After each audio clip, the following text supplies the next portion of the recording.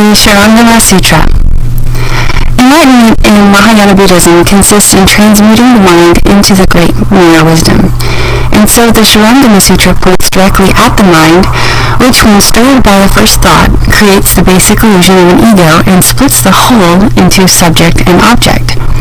In the sutra, the Buddha began by stripping Ananda of this attachment to the illusory body and mind before revealing the one mind. To teach how this one mind can be realized, he asked 25 bodhisattvas to describe the different methods by which each had attained enlightenment. Avalokiteshvara's method was judged the most suitable for mankind today. The Buddha disclosed the cause of transmigration through the 6 worlds and of the attainment of the 4 saintly planes, describing these 10 regions in some detail. Finally, he detailed and warned against clinging to the various mental states experienced when practicing the Shurangama Samadhi. We in the West know of the creation according to the Bible, but readers will now find in the sutra how man and his world came into being as taught by the Buddha. Preface. We take refuge in the Buddha. We take refuge in the Dharma. We take refuge in the Sangha. We take refuge in the triple gem. We take refuge in the triple gem within ourselves. This important statement contains the essence of the Buddha's teachings, and as foretold by him, will be the first sutra to disappear in the Dharma-ending age.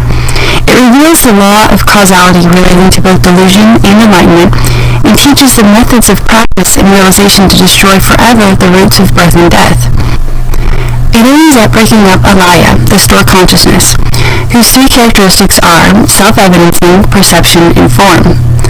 By means of the 3 meditative studies of noumenon, which is immaterial or phenomenon, which is unreal, and of the mean, which is inclusive of both, it leads to the all-embracing Shurangama Samadhi, which is the gateway to perfect enlightenment, and reveals the nature of the Tathagata store of one reality. In the practice of the Shurangama Samadhi to wipe out the stored consciousness, we should know that the latter has been under delusion for a very long time, and that it is very difficult to transmute into the great mirror wisdom. Hence the Buddha uses 2 of its characteristics, perception and form, to explain the falseness of both, so that we can relinquish our attachment to them and break its first characteristic, self-evidencing. The illusion of form, which includes the body and mind, made of the 5 aggregates, in the visible world is tackled first by returning each of its aspects to where it arises to prove its unreality. Then the illusion of perception is wiped out by revealing its essence, or alaya, which is like a second moon, also an illusory creation. Hence the Buddha says, when seeing perceives seeing, seeing is not seeing. Seeing strays from seeing. Seeing cannot reach it. Which Han Shan aptly interprets thus. When the absolute seeing perceives the essence of seeing, the former is not the latter, which still differs from it. How then can false seeing reach that absolute seeing? Absolute seeing is likened to the real moon in the sky. The essence of seeing to a second moon seen by bad eyes, and false seeing to the moon's reflection in water. In other words, the true moon stands for basic enlightenment, the second moon for alaya, or the essence of seeing which is close to the true moon, and the moon in the water for perception, an illusion which is very far from the real moon.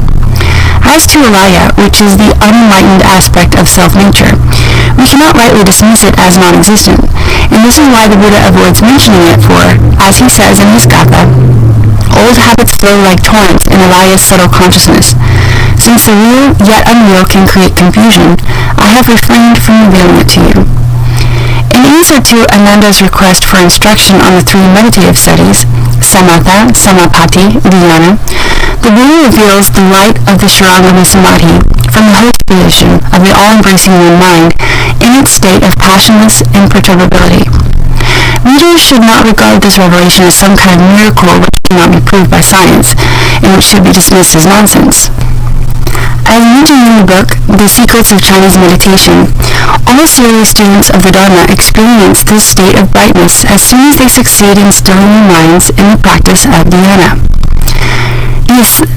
This absolute mind, as revealed by the Buddha, has 3 great characteristics. Greatness of its essence or substance, called the Dharmakaya, greatness of its attributes or manifestations, perfect in wisdom and mercy, called Sambhogakaya, and the greatness of its functions, perfectly converting all living beings to the right path, called Nirmanakaya. In Instead of cognizing the true mind, we cling to the illusory body of mind made of the five aggregates as an ego, with sense data in the surrounding world as its objective field of activity. This coarse attachment to ego and things, Dhamma, arises from discrimination and pertains to both the sixth and seventh consciousnesses. The subtle attachment to ego and Dhamma is inborn. It arises from the seventh consciousness clinging to Alaya's perception as an inner ego and its realization of sainthood as Dharma. Only after wiping out both discriminative and inborn attachments can we reach the source of the one mind and attain enlightenment. Hence the three meditative studies which aim at destroying both coarse and subtle clingings. It is much easier to relinquish the discriminative clinging that the inborn attachment and few practitioners succeed in overcoming the latter. This path is the most difficult one to get through, and only 1 or 2% of practitioners can succeed in negotiating it, as said by Han Shan in The Secrets of Chinese Meditation. The inborn attachment to an ego can be cut off only after one has reached the seventh stage of bodhisattva development, whereas the inborn clinging to Dhamma still remains in and above the eighth stage, for the seventh consciousness has its unclean and clean characteristics. The unclean one is wiped out in the seventh stage when the name of store consciousness is dropped and replaced by that of pure consciousness, which can now be transmuted into the Absolute. However, the seventh consciousness still remains and clings to the Absolute as the object aimed at. This is the subtle attachment to Dhamma.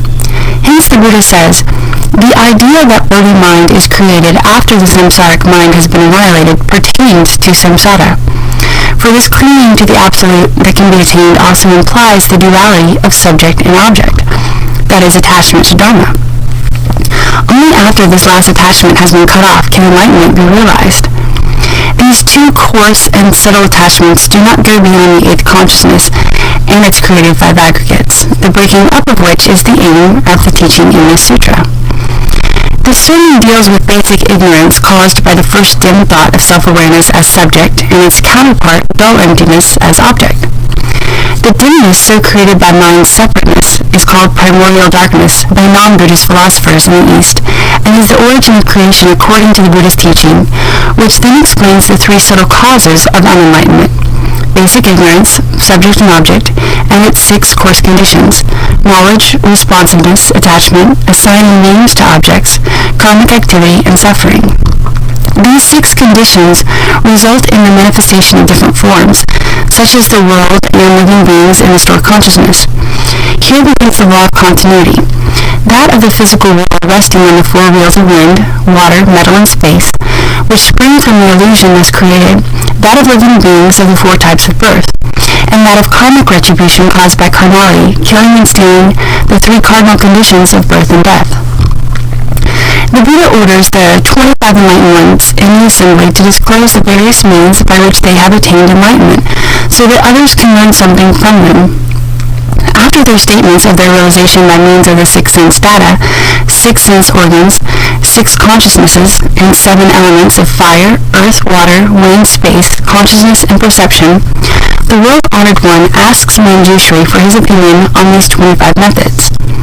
Manjushri praises Avalokiteshvara Bodhisattva for the latter's method by means of the organ of hearing, which is the most suitable for human beings.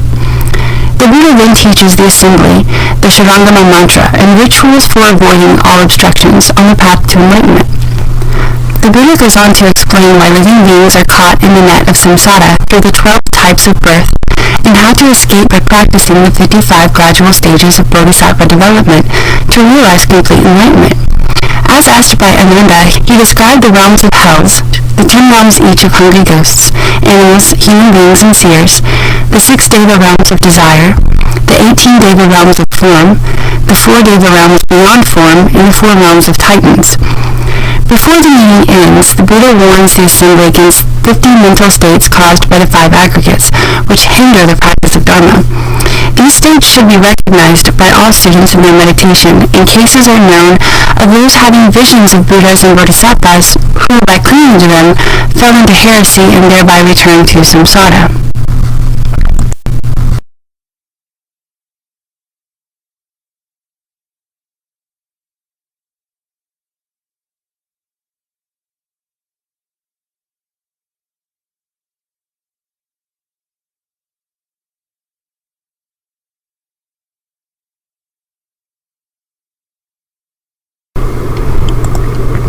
Shurangama Sutra, Chapter 1.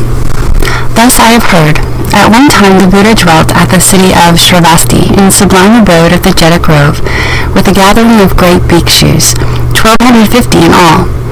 All were great arhats without outflows, disciples of the Buddha who dwelt in and maintained the Dharma. They had fully transcended all existence and were able to perfect the majestic deportment wherever they went. They followed the Buddha in turning the wheel and were wonderfully worthy of the bequest. Stern and pure in the Vinaya, they were great exemplars in the three realms. Their numberless response bodies took beings across and liberated them, extricating and rescuing those of the future so they could transcend the bonds of all mundane defilements. The names of the leaders were the greatly wise Shariputra, Mahamaggalyayana, Mahakaushtila, Pranamitriyaputra, Subhuti, Upanishad, and others. Moreover, numberless Pratyeka Buddhas who were beyond meaning and those of initial resolve came to where the Buddha was. All the bhikshus were there as well, having the pravarana at the close of summer retreat. And there were also bodhisattvas from the 10 directions who desired counsel in order to resolve their doubts.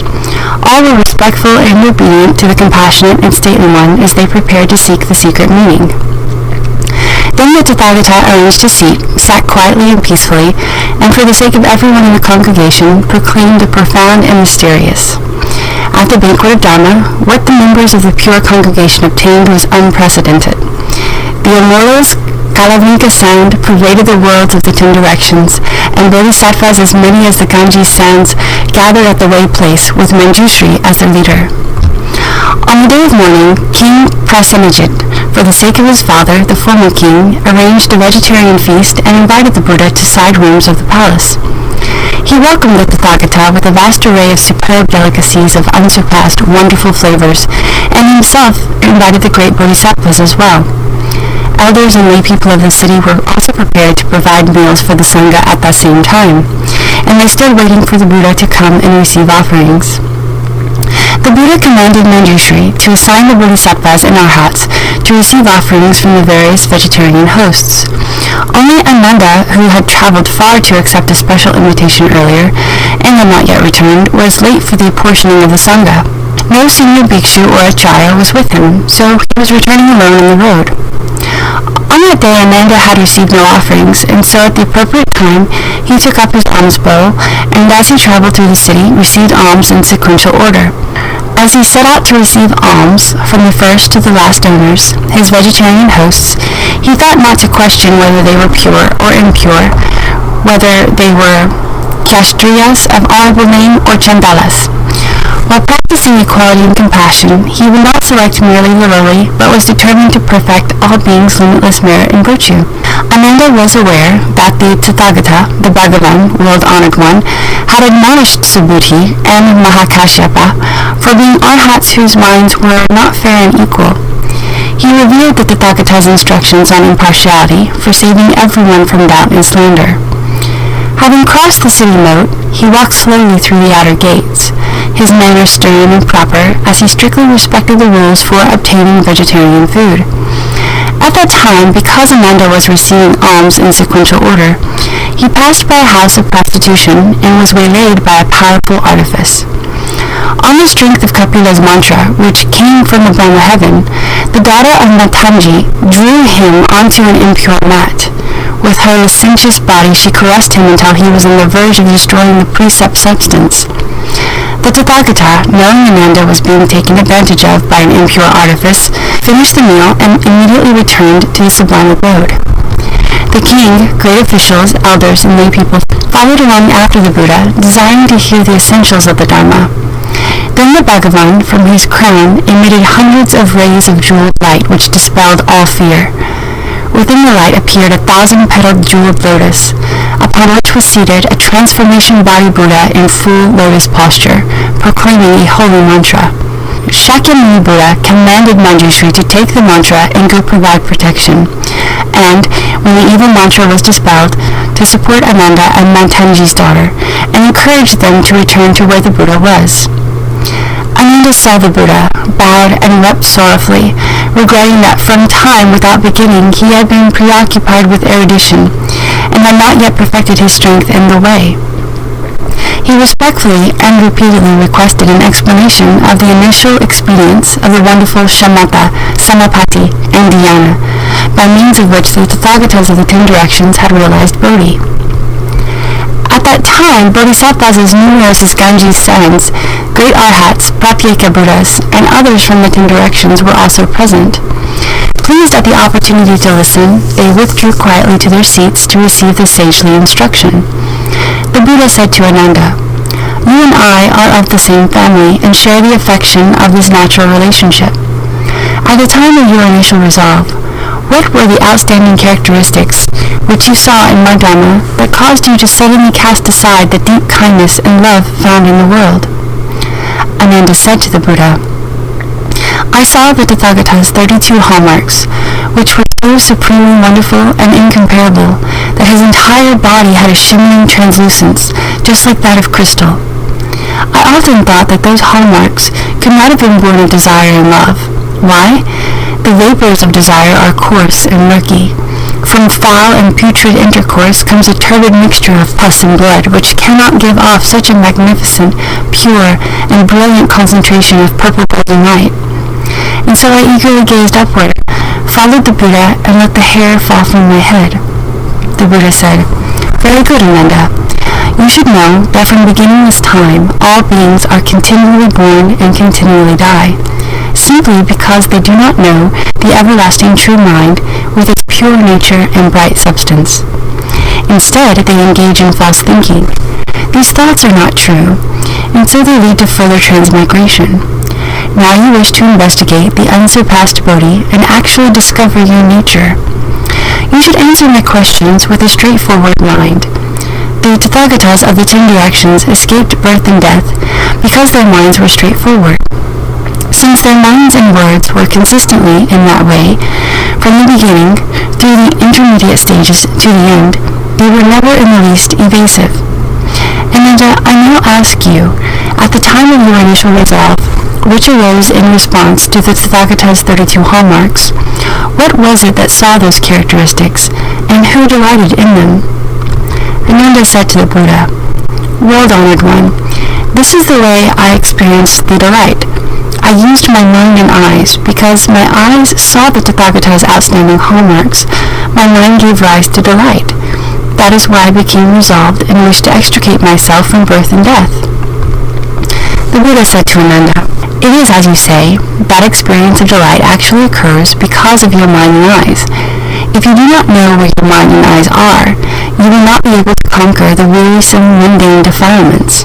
For example, when a country is invaded by thieves and the king sends out troops to suppress and banish them, the troops must know where the thieves are. It is the fault of your mind and eyes that you undergo transmigration. I now ask you specifically about your mind and eyes. Where are they now?" Ananda answered the Buddha, "Bhagavan, all the 10 kinds of beings in the world alike maintain that the mind consciousness dwells within the body, and as I regard the Tathagata's eyes that resemble blue lotuses, they are on the Buddha's face. I now observe that these prominent organs, 4 kinds of defiling objects, are on my face, and my mind consciousness actually is within my body." The Buddha said to Ananda, "You are now sitting in the Tathagata's lecture hall. Where is the Jeta grove that you are gazing at?" "Bhagavan, this great many-storied pure lecture hall is in the garden of the benefactor of the solitary. At present, the Jeta grove is, in fact, outside the hall." "Ananda, as you are now in the hall, what do you see first?" "Bhagavan, here in the hall I first see the Tathagata. Next I see the public, and from there I gaze outward. I see the grove and garden." "Ananda, how are you able to see the grove and garden?" "Bhagavan, since the doors and windows of this great lecture hall have been thrown open wide, I can be in the hall and see into the distance." Then, in the midst of the great assembly, the Bhagavan extended his golden arm, rubbed Ananda's crown, and said to Ananda and the public, "There is a samadhi called the King of the Foremost Shurangama at the great Buddha's crown replete with the myriad practices. It is a path wonderfully adorned, and the single door through which the Tathagatas of the 10 directions gain transcendence. You should now listen attentively. Ananda bowed down to receive the compassionate instruction humbly. The Buddha said to Ananda, "It is as you say. When one is in the lecture hall and the doors and windows are open wide, one can see far into the garden and the grove. Could someone in the hall not see the Tathagata and yet see outside the hall?" Ananda answered, "Bhagavan, to be in the hall and not see the Tathagata and yet see the grove and fountains is impossible." Ananda, you are like that too. Your mind is capable of understanding everything thoroughly. Now if your present mind, which thoroughly understands everything, were in your body, then you should first be aware of what is inside your body. Could there be beings who first see the inside of their bodies before observing external phenomena? Even if you cannot see your heart, liver, spleen, and stomach, still you should be able to clearly perceive the growing of your nails and hair, the twist of your sinews, and the throb of your pulse. Why don't you perceive these things? If you cannot perceive your internal organs, how could you perceive what is external to you? Therefore, you should know that declaring that the aware and knowing mind is inside the body is an impossible statement. Ananda bowed his head and said to the Buddha, "Upon hearing the Tathagata proclaim this explanation of Dharma, such a Dharma sound as the Tathagata has proclaimed, I realized that my mind is actually outside my body." How is that possible? For example, a lamp lit in a room will certainly illumine the inside of the room first, and only then will its light be streamed through the doorway to reach the recesses of the hall. Beings not being able to see within their bodies, but only see outside them, is analogous to having a lighted lamp placed outside the room, so that it cannot illumine the room. This principle is clear and beyond all doubt.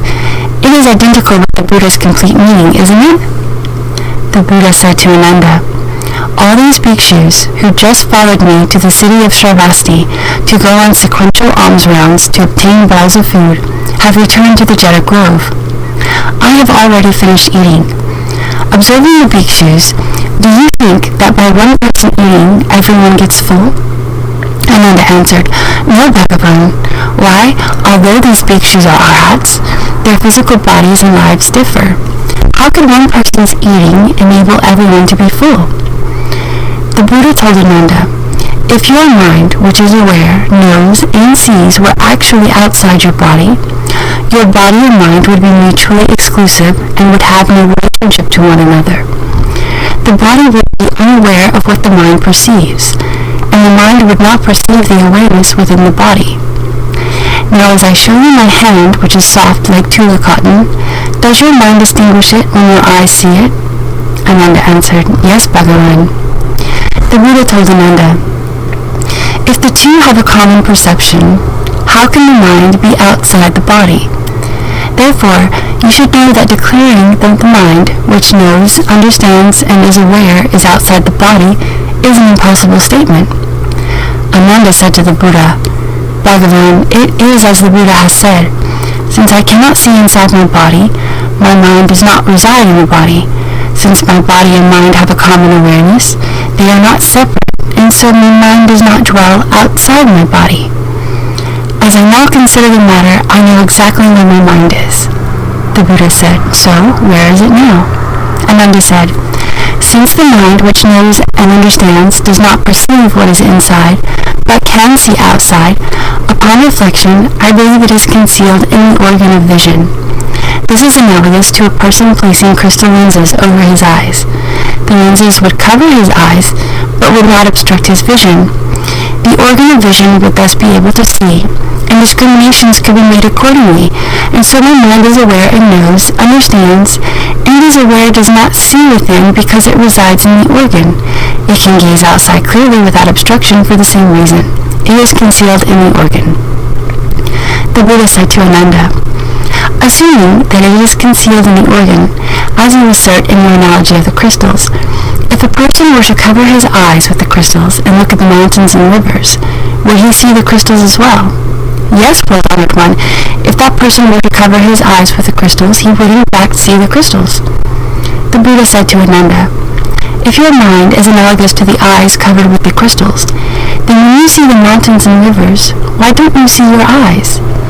If you could see your eyes would not be part of the external environment, but that is not the case. If you cannot see them, why do you say that the aware and knowing mind is concealed in the organ of vision, as eyes are covered by crystals?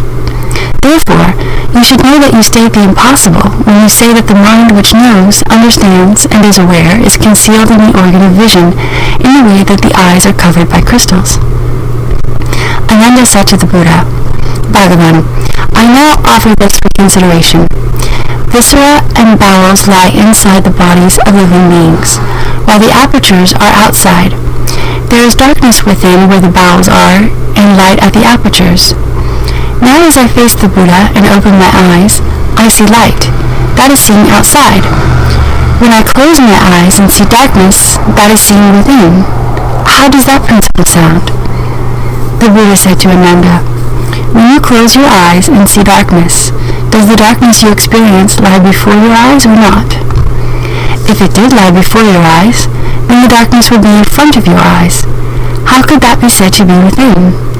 If it were within, then when you were in a dark room without the light of sun, moon, or lamps, the darkness in the room would constitute your vital organs and viscera. If it were not before you, how could you see it? If you assert that there is an inward seeing that is distinct from seeing outside, then when you close your eyes and see darkness, you would be seeing the inside of your body. Consequently, when you open your eyes and see light, why can't you see your own face? If you cannot see your face, then there can be no seeing within. If you could see your own face, then your mind, which is aware and knows, and your organ of vision as well, would have to be suspended in space. How could they be inside? If they were in space, then they would not be part of your body. Otherwise, the Tathagata who now sees your face should be part of your body as well. In that case, when your eyes perceive something, your body would remain unaware of it. If you press the point and insist that the body and eyes each have an awareness, then you should have two perceptions, and your body should eventually become two Buddhas. Therefore, you should know declaring that to see darkness is to see within is an impossible statement. Ananda said to the Buddha, I have often heard the Buddha instruct the four assemblies that since the mind arises, every kind of dharma arises, and that since dharmas arise, every kind of mind arises. As I now consider it, the substance of that very consideration is truly the nature of my mind. Wherever it joins with things, the mind exists in response.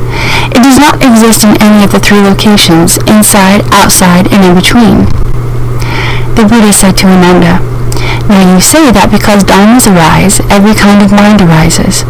Wherever it joins with things, the mind exists in response. But it has no substance.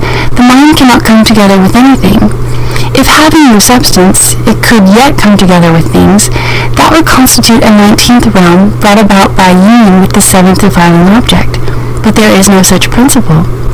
If it had substance, when you pinch your body with your fingers, would your mind which perceives it come out from the inside or in from the outside?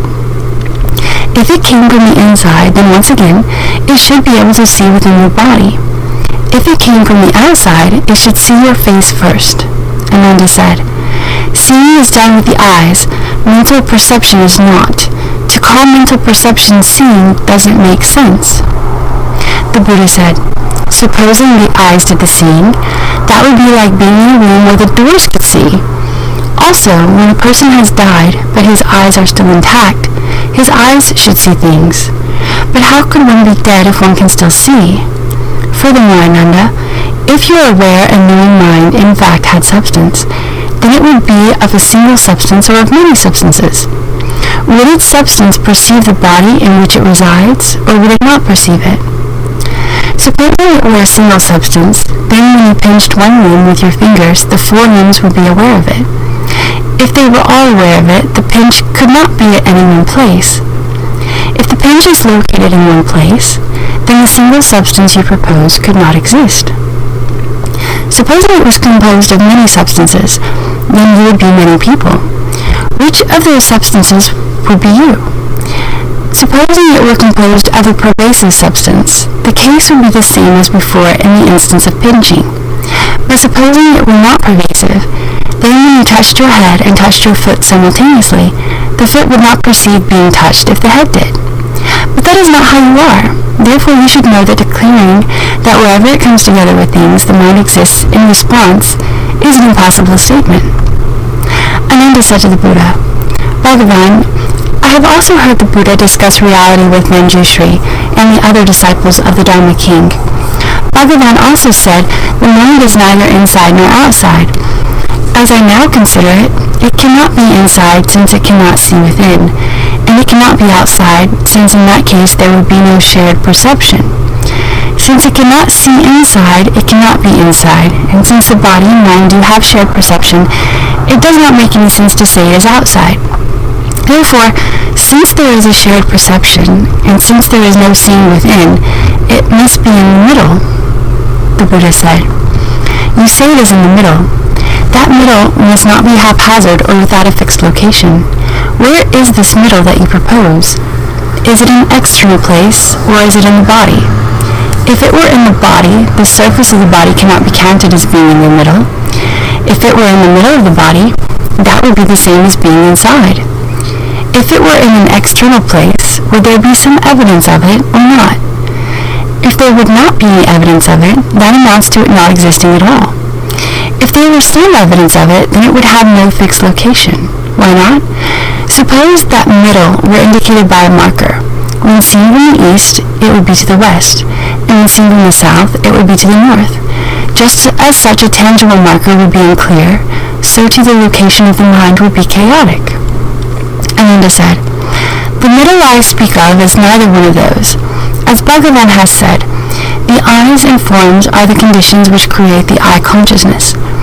The eyes make discriminations, forms have no perception, but a consciousness is created between them. That is where my mind is. The Buddha said, If your mind were between the eyes and their object, would such a mind substance combine with the two or not? If it did combine with the two, then objects and the mind substance would form a chaotic mixture. Since objects have no perception, while the substance has perception, the two would stand in opposition. Where could the middle be? If it did not combine with the two, it would then be neither the perceiver nor the perceived. Since it would lack both substance and nature, what would such a middle be like? Therefore, you should know that declaring the mind to be in the middle is an impossible statement. Ananda said to the Buddha, Bhagavan, when I have seen the Buddha turn the Dharma wheel in the past with Mahamad Galyana, Subhuti, Purna, and Shariputra, 4 of the great disciples, he often said that the nature of the mind which is aware, perceives, and makes discriminations is located neither within nor outside nor in the middle. It is not located anywhere at all. That very non-attachment to everything is what is called the mind. Therefore, is my non-attachment my mind? The Buddha said to Ananda, You say that the mind, with its aware nature that perceives and makes discriminations, is not located anywhere at all. Everything existing in the world consists of space, the waters and the land, the creatures that fly and walk, and all external objects. Would your non-attachment also exist? If it did not exist, it would be the same as fur on a tortoise or horns on a rabbit. Just what would that non-attachment be? If non-attachment did exist, it couldn't be described as a negation. The absence of attributes indicates negation. Anything not negated has attributes. Anything with attributes exists. How could that define non-attachment? Therefore, you should know that to declare the aware, meaning mind, is non-attachment to anything is an impossible statement. Then Ananda rose from his seat in the midst of the great assembly, uncovered his right shoulder, placed his right knee on the ground, respectfully put his palms together, and said to the Buddha, I am the Tathagata's youngest cousin. I have received the Buddha's compassionate regard and have left the home life, but I have been dependent on his affection, and as a consequence have pursued erudition, and am not yet without outflows. I could not overcome the Kapila mantra. I was swayed by it and almost went under in that house of prostitution, all because I did not know how to reach the realm of reality. I only hope that Bhagavan, out of great kindness and sympathy, will instruct us in the path of shamatha, to guide the Ijantikas and overflow the Malekas. After he finished speaking, he placed his 5 limbs on the ground, and then, along with the entire great assembly, stood in anticipation, waiting eagerly and respectfully to hear the instructions. Then the Bhagavan radiated from his face various kinds of lights as dazzlingly brilliant as hundreds of thousands of suns. The Buddha realms quaked pervasively in 6 ways, and thus lands as many as atoms of the universe throughout the 10 directions appeared simultaneously. The Buddha's stateliness and sacrosanctity caused all the realms to unite into a single one. In these realms, all the great bodhisattvas, while remaining in their own countries, put their palms together and listened. The Buddha said to Ananda, "From beginningless time onward, all living beings, and in all kinds of upside-down ways, have created seeds of karma which naturally run their course, like the aksha cluster. The reason that cultivators cannot accomplish unsurpassed bodhi, but instead reach the level of hearers, or of those enlightened to conditions, or become accomplished in externalist ways as heaven dwellers, or as demon kings, or as members of the demon's retinues, is that they do not know the 2 fundamental roots, and so are mistaken and confused in their cultivation. They are like one who cooks sand in the hope of creating savory delicacies. They may do so for as many eons as there are atoms in the universe, but in the end they will not obtain what they want. What are the 2?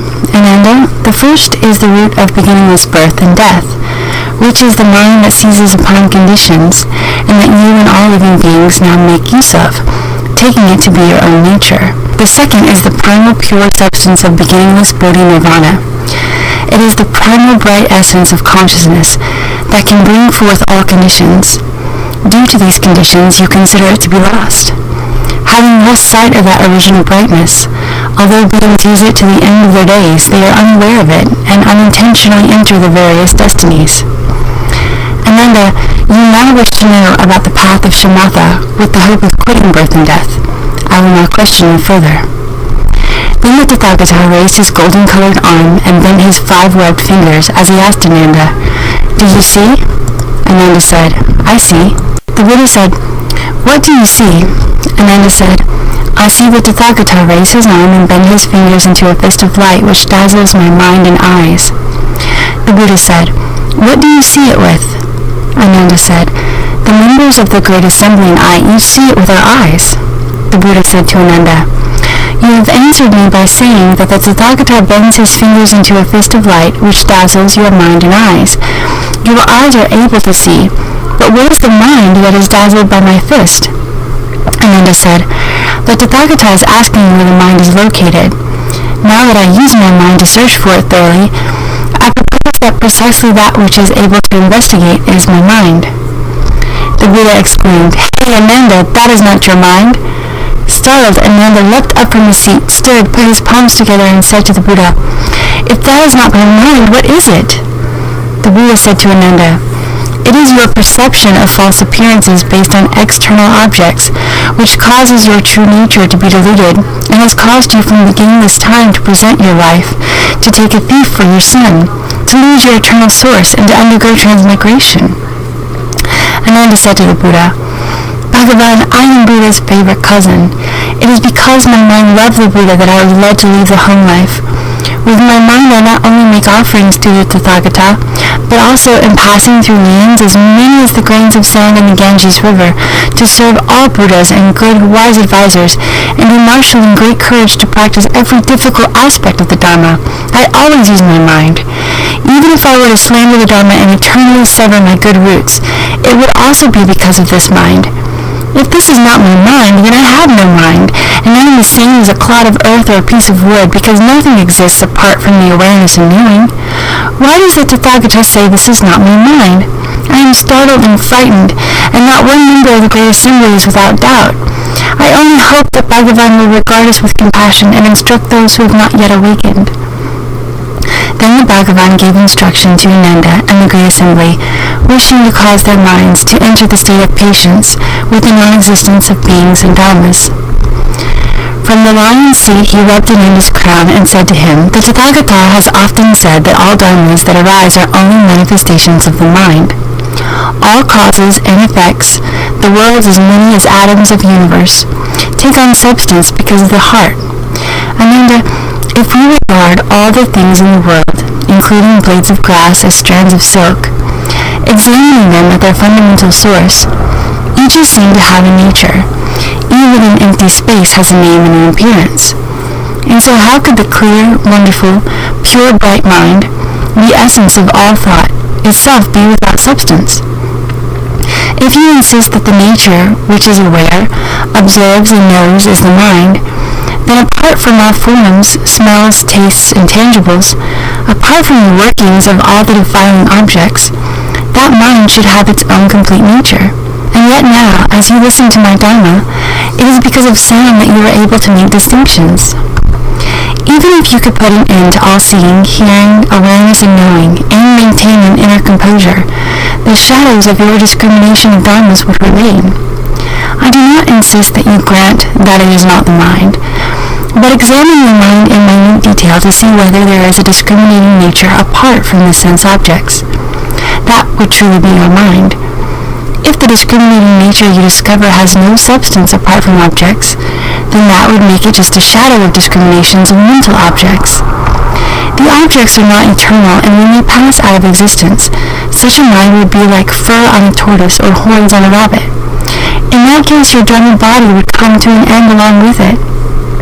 Then you would be left to cultivate and attain patience with the non-existence of beings and dharmas. At that point, Ananda and everyone in the great assembly was speechless and at a total loss.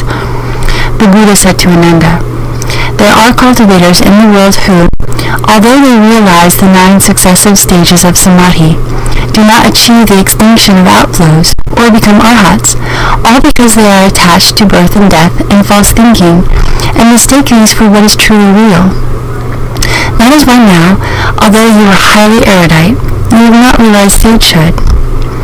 When Ananda heard that, he again wept sorrowfully, placed his 5 limbs on the ground, knelt on both knees, put his palms together, and said to the Buddha, "Since I followed the Buddha and left home, I have relied on the Buddha's stateliness and sacrosanctity.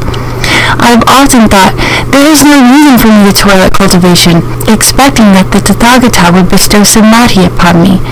I never realized that he could not stand in for me in body or mind. Thus I lost my original mind, and although my body has left the home life, my mind has not entered the way. I am like the poor son who renounced his father and roamed around. Therefore today I realize that although I am greatly learned, if I do not cultivate, it amounts to not having learned anything. Just as someone who only speaks of food will never get full. Bhagavan, now we are all bound by 2 obstructions, and as a consequence, we do not perceive the still, eternal nature of the mind. I only hope that the Tathagata will empathize with us poor and destitute ones, disclose the wonderful bright mind, and open our way eyes."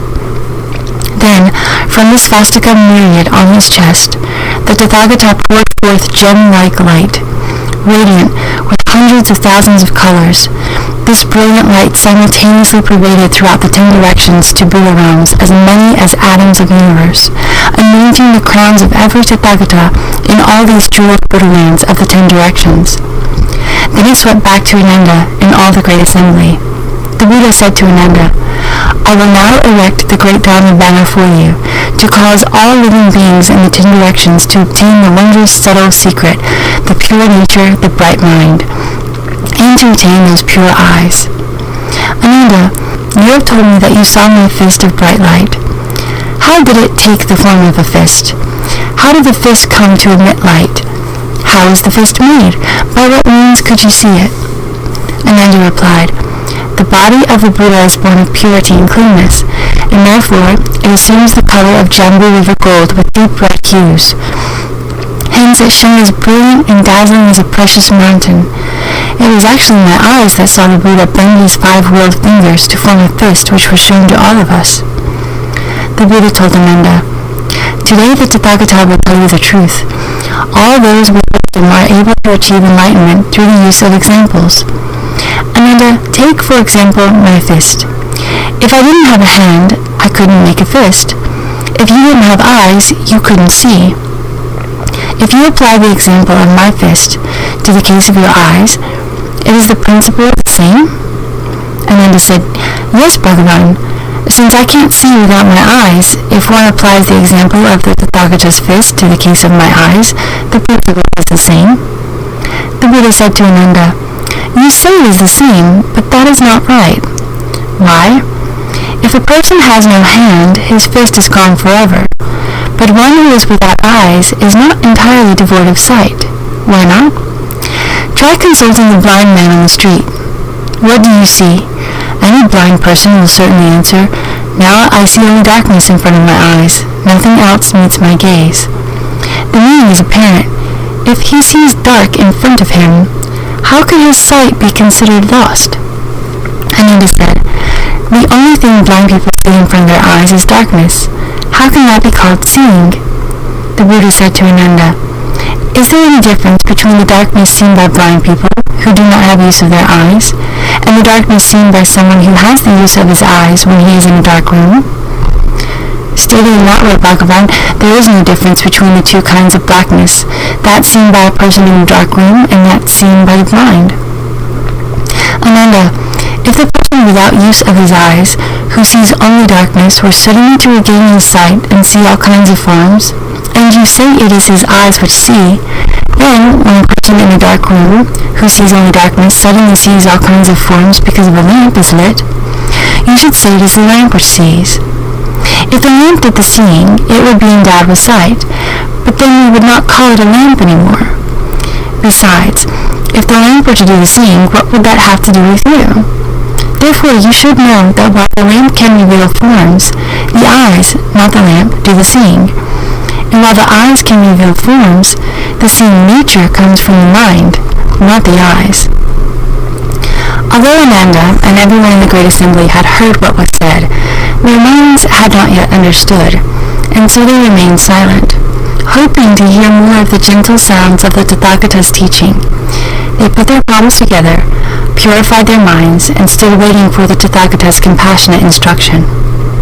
Then the Bhagavan extended his bright hand that is soft as tula cotton, opened his 5 webbed fingers, and told Ananda and the great assembly, When I first accomplished the way, I went to the deer park, and for the sake of Ajnata Kayandinya and all 5 of the bhikshus, as well as for you of the fourfold assembly, I said, It is because beings are impeded by transitory defilements and afflictions that they do not realize Bodhi or become arhats. At that time, what caused you, who have now realized the various fruitions of sagehood, to become enlightened? Then, Ajnata Kayandinya arose and said to the Buddha, Of the elders now present in the great assembly, only I received the name understanding, because I was enlightened to the meaning of transitory defilements and realized the fruition. Bhagavan, the analogy can be made of a traveler who stops as a guest at a roadside inn, perhaps for the night or perhaps for a meal. When he has finished lodging there, or when the meal is finished, he packs his baggage and sets out again. He does not remain there at his leisure. The host himself, however, does not leave. Considering it this way, the one who does not remain is called the guest, and the one who does remain is called the host. The transitory guest, then, is the one who does not remain. Again, the analogy can be made to how when the sun rises resplendent on a clear morning, its golden rays stream into a house through a crack to reveal particles of dust in the air. The dust dances in the rays of light, but the empty space is unmoving. Considering it that way, what is clear and still is called space, and what moves is called dust. The divine dust, then, is that which moves. The Buddha said, So it is. Then, in the midst of the great assembly, the Tathagata bent his 5 webbed fingers. After bending them, he opened them again. After he opened them, he bent them again, and he asked Ananda, What do you see now? Ananda said, I see the Tathagata's hand opening and closing in the midst of the assembly, revealing his 100-jeweled wheeled palms. The Buddha said to Ananda, You see my hand open and close in the assembly. Is it my hand that opens and closes, or is it your seeing that opens and closes? Ananda said, Bhagavan's jeweled hand opened and closed in the assembly. I saw the Tathagata's hand itself open and close, while my seeing nature neither opened nor closed. The Buddha said, "What moved and what was still?" Ananda said, "The Buddha's hand did not remain at rest, and since my seeing nature is beyond even stillness, how could it not be at rest?" The Buddha said, "So it is." Then from his wheeled palm the Tathagata sent a gem-like ray of light flying to Ananda's right. Ananda immediately turned his head and glanced to the right. The Buddha then sent another ray of light to Ananda's left. Ananda again turned his head and glanced to the left. The Buddha said to Ananda, "Why did your head move just now?" Ananda said, "I saw the Tathagata emit a wonderful gem-like light, which flashed by my left and right, so I looked left and right. My head moved by itself." Ananda, when you glanced at the Buddha's light and moved your head left and right, was it your head that moved or your seeing that moved? Bhagavan, my head moved itself. Since my seeing nature is beyond even cessation, how could it move? The Buddha said, "So it is." Then the Tathagata told everyone in the assembly, "Normally beings would say that the defiling dust moves and that the transitory guest does not remain. You had observed that it was Ananda's head moved, and yet his seeing did not move. You have also observed my hand open and close, yet your seeing did not stretch or bend. Why do you continue to rely on your physical bodies which move and on the external environment which also moves? From the beginning to the end, this causes your every thought to be subject to production and extinction. You have lost your true nature and conduct yourselves in upside-down ways. Having lost your true nature and mind, you take objects to be yourself, and so you cling to revolving on the wheel of rebirth." This is the end of Chapter 1. Chapter 1. Chapter 1. Chapter 1. Chapter 1. Chapter 2. Shurangama Sutra. When Ananda and the Great Assembly heard the Buddha's instructions, they became peaceful and composed both in body and mind. They recollected that since time without beginning they had strayed from their fundamental true mind by mistakenly taking the shadows of differentiations of conditioned defilements to be real. Now on this day, as they awakened, they were each like a lost infant who suddenly finds its beloved mother. They put their palms together to make obeisance to the Buddha. They wished to hear the Tathagata enlighten them to the dual nature of body and mind, of what is false, of what is true, of what is empty and what is existent, and of what is subject to production and extinction, and what transcends production and extinction. Then King Prasenajit rose and said to the Buddha, "In the past, when I had not yet received teachings of the Buddha, I met Katyayana and Vairatiputra, both of whom said that this body ends at death, and that this is nirvana. Now, although I have met the Buddha, I still wonder about that. How can I go about realizing the mind at the level of no production and no extinction? Now all in this great assembly who still have outflows also wish to be instructed on this subject." The Buddha said to the great king, "Let's talk about your body as it is right now. Now I ask you, will your physical body be like Vajra, indestructible and living forever, or will it change and go bad?" "Bhagavan, this body of mine will keep changing until it eventually perishes." The Buddha said, "Great king, you have not yet perished. How do you know you will perish?" "Bhagavan, although my impermanent, changing and decaying body has not yet become extinct, I observe it now, as every passing thought fades away. Each new one fails to remain, but is gradually extinguished like a fire turning wood to ashes. This ceaseless extinguishing convinces me that this body will eventually completely perish." The Buddha said, "So it is. Great king, at your present age, you are already old and declining. How does your appearance and complexion compare to when you were a youth?" "Bhagavan, in the past when I was young, my skin was moist and shining. When I reached the prime of my life, my blood and breath were full. But now, in my declining years, as I race into old age, my form is withered and wizened and my spirit dull. My hair is white and my face is wrinkled, and not much time remains for me. How could one possibly compare me now with the way I was when I was in my prime? The Buddha said, Great King, your appearance should not decline so suddenly. The king said, Bhagavan, the change has been a hidden transformation of which I honestly have not been aware. I have come to this gradually through the passing of winters and summers. How did it happen? In my 20s I was still young, but my features had aged since the time I was 10. My 30s were a further decline from my 20s, and now at 62 I look back at my 50s as hale and hearty. Bhagavan, I now contemplate these hidden transformations. Although the changes wrought by this process of dying are evident through the decades, I might consider them further in finer detail. These changes do not occur just in periods of 12 years. There are actually changes year by year. Not only are there annual changes, there are also monthly transformations. Nor does it stop at monthly transformations. There are also differences day by day. Examining them closely, I find that Kshana by Kshana, thought after thought, they never stop. And so I know my body will keep changing until it has perished. The Buddha told the great king, By watching the ceaseless changes of these transformations, you awaken and know of your perishing.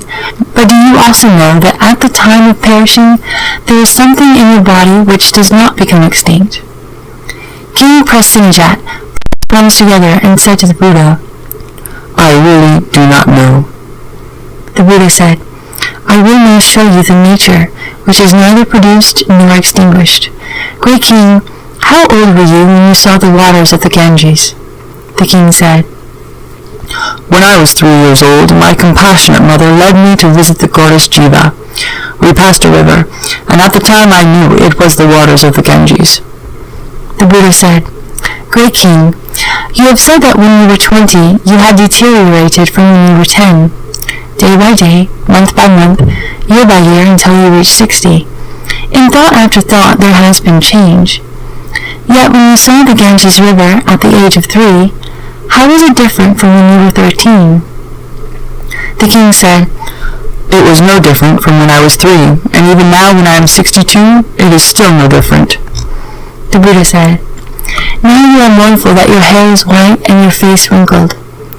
In the same way that your face is definitely more wrinkled than it was in your youth, has the seeing with which you look at the Ganges aged, so that it is old now, but when young, when you looked at the river as a child in the past?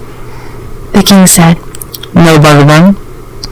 The Buddha said, Great King, your face is wrinkled, but the essential nature of your seeing will never wrinkle. What wrinkles is subject to change? What does not wrinkle does not change. What changes will perish, but what does not change is fundamentally free of production and extinction. How could it be subject to your birth and death? Furthermore, why bring up what Maskari Ji Oshariputra and the others say, that after the death of this body there is total annihilation? The king heard these words, believed them, and realized that when the life of this body is finished, there will be rebirth. He and the entire great assembly were greatly delighted at having obtained what they never had before. Ananda then arose from his seat, made obeisance to the Buddha, put his palms together, knelt on both knees, and said to the Buddha, Bhagavan, if this seeing and hearing are indeed neither produced nor extinguished, why did Bhagavan refer to us people as having lost our true natures, and as going about things in an upside-down way? I hope that Bhagavan will give rise to great compassion and wash my dust and defilement away. Then the Tathagata let his golden-colored arm fall so his webbed fingers pointed downward, and demonstrating this to Ananda, he said, You see the position of my hand. Is it right side up or upside down? Ananda said, Beings in the world take it to be upside down. I myself do not know what is right side up and what is upside down. The Buddha said to Ananda, If the people of the world take this as upside down, what do the people of the world take to be right side up? Ananda said, They call it right side up when the Tathagata raises his arm, with the fingers of his cotton-soft hand pointing up in the air. The Buddha then held up his hand and said, And so for it to be upside down would be for it to be just the opposite of this. or at least that's how people of the world would regard it. In the same way, they will differentiate between your body and the Tathagata's pure Dharma body, and will say that the Tathagata's body is one of right and universal knowledge, while your body is upside down. But examine your body and the Buddha's closely for this upside-downness. What exactly does the term upside down refer to? Thereupon, Ananda and the entire great assembly were dazed, and stared unblinking at the Buddha. They did not know in what way their bodies and minds were upside down. The Buddha's compassion arose as he empathized with Ananda and all in the great assembly, and he spoke to the great assembly in a voice that swept over them like the ocean tide. All of you good people, I have often said that all conditions that bring about forms, in the mind as well as dharmas pertaining to the mind, and all the conditioned dharmas are manifestations of the mind only. Your bodies and your minds all appear within the wonder of the bright, true, essential, magnificent mind. Why do I say that you have lost track of what is fundamentally wonderful, the perfect, wonderful, bright mind, and that in the midst of your gem-like bright and wonderful nature, you wallow in confusion, while being bright within enlightenment? Mental dimness turns into emptiness. This emptiness, in the dimness, unites with darkness to become form. Form mixes with false thinking, and the thoughts take shape and become the body. As causal conditions come together, there are perpetual internal disturbances which tend to gallop outside. Such inner turmoil is often mistaken for the nature of the mind. Once that is mistaken to be the mind, a further delusion determines that it is located in the physical body. You do not know that the physical body, as well as the mountains, the rivers, empty space, and the great earth, are all within the wonderful, bright, true mind. Such a delusion is like ignoring hundreds of thousands of clear, pure seas, and taking notice of only a single bubble, seeing it as the entire ocean, as the whole expanse of the great and small seas. Refuting the false perception to eliminate the fourth aggregate and reveal the non-existence of the seventh consciousness, Ananda's wrong view. You people are doubly deluded among the deluded. Such delusion does not differ from that caused by my lowered hand. The Tathagata says you are pathetic. Having received the Buddha's compassionate rescue and profound instruction, Ananda wept, folded his hands, and said to the Buddha, I have heard these wonderful sounds of the Buddha, and have awakened to the primal perfection of the wonderful bright mind as being the eternally dwelling mind ground. But now in awakening to the Dharma sounds that the Buddha is speaking, I know that I have been using my conditioned mind to regard and revere them. Having just become aware of that mind, I dare yet claim to recognize that fundamental mind ground. I pray that the Buddha will be compassionate, and with his perfect voice explain to us in order to pull our doubts out by the roots, and enable us to return to the unsurpassed way. Unreality of illusory causes. The Buddha told Ananda, you and others like you still listen to the Dharma with the conditioned mind, and so the Dharma becomes conditioned as well, and you do not obtain the Dharma nature. This is similar to a person pointing his finger at the moon to show it to someone else. Guided by the finger, the other person should see the moon. If he looks at the finger instead and mistakes it for the moon, he loses not only the moon, but the finger also. Why? Because he mistakes the pointing finger for the bright moon. Not only does he lose the finger, but he also fails to recognize light and darkness. Why? He mistakes the solid matter of the finger for the bright nature of the moon, and so he does not understand the two natures of light and darkness. The same is true of you. If you take what distinguishes the sound of my speaking Dharma to be your mind, then that mind itself, apart from the sound which is distinguished, should have a nature which makes distinctions. Take the example of the guest who lodged overnight at an inn. He stopped temporarily and then went on. He did not dwell there permanently, whereas the innkeeper did not go anywhere, since he was the host of the inn. The same applies here. If it were truly your mind, it would not go anywhere. And so why, in the absence of sound, does it have no discriminating nature of its own? This then applies not only to the distinguishing of sound, but in distinguishing my appearance. that mind has no distinction-making nature apart from the attributes of form. This is true even when the making of distinctions is totally absent, when there is no form and no emptiness, or in the obscurity which Goshali and others take to be the profound truth. That mind still does not have a distinction-making nature in the absence of causal conditions. How can we say that the nature of that mind of yours plays the part of host, since everything perceived by it can be returned to something else? Ananda said, if every state of a mind can be returned to something else as its cause, then why does the wonderful bright original mind mentioned by the Buddha return nowhere? We only hope that the Buddha will empathize with us and explain this for us. The Buddha said to Ananda, as you now look at me, the essence of your seeing is fundamentally bright. Although that seeing is not the wonderful essential brightness of the mind, it is like a second moon, rather than the moon's reflection. Listen attentively, for I am now going to explain to you the concept of not returning to anything. Ananda, this great lecture hall is open to the east. When the sun rises in the sky, it is flooded with light. At midnight, during the new moon, or when the moon is obscured by clouds or fog, it is dark. Looking out through open doors and windows, your vision is unimpeded. Facing walls or houses, your vision is hindered. In such places where there are forms of distinctive features, your vision is causally conditioned. In a dull void, you can see only emptiness. Your vision will be distorted when the objects of seeing are shrouded in dust and vapor. You will perceive clearly when the air is fresh. Ananda, observe all these transitory characteristics as I now return each to its source. What are their sources? Ananda, among these transitions, the light can be returned to the sun. Why? Without the sun, there would be no light. Therefore, the cause of light belongs with the sun, and so it can be returned to the sun. Darkness can be returned to the new moon. Penetration can be returned to the doors and windows, while obstruction can be returned to the walls and eaves. Conditions can be returned to distinctions. Emptiness can be returned to dull emptiness. Darkness and distortion can be returned to mist and haze. Bright purity can be returned to freshness. And nothing that exists in this world goes beyond these categories. To which of the 8 states of perception would the essence of your seeing be reducible?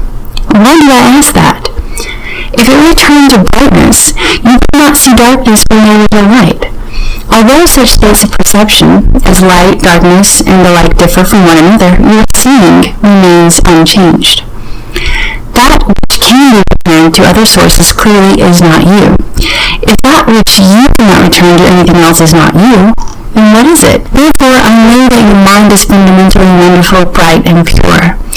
You yourself are confused and deluded. You abuse what is fundamental and end up undergoing the cycle of rebirth, bobbing up and down in the sea of birth and death.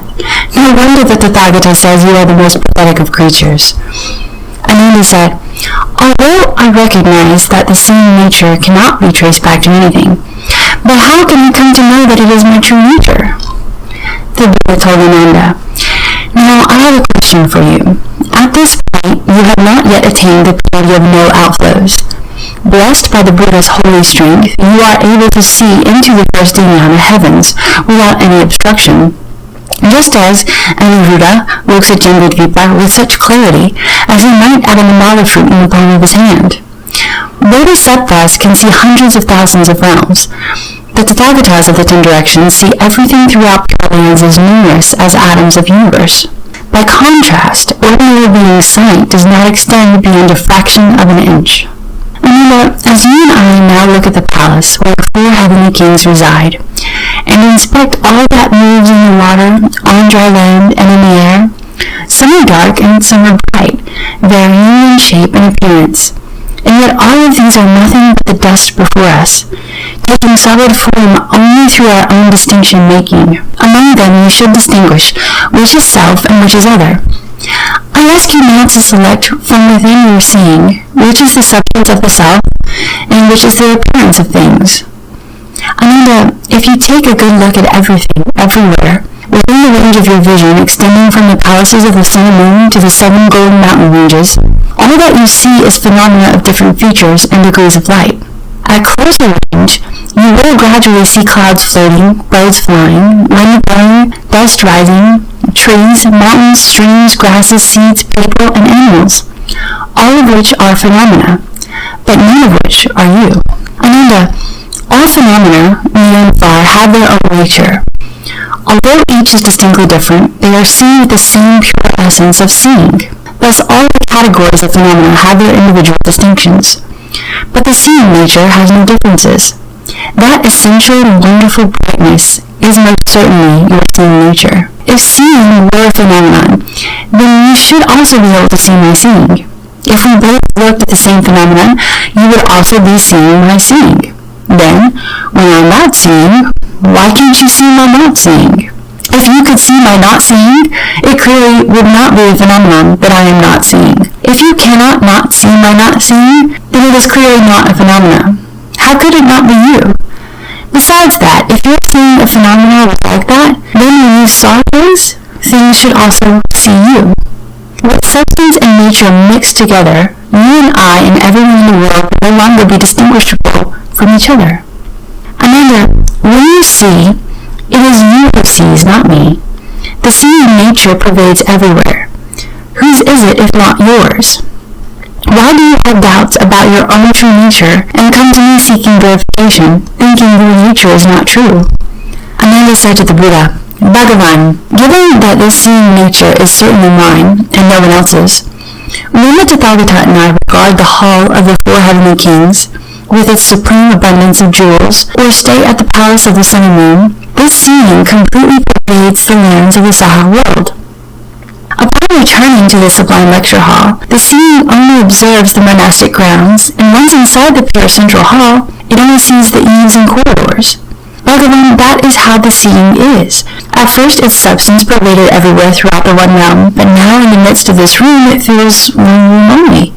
Does the seeing shrink from great to small, or do the walls and eaves press in and cut it off? Now, I do not know what the meaning of this lies and hope that God will extend his vast compassion and proclaim it for me thoroughly. The Buddha told Ananda, all the aspects of everything in the world, such as big and small, inside and outside, amount to the dust before you. Do not say the seeing stretches and shrinks. Consider the example of a square container in which a square of emptiness is seen. I ask you further, is the square emptiness that is seen in the square container a fixed square shape, or is it not fixed as a square shape?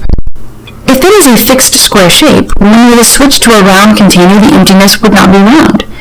If it is not a fixed shape, then when it is in the square container, it should not be a square-shaped emptiness. You say you do not know where the meaning lies. The nature of the meaning being thus, how can you speak of its location? Ananda, if you wished there to be neither squareness nor roundness, you would only need to remove the container.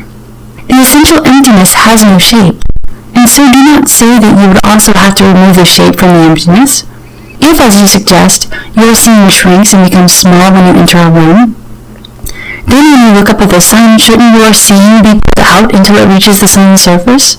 If walls and eaves can press in and cut off your seeing, then why, if you were to drill a small hole, wouldn't there be evidence of the seeing reconnecting? And so that idea is not feasible. From beginningless time until now, all beings have mistaken themselves for phenomena, and, having lost sight of their original mind, are influenced by phenomena, and end up having the scope of their observations defined by boundaries large and small. If you can influence phenomena, then you are the same as the Tathagata, with body and mind perfect and bright. You are your own unmoving wayplace. The tip of a single fine hair can completely contain the lands of the 10 directions. Ananda said to the Buddha, Bhagavan, if this seeing essence is indeed my wonderful nature should not be right in front of me. The seeing being truly me, what then are my present body and mind? Yet, it is my body and mind which make distinctions, whereas the seeing does not make distinctions and does not discern my body. If it were really my mind which caused me to see now, then the seeing nature would actually be me, and my body would not be me. How would that differ from the question that the Tathagata asked about phenomena being able to see me? I only hope the Buddha will extend his great compassion and explain for those who have not yet awakened. The Buddha told Ananda, what you have just now said, that the seeing is in front of you, is actually not the case. If it were actually in front of you, it would be something you could actually see, and then the seeing essence would have a location. There would have to be some evidence of it. Now when you sit in the Jeta Grove, you look about everywhere at the grove, the pond, the halls, up at the sun and moon, and at the Ganges River before you. Now, before the lion's seat, point out these various appearances. What is dark is the groves, what is bright is the sun, what is obstructing is the walls, what is clear is emptiness, and so on, including even the grasses and trees, and the most minute objects. Their sizes vary, but since they all have appearances, all can be located. If you insist that your seeing is in front of you, then you should be able to point it out. What is the seeing? Remember, if emptiness were the seeing, then since it had already become your seeing, what would have become of emptiness? If phenomena were the seeing, since they had already become the seeing, what would have become of phenomena? You should be able to cut through and peel away the myriad appearances to the finest degree and thereby distinguish and bring forth the essential brightness and pure wonder of the source of seeing. Bring it out and show it to me from among all these things, so that it is perfectly clear beyond any doubt. Ananda said, from where I am now in this many-storied lecture hall, reaching to the distant Ganges River and the sun and moon overhead, all that I might raise my hand to and to, all that I indulge my eyes in seeing, all the phenomena, they are not the seeing. Bhagavan, it is as the Buddha has said, not to mention someone like me, a hearer of the first stage, who still has outflows, even bodhisattvas cannot break open and reveal, among the myriad appearances which are before them, an essence of seeing which has a special nature of its own apart from all phenomena. The Buddha said, so it is, so it is. The Buddha further said to Ananda, it is as you have said, no seeing essence that would have a nature of its own apart from all phenomena can be found. Therefore, all the phenomena you point to are phenomena, and none of them is the seeing. Now I will tell you something else. As you and the Tathagata sit here in the Jeta Grove, and look again at the groves and gardens, up to the sun and moon, and at all the various different appearances, having determined that the seeing essence is not among anything you might point to, I now advise you to go ahead and discover what among all these phenomena is not your seeing. And then he said, as I look all over this Jeta Grove, I do not know what in the midst of it is not my seeing. Why is that? If trees are not the seeing, why would I see trees? If trees were the seeing, then how could they also be trees? The same is true of everything up to and including emptiness. If emptiness were not the seeing, why would I see emptiness? If emptiness were the seeing, then how could it also be emptiness? As I consider again and explore the subtlest aspects of the myriad appearances, none is not my seeing. The Buddha said, so it is, so it is. Then all in the great assembly, who had not reached the stage beyond the study, were stunned upon hearing these words of the Buddha, and could not make heads or tails of it all. They were agitated and taken aback at the same time, having lost their bearings. The Tathagata, knowing they were anxious and upset, let empathy rise in his heart as he consoled Ananda and everyone in the great assembly. Good people, what the unsurpassed Dharma King says is true and real. He says it just as it is. He never deceives anyone, he never lies. He is not like Maskari, Goswami-Putra, advocating his 4 kinds of non-dying, spouting deceptive and confusing theories. Consider this carefully and will not be embarrassed to ask about it. Then Dharma Prince Manjushri, feeling sorry for the fourfold assembly, rose from his seat in the midst of the great assembly, bowed at the Buddha's feet, placed his palms together respectfully, and said to the Buddha, Bhagavan, the great assembly has not awakened to the principle of the Tathagata's disclosure of the essence of seeing as being both form and emptiness, and as being neither of them. Well-honored one, if conditioned forms, emptiness, and other phenomena mentioned above were the seeing, there should be an indication of them. And if they were not the seeing, there should be nothing there to be seen. Now we do not know what is meant, and this is why we are alarmed and concerned. Yet our good works from former lives are not deficient. We only hope that the Tathagata will have the great compassion to reveal exactly what all the things are and what the seeing essence is. Among all of those, what exists and what doesn't? The Buddha told Manjushri and the Great Assembly, to the Tathagatas and the great Bodhisattvas of the 10 directions who dwell in the Samadhi, seeing and the conditions of seeing, as well as thoughts regarding seeing, are like flowers in space, fundamentally non-existent. The seeing and its conditions are originally the wonderful, pure, bright substance of Bodhi. How could one inquire into its existence or non-existence? Manjushri, I now ask you, could there be another Manjushri besides you? Or would that Manjushri not be you? No, Bhagavan, I will be the real Manjushri. There couldn't be any other Manjushri. Why not? If there were another one, there would be 2 Manjushris. But as it is now, I could not be that non-existent Manjushri. Actually, neither of the 2 concepts, existent or non-existent, applies. The Buddha said, that is how the basic substance of wonderful Bodhi is in terms of emptiness and mundane objects. They are basically misnomers for the wonderful brightness of unsurpassed Bodhi, the pure, perfect, true mind. Our misconception turns them into form and emptiness, as well as hearing and seeing. They are like the second moon. Does that moon exist or not? Manjushri, there is only one true moon.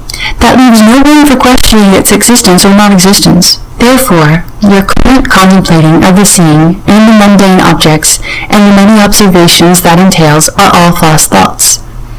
You cannot transcend existence and non-existence while caught up in them. Only the true essence, the wonderful, enlightened, bright nature is beyond pointing out or not pointing out. Ananda said to the Buddha, Bhagavan, it is truly as the Dharma King has said. The condition of enlightenment pervades the 10 directions. It is clear and eternal. Its nature is neither produced nor extinguished. How does it differ then from the elder Brahmin Kapula's teaching of the mysterious truth, or from the teaching of the ash-smeared ascetics, or from the other externalist sects that say there is a true self which pervades the 10 directions? Also, in the past, Bhagavan gave a lengthy lecture on this topic at Mount Lanka for the sake of Great Wisdom Bodhisattva and others. Those externalist sects always speak of spontaneity. I speak of causes and conditions, which is an entirely different frame of reference. Now as I contemplate original enlightenment in its natural state, as being neither produced nor extinguished, and as apart from all empty falseness and inversion, it seems to have nothing to do with their causes and conditions or the spontaneity advocated by others. Would you please enlighten us on this point so we can avoid joining those deviant views, thus enabling us to obtain the true mind, the bright nature of wonderful enlightenment? The Buddha told Ananda, Now I have instructed you with such expedients in order to tell you the truth. Yet you do not awaken to it, but mistake what I describe for spontaneity. Ananda, if it definitely were spontaneous, you should be able to distinguish the substance of the spontaneity. Now you investigate the wonderful bright seeing. What is its spontaneous aspect? Is the bright light its spontaneous aspect? Is darkness its spontaneous aspect? Is emptiness its spontaneous aspect? Are solid objects its spontaneous aspect? Ananda, if its spontaneous aspect consisted of light, you should not see darkness. Or if its spontaneous aspect were emptiness, you should not see solid objects. Continuing in the same way, if its spontaneous aspect were all dark appearances, then when confronted with light, the same nature should be cut off and extinguished. So how could you see light? Ananda said, The nature of this wonderful seeing definitely does not seem to be spontaneous, and so I propose that it is produced from causes and conditions. But I'm not totally clear about this. I now ask the Tathagata whether this idea is consistent with the nature of causes and conditions. The Buddha said, You say the nature of seeing is causes and conditions.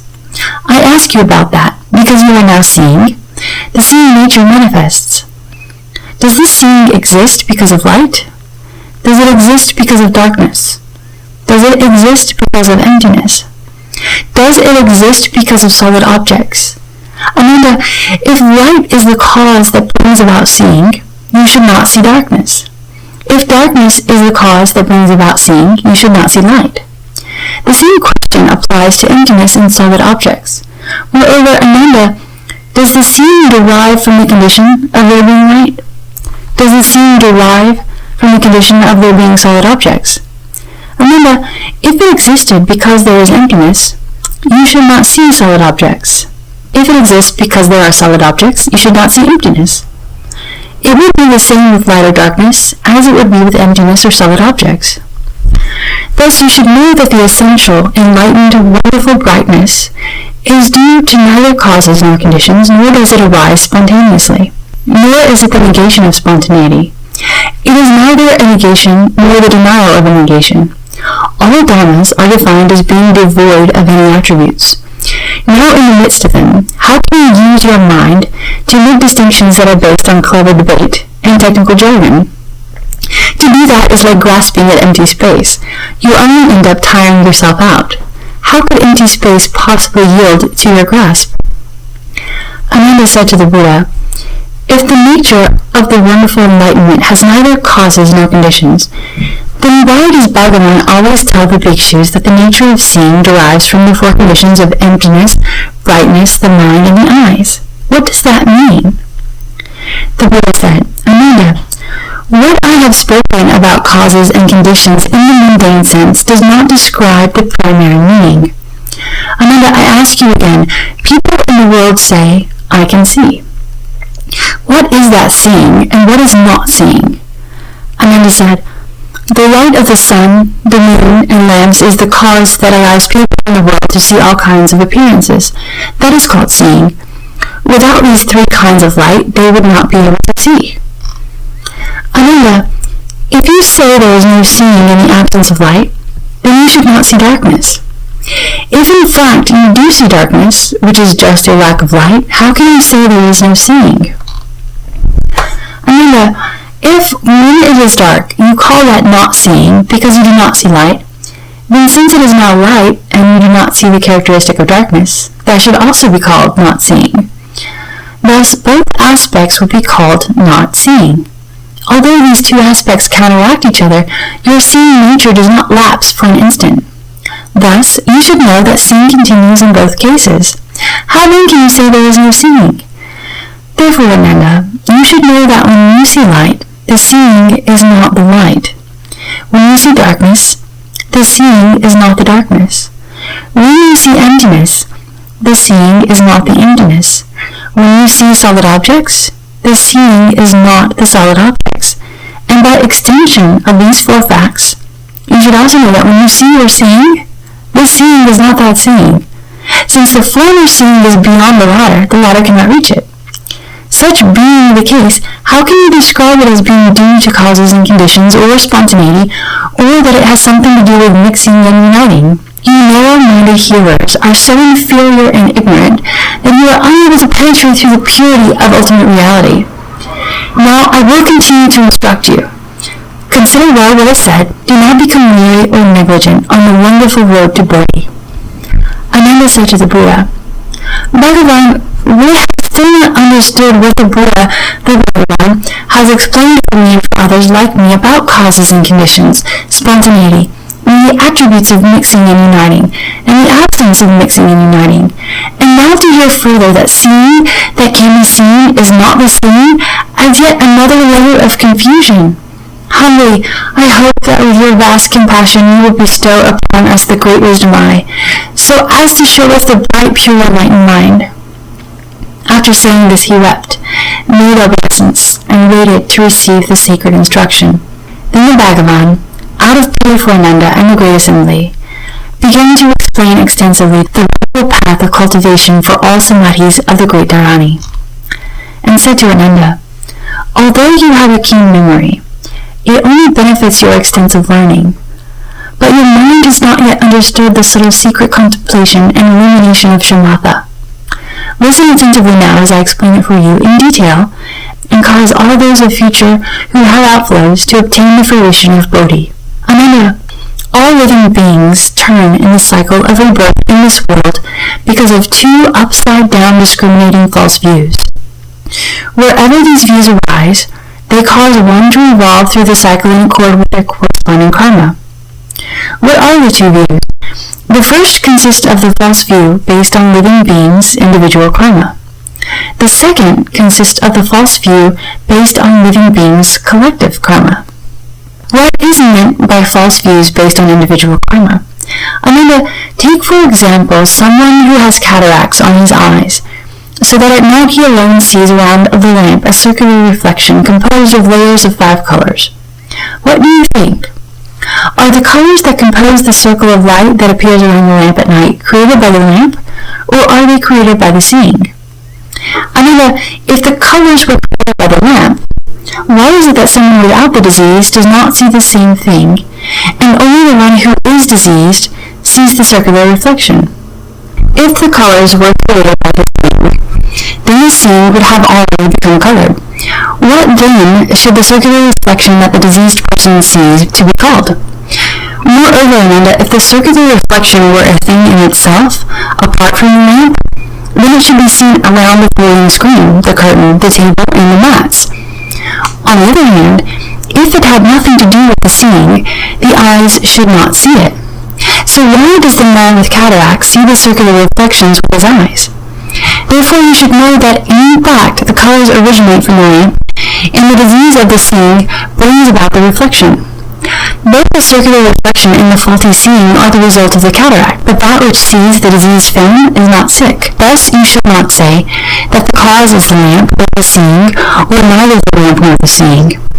Consider the example of which is neither substantial nor a reflection. This is because the double image of the moon is merely a result of applying pressure on the eyeball. Hence a wise person would not try to argue that the second moon either has or doesn't have a form, or that it is apart from the seeing or not apart from the seeing. The same is true in this case. The illusion is created by the diseased eyes. You cannot say it originates from the lamp or from the seeing. Even less can it be said not to originate from the lamp or the seeing. What is meant by the false view of the collective karma? Amanda, in Jambudvipa, besides the waters of the great seas, there is level land that forms some 3,000 continents. East and west, throughout the entire expanse of the great continent, there are 2,300 large countries. In the other small continents and the seas, there may be 200 or 300 countries, perhaps 1 or 2, or perhaps 30, 40, or 50. Amanda, suppose that among them there is one small continent where there are only 2 countries. The people of just one of the countries collectively experience evil conditions. On that small continent, all the people of that country see all kinds of inauspicious omens. Perhaps they see 2 suns, perhaps they see 2 moons, perhaps they see the moon with circles of, or a dark haze, or girdle ornaments around them, or comets with long rays, or comets with short rays, moving stars, flying stars, shooting stars, ears in the sun and moon, evil haze above the sun, or evil haze besides the sun, morning rainbows, evening rainbows, and various other evil signs. Only the people in that country see them. The beings in the other country never do see or hear anything unusual. Amanda, I will now summarize and compare these 2 cases for you, to make both of them clear. Amanda, let us examine the case of the being's false view involving individual karma. He saw the appearance of a circular reflection around the lamp. Although this appearance seemed to be real, in the end, what was seen came about because of the cataracts on his eyes. The cataracts are the result of the realness of the seeing, rather than the products of form. However, what perceives the cataracts is free from all defects. By the same token, you now use your eyes to look at the mountains, the rivers, the countries, and all the living beings, and they are all brought about by the disease of your seeing contracted since time without beginning. Seeing, and the conditions of seeing, seem to reveal what is before you. Originally our enlightenment is bright. The cataracts influence the seeing and its conditions, so that what is perceived by the seeing is affected by the cataracts. But no cataract affects the perception and the conditions of our fundamentally enlightened bright mind. The perception that perceives the cataracts is a perception not affected by the cataracts. That is the true perception of seeing. Why name other things like awareness, hearing, knowing, and seeing? Therefore, you now see me and yourself and the world and all the 10 kinds of living beings, because of a disease in the seeing. What perceives the disease is not the diseased. The nature of true essential seeing has no disease. Therefore, it is not called seeing. Amanda, let us compare the false views of those living beings' collective karma with the false views of the individual karma of one person. The individual person with the diseased eyes can be likened to the people of that one country. He sees circular reflections, erroneously brought about by a disease of the seeing. The beings with the collective share see inauspicious things. In the midst of their karma of identical views arise pestilence and evils. Both are produced from the beginningless falsity of seeing. It is the same in the 3,000 continents of Jambudvipa, throughout the 4 great seas in the Saha world, and on through the 10 directions. All countries that have outflows, and all living beings are with enlightened, bright, wonderful mind without outflows. Seeing, hearing, awareness, and knowing are an illusory falseness brought about by the disease and its conditions. Mixing and uniting with that brings about a false birth. Mixing and uniting with that creates a false death. If you can leave far behind all conditions which mix and unite as well as those which do not mix and unite, then you can also extinguish and cast out the causes of birth and death, and obtain perfect bodhi, the nature of which is neither produced nor extinguished. That is the pure, clear, basic mind, the eternal, fundamental enlightenment. Remember, although you have already realized that the wonderful, bright, fundamental enlightenment is not originated by conditions, nor is it originated by spontaneity, you have not yet understood that the source of enlightenment does not originate from mixing and uniting, or from the lack of mixing and uniting. Amanda, now I will once again make use of the mundane objects before you to question you. You now hold that false thoughts mix and unite with the causes and conditions of everything in the world. And you wonder if the Bodhi heart one realizes might arise from mixing and uniting. To follow that line of thinking right now, does the wonderful pure seeing essence mix with light? Does it mix with darkness? Does it mix with penetration? Or does it mix with obstructions? If it mixed with light, then when you looked at light, when the light appeared before you, at what point would it mix with your seeing? Given that seeing has certain attributes, what would the altered shape of such a mixture be? If that mixture were not the seeing, how could you see the light? If it were the seeing, how could the seeing see itself? If you insist that seeing is complete, what room would there be for it to mix with the light? And if the light were complete in itself, it could not unite and mix with the seeing. If the seeing were different from light, then when mixed together, both its qualities and the light would lose their identity. Since the mixture would result in the loss of light and the quality of seeing, the proposal that the seeing essence mixes with the light doesn't hold. The same principle applies to its mixing with darkness, with penetration, or with all kinds of solid objects. Moreover, Ananda, as you are right now, once again, does the wonderful pure seeing essence unite with light? Does it unite with darkness? Does it unite with penetration, or does it unite with solid objects? If it united with light, then when darkness came when the attributes of light ceased to be, how could you see darkness since the seeing would not be united with darkness? If you could see darkness, and yet at the same time there was no union with darkness, but rather a union with light, you should not be able to see light. Since you cannot be seeing light, then why is it that when your seeing comes in contact with light, it recognizes light, not darkness?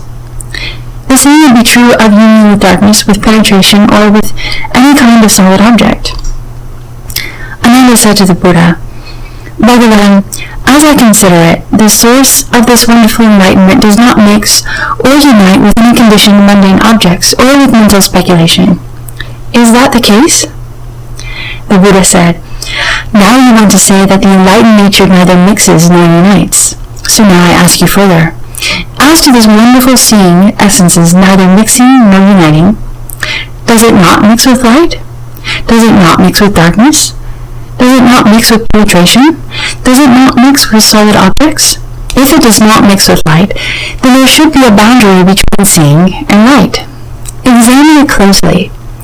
At what point is there light? At what point is there seeing? Where are the boundaries of the seeing and the light? Ananda, if there is no seeing within the boundaries of light, then there would be no contact between them, and clearly one would not know what the attributes of light were. Then how can its boundaries be defined? As to its not mixing with darkness, with penetration, or with any kind of solid object, the principle would be the same. Moreover, as to the wonderful seeing essences neither mixing nor uniting, does it not unite with light? Does it not unite with darkness? Does it not unite with penetration? Does it not unite with solid objects?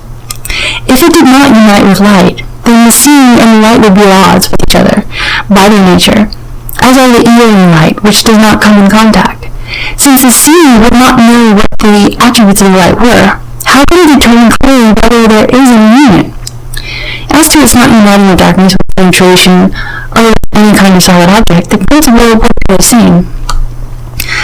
Ananda, you have not yet understood that all the defining objects that appear, all the illusory ephemeral phenomena, spring up in the very spot where they also come to an end. Their phenomena aspects are illusory and false, but their nature is in truth the bright substance of wonderful enlightenment. Thus it is throughout, up to the 5 skandhas and the 6 entrances, to the 12 places and the 18 realms. The union and mixture of various causes and conditions account for their illusory and false existence, and the separation and dispersion of the causes and conditions result in their illusory and false extinction. Who would have thought that production and extinction, coming and going, are fundamentally the eternal, wonderful light of the Tathagata, the unmoving, all-pervading perfection, the wonderful nature of true suchness? If within the true and eternal nature one seeks coming and going, confusion and enlightenment, or birth and death, one will never find them. Ananda, why do I say that the 5 skandhas are basically the wonderful nature of true suchness, the treasury of the Tathagata?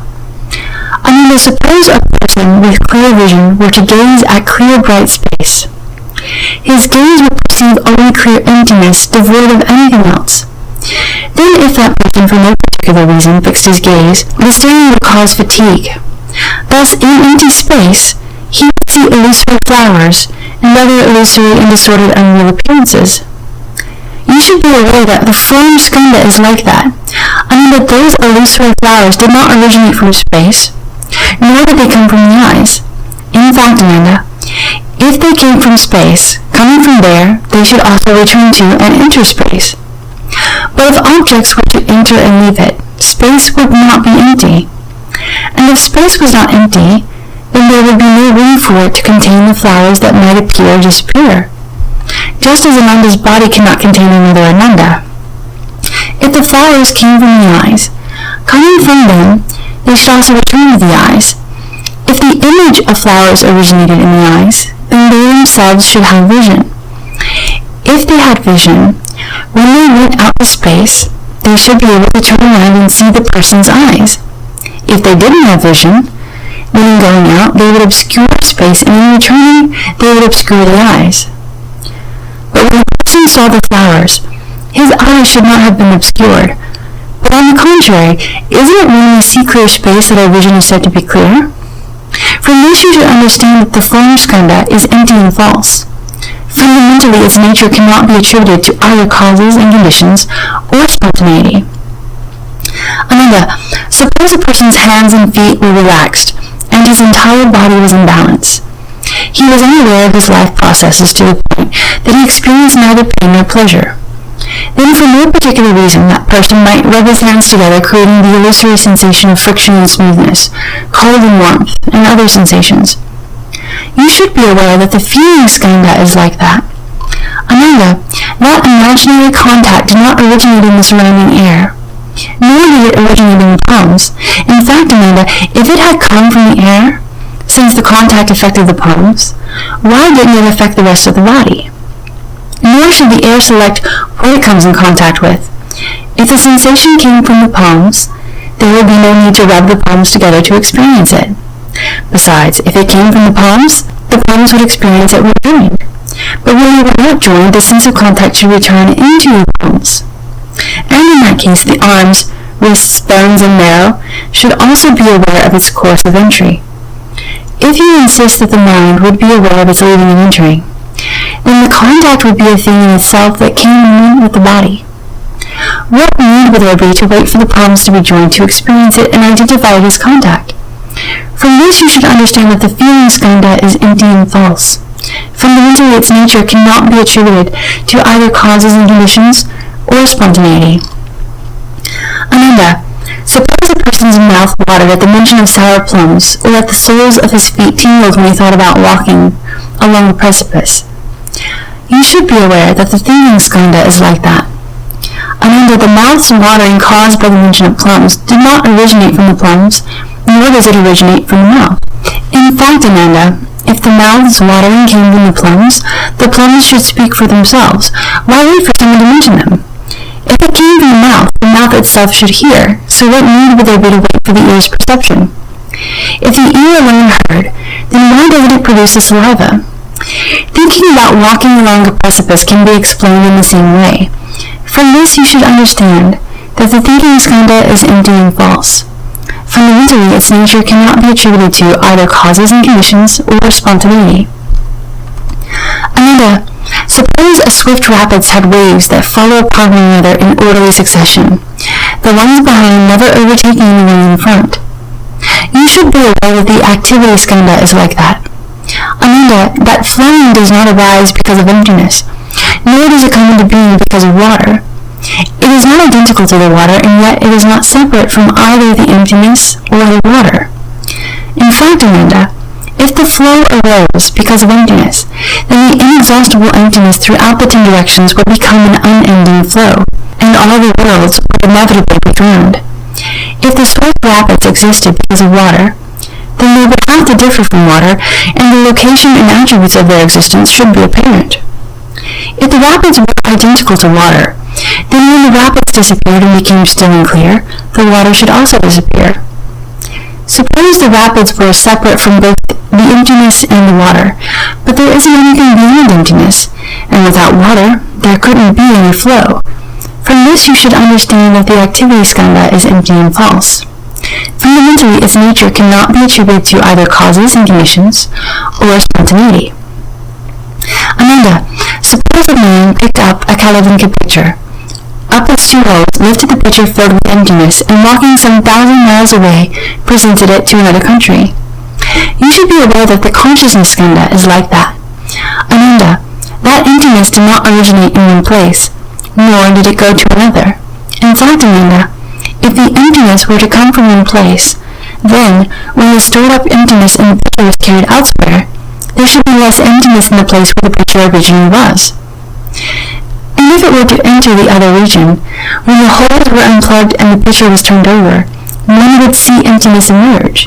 From this you should understand that the consciousness skanda is empty and false. Fundamentally, its nature cannot be attributed to either causes and conditions or spontaneity. This is the end of chapter 2. End of chapter 2. End of chapter 2. End of chapter 2. End of chapter 2. End of chapter 2. End.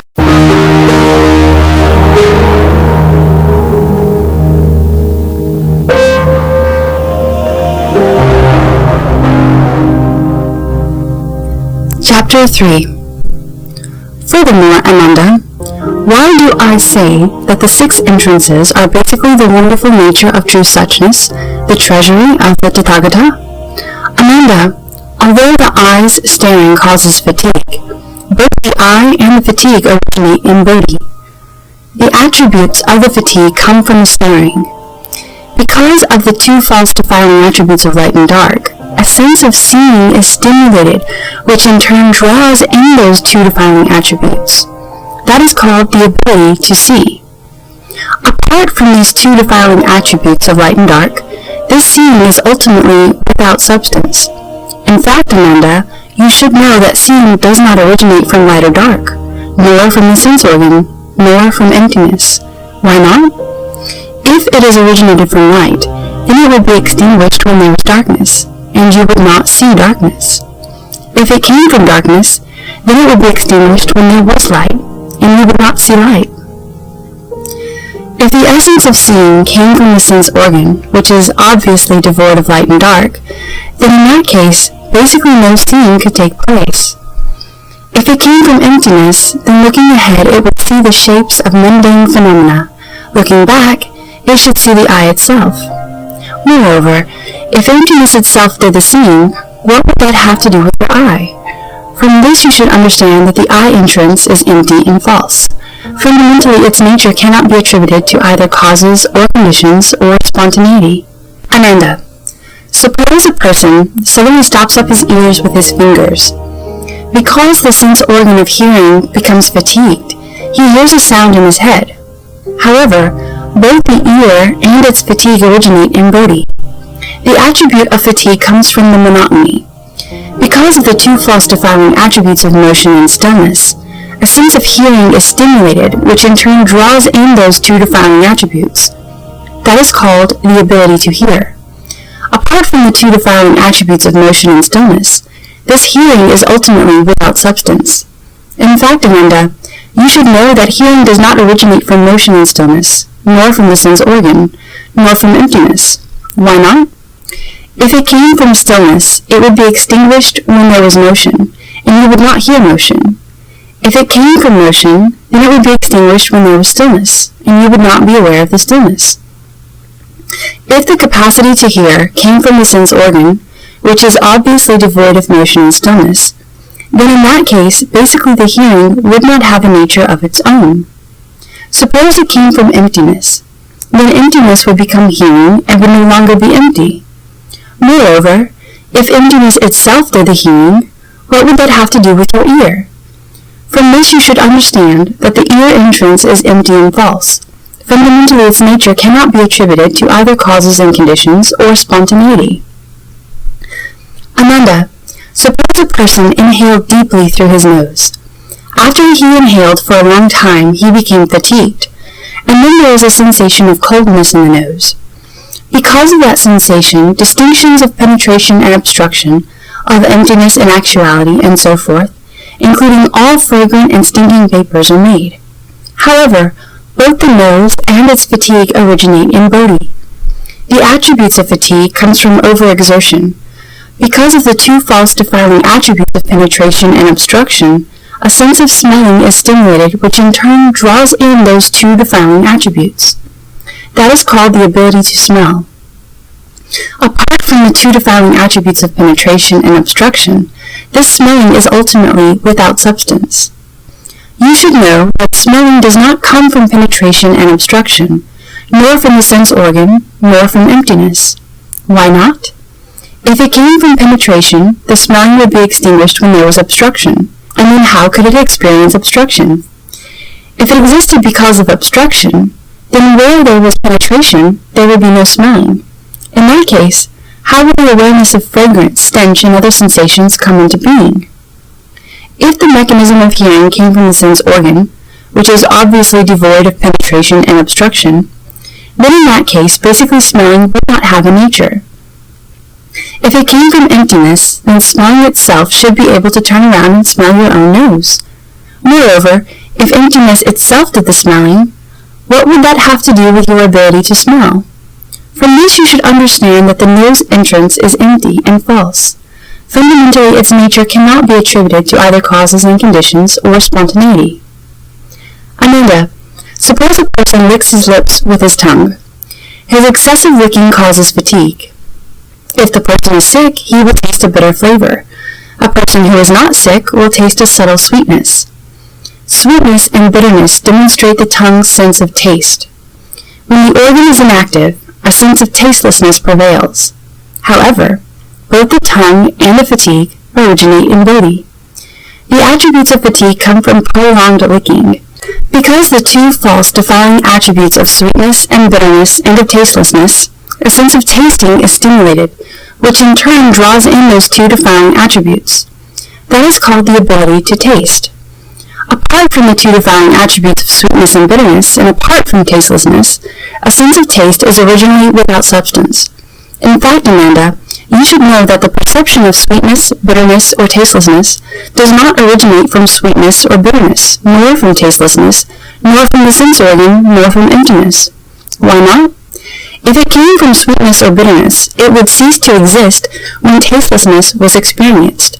So how could it recognize tastelessness? If it arose from tastelessness, it would vanish when the flavor of sweetness was tasted. So how could it perceive the two flavors of sweet and bitter? If it came from the tongue, which is obviously devoid of sweetness, bitterness, and tastelessness, then in that case it would not have a nature. If it came from emptiness, then the sense of taste should be experienced by emptiness instead of by the mouth. Moreover, if emptiness itself did the tasting, what would that have to do with your tongue? From this you should understand that the tongue entrance is empty and false. Fundamentally, its nature cannot be attributed to either causes and conditions or spontaneity. Ananda, suppose a person were to touch his warm hand with his cold hand. If the cold hand were greater than the warm hand would become cold. If the warm were greater than the cold hand would become warm. That sensation of warmth and cold is felt through the contact and separation of the two hands. Fatiguing contact results in the mingling of warmth and cold. However, both the body and the fatigue originate in bodhi. The attribute of fatigue comes from protracted contact. Because of the two false defiling attributes of separation and union, a physical awareness is stimulated which in turn draws in those two defiling attributes. That is called the awareness of physical sensation. Apart from the two sets of defiling attributes of separation and union, and pleasure and pain, the awareness of sensation is originally without a substance. In fact, Amanda, you should know that the sensation does not come from separation and union, nor does it exist because of pleasure and pain, nor does it arise from the sense organ, nor is it produced from emptiness. Why not? If it arose when there was union, it would disappear when there was separation. So how could it sense the separation? The two characteristics of pleasure and pain would be the same way. If it came from the sense organ, which is obviously devoid of the four characteristics of union, separation, pleasure, and pain, then in that case basically no awareness of physical sensation could take place. If it came from emptiness, then the awareness of sensations would be experienced by emptiness itself. What would that have to do with your body? From this you should understand that the body entrance is empty and false. Fundamentally, its nature cannot be attributed to either causes and conditions or spontaneity. Ananda, suppose a person becomes so fatigued that he goes to sleep. Having slept soundly, he awakens and tries to recollect what he experienced while asleep. He recalls some things and forgets others. Thus his upside-downness goes through production, dwelling, change, and extinction, which are taken in and processed through the mind's central system habitually, each following the next without ever being overtaken. That is called the ability to know. The mind and its fatigue are both bodhi. The attributes of fatigue come from persistent thinking. The two defiling attributes of arising and ending stimulate a sense of knowing, which in turn grasps these inner sense data, reversing the flow of seeing and hearing. The place beyond the reach of this flow is known as the faculty of intellect. Apart from the two sets of defiling attributes of waking and sleeping, and of arising and ceasing, the faculty of intellect is originally without substance. In fact, Amanda, you should know that the faculty of intellect does not come from waking, sleeping, arising, or ceasing, nor from the mind organ, nor from emptiness. Why not? If it came from waking, it would disappear during sleep. So how could it experience sleep? If it came from arising, it would cease to exist at the time of ceasing. So how could it experience ceasing? If it came from ceasing, it would disappear at the time of arising. So how could it experience arising? If mental awareness came from the faculty of intellect, it would be no more than the physical opening and closing caused by the waking and sleep states respectively. Apart from these two movements, the faculty of intellect would be as insubstantial as flowers in space. And in that case, basically no cognition could exist. If mental awareness came from emptiness, then emptiness itself should become cognition. What would that have to do with the mind entrance? From this you should understand that the mind entrance is empty and false. Fundamentally, its nature cannot be attributed to either causes and conditions or spontaneity. Moreover, Ananda, why do I say that the 12 places are basically the wonderful nature of true suchness, the treasury of the Tathagata? Ananda, look again at the trees in the Jeta Grove and the river and pools. What do you think? Do these things come into being because the forms arise, and thus the eyes see them, or because the eyes produce the attributes of form? Ananda, if the eyes were to produce the attributes of forms, then when the eyes looked at empty space, the forms should be obliterated. Once they were obliterated, everything that had manifested would disappear. Since the attributes of forms were only absent, who would be able to recognize emptiness? The same principle applied to emptiness. If, moreover, forms arose and the eye saw them, then seeing should perish upon looking at space, which has no form. Once seeing perished, everything would disappear, and then who would be able to recognize either emptiness or form? From this you should understand that neither seeing nor form nor emptiness can be located, and thus the two places of form and seeing are empty and false. Fundamentally, their natures cannot be attributed to either causes and conditions or spontaneity. Ananda, listen again to the drum being beaten in the Jeta garden when the food is ready. The assembly gathers as the bell is struck. The sounds of the bell and the drum follow one another in succession. What do you think? Do these things come into existence because the sound arrives in the vicinity of the ear, or because the ear's hearing extends to the source of the sound? Ananda, once again, if the sound arrived in the vicinity of the ear, then that would be like when I go on alms rounds to the city of Shravasti. I am no longer in the Jeta Grove. And so if the sound definitely arrived in the vicinity of Ananda's ear, then neither Madhyayana nor Kashyapa would hear it, much less the 1,250 Shramanas who, upon hearing the sound of the bell, come to the dining hall at the same time. Again, if the ear arrived in the vicinity of the sound, that would be like when I returned to the Jeta Grove. I am no longer in the city of Shravasti. When you hear the sound of the drum, your hearing would already have gone to the place where the drum was being beaten. Thus, when the bell pealed, you could not hear that sound, even less those of the elephants, horses, cattle, sheep, and all the other various sounds around you. However, without coming or going, there would be no hearing. From this you should understand that neither hearing nor sound can be located, and thus the two places of hearing and sound are empty and false. Fundamentally, their natures cannot be attributed to either causes and conditions or spontaneity. Moreover, Ananda, you smell the chandana in the censer. When one particle of this incense is lit, it can be smelled simultaneously through 40 miles around the city of Shravasti.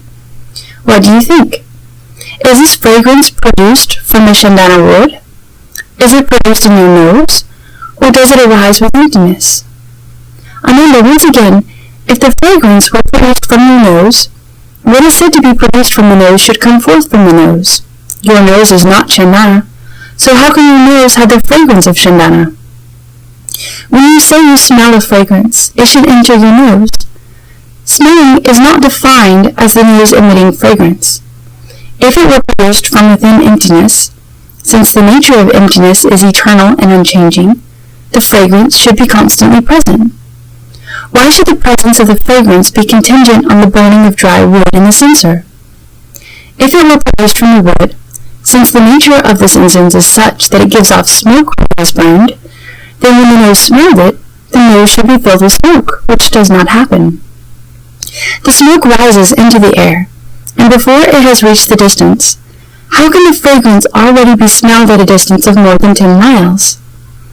From this you should understand that neither the fragrance nor the nose's smelling can be located, and thus the two places of smelling and fragrance are empty and false.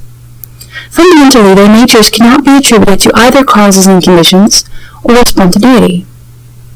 Ananda, twice every day you take up your bowl, along with the rest of the assembly, and among what you receive may be fine-tasting foods such as curds, buttermilk, and clarified butter. What do you think? Are these flavors produced from emptiness? Do they come forth from the tongue, or does the food produce them? Ananda, once again, if the flavors came from your tongue, since you have only one tongue in your mouth, when that tongue had already tasted the flavor of curds, then it would not change if it encountered some dark rock candy. If it did not change, then it cannot be said to be aware of tastes. Yet if it did change, since the tongue is made up of many substances, how could the one tongue know so many tastes? If the tastes were produced from the food, since food does not have consciousness, how could it know tastes?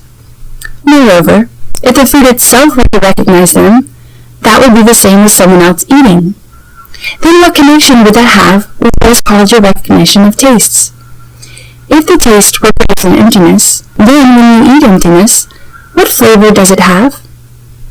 Suppose that emptiness had the flavor of salt. Then since your tongue was salty, your face should also be salty, and likewise everyone in the world would be like fish in the sea. Since you would be constantly influenced by salt, you would never know tastelessness. Yet if you did not recognize tastelessness, you could not be aware of the saltiness. You would not know anything at all. How could that be called taste? From this you should understand that neither the flavors nor the tongue's tasting can be located, and thus the two places of tasting and flavors are empty and false. Fundamentally, their natures cannot be attributed to either causes and conditions or spontaneity. Ananda, early every morning you rub your head with your hand. What do you think? When the sensation of rubbing occurs, what does the touching? Does the head or the hand do the touching? If the ability to touch were in the hand, then the head should have no knowledge of it. How could we then say that the head was touched? If it were in the head, then the hand would be useless. And how could it be said to have touched? If each had the ability to touch, then you, Ananda, should have two bodies. If between the head and the hand only one touch took place, then the hand and the head would be of one substance. If they were one substance, then no touch would be possible. If they were two substances, to which would the touch belong? The one that was capable of touch would not be the one that was touched. The one that was touched would not be the one that was capable of touch. Nor should it be that the touch came into being between you and emptiness. From this you should understand that neither the sensation of touch nor the body can be located, and thus the two places of body and touch are empty and false. Fundamentally, their natures cannot be attributed to either causes and conditions or spontaneity.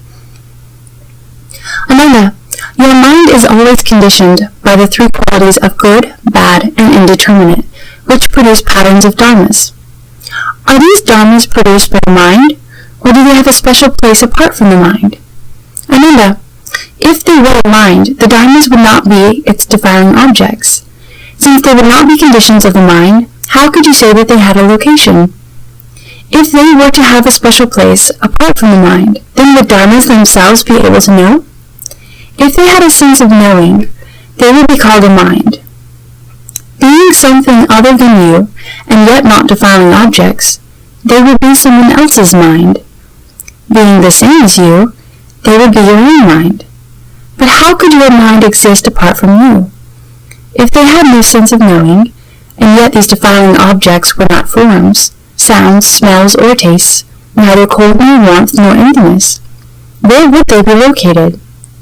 They are not represented in form or emptiness, nor is it likely that they exist somewhere in the human realm beyond emptiness. For if they did, the mind could not be aware of them. From where, then, would they arise? From this you should understand that neither dharmas nor the mind can be located, and thus the two places of mind and dharmas are empty and false. Fundamentally, their natures cannot be attributed to either causes and conditions or spontaneity. Moreover, Ananda, why do I say that the 18 realms are basically the wonderful nature of true suchness, the treasury of the Tathagata? Ananda, as you understand it, the eyes and forms create the conditions that produce the eye consciousness. Is this consciousness produced because of the eyes, such that the eyes are its realm? Or is it produced because of forms, such that forms are its realm? Ananda, if it were produced because of the eyes, then in the absence of emptiness and form, it would not be able to make distinctions. And so, even if you had a consciousness, of what use would it be? Moreover, Your seeing is neither green, yellow, red, nor white. There is virtually nothing in which it is represented. Therefore, from what would the realm be established? If it were produced because of form, then when no forms were present in emptiness, your consciousness would cease to be. Then, why is it that the consciousness recognizes emptiness? If the form changes, you are also conscious of the form's changing appearance, but your eye consciousness does not change. Where is the boundary established? If the eye consciousness did change when form changed, then such a realm would have no attributes. If it did not change, it would be constant, and given that it was produced from form, it should have no conscious knowledge of where emptiness was. If they were combined, then there would be a crack in between. If they were separate, then half of your eye consciousness would possess awareness and half of it would lack awareness. With such chaotic and disordered substances and natures, how could they comprise a realm? From this you should understand that as to the eyes and form being the conditions that produce the realm of eye consciousness, none of the three places exists.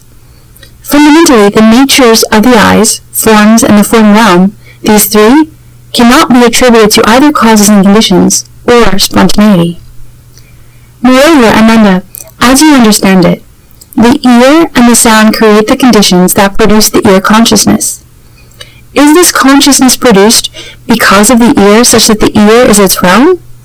Or is it produced because of sound, such that sound is its realm? Ananda, if it were produced because of the ear, then since motion and stillness would be lacking, the ear would not be aware of anything. Certainly in the absence of awareness, nothing could be known, and so what would characterize the consciousness? You may hold that the ears hear, but without motion and stillness, hearing cannot occur. Besides, how could the combination of the ears, which are but physical forms and external objects, be called the realm of consciousness? Once again, then how would the realm of the ear consciousness be established? If it were produced from sound, then the consciousness would exist because of the sound and would have no connection with hearing. Without hearing, the attributes of sound would have no location. If the ear consciousness came from sound, given that sound exists because of the hearing, then what you heard would be the ear consciousness itself. If the ear consciousness were not heard, then there would be no realm. If it were heard, then it would be the same as sound. If the consciousness were being heard, who would the perceiver and hearer of the consciousness be? If there were no perceiver, then in the end you would be like grass or wood. Nor should sound and hearing mix together to form a realm in between. Lacking a realm in between them, how could those internal and external phenomena be delineated? From this you should understand that as to the ears and sounds being the conditions that produce the realm of ear consciousness, none of these three places exists. Fundamentally, the natures of the ears, sounds, and the realm of awareness of sounds, these three, cannot be attributed to either causes and conditions or spontaneity. Moreover, Ananda, as you understand it, the nose and smells create the conditions that produce the nose consciousness. Is this consciousness produced because of the nose such that the nose is its realm? Or is it produced because of smells such that smells are its realm? Ananda, if you were produced because of the nose, then in your mind, what do you take to be the nose? Do you hold that it takes the form of two fleshy claws, or do you hold that it is an inherent ability of the nature which perceives smells as a result of motion? If you hold that the nose is fleshy claws, the flesh is an integral part of the body and the body's perception is touch. Then it should be called body instead of nose, and its objects would be those of touch. Since it would not even be called a nose, how could a realm be established for it? If you hold that the act of smelling is perceived, then, in your opinion, what is the perceiver? Were the flesh the perceiver, basically what the flesh perceived is objects of touch, which have nothing to do with the nose. Were emptiness the perceiver, then emptiness would perceive by itself, and the flesh would have no awareness. If that were the case, then empty space would be you, and since your body would be perception, Ananda would not exist. If the smells were the perceiver, perception itself would lie with the smells. What would that have to do with you? If you insist that smells of both fragrance and stench are produced from your nose, then these two wafting smells of fragrance and stench would not arise from the wood of either Adavana or Chandana. Given that the smells would not come from those two things, when you smelled your own nose, would it be fragrant or would it stink? What stinks does not give off a fragrance. What is fragrant does not stink. If you could smell both the fragrance and the stench, then you, a single person, would have two noses, and I would now be addressing questions to two Anandas. Which one would be you? If you only have one nose, then fragrance and stench would not have two separate identities. Since stench will be fragrance and fragrance will be stench, thereby lacking two distinctive natures, what would make up the realm? If the nose consciousness were produced because of smells, it would exist because of smells. Just as the eyes can see but are unable to see themselves, so too, if the nose consciousness existed because of smells, it should not be aware of smells. If it had no awareness, it could not be a consciousness. If the consciousness were not aware of smells, then the realm could not be established from smells. If the consciousness was not aware of smells, then the realm could not be established due to smells, since no realm of consciousness will exist between them. Then how could any of the internal or external phenomena exist either?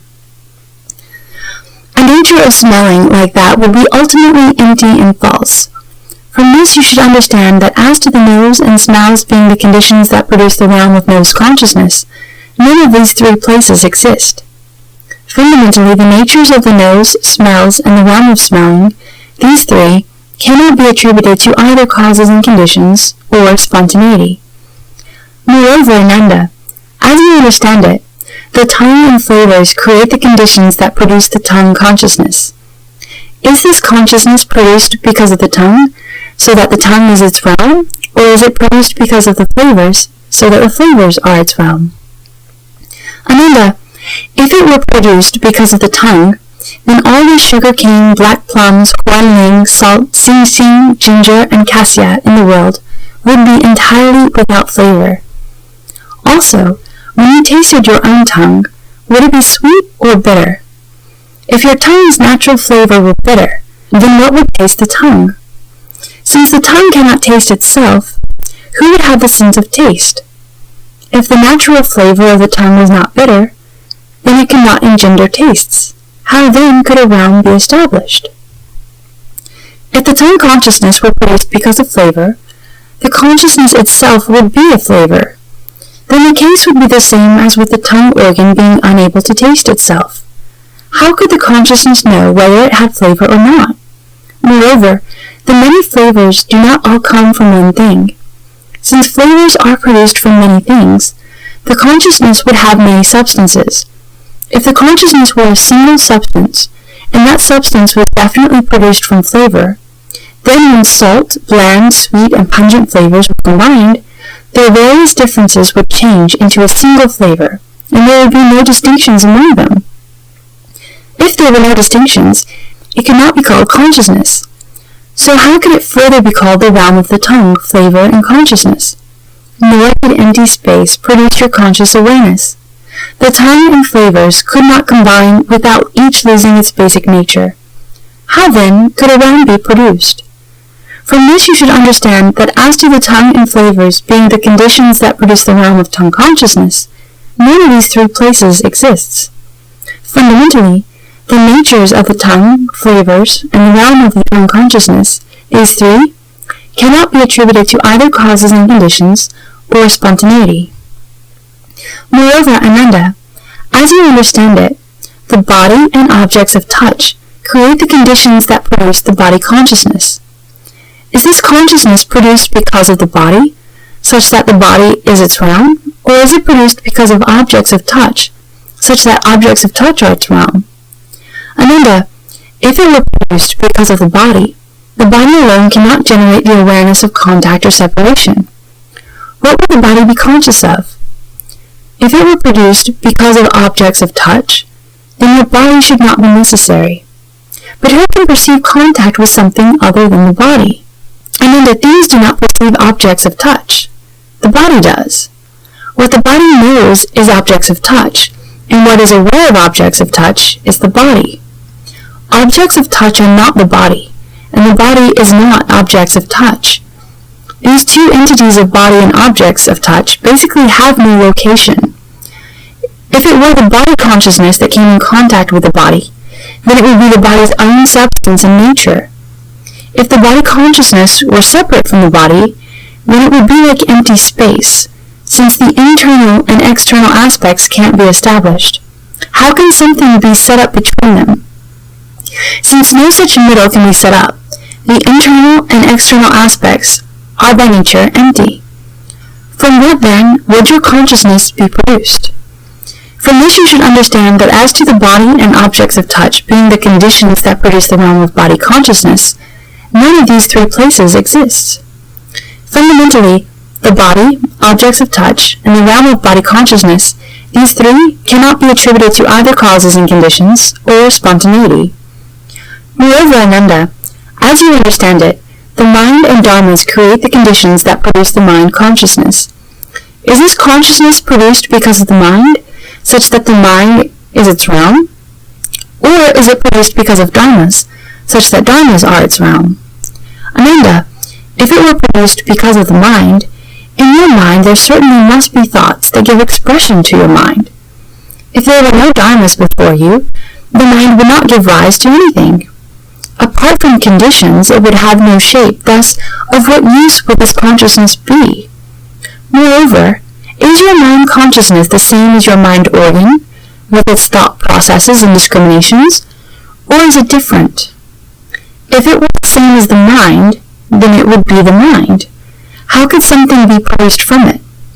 If it were different from the mind, it shouldn't have any consciousness. If it didn't have any consciousness, how could it be produced from the mind? If it did have consciousness, how could the mind be conscious of itself? Since it is by neither nature the same nor different, how can a realm be established? If it were produced because of dharmas, none of the mundane dharmas exist apart from the five defiling objects. Consider the dharmas of form, of sound, of smell, of taste, and of touch. Each has a clearly distinguishable appearance and is matched with one of the five organs. They are not what the mind takes in. If your consciousness were indeed produced through a reliance on dharmas, then take a look at them now. What does each and every dharma look like? Apart from the attributes of form and emptiness, motion and stillness, penetration and obstruction, unity and separation, and arising and ceasing, there is nothing at all. When there is arising, then form, emptiness, and all dharmas arise. When there is ceasing, then form, emptiness, and all dharmas cease to be. Since the objective causes do not exist, then what does the consciousness those causes produce look like? If there is nothing discernible about consciousness, how can a realm be established for it? From this you should understand that as to the mind and dharmas being the conditions that produce the realm of mind consciousness, none of these three places exist. Fundamentally, the mind, dharmas, and the realm of mind consciousness, these three, cannot be attributed to either causes and conditions or spontaneity.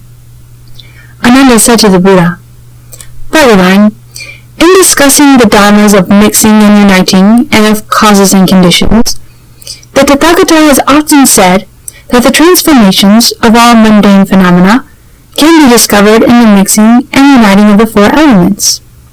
Why does the Tathagata now reject causes and conditions and spontaneity as well? I do not know what your meaning pertains to. Please be so compassionate as to instruct us beings and dharmas that adhere to the complete meaning of the middle way and are not philosophical speculations. At that time, the Bhagavan said to Ananda, You have already renounced the small vehicle dharmas to the hearers and those enlightened to conditions, and have resolved to diligently seek the unsurpassed Bodhi. Because of that, I will now explain the complete meaning of the middle way to you. Why do you still bind yourself up in mundane philosophical speculations and false thoughts about causes and conditions? Although you are very learned, you are like someone who can discuss medicines but cannot recognize a real medicine when it is placed before you.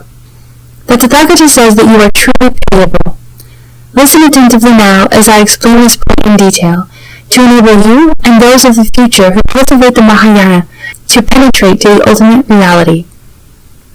Ananda was silent and awaited the Buddha's sagely instruction. Ananda, according to what you say, the mixing and uniting of the four elements can be discovered in the myriad transformations of all mundane phenomena. Ananda, if the natures of those elements did not mix and unite, then they could not combine with other elements, just as empty space cannot combine with forms.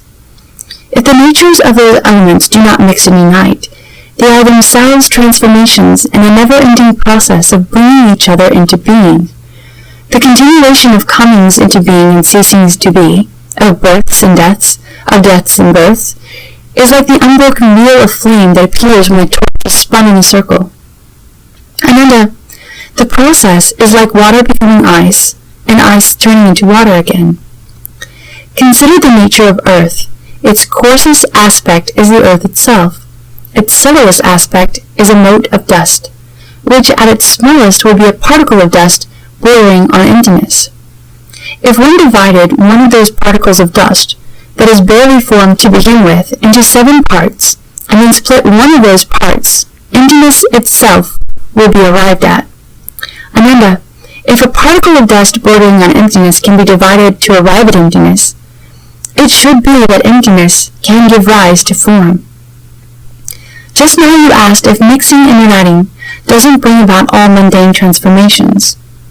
You should carefully consider how much emptiness mixes and unites with itself to arrive at a single particle of dust bordering on emptiness. Such a particle cannot be composed of other particles of dust bordering on emptiness.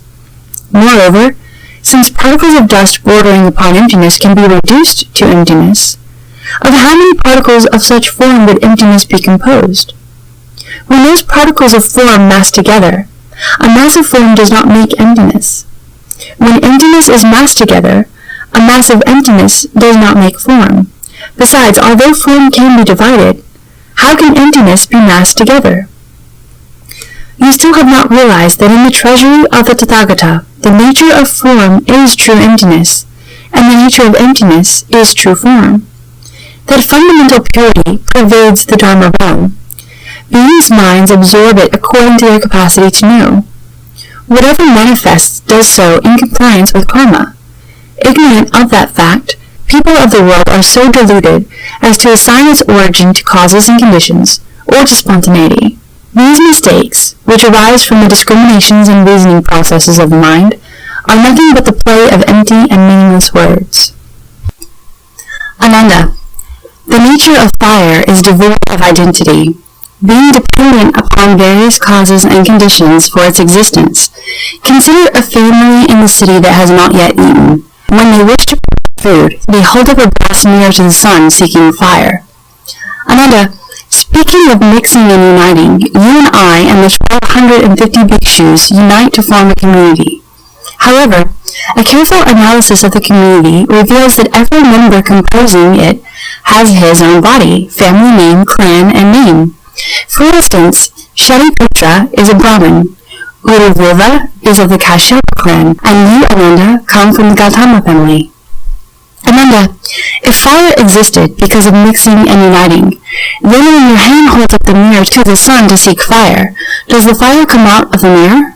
Does it come out of the moksha tinder? Or does it come from the sun? Ananda, if the fire came from the sun, then only would it burn the moksha tinder in your hand. But as it came across the groves of the trees, it should burn them up as well. Suppose it came from the mirror. Since it would come out to the mirror to ignite the moksha tinder, why doesn't the mirror melt? Yet as your hand that holds the mirror feels no heat, how could the mirror melt? If the fire came from the moksha tinder, then why would fire be generated only when the bright mirror came into contact with the dazzling light? Furthermore, on closer examination, you will find that the mirror is held in your hands, the sun is high in the sky, and moksha is grown from the ground. So where does the fire come from? The sun and the mirror cannot mix and unite since they are far apart, nor can it be that the fire arises spontaneously without an origin.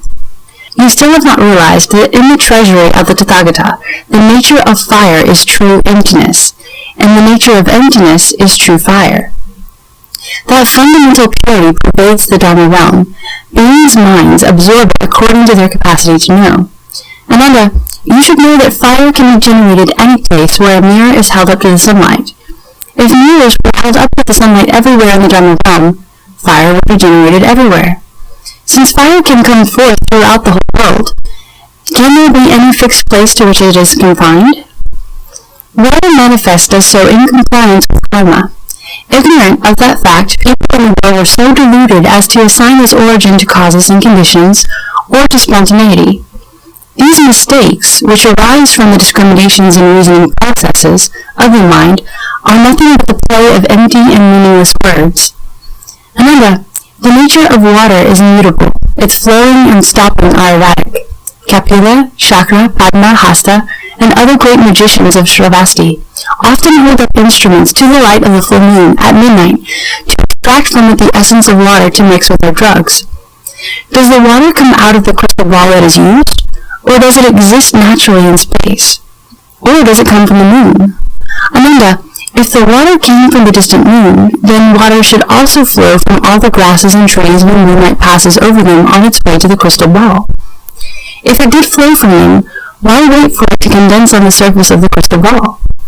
Since it does not flow from the trees, then the water clearly cannot descend from the moon. If it came from the crystal ball, then it should flow from the crystal at all times. Why would one have to wait for midnight and the light of the full moon to receive it? If the water came from space, which is by nature boundless, it would flow everywhere until everything between heaven and earth was submerged. How then could there still be travel by water, land, and air? Furthermore, upon closer examination, you will find that the moon moves through the sky. The crystal ball is held in the hand, and the pan for receiving the eater is put there by someone. So where does the water that flows into the pan come from? The moon and the crystal ball cannot mix and unite, since they are far apart, nor should the essence of water arise spontaneously without an origin. You still have not realized that in the treasury of the Tathagata the nature of water is true emptiness, and the nature of emptiness is true water. That fundamental purity pervades the Dharma realm. Beings' minds absorb it according to their capacity to know. A crystal ball can be held up at a certain place, and water will come forth. If the crystal balls were held up throughout the Dharma realm, then throughout the Dharma realm, water will come forth. Since the water can come forth throughout the entire realm, can there be any fixed place to which it is confined? Whatever manifests does so in compliance with karma. Ignorant of that fact, people of the world are so deluded as to assign their origin to causes and conditions, or to spontaneity. These mistakes, which arise from the discriminations and reasoning processes of the mind, are nothing but the play of empty and meaningless words. Ananda, the nature of wind has no substance, and its patterns of movement and stillness are erratic. You always adjust your robe as you enter the great assembly. When the corner of your Samgati robe brushes the person next to you, the air stirs against that person's face. Does that wind come from the corner of the Kashaya sash? Does it arise from emptiness, or is it produced from the face of the person brushed by the air? Ananda, if that wind came from the corner of the Kashaya, then you would be clad in the wind, and your Kashaya should fly off and leave your body. But my robe remains motionless and hangs straight down as I now speak Dharma in the midst of the assembly. Observing my robe closely, where is the wind in it? The wind could not be stored somewhere in the robe. If the wind arose from emptiness, why would a robe brush in motion, even when your robe would not move? Since the nature of emptiness is constant, the nature of the wind should be too. And so when the wind stopped, the emptiness should also cease to be. The lack of wind can be detected, but what would signify the disappearance of emptiness? If emptiness came and went, it wouldn't be emptiness, and since it is empty, how can it generate wind? If the wind came from the face of the person it brushed, it would blow upon you too. Then while you were setting your robe in order, how could it blow backwards upon other people? Upon closer examination, you will find that the robe is set in order by yourself. The face blown by the wind belongs to the person by your side, and the emptiness is tranquil and not involved in movement. So where does the wind come from that blows in this place? The wind and emptiness cannot mix and unite, since they are different from each other, nor could the wind exist spontaneously without an origin. You still have not realized that in the treasury of the Tathagata, the nature of wind is true emptiness, and the nature of emptiness is true wind. That fundamental purity pervades the Dharma realm. Beings' minds absorb it according to their capacity to know. Ananda, in the same way that you alone shift your robe slightly and the air is stirred, so too, if a similar movement were made throughout the Dharma realm, the air would stir everywhere. Since only it can arise throughout the world, how could there be any fixed place to which it is confined? Whatever manifests does so in compliance with karma. Ignorant of that fact, people of the world are so deluded as to assign their origin to causes and conditions, or to spontaneity. These mistakes, which arise from the discriminations and reasoning processes of the conscious mind, are nothing but the play of empty and meaningless words. Ananda, the nature of emptiness has no shape. It is only apparent because of form. For instance, Shravasti is far from the river, so when the Kshatriyas, Brahmins, Vaishyas, Shudras, Bharadvajas, Chandalas, and so forth build their homes there, they dig wells seeking water. As a square foot of earth is removed, a square foot of emptiness becomes evident. As 10 square feet of earth are removed, 10 feet of emptiness become evident. The depth of the emptiness corresponds to the amount of earth removed. Does that emptiness come out of the earth? Or does it exist because of the digging? Or does it arise by itself without a cause? Ananda, if that emptiness arose by itself without any cause, why wasn't it evident before the earth was dug? All that could be seen was the vast expanse of solid, impenetrable earth. If emptiness came about because of the removal of the earth, then as the earth was removed, the entering of the emptiness should be visible. If no emptiness entered when the earth was first removed, then how could the emptiness come about because of the removal of the earth? If no removal or entering took place, then there would be no difference between the earth and emptiness. Not being different, they would be the same. In that case, wouldn't the emptiness be removed from the well along with the earth in the process of digging? If emptiness appeared because of the digging, then the digging would bring out emptiness instead of the earth. If emptiness did not emerge because of the digging, then the digging should only remove the earth. Why then do we see emptiness appear as the well is dug? Consider this even more carefully. Look into it deeply, and you will find that the digging comes from the person's hands engaged in that act, and the earth exists because of its removal from the ground. So what causes the emptiness to appear? The digging and the emptiness, one being substantial and the other insubstantial, are not compatible. They do not mix and unite. Nor could emptiness exist spontaneously without an origin. Although the nature of emptiness is completely pervasive and basically unmoving, you should know that emptiness, earth, water, fire, and wind are called the 5 elements. Their natures are true, perfectly fused, identical with the treasury of the Tathagata, and neither come into being nor cease to be. Ananda, your mind is murky and confused, and you do not awaken to the fact that the source of the 4 elements is none other than the treasury of the Tathagata. Is the emptiness you see subject to removal or entering, or is it not subject to removal or entering?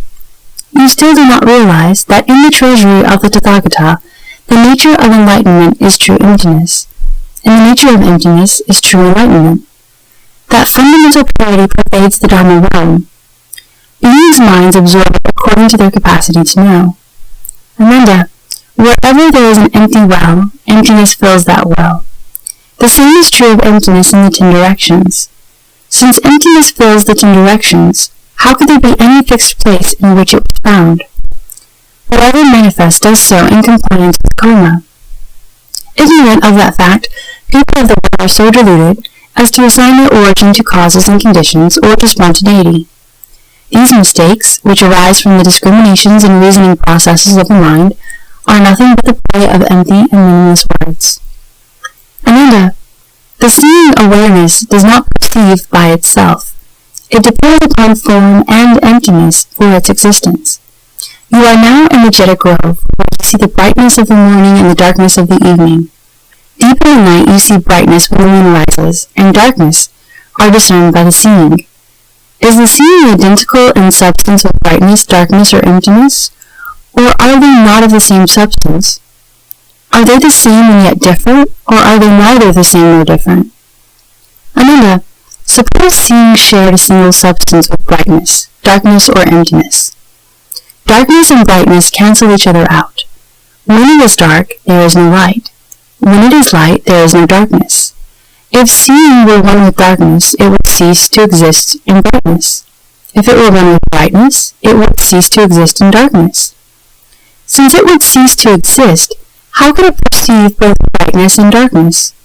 If brightness and darkness differ from each other, and that seeing has neither existence nor ceasing to exist, how can it be of the same substance with brightness and darkness? If the essence of seeing were not of one substance with brightness and darkness, and you were separate from light, darkness, and emptiness, then what shape and appearance would the source of the seeing have? In the absence of darkness, brightness, and emptiness, the seeing would be the same as fur on a tortoise or horns on a hare. How could there be seeing without the presence of the three attributes of brightness, darkness, and emptiness? How could the seeing be one with darkness and brightness, since they are opposites? Yet how could it be different from these three attributes, since in their absence there would be no seeing? How could the seeing not be one with emptiness, since no boundary exists between them? But how can the seeing not differ from emptiness, since the seeing remains unchanged, regardless of whether it is perceived by brightness or darkness? Examine this in even greater detail. Investigate it minutely. Consider and contemplate it carefully. The light comes from the sun and darkness from the new moon. Penetration belongs to emptiness, and solidity returns to the earth. So where does the essence of seeing arise from? Seeing has awareness, while emptiness is inanimate. They do not mix and unite. Nor can the essence of seeing arise spontaneously without an origin. If the nature of seeing, hearing, and knowing are pervasive and unmoving, you should know that the stable, boundless emptiness, together with the unstable elements such as earth, water, fire, and wind, are together known as the 6 elements. Their natures are true, perfectly fused, identical with the treasury of the Tathagata, and fundamentally devoid of coming into being and ceasing to be. Ananda, your nature is so submerged that you will not realize that your seeing, hearing, awareness, and knowing are basically the treasury of the Tathagata. Contemplate seeing, hearing, awareness, and knowing to see whether they are subject to coming into being and ceasing to be, whether they are identical or different, whether they are not subject to coming into being and ceasing to be, and whether they are neither identical nor different. You still do not realize that in the treasury of the Tathagata, the nature of seeing is enlightened brightness. The essence of enlightenment is bright seeing. That fundamental purity pervades the Dharma realm. Beings' minds absorb it according to their capacity to know. Just as the eye's capacity to see pervades the Dharma realm, so too do those capacities to hear, smell, taste, make contact, and know. All those capacities are glorious, magnificent qualities. Since they pervade the Dharma realm and fill all emptiness in the 10 directions, how could they be found in any fixed location? Whatever manifests does so in compliance with karma. Ignorant of that fact, people of the world are so deluded as to assign its origin to causes and conditions, or to spontaneity. These mistakes, which arise from the discriminations and reasoning processes of the conscious mind, are nothing but the play of empty and meaningless words. Ananda, the nature of consciousness has no source, but is a false manifestation based on the 6 organs and their corresponding objects. Now take a look at the entire sagely assembly gathered here. The observations made by your eyes are similar to reflections in a mirror, both being devoid of distinction-making. However, your consciousness will systematically identify what is seen. That is Manjushri, that is Prana, there is Magdayana, there is Subhuti, and that one is Shariputra.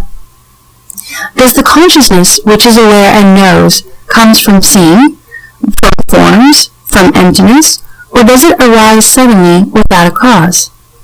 Ananda, if your consciousness came from seeing, then in the absence of the 4 attributes of brightness, darkness, form, and emptiness, you would not be able to see. Since those attributes would not exist, where would your consciousness come from? If your consciousness arose from form rather than form seeing, it would see neither brightness nor darkness. In the absence of brightness and darkness, it would not see form or emptiness either. Since those attributes would not exist, where would your consciousness come from? If it came from emptiness, it would be neither an appearance nor the seeing. Without seeing, it could not function, being unable to discern brightness, darkness, forms, or emptiness by itself. Without appearances, there would be no external conditions, and thus no location where seeing, hearing, awareness, and knowing could be established. Being located at neither of those two places, the consciousness would be empty, as if non-existent. If it did exist, it would not be a phenomenon. Even if you could exercise a consciousness, how would it discern anything? If it suddenly comes forth without a cause, why can't you discern the moonlight within the sunlight? Investigate this even more carefully. Discriminate it in detail, and look into it. The seeing belongs to your eyes. The appearances are considered to be the environment. What has an appearance exists. What lacks appearance does not. What, then, are the conditions that cause consciousness to come into being? The consciousness moves and the seeing is still. They do not mix and unite. Smelling, hearing, awareness, and knowing are the same way. Nor could the condition of consciousness exist spontaneously without an origin. If the consciousness pertaining to the mind did not come from anywhere, the same would be true of the natures of seeing, hearing, awareness, and knowing, which are all complete and tranquil, and do not come from anywhere. They together, with emptiness, earth, water, fire, and wind, are together called the seven elements. Their natures are true, perfectly fused, identical with the treasury of the Tathagata, and fundamentally devoid of coming into being and ceasing to be. Ananda, your mind is coarse and shallow, and so you do not perceive that seeing, hearing, and the resulting awareness are treasury of the Tathagata. Contemplate these 6 locations of consciousness to see whether they are identical or different, empty or existent, neither identical nor different, or neither empty nor existent. You still do not realize that in the treasury of the Tathagata, the nature of consciousness is bright knowing. Enlightened brightness is the true consciousness. Wonderful enlightenment is tranquil and pervades the Dharma realm. It encompasses the emptiness of the 10 directions and issues forth from it. How could it have a location? Whatever manifests does so in compliance with karma. Ignorant of that fact, people of the world are so deluded as to assign its origins to causes and conditions or to spontaneity. These mistakes, which arise from the discriminations and reasoning processes of the conscious mind, are nothing but the play of empty and meaningless words. At that time, Ananda and the Great Assembly, filled with the subtle, wonderful instruction of the Buddha, the Tathagata, experienced unhindered physical and mental peace. Everyone in the Great Assembly became aware of how his mind pervaded the 10 directions, beholding emptiness in the 10 directions as one might look at a leaf or other held in the palm of one's hand. All mundane phenomena became the wonderfully bright primal mind of Bodhi. The essence of the mind became completely pervasive, containing the 10 directions. Each person regarded his physical body as being like a particle of dust blown about in the emptiness of the 10 directions, sometimes visible, sometimes not, or as being lie in a single bubble floating on the clear, vast sea, appearing from nowhere and disappearing into oblivion. Each person comprehended and knew personally the fundamental wonderful mind possessed by all as being eternal and never ceasing to be. They bowed to the Buddha and placed their palms together, having gone through this unprecedented experience. Then, before the Tathagata, Ananda spoke with Gatha in praise of the Buddha. Shurangama vows, the wonderful and recondite Dharani, the moveless, honored one, the foremost Shurangama king, is unique in the world. It dissolves away my inverted thoughts that gathered through billions of eons, so I needn't endure asankhya aeons to consummate the Dhamma body. I wish now to achieve the result and become an honored king, who then returns to save beings, as many as the Ganges sands. I give this deepmost heart to all worlds, as many as atoms of universe, to repay the kindness given to me by Buddhas. Humbly, I ask the Bhagavan to certify my vow to come back to the 5 turbid evil realms, and as long as even one being has not yet become a Buddha, I will never enter Nirvana. Great hero, with great strength, great kindness and compassion, please further search out and dispel my subtlest doubts. Cause me to quickly attain the supreme enlightenment and sit in way places in worlds of the 10 directions, where even the nature of emptiness to entirely melt away, this Vajra mind will never waver. This is the end of Chapter 3. Chapter 3. Chapter 3. Chapter 3. Chapter 3. Chapter 3. Chapter 3.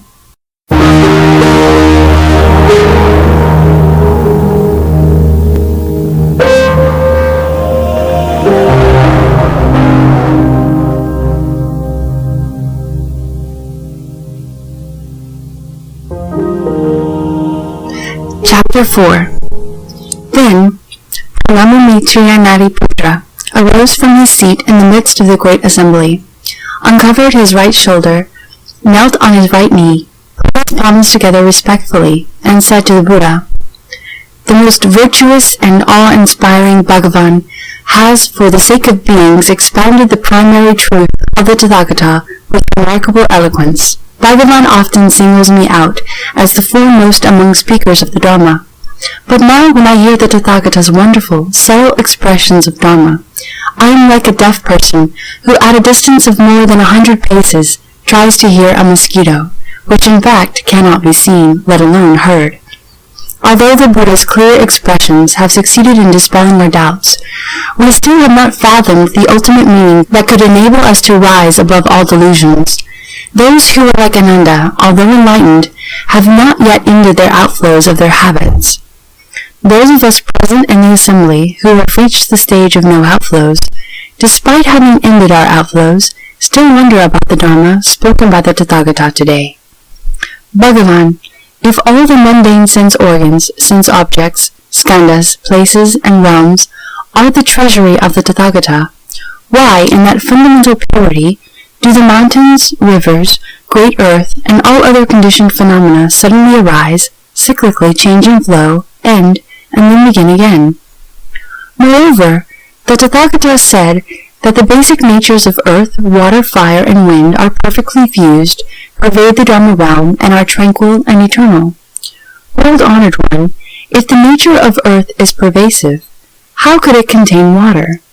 If the nature of water is pervasive, fire would not arise.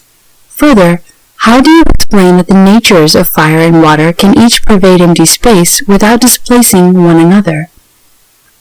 Bhagavan, the nature of earth is solid, the nature of emptiness is vacuous. How can they both pervade the Dharma realm?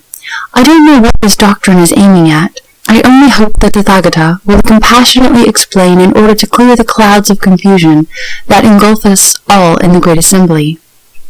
After saying that, he made a full prostration and respectfully and expectantly awaited the Tathagata's unsurpassed compassionate instruction. The Bhagavan then told Purna and all the Arhats in the assembly who had ended their outflows and had reached the level beyond study. Today, the Tathagata will explain in depth the truest, most supreme meaning. May those of you in the assembly who are hearers or Arhats of a fixed nature, who have not yet realized the 2 kinds of emptiness, and all who are dedicated to the superior vehicle reach the tranquility of that one vehicle, the true aranya, the proper place of cultivation.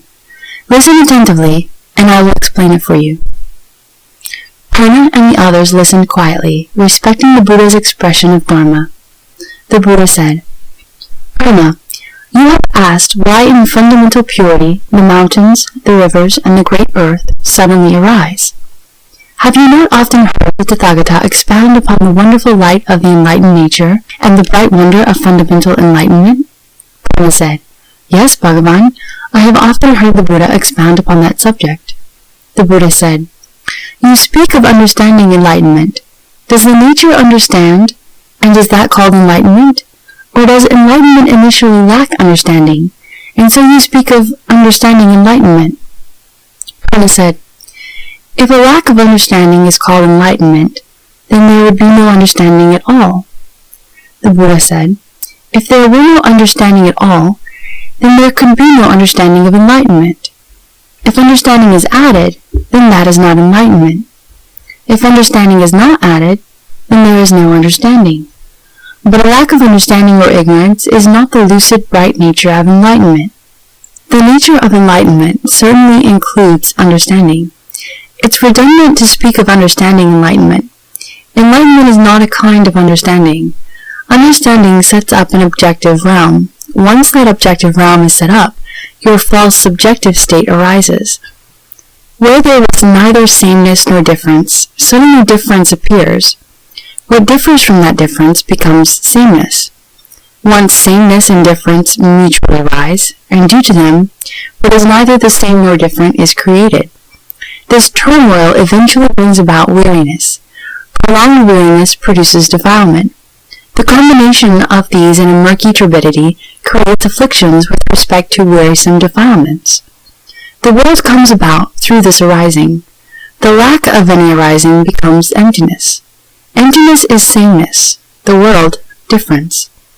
Those that have neither difference nor sameness become conditioned dharmas. The understanding added to enlightenment creates a light that stands in mutual opposition with the darkness of emptiness. As a result, winged wheels that support the world come into being. The tension between emptiness and that light creates movement. The false, persistent light congeals into a solidity that becomes metal. A lack of enlightenment nurtures that persistence and causes metal wheels to secure all lands. That tenacious, unenlightened state creates metal, while the fluctuations of light cause the wind to rise.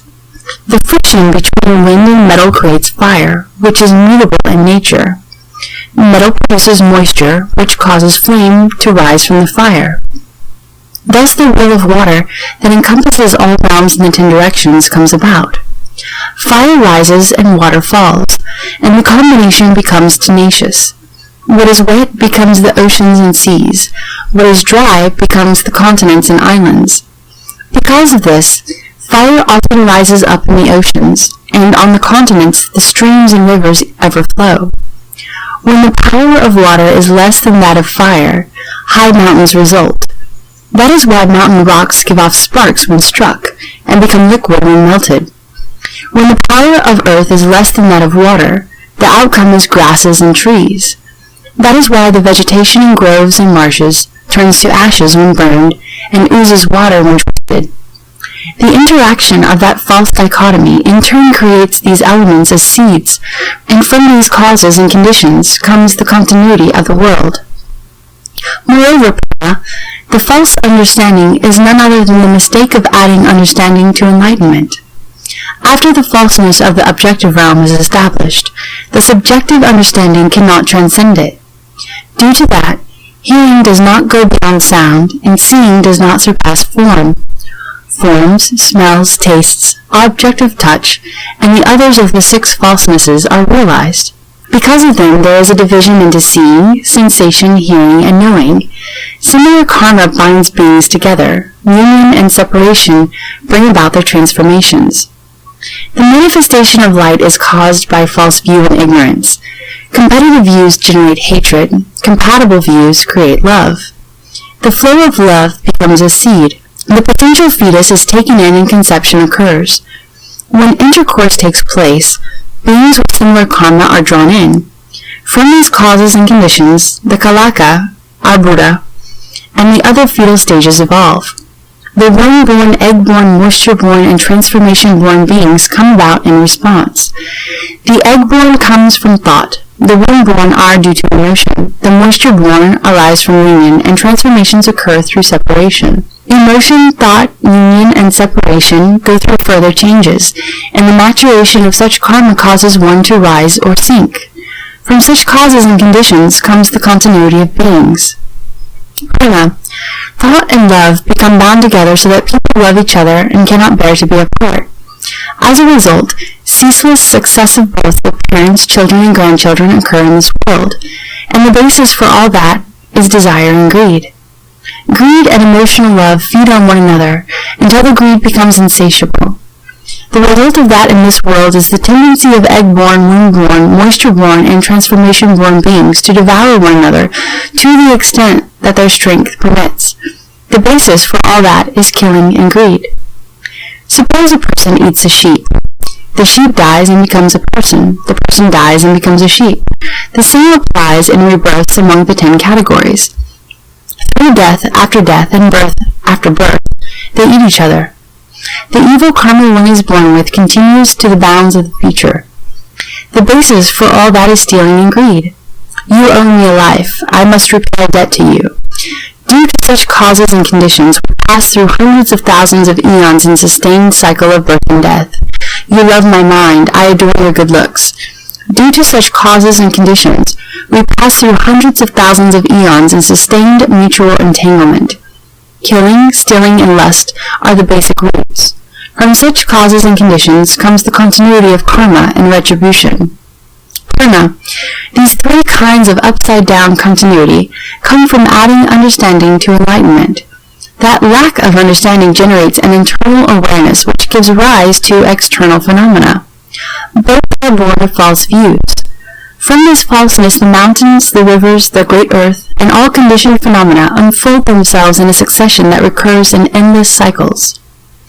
Purna said, if this wonderful enlightenment, the wonderful awareness of fundamental enlightenment, which is neither greater than nor less than the mind of the Tathagata, abruptly brings forth the mountains, the rivers, and the great earth, and all conditioned phenomena, then now that the Tathagata has attained the wonderful emptiness of clear enlightenment, will the mountains, the rivers, the great earth, and all conditioned habitual outflows arise ever again? The Buddha said to Purna, if a person living in a village were confused about directions, mistaking south for north, would that confusion be the result of confusion or of awareness? Purna said, his confusion would be the result of neither. Why not? Confusion is fundamentally baseless, so how could anything arise because of it? And as awareness does not produce confusion, how could confusion arise out of it? The Buddha said, if someone who knows the directions points them out to the confused person, then once the person who was confused becomes aware, do you suppose, Purna, that he could lose his sense of direction again in that village? No, Bhagavan. Purna, the Tathagatas of the 10 directions are the same way. Confusion is groundless and ultimately empty in nature. In the past, there basically was no confusion. It merely seemed as if there were confusion and enlightenment. When the delusion about confusion and enlightenment is ended, enlightenment will not give rise to confusion. Consider the person who, because of cataracts, saw flowers in space. Once the cataracts were removed, the flowers in space disappeared. Were he to rush to the spot where the flowers disappeared and wait for them to reappear, would you consider that person to be stupid or wise? Purna said, originally, there weren't any flowers in space. It was through a seeing disability that they appeared and disappeared. To see the disappearance of the flowers in space is already a distortion. To wait for them to reappear is sheer madness. Why bother to determine further if such a person is stupid or wise? The Buddha said, since you explain it in that way, why do you ask if the clear emptiness of the wonderful enlightenment can once again give rise to the mountains, the rivers, and the great earth? Consider a piece of ore containing gold and other metals mixed together. Once the pure gold is extracted, it will never become ore again. Consider wood that has been burnt to ashes. It will never become wood again. The Bodhi and Nirvana of all the Buddhas, the Tathagatas, are the same way. Purna, you also asked whether the natures of water and fire would not destroy each other if the natures of earth, water, fire, and wind were all perfectly fused and pervaded the Dharma realm, and whether space and the great earth would not be incompatible if both pervaded the Dharma realm. Purna, consider space. Its substance is not the various phenomena, yet that does not prevent all phenomena from being included within it. How do we know that? Purna, empty space is bright on a sunny day and dark when the sky is cloudy. It moves when the wind arises. It's fresh when the sky clears. It is turbid and hazy when the weather is foul. It is obscure when a dust storm breaks out. It casts a bright reflection on a pool of clear water. Do you think these conditioned phenomena come into existence at different places? Are they created from these conditions themselves, or is their origin in space? If they arise from these conditions, prana, then on a sunny day, since the sun is bright, all worlds of the 10 directions should take on the form of the sun. Then why on a sunny day do we see the round sun in the sky? If space is bright, space itself should shine. Then why, when there is a covering of clouds and fog, is no light evident? You should know that the brightness is not the sun, nor space, nor other the space or the sun. Contemplate how phenomena are ultimately false and cannot be verified. They are like flowers conjured up in space that cannot bear fruit. Why then investigate how such phenomena appear and disappear? Contemplate how the nature is ultimately truth, and is solely the wonderful enlightened brightness. That wonderful enlightened bright mind originally was neither water nor fire. Why then ask about incompatibility? The truly wonderful enlightened brightness is the same way. You recognize space, and space appears. Recognizing earth, water, fire, and wind, each will appear. If all are recognized, all will appear. How can they all appear? Prana, consider the sun's reflection as it appears in a single body of water. Two people gaze at it, both at the same time. Then one person walks east, and the other walks west. Each person, still looking at the water, will see a sun go along with him, one to the east, one to the west, while there seems to be no fixed direction for the movement of the sun's reflection. Don't belabor the question, ask, if there is one sun, how can it follow both people? Or if the sun is double, why does only one appear in the sky? This is just revolving in falseness, because such things cannot be proven. Prana, you think that form and emptiness overcome and destroy one another in the treasury of the Tathagata. Thus the treasury of the Tathagata appears to you as form and emptiness throughout the Dharma realm. And so, within it the wind moves, emptiness is still, the sun is bright, and the clouds are dark. The reason for this lies in the delusion of beings who have turned their backs on enlightenment and joined with the defiling dust. Thus the wearisome defilements come into being, and mundane phenomena exist. Based on wonderful understanding that neither ceases to be nor comes into being, I unite with the treasury of the Tathagata. Thus the treasury of the Tathagata is the unique and wonderful enlightened brightness, which completely illumines the Dharma realm. That is why within it the one is limitless, the limitless is one. In the small appears the great, and the great appears the small, unmoving in the Bodhimanda, yet pervading the 10 directions. My body contains the 10 directions and endless emptiness. On the tip of a single hair appear the lands of the jeweled kings. Sitting in a mote of dust, I turn the great Dharma wheel, put an end to defiling dust, and unite with enlightenment, so that true suchness, the wonderful enlightened bright nature, comes into being. The treasury of the Tathagata is the fundamental, wonderful, perfect mind. It is not the mind, nor emptiness, nor earth, nor water, nor wind, nor fire. It is not the eyes, nor the ears, the nose, the tongue, the body, or the mind. It is not form, nor sounds, smells, taste, objects of touch, or dharmas. It is not the realm of eye consciousness, nor any other, up to and including the realm of mind consciousness. It is not understanding nor ignorance, nor the ending of understanding or ignorance, nor any other, up to and including old age and death, and the ending of old age and death. It is not suffering, nor accumulation, nor extinction, nor the way. It is neither knowing nor attaining. It is not dana, nor shila, nor virya, nor kashanti, nor jnana, nor prajna, nor paramita, nor any other. It is not the Tathagata, nor the Arhats, nor Samyak Sambodhi, nor Parinirvana, nor eternity, nor bliss, nor true self, nor purity. Therefore it is neither mundane nor transcendental, since the treasury of the Tathagata is the wonder of the mind's primal understanding. It is the mind, it is emptiness, it is earth, it is water, it is wind, it is fire, it is the eyes, it is the ears, the nose, the tongue, the body, and the mind. It is form. It is sounds, smells, taste, objects of touch, and dharmas. It is the realm of eye consciousness and so forth, up to and including the realm of mind consciousness. It is understanding and ignorance, and the ending of understanding and ignorance, and so forth, up to and including old age and death, and the ending of old age and death. It is suffering, it is accumulation, it is extinction, and it is the way. It is knowing and attaining. It is dana, and it is shila, it is virya, it is kishanti, and it is dhyana. It is prajna, and it is paramita, and so forth, up to and including the Tathagata, the Arhats, Samyak Sambodhi, Parinirvana, eternity, bliss, true self, and purity. It is both mundane and transcendental, since the treasury of the Tathagata is the wonderful understanding of the primal mind. It is apart from identity and negation. It is identity and negation.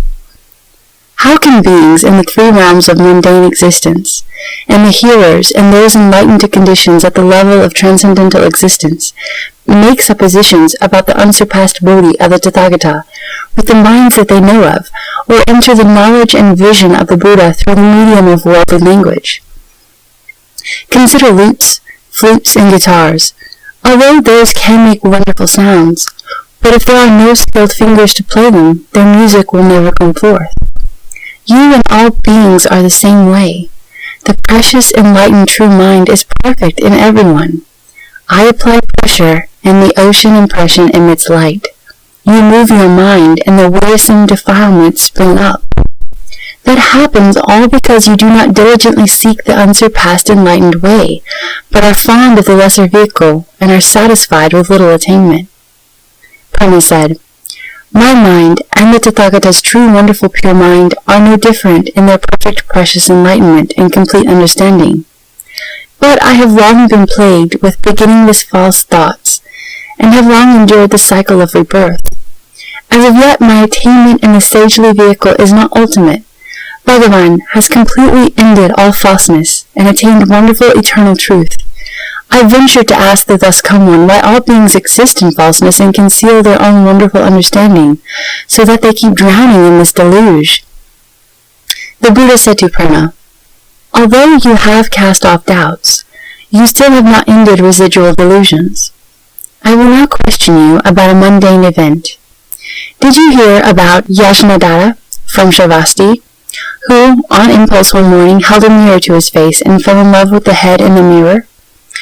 He gazed at the eyes and eyebrows, but got angry because he could not see his own face. He decided he must be a mountain or a river sprite, lost control, and ran madly about. What do you think? Why did this person set out on a mad cause for no reason? Prema said, That person was insane. There is no other reason. The Buddha said, What reason can you give for saying that the wonderful, enlightened, bright perfection, the fundamentally perfect bright wonder, is false? If there is a reason, then how do you define false? All of your own false thinking becomes, in turn, the cause for more. From confusion you accumulate confusion through eon after eon. Although the Buddha is aware of it, he cannot counteract it. From such confused causes, the cause of confusion perpetuates itself. When one realizes that confusion has no cause, the falseness becomes baseless. Since it never arose, why would you hope for its end? One who obtains Bodhi is like a person who awakens to tell the events in a dream. Since his mind will remain awake and clear, why would he want to hold on to the things in a dream? This is especially true for things that lack a cause and are basically non-existent, such as Yajnadata's situation that day in the city. Was there any reason why he became fearful for his head and went running about? If his madness had suddenly ceased, he still wouldn't get his head back from someplace else outside. And so before his madness ceased, how could his head have been lost? Prima falseness is the same way. How can it exist? You only need not follow discriminations about the three kinds of continuity of the world, beings, and karmic retributions. By cutting off those three conditions, the causes will not arise. Then the madness, like Yajnadata's, will cease by itself. Once it ceases, Bodhi appears. The supreme, pure, bright mind originally pervades the Dharma realm. It is not something obtained from anyone else. Why then toil at cultivation, making yourself bone-tired trying to gain certification? Consider a person who has a wish-fulfilling pearl sewn into his clothing but does not know it. Poverty-stricken and ragged, he roams around begging for food and always on the move. Although he is indeed destitute, the pearl is never lost. Suddenly, a wise person points out the pearl. When all his wishes are fulfilled, he obtains great wealth, and he realizes that the pearl did not come from somewhere outside. Then from among the great assembly, Ananda bowed at the Buddha's feet, stood, and said to the Buddha, Bhagavan has just explained about the karma of killing, stealing, and lust. When the three conditions are cut off, the three causes do not arise. Then the madness, like Yajnadatta's, will cease by itself, and once it ceases, Bodhi appears. It is not something obtained from anyone else. Those clearly are causes and conditions. Why then does the Tathagata abruptly reject causes and conditions? My enlightenments have come about through causes and conditions. Bhagavan, that is not only true of those of us who are young in years, or who are here still in the process of learning. Mahamadgayana, Shariputra, and Subhuti, and others who followed the elder Brahmins, became enlightened and obtained no outflows upon hearing the Buddha expound upon causes and conditions. Now you say the Bodhi does not come from causes and conditions. That would make the spontaneity that Maskari, Shariputra, and the others advocated in Rajagriha the primary meaning. I only hope the greatly kind one will dispel my confusion. The Buddha said to Ananda, Let us take the case of Yajnadatta in the city. If the causes and conditions of his madness cease, the nature that is not mad will spontaneously come forth. The entire principle of spontaneity and causes and conditions is nothing more than that. Ananda, Yajnadatta's head was naturally there. It was a natural part of him. There was never a time when it was not.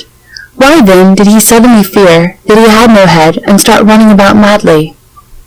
If he naturally had a head, and went mad due to causes and conditions, would it not be just as natural for him to lose his head due to causes and conditions? Basically, his head was never lost. The madness and fear arose from falseness. There was never any change that took place. Why then belabor the point about causes and conditions? Had the madness been his natural state, the madness and fear would be fundamental. Before he went mad then, where was his madness hidden? Had the madness not been his natural state, and his head in fact not lost? Why did he run about in a state of madness? If you realize that you have a head and recognize the madness of your pursuit, then both spontaneity and causes and conditions become idle theories. That is why I say that once the three conditions cease to be, the Bodhi heart appears. The arising of the Bodhi heart and the ending of the mind subject to arising and ceasing itself imply arising and ceasing. The ending of both arising and ceasing is the effortless way. If there is spontaneity, then clearly the thought of spontaneity must arise and the mind subject to arising and ceasing end. But that is still a case of arising and ceasing. To call the lack of arising and ceasing spontaneity would be like saying that a combination of mundane phenomena that form a single substance are mixed and united in nature, and that everything not mixed and united is spontaneous in nature. Spontaneity is not natural, and mixing and uniting lack unifying qualities. Spontaneity and unity alike must be abandoned, and both their abandonment and their existence cease to be. Achieving that would be no idle theory. Bodhi and Nirvana are still so far away that you must undoubtedly pass through eons of bitterness and diligence before you cultivate them and are certified.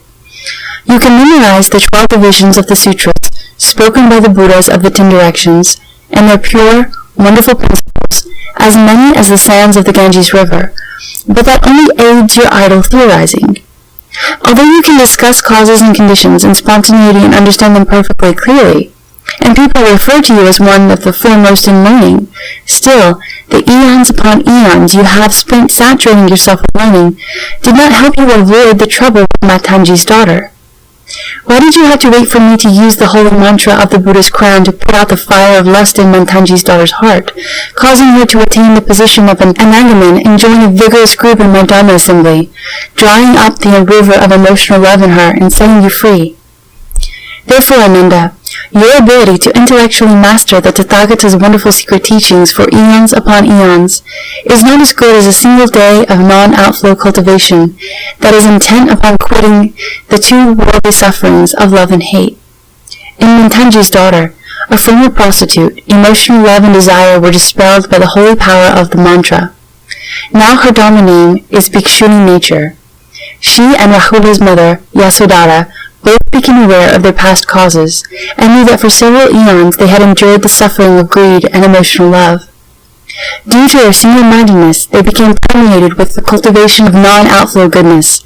They were both freed from their bonds and received protections. Why then do you cheat yourself, and still remain caught up in looking and listening? When Ananda and the Great Assembly heard the Buddha's instruction, their doubts and delusions were dispelled. Their minds awakened to the ultimate reality.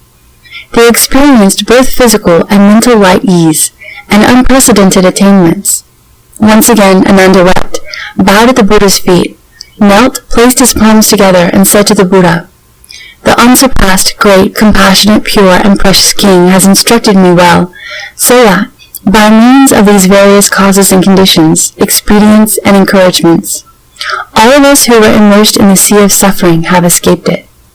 Bhagavan, having heard that explanation of Dharma, I know that the treasury of the Tathagata, the wonderful enlightened bright mind, pervades the 10 directions, and contains the lands of Tathagatas throughout the 10 directions, all the pure and elegantly adorned kshetras of wonderful enlightened kings. The Tathagata also admonished that erudition is of no merit, and is not as good as cultivation. So now I am like a wanderer who suddenly encounters a divine king who bestows upon him an elegant house. Even though he has obtained a mansion, he has to enter through a door. I only hope that Tathagata will not withhold his great compassion in instructing those of us in the assembly who are covered by darkness, so that we may renounce the small vehicle and attain at last the Tathagata's nirvana without residue, the fundamental path of resolve. May he enable those who are still learning to know how to subdue the age-old habit of seeking to manipulate conditions to one's advantage, to obtain dharani, and to enter into the knowledge and vision of the Buddhas." Having said this, he made a full prostration, and together with the members of the assembly, single-mindedly awaited the Buddha's compassionate instruction. The Bhagavan then sympathized with the hearers and those enlightened to conditions in the assembly, all those who were not yet at ease with the Bodhi heart. His sympathy also extended to helping beings in the future Dharma-ending age, after the Buddha's entry into tranquility, to arouse the Bodhi heart. He revealed the wonderful path of cultivation of the unsurpassed vehicle.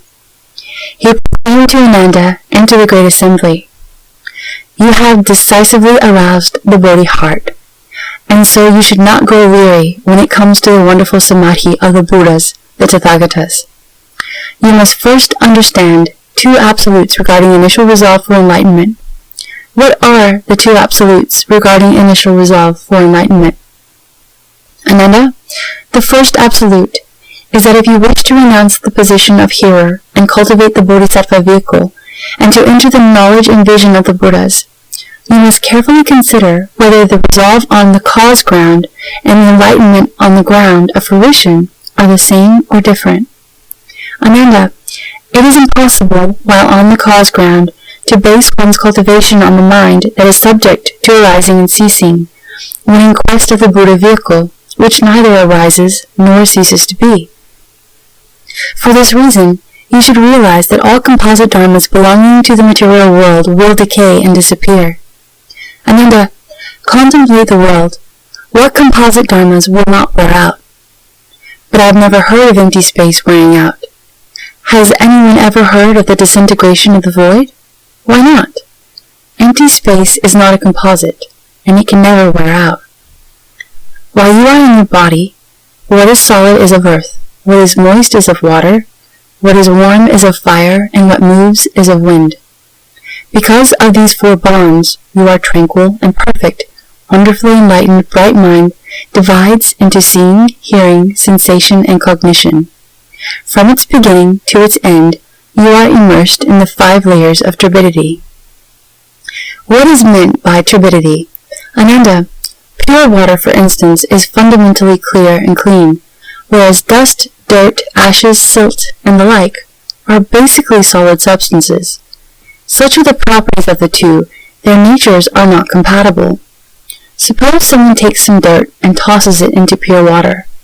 The dirt loses its solidity, and the water is deprived of its transparency. The resulting cloudiness is called turbidity. Your 5 layers of turbidity are similar to it. Ananda, you see that space pervades the 10 directions. There is no division between space and seeing, and yet space by itself cannot identify its own substance, and seeing alone has nothing to register awareness of. But the two become entangled in falseness. This is the first layer, called the turbidity of time. Your body appears in full, with the 4 elements composing its substance, and from this, seeing, hearing, sensation, and cognition become firmly defined. Water, fire, wind, and earth fluctuate between sensation and cognition, and become entangled in falseness. This is the second layer, called the turbidity of views. Further, the functions of memory, discrimination, and verbal comprehension in your mind bring into being knowledge and views. From out of them appear the 6 defiling objects. Apart from the defiling objects, the consciousness would lack attributes. Apart from cognition, the objects would have no nature. But they become entangled in a falseness. This is the 3rd layer, called the turbidity of afflictions. And if day and night, there is endless arising and ceasing as your knowledge and views continually wish to remain in the world, while your karmic patterns constantly move you to various places, this entanglement becomes a falseness, which is the 4th layer, called the turbidity of living beings. Originally, your seeing and hearing were not different natures, but a multitude of defiling objects has divided them into crude differences. These natures have mutual awareness, but their functions are in opposition. Sameness and difference arise, and they lose their identity. This entanglement becomes a falseness, which is the 5th layer, called the turbidity of a lifespan. Ananda, you now call your seeing, hearing, sensation, and cognition to return to and tally with the eternity, bliss, true self, and purity of the Tathagata. You should first decide what the basis of birth and death is by relying on the perfect, tranquil nature, which neither arises nor ceases. By means of this tranquility, influence the empty and false arising and ceasing, so that it is subdued and returns to the source of enlightenment. The attainment of the source of bright enlightenment, which neither arises nor ceases, is the mind of the cause ground. Then you can completely realize cultivation of and certification to the ground of fruition. To do that much is like purifying muddy water by placing it in a quiet vessel which is kept completely still and unmoving. The sand and silt settle, and the pure water appears. This is called the initial subduing of transitory defiling afflictions. The complete removal of the mud from the water is called the eternal severance of fundamental ignorance. When clarity is pure to its very essence, then no matter what happens, there is no affliction. Everything is in accord with the pure and wonderful virtues of nirvana. The second absolute is that if you definitely wish to bring forth the resolve for Bodhi, and to be especially courageous and dedicated in your cultivation of the Bodhisattva vehicle, you must decisively renounce all conditioned phenomena. You should carefully consider the origin of afflictions, who creates and who endures the beginningless creation of karma and perpetual birth. Ananda, if in your cultivation of Bodhi, you do not carefully consider the origin of affliction, you cannot realize where the location of the upside-downness of the empty and false sense organs and sense objects is. If you don't even know their location, how can you subdue them and reach the level of the Tathagata? Ananda, consider someone who wants to untie a knot. If he can't see where the knot is, how can he untie it?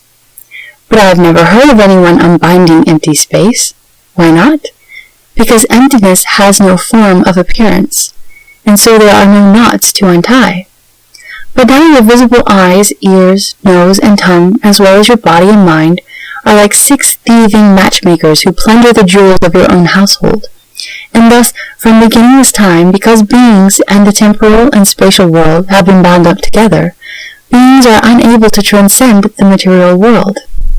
Ananda, how do we define beings in the temporal and spatial world? Temporal refers to change and flow. Spatial refers to location. You should know by now that north, east, southwest, northeast, northwest, southeast, southwest, above and below are space. Past, present, and future are periods of time. There are 10 directions in space in 3 periods of time. All beings come into being because of false interaction.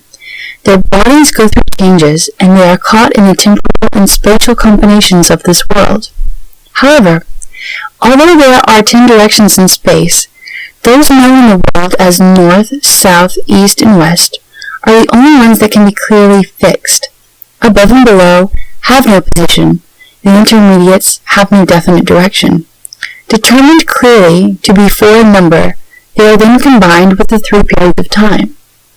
3 times 4, or alternately 4 times 3, makes 12. Increase this to the 3rd place. From the tens through the hundreds to the thousands, the greatest possible efficacy of each of the 6 organs is 1,200. And you can thereby establish their value. Consider how the eyes see darkness behind and light in front. The front is totally light, the back is totally dark. With your peripheral vision included, you can see 2/3 around at most. Therefore, its capacity can be expressed as an efficacy which is not complete. 1/3 of its efficacy is without virtue. Know then that the eyes have an efficacy of only 800. Consider how the ears hear everywhere in the 10 directions, without any loss. They hear movements, whether far or near, and stillness without bounds. Know then that the organ of hearing is complete with the efficacy of 1200. Consider how the nose smells odors with each inhalation and exhalation of the breath. It is deficient at the point between the inhalation and exhalation. The organ of smell can be considered to be deficient by 1/3. Know then that the nose has an efficacy of only 800. Consider how the tongue can proclaim the entirety of worldly and transcendental wisdom.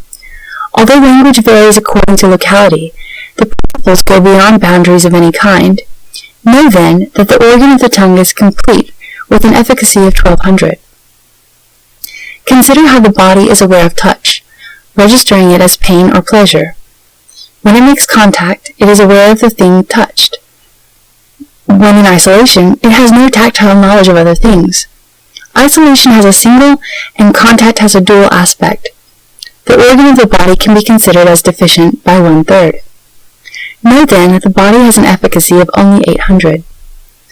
Consider how the mind silently includes all worldly and transcendental dharmas of the 10 directions in 3 periods of time. Regardless of whether it be sagely or ordinary, everything is included in its boundlessness. Know then that the organ of the mind is complete with an efficacy of 1200. Ananda, now you wish to oppose the flow of desire that leads to birth and death. You should turn back the flow of the organs to reach a state of neither arising nor ceasing. You should investigate all of the 6 functioning organs to see which are uniting, which are isolated, which are deep, which are shallow, which will penetrate perfectly, and which are not perfect. If you can realize which organs penetrates perfectly, you can thereupon reverse the flow of its beginningless involvement in false karma, and follow that to perfect penetration. The difference between that and an organ which is not perfect is like the difference between a day and an eon. I have now revealed to you the fundamental efficacy of the tranquil perfect brightness of these 6. This is what the numbers are. It is up to you to select which one to enter. I will explain more to aid your progress in that. The Tathagatas of the 10 directions, cultivating by means of one or another of the 18 realms, attained perfect, unsurpassed bodhi. For them, any of those 18 were generally adequate. But you are at an inferior level, and are not yet able to perfect comfortable wisdom among them. Therefore I shall give you an explanation so that you will be able to enter deeply into the door. Enter one without falseness, and the 6 sense organs will be simultaneously pure. Ananda said to the Buddha, Bhagavan, how do we oppose the flow, enter deeply into one door, and cause the 6 organs to simultaneously become pure? The Buddha told Ananda, you have already obtained the fruition of a Shurangama. You have already put an end to the view delusions that living beings in the 3 realms possess. But you do not yet know that your organs have accumulated habits that are without beginning. The severing of these habits must be done through cultivation, including the numerous subtleties of their arising, dwelling, changing, and ceasing. You should now contemplate the 6 organs further. Are they 1 or 6? Ananda, if you say that they are 1, why can't the ears see? Why can't the eyes hear? Why can't the head walk? Why can't the feet talk? If the 6 organs are definitely 6, then as I now explain in this subtle, wonderful Dharma door for you in this assembly, which of your 6 organs is receiving it? Ananda said, I hear it with my ears. The Buddha said, your ears hear by themselves? What then does that have to do with your body and mouth? And yet you ask about the principles with your mouth, and your body displays veneration.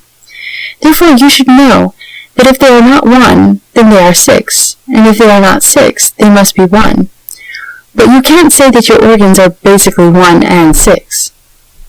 Ananda, you should know that these organs are neither 1 nor 6. It is from being upside down and sinking into involvements throughout time, without beginning, that the theory of 1 and 6 has become established. As a Shurangama, you have dissolved the 6, but you still have not done away with the 1. That is like filling emptiness into differently shaped vessels, and then saying that emptiness is whatever shape the vessel is. And then, upon getting rid of the vessels, looking at the emptiness and saying, it is all the same. How can emptiness become the same or different at your convenience? Even less you call it 1 or not 1, you should understand that the 6 receptive functioning organs are the same way. Seeing occurs because of the 2 attributes of darkness and light, and they like firmly adhere to the quietude in what originally was wonderful perfection. The essence of seeing reflects form and combines with forms to become an organ. This organ, which was originally the 4 pure elements, is called an eye and is shaped like a grape. Of the 4 defiling objects that the sense organs located in the head pursue, this one races out after form. Hearing occurs because the 2 reverberations of movement and stillness and their like firmly adhere to quietude in what was originally wonderful perfection. The essence of hearing reflects sound and resounds with it to become the organ of the ear. The primal composition of the ear organ is the purely defined 4 elements.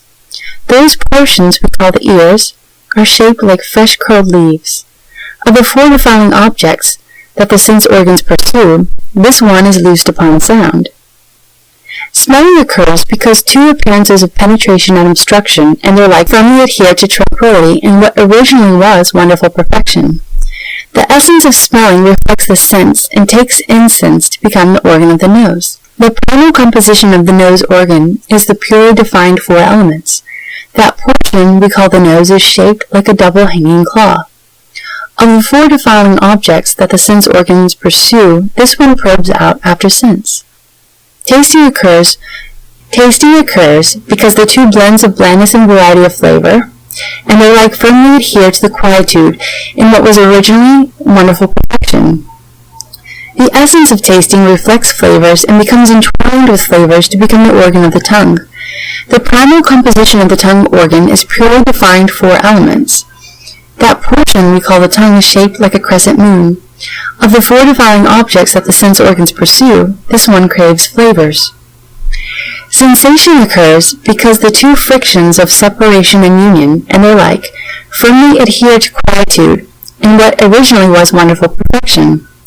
The essence of sensation reflects contact and seizes upon contact to become the organ of the body.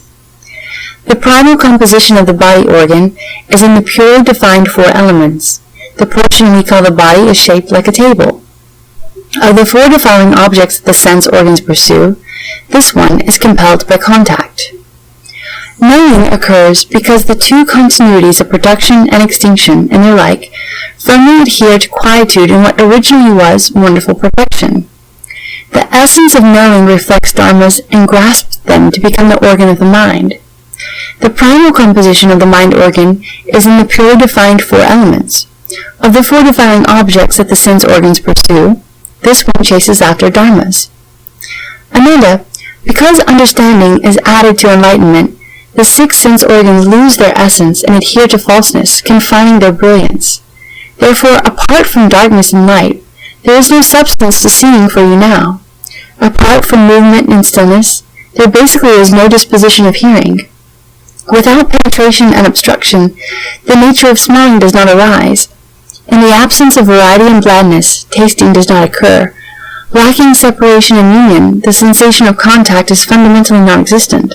Without arising and ceasing, knowing is put to rest. You only need to follow the 12 conditioned attributes of movement and stillness, union and separation, blandness and variety, penetration and obstruction, production and extinction, and brightness and darkness. Accordingly, extract one organ, free it from adhesion, and subdue it at its inner core. Once subdued, it will return to primal truth and radiate its innate brilliance. When that brilliance shines forth, the remaining 5 adhesions will be freed to accomplish total liberation. Do not follow the knowing and seeing influenced by objects before you. True understanding does not follow from the sense organs, yet lodged at the organs is the potential to discover mutual functioning of the 6 organs. Ananda, don't you know now, in this assembly, Aniruddha is blind and yet can see. The dragon, Upananda, is deaf and yet can hear. The spirit of the Ganges River has no nose and yet smells fragrances. Gavampati has an unusual tongue and yet tastes flavors. And the spirit Shunyata has no body and yet is aware of contact. In the light of the Tathagata, this spirit is illumined temporarily as an ethereal essence without substance. In the same way, Mahakashyapa, who is also in this assembly, dwells in the samadhi of extinction, having obtained the tranquility of a hearer. He has long since put to rest the mind organ, and yet he has perfectly clear knowledge, which is not due to the mental process of thinking. Ananda, if you can completely extract all your organs, you will glow with inner brilliance. Then the ephemeral defiling objects and all the changing phenomena of the material world will become like ice being melted by hot liquid. In response to your mind, the transformation will bring unsurpassed enlightenment. Ananda, consider a person who has confined seeing to his eyes. If you suddenly have him close his eyes, he will see darkness before him. The 6 organs will be enveloped in total darkness. From head to toe, he will experience that. If the person traces the shape of external things with his hands, then even though he cannot see, he can recognize someone from head to toe. Enlightenment is also like that. If light were the condition requisite for seeing, then darkness would bring the absence of seeing. But to perceive without light would mean that no dark manifestation could obscure the seeing. Once the organs and the objects suddenly melt away, how could the enlightened brightness that results be anything but perfect and wonderful? Ananda said to the Buddha, Bhagavan, as the Buddha has said, the resolve for enlightenment on the cause ground which seeks the eternal must be in mutual accord with the ground of fruition. Bhagavan, the ground of fruition is Bodhi, Nirvana, true suchness, and the Buddha nature, the Amala consciousness, the empty treasury of the Tathagata, the great perfect mirror wisdom. But although it is called by these 7 names, it is pure and perfect. Its substance is enduring, like royal Vajra, eternal and indestructible. If the seeing, hearing, and the rest are ultimately devoid of substance apart from light and darkness, movement and stillness, and penetration and obstruction, and the rest, then they will be like thoughts which, apart from immediate sense objects, do not exist at all. How could an ultimate annihilationism like that be a cause by which one cultivates in the hope of attaining the Tathagata's 7-fold eternal fruition? Bhagavan, if seeing is ultimately empty apart from light and darkness, just as thoughts cease of themselves in the absence of any immediate sense object, then my comparisons become circular, and no matter how carefully I search, there seems to be no such thing as my mind or what pertains to it. Just what should be used to seek the unsurpassed enlightenment? The Tathagata previously referred to a tranquil essence, perfect and eternal. His present contradiction defies belief and his resort to idle theorizing. How can the Tathagata's words be true and actual? I only hope the Buddha will let fall his great compassion and instruct us who do not understand and who are holding on tightly. The Buddha told Ananda, "You study and learn much, but you have not yet put an end to outflows. In your mind, you know only the causes of being upside down. But when the true inversion manifests, you really cannot recognize it yet. Lest your sincerity and faith remain insufficient, I will try to make use of an ordinary event to dispel your doubts." Then the Tathagata instructed Rahula to strike the bell once, and he asked Ananda, "Did you hear that?" Ananda and the members of the Great Assembly all said, "We heard it." The bell ceased to sound, and the Buddha again asked, "Do you hear it now?" Ananda and the members of the Great Assembly all said, "We do not hear it." Then Rahula struck the bell again. The Buddha asked again, "Do you hear it now?" Ananda and the Great Assembly again said, "We hear it." The Buddha asked Ananda, "What do you hear, and what do you not hear?" Ananda and the members of the Great Assembly all said to the Buddha, "When the bell is rung, we hear it. Once the sound of the bell ceases, so that even its echo fades away, we do not hear it." The Tathagata again instructed Rahula to strike the bell, and asked Ananda, "Is there a sound now?" Ananda and the members of the Great Assembly all said, "There is a sound." And after a short time the sound ceased, and the Buddha again asked, "Is there a sound now?" Ananda and the Great Assembly answered, "There is no sound." After a moment, Rahula again struck the bell, and the Buddha again asked, "Is there a sound now?" Ananda and the Great Assembly said together, "There is a sound." The Buddha asked Ananda, "What is meant by sound, and what is meant by no sound?" Everyone in the Great Assembly, including Ananda, told the Buddha, "When the bell is struck, there is a sound. Once the sound ceases, and even the echo fades away, there is said to be no sound." The Buddha said to Ananda and the Great Assembly, "Why are you inconsistent in what you say?" The Great Assembly and Ananda then asked the Buddha, "In what way have we been inconsistent?" The Buddha said, "When I asked if it was your hearing, you said it was your hearing. Then, when I asked you if it was a sound, you said it was a sound. I cannot ascertain from your answers if it is a hearing or if it is a sound. How can you not say that is inconsistent? Ananda, when the sound is gone without an echo, you say there is no hearing. If there were no hearing, the hearing nature would cease to be. It would be just like dead wood. If then the bell sounded again, how would you know? What you know to be there or not to be there is the defiling object of sound, which seems to come into being and cease to be. But how could the hearing nature be there or not be there? And if the hearing really were, as you contend, not there, who would know it was not there? And so, Ananda, the sounds that you hear are what rise and cease. Your hearing nature does not come into being and cease to be based on the rising and ceasing of the sounds you hear. You are so upside down that you mistake sound for hearing. No wonder you are so confused that you take what is eternal to be annihilationism. Ultimately, you cannot say that there is no hearing nature apart from movement and stillness, from obstruction and penetration and the rest. Consider a person who falls into a deep sleep while napping on his bed. While he is asleep, someone in his household starts beating cloves or pounding rice. In his dream, the person hears the sound of a beating and pounding and takes it for something else, perhaps for the striking of a drum or the ringing of a bell. In his dream, he wonders why the bell sounds like stone or wood. Suddenly he awakens and immediately recognizes the sound of pounding. He tells the member of his household, "I was just having a dream in which I mistook the sound of pounding for the sound of a drum." Ananda, how can this person in the dream state remember stillness and motion, penetrability and obstruction? Although he is physically asleep, his hearing nature is not unclear. Even when your physical existence melts away and your life force changes and dwindles, how could that nature melt away and be gone from you? But because beings from time without beginning have pursued forms and sounds, and have followed their thoughts as they turn and flow, they are still not enlightened to the wonderful, eternal, pure nature. They do not accord with what is eternal, but chase after things that are subject to arising and ceasing. That is what causes them to be born again and again, flowing and turning in defilement. But if they reject arising and ceasing, and uphold the eternal truth, an enduring light will appear, and with that, the sense organs, defiling objects, and consciousness will disappear. Then you must maintain your distance from the defilements of the manifestations of thinking and the emotional states of consciousness. Then your Dharma eye will accordingly become pure and bright. And how can you fail to realize unsurpassed enlightenment? This is the end of Chapter 4.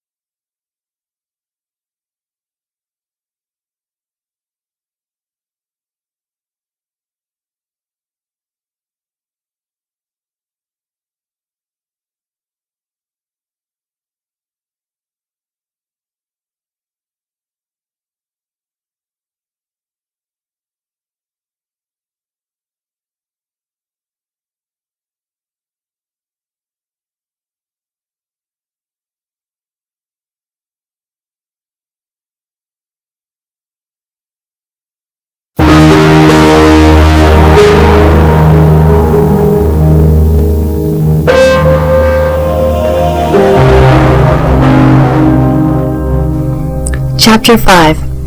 Ananda said to the Buddha, Bhagavan, although Tathagata has explained this second absolute, as he now regards someone who wants to untie a knot, if he cannot find its center, he will never get the knot undone. Bhagavan, I and all the other hearers in the great assembly who are not beyond study are the same way. From time without beginning, we have been accompanied in birth and death by ignorance. We have obtained these good roots of erudition, and are said to have left the home life, yet in fact we act like someone with recurrent malaria. I only hope, greatly compassionate one, that you will take pity on us who are sinking and drowning. What are the knots in our body and mind, and how do we untie them? Your explanation will also enable future beings who are in suffering and difficulty to avoid the cycle of rebirth, and keep them from falling into the three realms of existence. After saying that, he and everyone in the great assembly made full prostrations. He wept profusely, and with sincere anticipation awaited the unsurpassed instruction of the Buddha, the Tathagata. Then the Bhagavan took pity on Ananda and those in the assembly with something left to study, as well as on beings of the future who have the potential to transcend the world and to develop insight. He rubbed the crown of Ananda's head with his hand that shone with Jambunanda, purple golden light. Instantaneously, all the Buddha lands of the 10 directions quake in 6 ways. Tathagatas as numerous as atoms of universe, each dwelling in his respective world, emitted a precious light from the crowns of his head. At one and the same time, their light went from their own countries to the Jeta Grove, and anointed the crown of the Tathagata's head. All in the assembly received unprecedented benefits. Then Ananda and everyone in the great assembly heard the Tathagatas as numerous as atoms of universe throughout the 10 directions speak to Ananda with different mouths, but with a single voice. Good indeed, Ananda. You wish to recognize your innate ignorance that causes you to turn on the wheel. The origin of the knot of birth and death is simply your 6 sense organs and nothing else. You also want to understand unsurpassed Bodhi, so that you can quickly realize bliss, liberation, tranquility, and wonderful permanence. It, too, is your 6 sense organs, and nothing else. Although Ananda heard those sounds of Dharma, he did not yet understand them. Bowing his head, he said to the Buddha, How can what causes me to revolve in the cycle of birth and death, and what enables me to gain bliss and wonderful eternity, be the 6 sense organs in both cases, and nothing else? The Buddha said to Ananda, The sense organs and the objects are the same source. The bonds and their release are not different things. The nature of a consciousness is empty and false, like flowers in space. Ananda, awareness arises because of defiling objects. Phenomena exist because of the sense organs. The phenomena and the perception are both devoid of their own natures. They support each other like intertwining weeds. Therefore, creating knowledge within enlightened perception is fundamental ignorance. To be devoid of perception within enlightened perception is the non-outflow, true purity of nirvana. Why try to put something else in these? Then the Bhagavan, wishing to restate that meaning, spoke verses saying, In the true nature, conditioned things are empty. Conditions that arise are like illusions. Things conditioned neither arise nor cease. Unreal they are, like flowers in space. To speak of the false is to reveal the true. But both the false and the true are false themselves. Since there is neither truth nor untruth, how could there be perceiver and perceived? Between the two no real nature exists. Thus they are likened to entwining weeds. The knots and their release have a common cause. The sages and ordinary people's paths are not two. Regard the nature of the intertwined. They are neither empty nor existent. Dark confusion is simply ignorance. Bringing it to light is liberation. The knots must be untied successively. When the six are released, even the one ceases to be. Select an organ preferred for penetration. Enter the flow and realize proper enlightenment. Extremely subtle, the Adana consciousness makes patterns of habit that flow on in torrents. Fearing you will confuse the truth with what is not, I rarely tell you all of this. With your own mind, you grasp at your own mind. What is not illusory turns into illusion. Do not grasp, and nothing will not be illusion. Since even non-illusion does not arise, how can illusory dharmas be established? This is called the wonderful lotus flower, the regular Vajra gem of enlightenment. And this samapati, that is likened to illusion, transcends the level beyond knowing. This abhidharma, incomparable, is a single pathway through nirvana's gates, taken by Bhagavans in all the 10 directions. When Ananda and the great assembly heard the unsurpassed compassionate instruction of the Buddha, the Tathagata, this harmonious and brilliant Gaya verse, with its clear and penetrating wonderful principles, their hearts and eyes were opened, and they exclaimed that this Dharma was unprecedented. Ananda put his palms together, bowed, and said to the Buddha, Having heard the Buddha's unrestrained, greatly kind, true and actual expression of Dharma that is pure in nature and wonderfully eternal, I still have not understood the sequence for releasing the knots, so that when the six are untied, the one is gone also. I only hope that you will be compassionate and once again empathize with this assembly and those of the future by offering us explanation of the Dharma to wash and rinse away our deep-rooted defilements. Then, upon the lion's throne, the Tathagata straightened his nirvana robes, arranged his samgatik sash, took hold of the table inlaid with the 7 gems, reached out onto the table and picked up an exquisitely beautiful cloth given to him by a god from the Siyama heaven. Then, as the assembly watched, he tied it into a knot and showed it to Ananda, asking, What is this called? Ananda and the great assembly answered together, It is called a knot. Then the Tathagata tied another knot in the beautiful cloth and asked Ananda again, What is this called? Ananda and the great assembly once again answered together, It, too, is called a knot. He continued this pattern until he had tied 6 knots in the beautiful cloth. As he made each knot, he held it up to Ananda and asked, What is this called? And each time Ananda and the great assembly answered the Buddha in the same way, It is called a knot. The Buddha said to Ananda, When I first tied the cloth, you called it a knot. Since the beautiful cloth is basically a single strip, how could you give the same answer for the second and third time? Ananda said to the Buddha, Bhagavan, this beautiful cloth is just one piece, but the way I understand it, when the Tathagata makes one tie, it is called a knot. If he were to make 100 ties, they would be called 100 knots. And so now that exactly 6 knots, not 5 or 7, have been tied in the cloth, why does the Tathagata only allow me to speak of 1 knot and not of 2 or 3? The Buddha told Ananda, You know that this precious cloth is basically one strip. But when I made 6 ties in it, You said it had 6 knots. Carefully consider the substance of the cloth. It remains unchanged except for the knots in it. What do you think? You identified the first knot as I tied number 1. Now I am ready to tie the 6th knot. Will you also call it number 1? No, Bhagavan. If there are 6 knots, the 6th knot can never be called the first one. Even if I exhausted all my intelligence and eloquence in life after life, I could reverse the sequence of these 6 knots. The Buddha said, So it is. The 6 knots are not identical. Consider their origin. They are created from the one cloth, and were tied in a certain order. It would be impossible to scramble that sequence. Your 6 sense organs are also like that. From what was identical, decisive differences arise, the Buddha said to Ananda. Assuming you do not want these 6 knots, and would like there to be just one cloth, how could you achieve that end? Ananda said, As long as these knots remain, dispute about what they are and what they are not will arise. Their very existence will lead to such distinctions as this knot not being that knot, and that knot not being this one. But if the Tathagata were to untie them all right now so that none remained, then there would be no this or that. There would not even be anything called 1, how much the less 6. The Buddha said, This is also what happens when the 6 sense organs are freed. Even the 1 is gone. Because from beginningless time your mind and nature have been insane and disturbed. You have created false knowledge and views. As that falseness continues to arise without respite, perception becomes weary and defilements arise.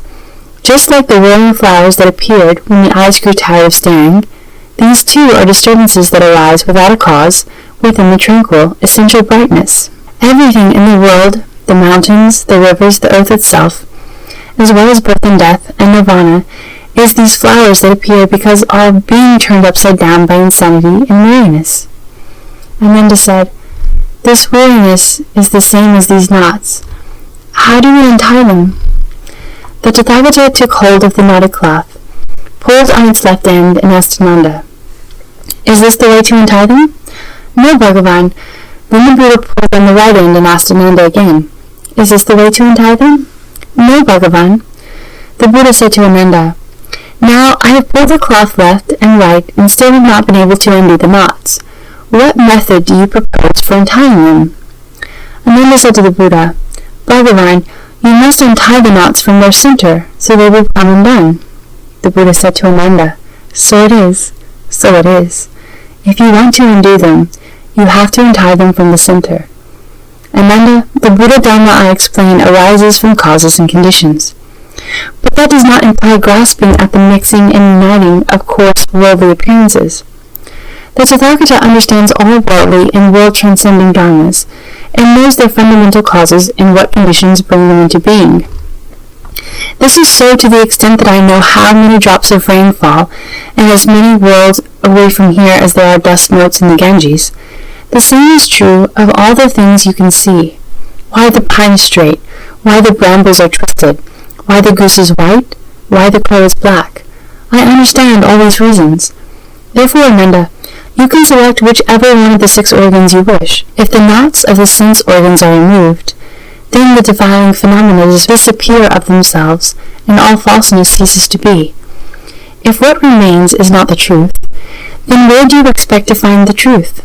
Ananda, I now ask you, can the 6 knots beautiful cloth be untied simultaneously and released all at once? No, Bhagavan. As the knots were originally made in sequence, now they must be untied in sequence. The substance of the 6 knots is the same, but they were not made simultaneously, and so now when they are undone, how could they be untied simultaneously? The Buddha said, Releasing the 6 sense organs is the same way. When the sense organ begins to be released, one realizes the emptiness of people first. When the nature of that emptiness is fully understood, then one is released from dharmas. Once one is freed from dharmas, neither kind of emptiness will arise. That is called the patience with non-production that bodhisattvas attain by means of samadhi. Upon receiving the Buddha's instruction, Ananda and the Great Assembly gained wisdom and awareness that was perfectly penetrating and free of doubt and delusion. All at the same time, they placed their palms together and bowed at the Buddha's feet. Ananda then said to the Buddha, "Today, our bodies and minds are illumined, and we are happily free from obstruction. We have understood the meaning of the ending of the six and the one. Still, we have not yet progressed to fundamental perfect penetration. Bhagavan, we who have drifted and floundered our way through eon after eon, homeless and alone, had no idea, we never imagined that we can meet the Buddha in such a close relationship. We are like lost infants who have suddenly found their compassionate mother. If because of this encounter we realize the way, it will not have been in vain. If we treat these secret instructions with our former mode of understanding, it will be the same as if we hadn't even heard them. We only wish the greatly compassionate One will bestow upon us the profound secret as the Tathagata's final instruction." After saying this, Ananda prostrated himself, withdrew, and silently anticipated the Buddha's hidden transmission. The expedients to Samadhi. Then the Bhagavan told all those in the assembly who were great bodhisattvas and great arhats, with their outflows extinguished, "All of you bodhisattvas and arhats, who are born from within my Dharma and have attained the stage beyond study, I now ask you, when you first brought forth your resolve and became enlightened to the 18 realms, which one of these brought perfect penetration? Through which expedient did you enter Samadhi?" Kayandinya, with the others of the first 5 bhikshus, arose from his seat, bowed at the Buddha's feet, and said to the Buddha, "When I was in the deer park at the pheasant garden, I observed the Tathagata immediately after his accomplishment of the way. Upon hearing the Buddha's voice, I understood the 4 truths. The Buddha is questioning us bhikshus. As I was the first to understand, the Tathagata certified me and named me Ajnata. His wonderful sound was both secret and all-pervasive. It was through sound that I became an arhat. The Buddha asks about perfect penetration. As I have been certified to it, sound is the foremost means." Upanishad arose from his seat, bowed at the Buddha's feet, and said to the Buddha, "I also saw the Buddha when he first accomplished the way. I learned to contemplate the attributes of impurity until I grew to loathe it, and came to understand that the nature of all forms is unclean. Bare bones and fine dust all return to emptiness, and so both emptiness and forms are done away with. With this realization, I accomplished the path beyond study. The Tathagata certified me and named me Upanishad. Objects of form came to an end, and wonderful form was both secret and all-pervasive. Thus it was through the attributes of forms that I became an arhat. The Buddha asks about perfect penetration. As I have been certified to it, forms are the foremost means." The pure youth, exalted by fragrance, arose from his seat, bowed at the Buddha's feet, and said to the Buddha, "I heard the Tathagata teach me to contemplate attentively all conditioned phenomena. I then left the Buddha and dwelt quietly in a pure abode. I observed that when the bhikshus lit sinking incense, its fragrance scent quietly entered my nostrils. I contemplated this fragrance. It did not come from the wood. It did not come from emptiness. It did not come from the smoke, and it did not come from the fire. There was no place it came from and no place it went to. Because of that, my discriminating mind was dispelled, and I attained the absence of outflows. The Tathagata certified me and called me exalted by fragrance.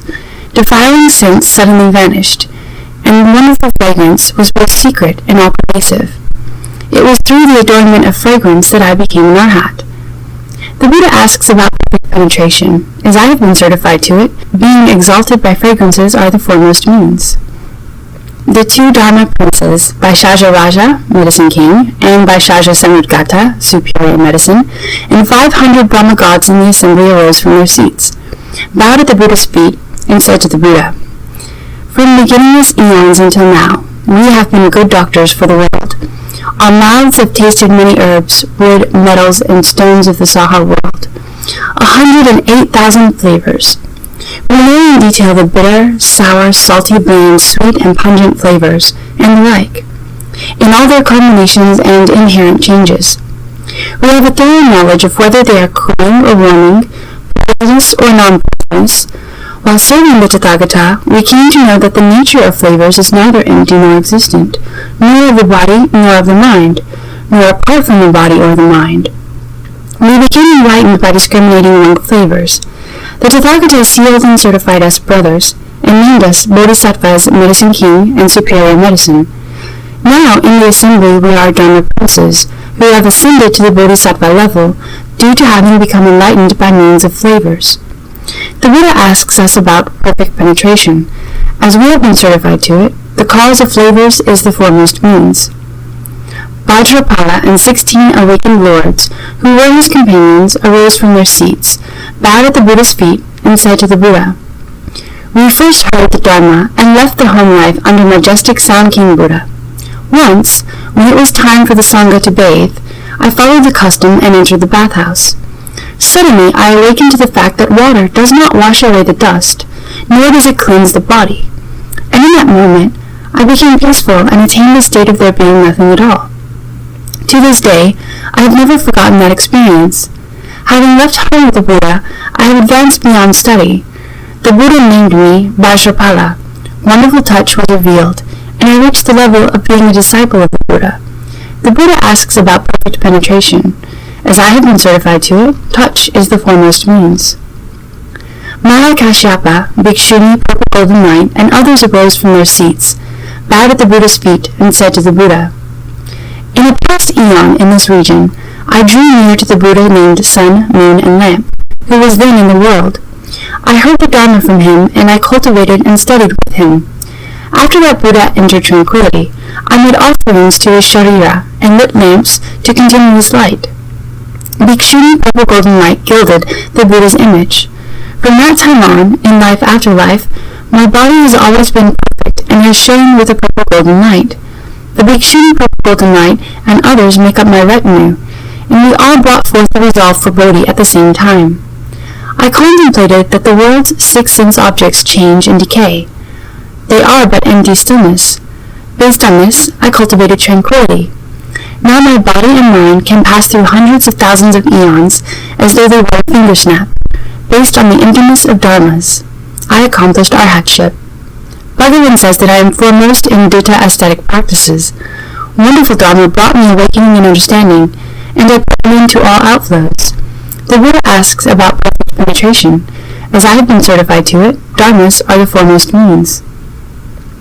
Aniruddha arose from his seat, bowed at the Buddha's feet, and said to the Buddha, "When I first left home, I was fond of sleeping all the time.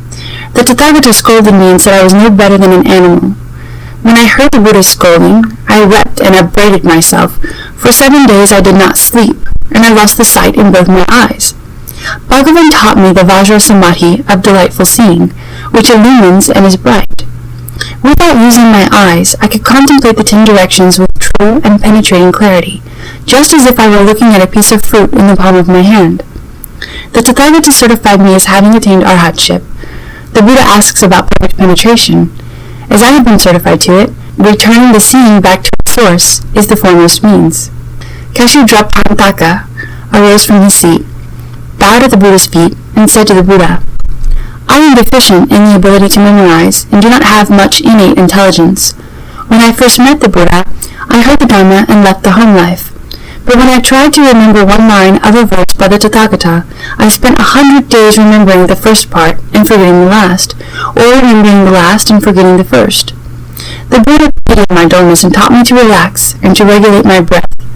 I contemplated my breath thoroughly to the subtle point in which arising, dwelling, decay, and ceasing happen in every moment. My mind suddenly attained vast non-obstruction until my outflows were ended and I accomplished arhatship. Beneath the Buddha's seat, I was sealed and certified as being beyond study. The Buddha asks about perfect penetration. As I have been certified to it, turning the breath back to emptiness is the foremost means." Gavampati arose from his seat, bowed at the Buddha's feet, and said to the Buddha, "I created an offense that resulted in moth karma in a past eon. I slighted ashramana, and in life after life I've had this cow-cud sickness. The Tathagata taught me the mind-ground Dharma door of the purity of a single flavor. My thoughts ended, I entered samadhi, and learned by contemplating flavors how they have no substance and are not things. As a result, my mind transcended all worldly outflows. Internally, my body and mind were liberated, and externally, I abandoned the world. I left the three realms of existence far behind, just like a bird released from its cage. I separated from filth and wiped out defilements, and so my Dharma I became pure, and I accomplished arhatship. The Tathagata personally certified me as having ascended to the stage beyond study. The Buddha asks about perfect penetration. As I have been certified to it, returning flavor and turning awareness around is the foremost means. Pilindavatsa arose from his seat, bowed at the Buddha's feet, and said to the Buddha, "When I first resolved to follow the Buddha and enter the way, I often heard the Tathagata explain how there is nothing in this world that brings happiness. Once, when I was on my alms rounds in the city, I was reflecting on this Dharma door and did not notice a poisonous thorn on the road until it had pricked my foot. My mind was aware of the strong physical pain, but although my awareness experienced the pain, I was also aware that in my pure heart there was neither pain nor awareness of it. I also thought, is it possible for one body to have two awarenesses? Having reflected on this for a short while, my body and mind became suddenly empty. After 21 days, my outflows disappeared, and I accomplished arhatship. The Buddha personally certified me and confirmed that I had realized the level beyond study. The Buddha asks about perfect penetration. As I have been certified to it, purifying the awareness and forgetting the body is the foremost means. Subhuti arose from his seat, bowed at the Buddha's feet, and said to the Buddha, "From distant eons until now, my mind has been unobstructed. I remember as many of my past lives as there are grains of sand in the Ganges.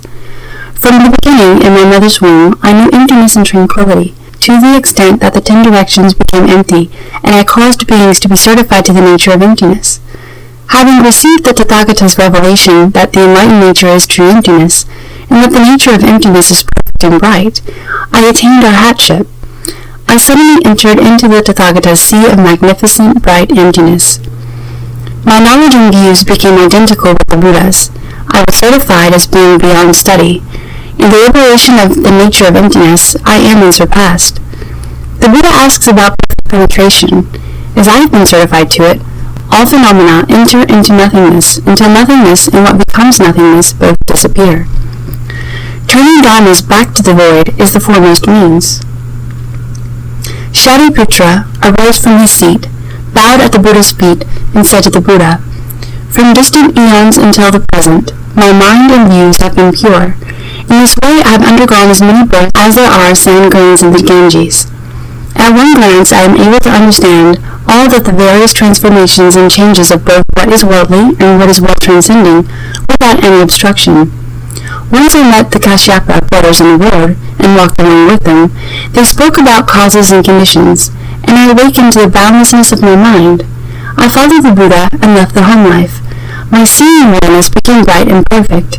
I obtained great fearlessness and became an arhat. As one of the Buddha's elder disciples, I am born from the Buddha's mouth, transformationally born from the Dharma. The Buddha asks about perfect penetration.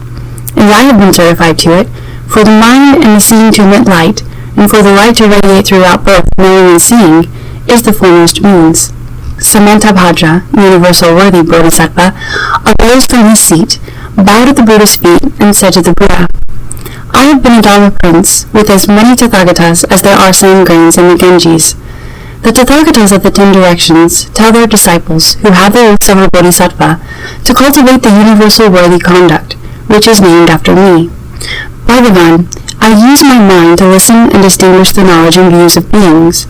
In other regions as many realms away as there are sand grains in the Ganges, for each being who resolves to practice the conduct of universal worthy, I immediately mount my 6-tusked elephant and create hundreds of thousands of reduplicated bodies which go to those places. Although their obstacles may be so heavy that they cannot see me, I secretly rub their crowns, protect and comfort them, and help them succeed." The Buddha asks about perfect penetration. The basic cause I speak of is listening with the mind, distinguishing at ease, and emitting light. This is the foremost means.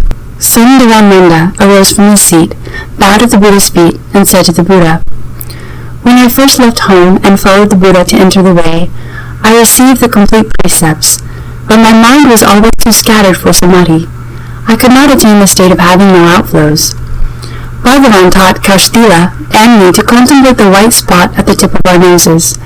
From the first, I contemplated intently. After 3 weeks, I saw that when I inhaled and exhaled, the breath in my nostrils looked like smoke. Internally, my body and mind became bright, and externally I perfectly understood that the world was like crystal, empty and pure.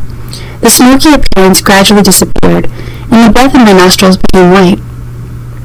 My mind opened, and my outflows were ended. Every inhalation and exhalation of breath was transformed into light, which illumined the 10 directions, and I attained arhatship. Bhagavan predicted that in the future I would obtain bodhi. The Buddha asks about perfect penetration. I did it by means of the disappearance of the breath, until eventually the breath emitted light, and the light completely extinguished my outflows. That is the foremost means. Pranamatriyanuputra arose from his seat, bowed at the Buddha's feet, and said to the Buddha, "For vast eons I have possessed unobstructed eloquence. When I discuss suffering and emptiness, I penetrate deeply into ultimate reality. In the same way, I feel no fear as I give subtle, wonderful instruction to the assembly concerning the secret Dharma doors of as many Tathagatas as there are sand grains in the Ganges." Bhagavan knew that I had great eloquence, and, using his sound to turn the Dharma wheel, taught me to propagate the Dharma. I joined the Buddha to help him turn the Dharma wheel. I accomplished arhatship due to his lion's roar. The world-honored one certified me as being foremost in speaking Dharma. The Buddha asks about perfect penetration. I used the sounds of Dharma to subdue demons and adversaries, and to melt away my outflows. That is the foremost means.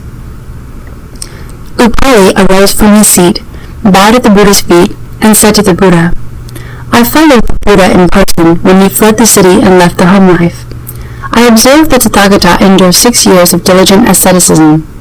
I watched the Tathagata subdue all the demons and adherents of external paths and become liberated from all outflows, based on worldly desire and greed.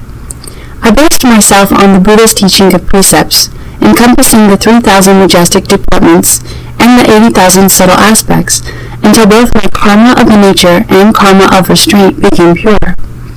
My mind and body became tranquil, and I accomplished arhatship. In the Tathagata's assembly, I recalled the rules governing discipline. The Buddha himself certified my mind's upholding of the precepts and my genuine cultivation of them. I am considered a leader of the assembly. The Buddha asks about perfect penetration. I disciplined the body until it attained ease and comfort. Then I disciplined the mind until it attained penetrating clarity. After that, both body and mind experienced keen and thorough absorption. That is the foremost means. Mahamagayayana arose from his seat, bowed at the Buddha's feet, and said to the Buddha, "Once when I was out in the road doing alms rounds, I met the 3 Kashyapa brothers, Uru, Vilva, Gaya, and Nadi, who proclaimed for me the Tathagata's profound principle of causes and conditions. I immediately brought forth a resolve, and obtained a great understanding. The Tathagata accepted me. I was spontaneously clad in the kashaya, and my hair and beard fell out by themselves. I roamed the 10 directions, having no impeding obstructions. My spiritual penetrations, which are esteemed as unsurpassed, and I accomplished arhatship. Not only the Bhagavan, but the Tathagatas of the 10 directions praise my spiritual powers as being perfectly clear and pure, masterful and fearless." The Buddha asks about perfect penetration. By means of unrelenting attention to the profound, the light of my mind was revealed. Just as water becomes clear when mud settles, eventually my mind becomes pure and lustrous. That is the foremost means. O Krishna came before the Buddha, put his palms together, bowed at the Buddha's feet, and said to him, "I can still remember how many eons ago I was filled with excessive greed and desire. The Buddha, named King of Emptiness, was in the world, and he said that people with too much lustful desire turn into a raging mass of fire. He taught me to contemplate the coolness and warmth found throughout my entire body. Then the spiritual light coalesced inside me and transformed my thoughts of excessive lust into the fire of wisdom. After that, all the Buddhas referred to me by the name Firehead. Due to the strength of this firelight samadhi, I accomplished arhatship. I made a great vow that when any Buddha accomplishes the way, I will be a powerful knight and personally subdue the demon's enmity." The Buddha asks about perfect penetration. I used attentive contemplation of the effects of heat in my body and mind until it became unobstructed and penetrating, and all my outflows were consumed. I produced a blazing brilliance and ascended to enlightenment. That is the foremost means.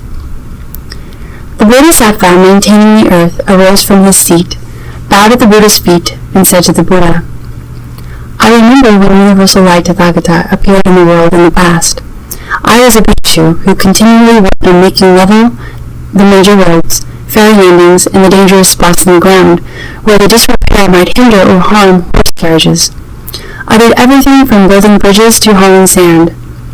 Throughout the appearance of limitless Buddhas in the world, I was diligent in this hard labor.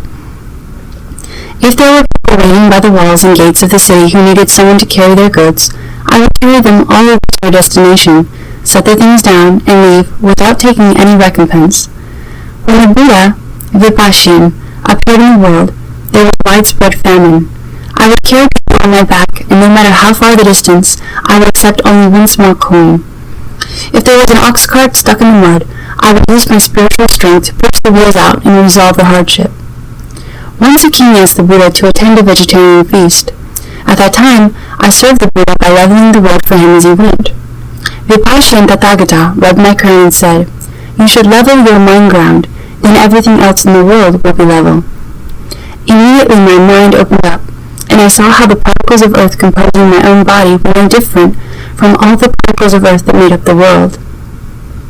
These particles of dust do not conflict with our nature, to the point that not even the blade of a sword could harm it. Within the Dharma nature, I awakened to the patience of the non-production of dharmas and accomplished arhatship. My mind has returned, and I have now entered the ranks of the Bodhisattvas. Hearing that Tathagata proclaimed the wonderful lotus flower, the level of the Buddha's knowledge and vision, I have already been certified as having understood, and am the leader in the assembly.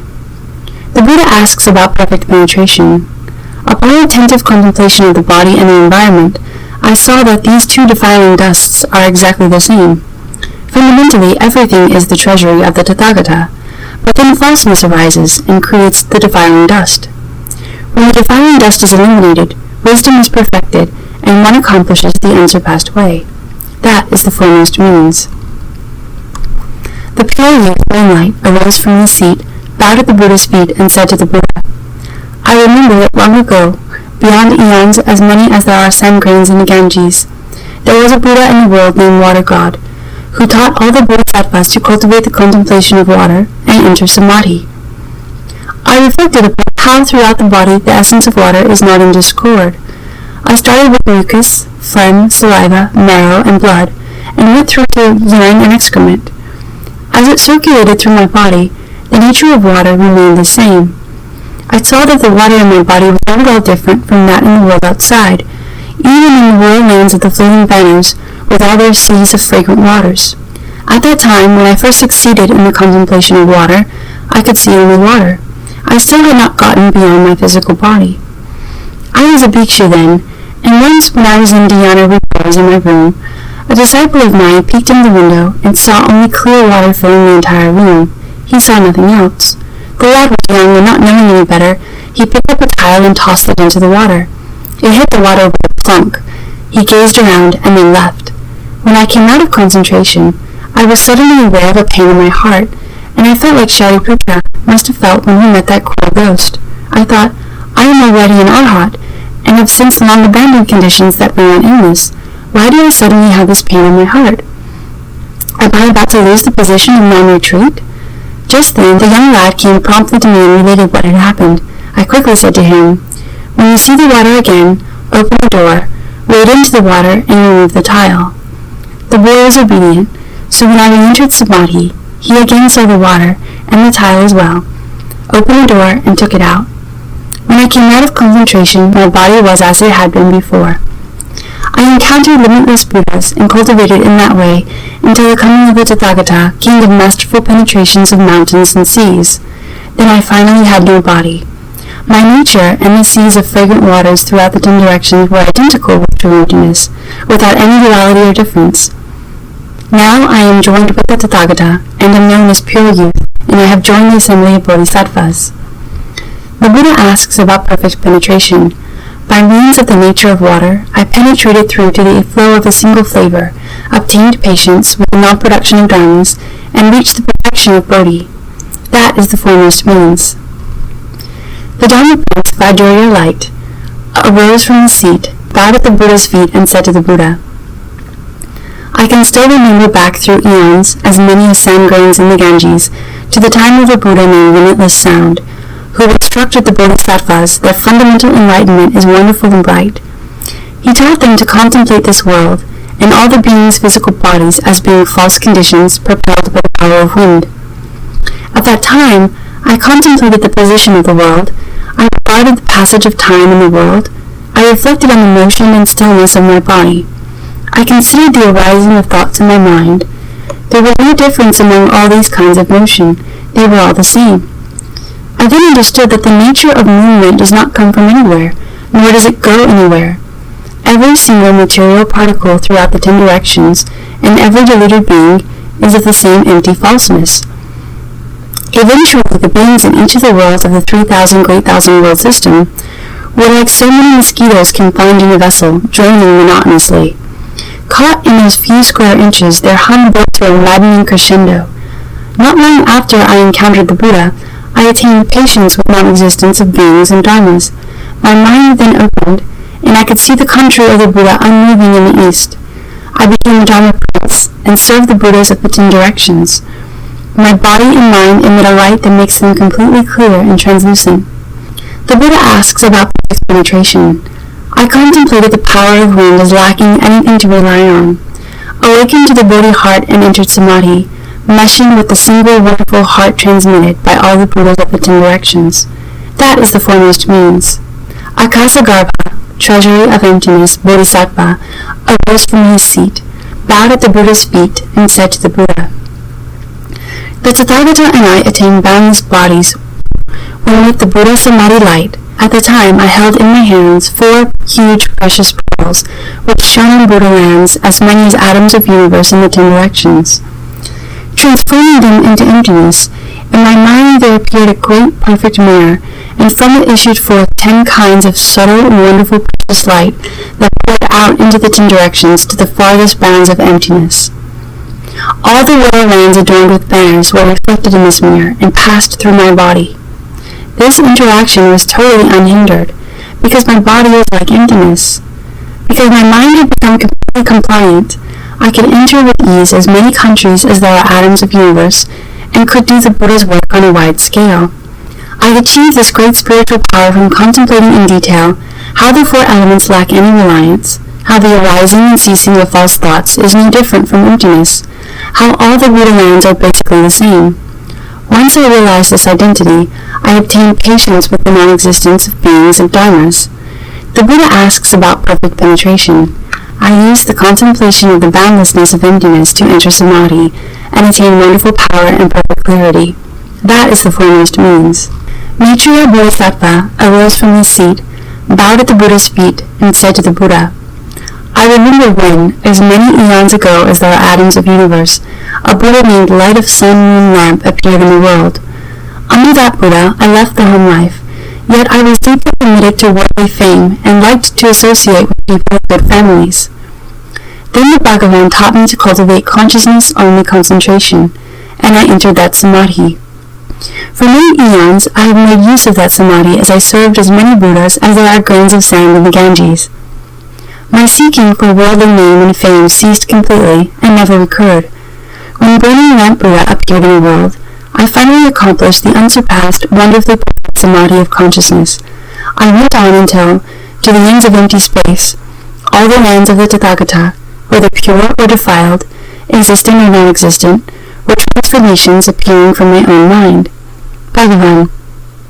Because I understand consciousness only, limitless Tathagatas flow forth from this nature of consciousness.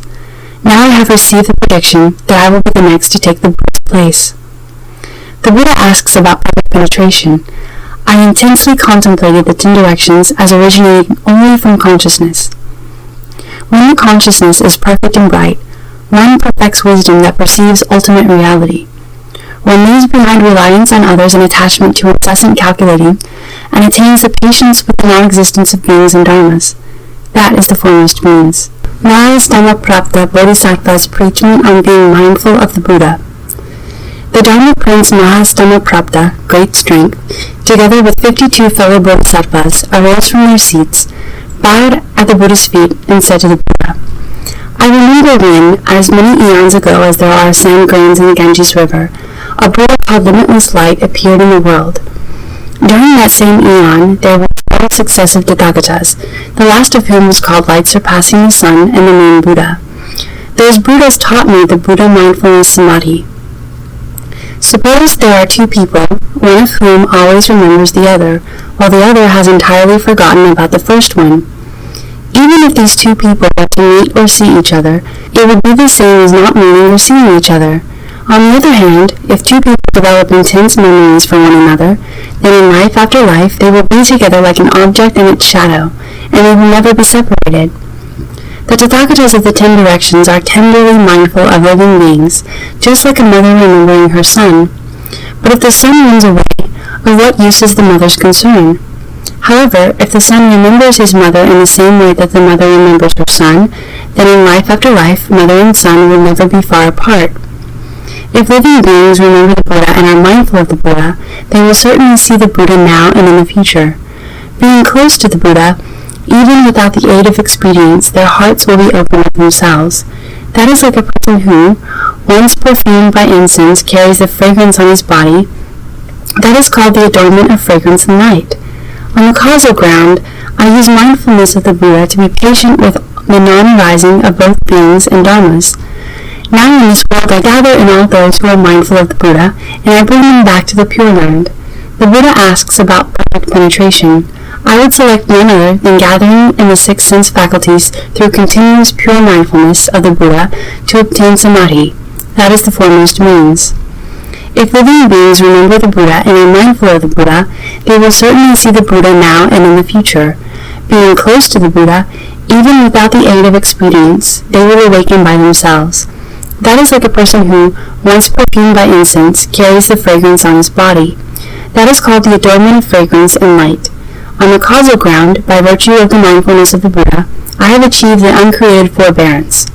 Now in this world I gather in all those who are mindful of the Buddha, and I bring them back to the Pure Land. The Buddha asks about the perfect penetration. I would select none other than gathering in the 6 faculties through continuous pure mindfulness of the Buddha to obtain samadhi. That is the foremost means. This is the end of Chapter 5.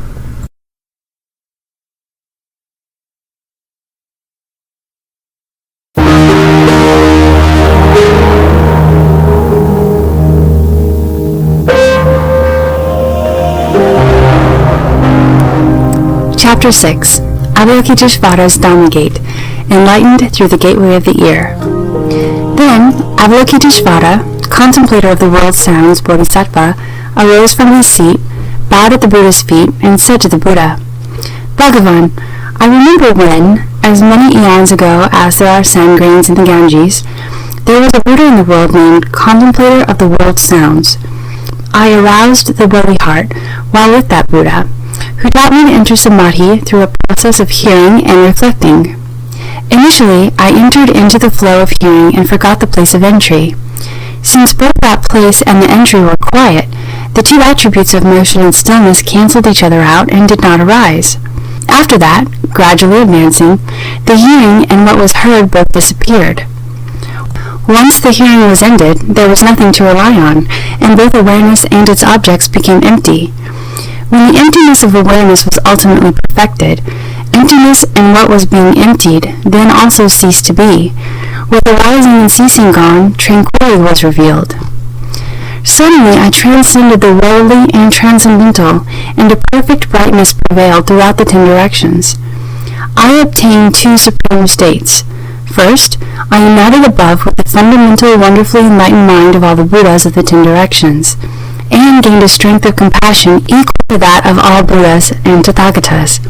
Second, I united below with all beings in the 6 paths, and gained a kind regard for all living beings.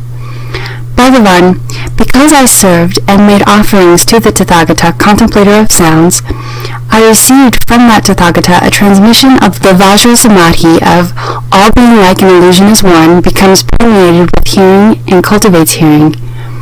Because I gained a strength of compassion equal to that of all Buddhas, the Tathagatas, I attained 32 response bodies and entered all lands.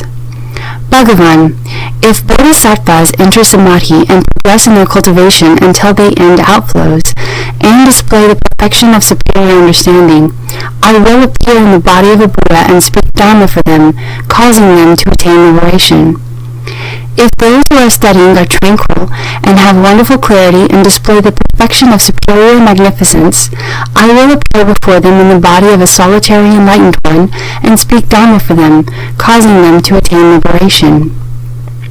If those who are studying have severed the 12 causal conditions, and, having severed those conditions, reveal a supreme nature, and display the perfection of magnificence, I will appear before them in the body of one enlightened to conditions, and speak Dharma for them, causing them to attain liberation.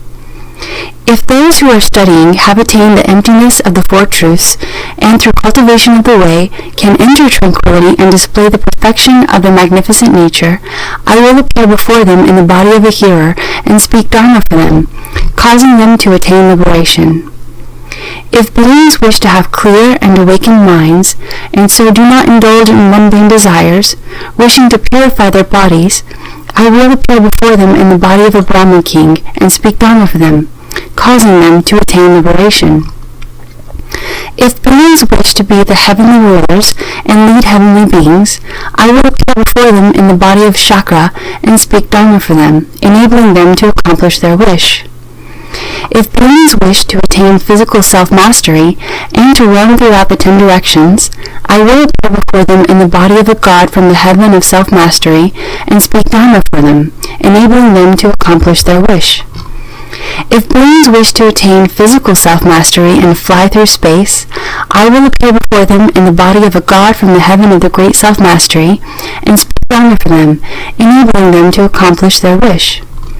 If beings are fond of ruling over ghosts and spirits in order to rescue and protect their nations, I will appear before them in the body of a great heavenly general and speak Dharma for them, enabling them to accomplish their wish. If beings like to govern the world in order to protect beings, I will appear before them in the body of one of the 4 heavenly kings and speak Dharma for them, enabling them to accomplish their wish. If beings enjoy being born in the heavenly palaces and commanding ghosts and spirits, I will appear before them in the body of a prince from the kingdoms of the 4 heavenly kings and speak Dharma for them, enabling them to accomplish their wish. If beings would like to be kings of people, I will appear before them in the body of a human king and speak Dharma for them, enabling them to accomplish their wish. If beings enjoy being heads of clans, whom those of the world respect and yield to, I will appear before them in the body of an elder and speak Dharma for them, enabling them to accomplish their wish. If beings delight in discussing the classics and keeping themselves lofty and pure, I will appear before them in the body of an upasaka and speak Dharma for them, enabling them to accomplish their wish. If beings enjoy governing the country and handling matters of state, I will appear before them in the body of an official and speak Dharma for them, enabling them to accomplish their wish. If beings like divination and incantations and wish to guard and protect themselves, I will appear before them in the body of a Brahmin and speak Dharma for them, enabling them to accomplish their wish. If men who are fond of study and want to leave the home life and uphold the precepts and rules, I will appear before them in the body of a bhikshu and speak Dharma for them, enabling them to accomplish their wish. If women who are fond of study and would like to leave the home life and hold the pure precepts, I will appear before them in the body of a bhikshuni and speak Dharma for them, enabling them to accomplish their wish. If men delight in upholding the 5 precepts, I will appear before them in the body of an upasaka and speak Dharma for them, enabling them to accomplish their wish. If women wish to hold the 5 precepts, I will appear before them in the body of an upasika and speak Dharma for them, enabling them to accomplish their wish. If women want to govern internal affairs of household or country, I will appear before them in the body of a queen, noblewoman, or a tutor of court ladies, and speak Dharma for them, enabling them to accomplish their wish. If young men wish to remain pure, I will appear before them in the body of a virgin youth and speak Dharma for them, enabling them to accomplish their wish. If maidens want to remain virgins and do not wish to marry, I will appear before them in the body of a virgin maiden and speak Dharma for them, enabling them to accomplish their wish. If heavenly beings wish to escape their heavenly destiny, I will appear before them in the body of a god and speak Dharma for them, enabling them to accomplish their wish. If dragons want to quit their lot of being dragons, I will appear before them in the body of a dragon and speak Dharma for them, enabling them to accomplish their wish. If yakshas want to get out of their present fate, I will appear before them in the body of a yaksha and speak Dharma for them, enabling them to accomplish their wish. If Gandharvas wish to be freed from their destiny, I will appear before them in the body of a Gandharva and speak Dharma for them, enabling them to accomplish their wish.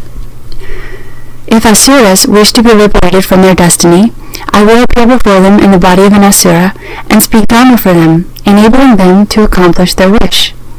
If Kinnaras wish to transcend their fate, I will appear before them in the body of a Kinnara and speak Dharma for them, enabling them to accomplish their wish. If Maharagas wish to be freed from their destiny, I will appear before them in the body of a Maharaga and speak Dharma for them, enabling them to accomplish their wish. If human beings like being people and cultivating, I will appear before them in a human body and speak Dharma for them, enabling them to accomplish their wish. If non-humans, whether with form or without form, whether with thought or without thought, long to be freed from their destiny, I will appear before them in a body like theirs and speak Dharma for them, enabling them to accomplish their wish. These are called the wonderfully pure 32 response bodies that enter into all lands. They come into being through the effortless, wonderful strength and self-mastery of the samadhi of becoming permeated with hearing and cultivating hearing. Bhagavan, also due to the effortless, wonderful strength of this Vajra Samadhi of becoming permeated with hearing and cultivating hearing, I have a kind empathy for all beings in the 6 paths throughout the 10 directions and the 3 periods of time. Based on my physical and mental accomplishments, I can cause beings who encounter bodies of mine to receive the meritorious virtues of 14 kinds of fearlessness. First, because I do not contemplate sounds themselves, but rather the contemplator, I can enable beings throughout the 10 directions who are suffering and in distress to attain liberation by contemplating their sounds of reciting my name. Second, since I am able to turn my knowledge and views inward, I can keep beings who are caught in a raging fire from being burned. Third, since I am able to turn my contemplation and listening inward, I can keep beings who are floundering in deep water from being drowned. Fourth, since my false thinking is cut off and my mind is without thoughts of killing or harming, I can keep beings who enter the territory of ghosts from being harmed. Fifth, since I am permeated with hearing and have realized what hearing is, so that the 6 sense organs have dissolved and returned to becoming identical with hearing, I can keep beings from being wounded by causing the knives to break into pieces. I can cause swords to have no more effect than if they were to slice into water, or if one were to blow upon light. Sixth, since my hearing has become permeating and my essential energy bright, light pervades the Dharma realm so that absolutely no darkness remains. Then I can keep beings safe from yakshas, rakshasas, kumbhandas, pishachas, and puthanas by causing the ghosts to become unable to see them even if they come close to them. Seventh, since the nature of sound has completely melted away and through contemplation my hearing has returned to itself, leaving involvement with false and defiling sense objects, I can free beings from the locks of kings and fetters. Eighth, when sound is gone and the hearing is perfected, an all-pervasive power of compassion arises, and I keep beings who are traveling a dangerous road from being robbed by robbers. Ninth, when hearing permeates, a separation from defiling objects occurs so that forms no longer act as thieves. Then I can enable with lust to leave greed and desire far behind. 10th, when sound is so pure that there is no defiling object, the sense organ and the external state are perfectly fused, and nothing is matched to anything else. Then I can enable beings who are full of rage and hate to stop being hateful. 11th, when the defiling objects have gone, a light spirals, and the Dharma realm and the body and mind are like crystal, transparent and unobstructed. Then I can enable all dark and dull-witted beings whose natures are obstructed, all Atyantikas, to forever be free from stupidity and darkness. 12th, when form dissipates and returns to the hearing, then unmoving within the unmoving Bodhimanda, I can travel among beings without disturbing anything in their worlds. I can go through the 10 directions, making offering to as many Buddhas, Tathagatas, as there are atoms of universe. Beside each Buddha, I become a Dharma prince, and I can enable childless beings throughout the Dharma realm who wish to have sons to be blessed with meritorious, virtuous, and wise sons. 13th, with perfect penetration of the 6 sense organs, the light and what is illumined are not two. Encompassing the 10 directions, a great perfect mirror stands in the empty treasury of the Tathagata. I inherit the secret Dharma doors of as many Tathagatas as there are atoms of universe throughout the 10 directions, receiving them without loss. I can enable childless beings throughout the Dharma realm who seek daughters to be blessed with lovely daughters who are upright, virtuous, and compliant, and whom everyone cherishes and respects. 14th, in this 3,000 great thousand-world system with its billions of suns and moons, as many Dharma princes as there are grains of sand in the 62 Ganges rivers appear in the world, cultivate the Dharma, and act as models in order to teach and transform beings. They comply with beings by means of expedience and wisdom, in different ways for each. However, because I have obtained the perfect penetration of the sense organ and have discovered the wonder of the ear entrance, after which my body and mind subtly and miraculously included all of the Dharma realm, I can enable beings who uphold my name to obtain as much merit and virtue as would be obtained by a person who upheld the names of all those Dharma princes, as many as the grains of sand in 62 Ganges rivers. Bhagavan, the merit of my one name is the same as those many other names, because from my cultivation I have obtained true and perfect penetration. These are called the 14 powers of bestowing fearlessness. With them I bless living beings. Moreover, Bhagavan, because I obtained perfect penetration and cultivated the unsurpassed path to certification, I also became endowed with 4 inconceivable and effortless wonderful virtues. First, due to my attaining the miraculous wonder of hearing the mind, the essence of mind was liberated from the organ in states of hearing. Therefore, there was no distinction among seeing, hearing, sensation, knowing, and so forth. The enlightenment became a single, perfect fusion, pure and precious enlightenment. For that reason, I am able to manifest many wonderful appearances and can proclaim boundless secret holy mantras.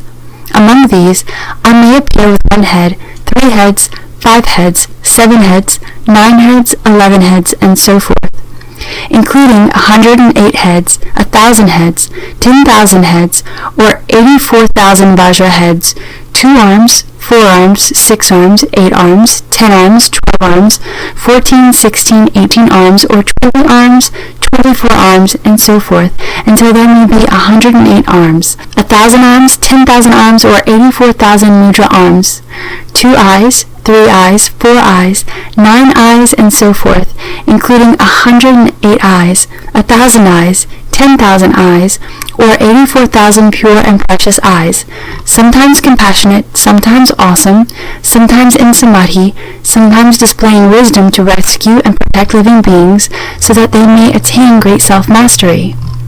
Second, due to my hearing and consideration having escaped the 6 defiling objects, just as a sound passes over a wall, they could no longer be hindered. For that reason, I have the wonderful ability to manifest shape after shape and to recite mantra upon mantra. These shapes and these mantras dispel the fears of living beings.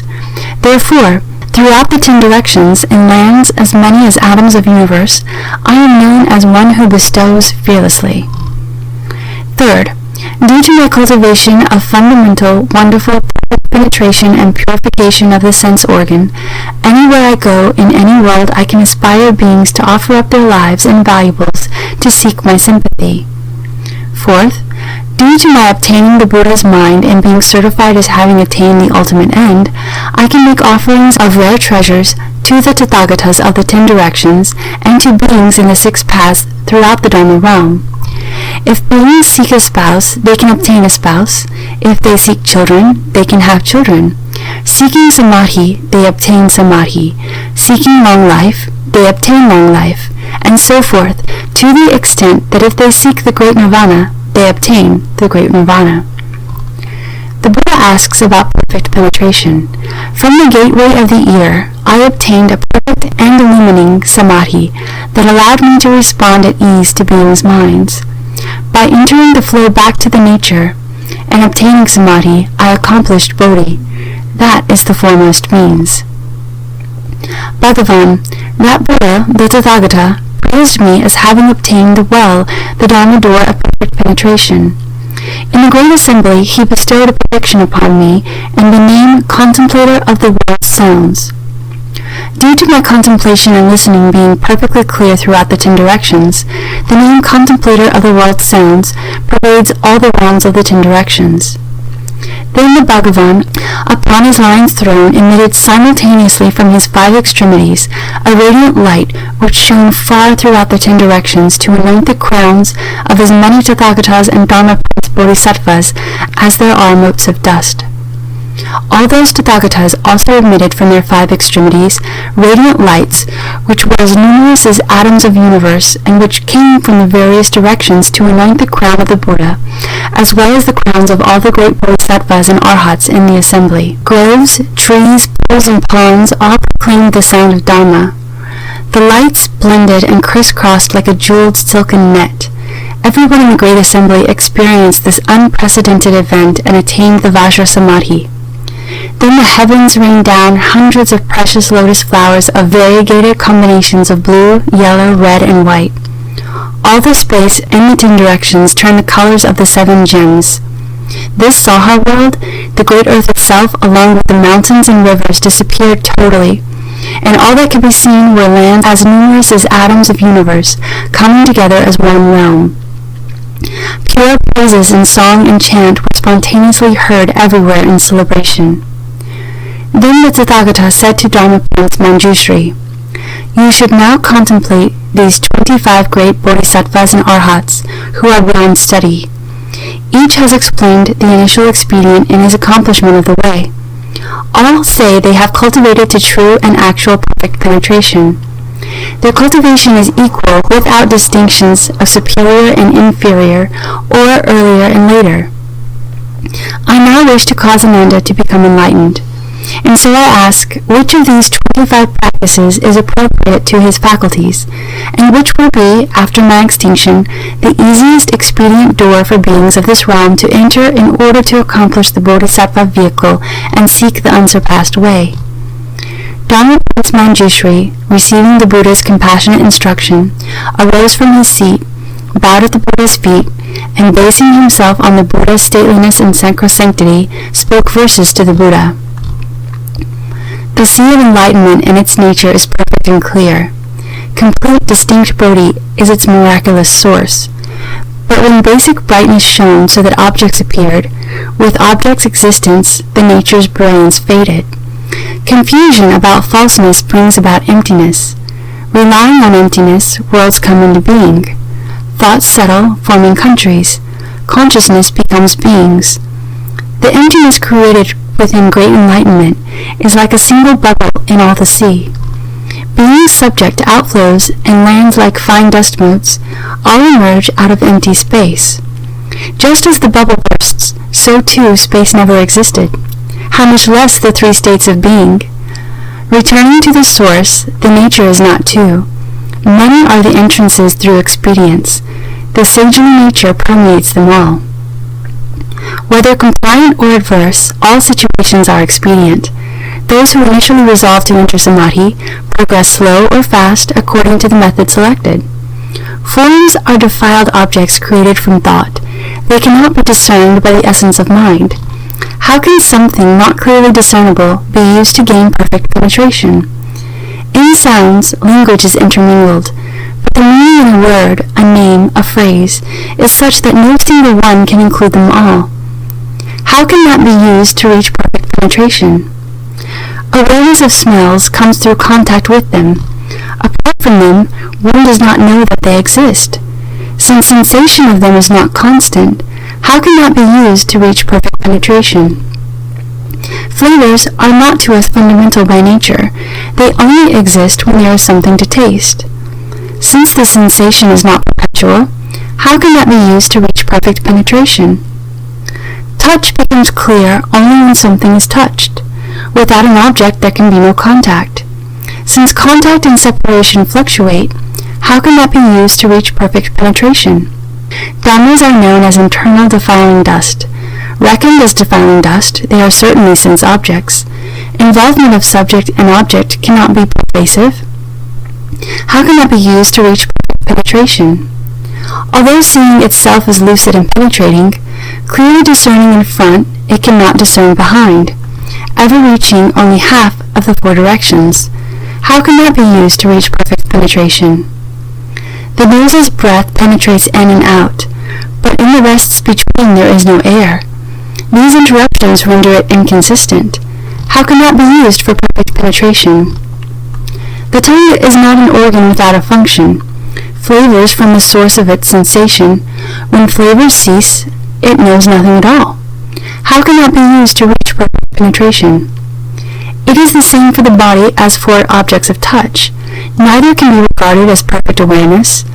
With defined and limited invisible divisions, how can that be used to reach perfect penetration? Mental knowledge is a mass of deliberating. What it perceives is never profound insight. Unable to get beyond reflection and thought, how can that be used to reach perfect penetration? The seeing consciousness combines three aspects. Probe its origin, it has no appearance. Since its very substance is variable, how can that be used to reach perfect penetration? The essence of hearing penetrates the 10 directions. For those who have already developed great causes, those of initial resolve cannot enter this way. How can that be used to reach perfect penetration? Reflecting on the nose is a provisional method. It only serves to gather in and settle the mind. Once settled, the mind is simply still. How can that be used to reach perfect penetration? Those of former accomplishment enlightened by speaking Dharma through the medium of language, but since words and phrases are not free of outflows, how can that be used to reach perfect penetration? Refraining from transgressions only controls the body. For when lacking a body, there is nothing to restrain. Since its source is not all pervasive, how can that be used to reach perfect penetration?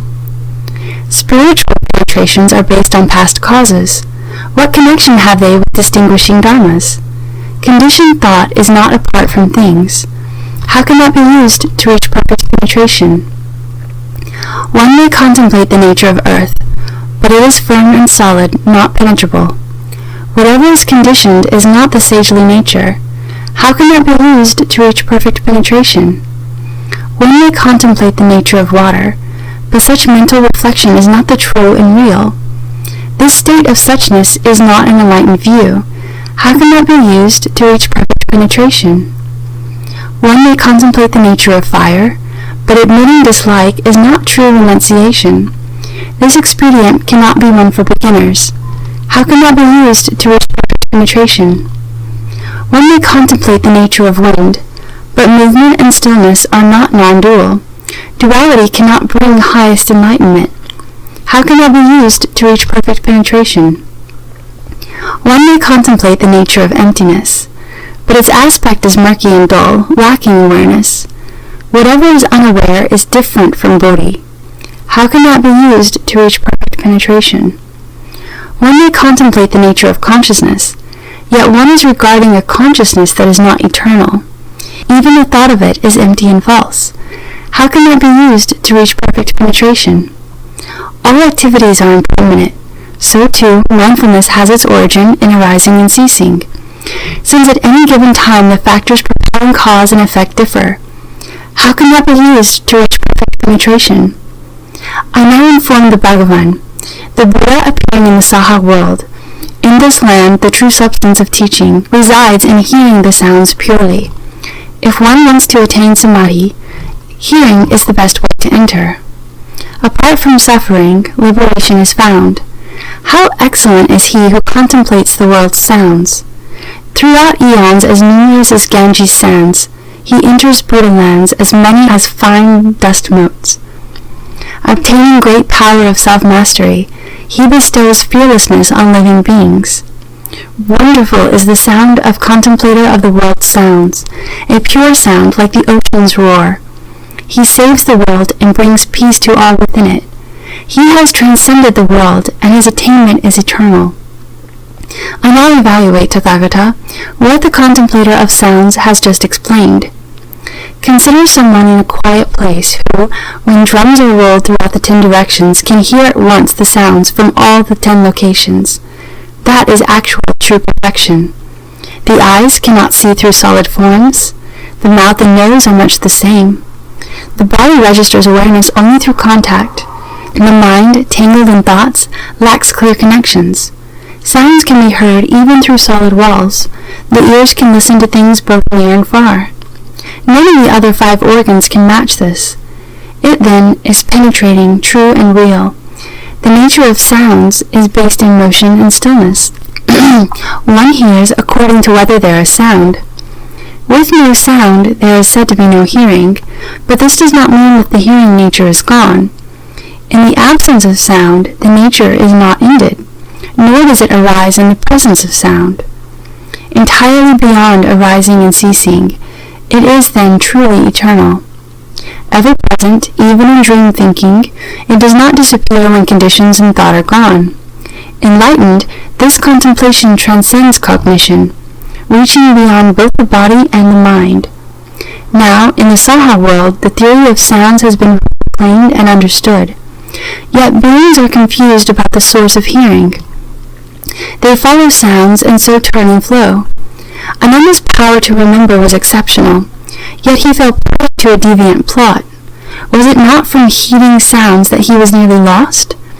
By turning back the flow, one will be above falseness. Ananda, listen attentively. I rely upon the Buddha's mighty power in describing to you the Vajra King, a samadhi inconceivable that is like an illusion.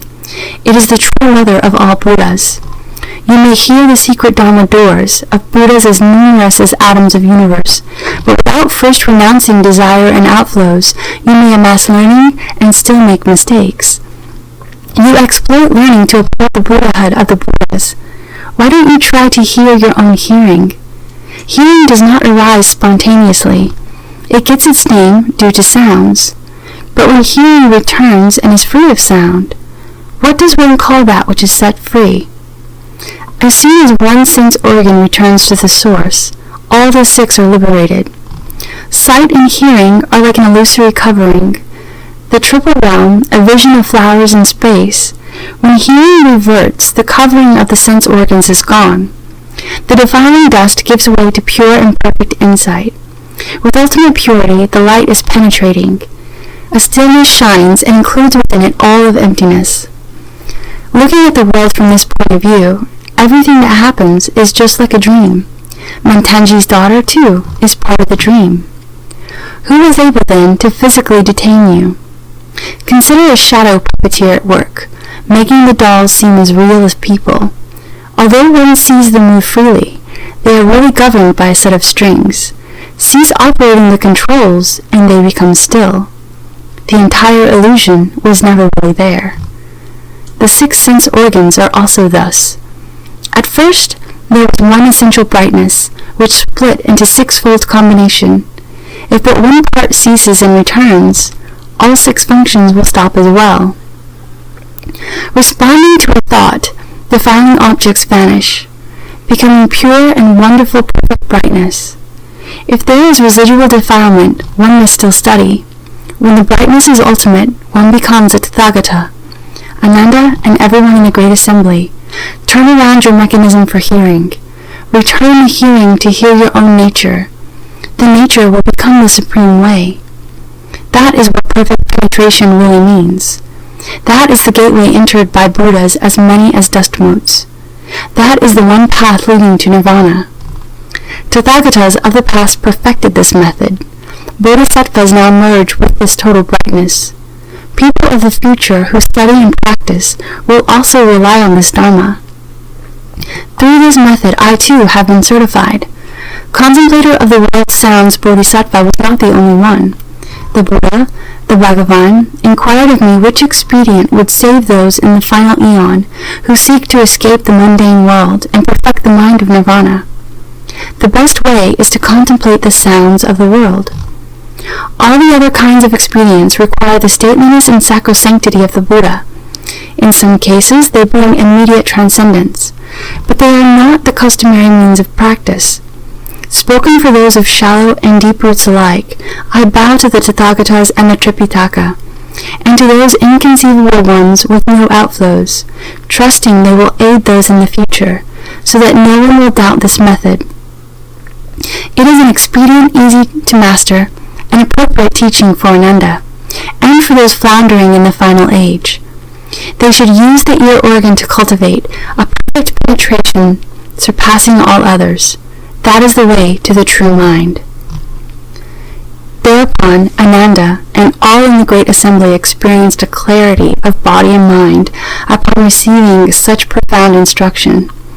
They contemplated the Buddha's Bodhi and Parinirvana like someone who, having traveled far on business, knows that he is on the road home, although he has not yet returned completely.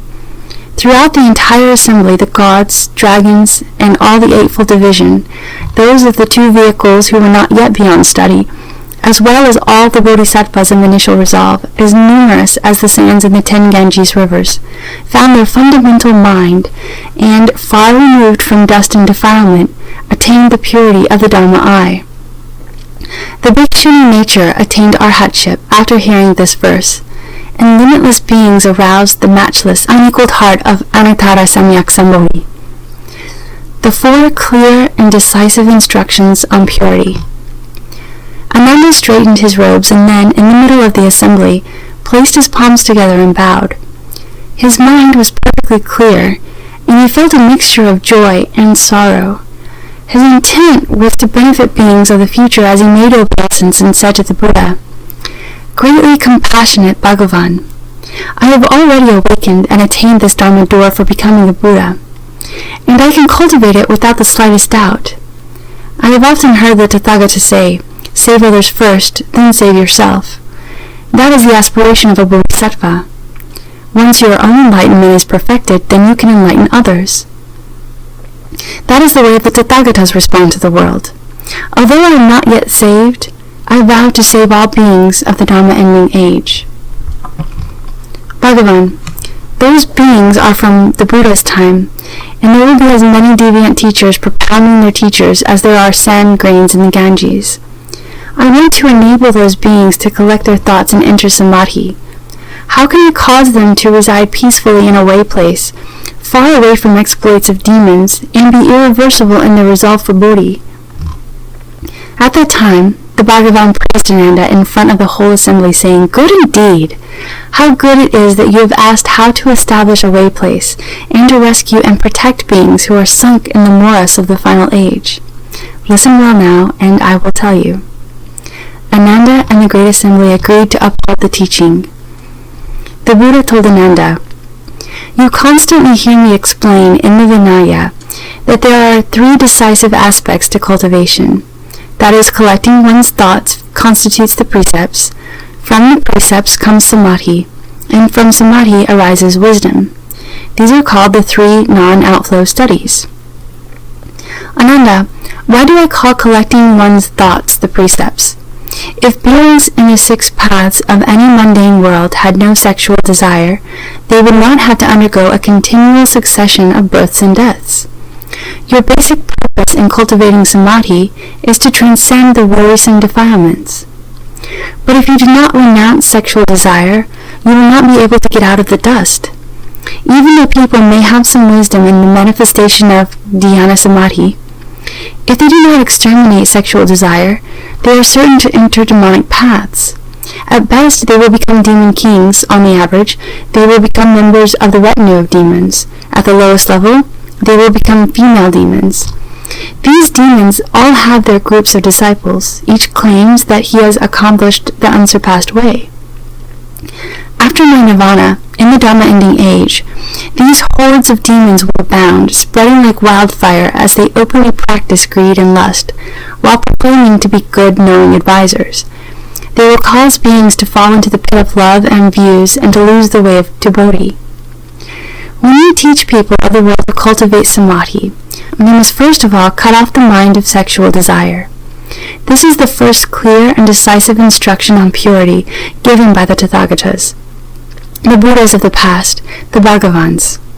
Therefore, Ananda, if cultivators of dhyana samadhi do not exterminate sexual desire, they are like someone who cooks sand hoping to get rice. After hundreds of thousands of eons, it will just be hot sand. Why? It wasn't rice to begin with. It was only sand. If you seek the Buddha's wonderful fruition with the body of sexual desire, then even if you attain a wonderful awakening, it is still based on sexual desire. With sexual desire at the source, you will revolve in the three paths and not be able to get out.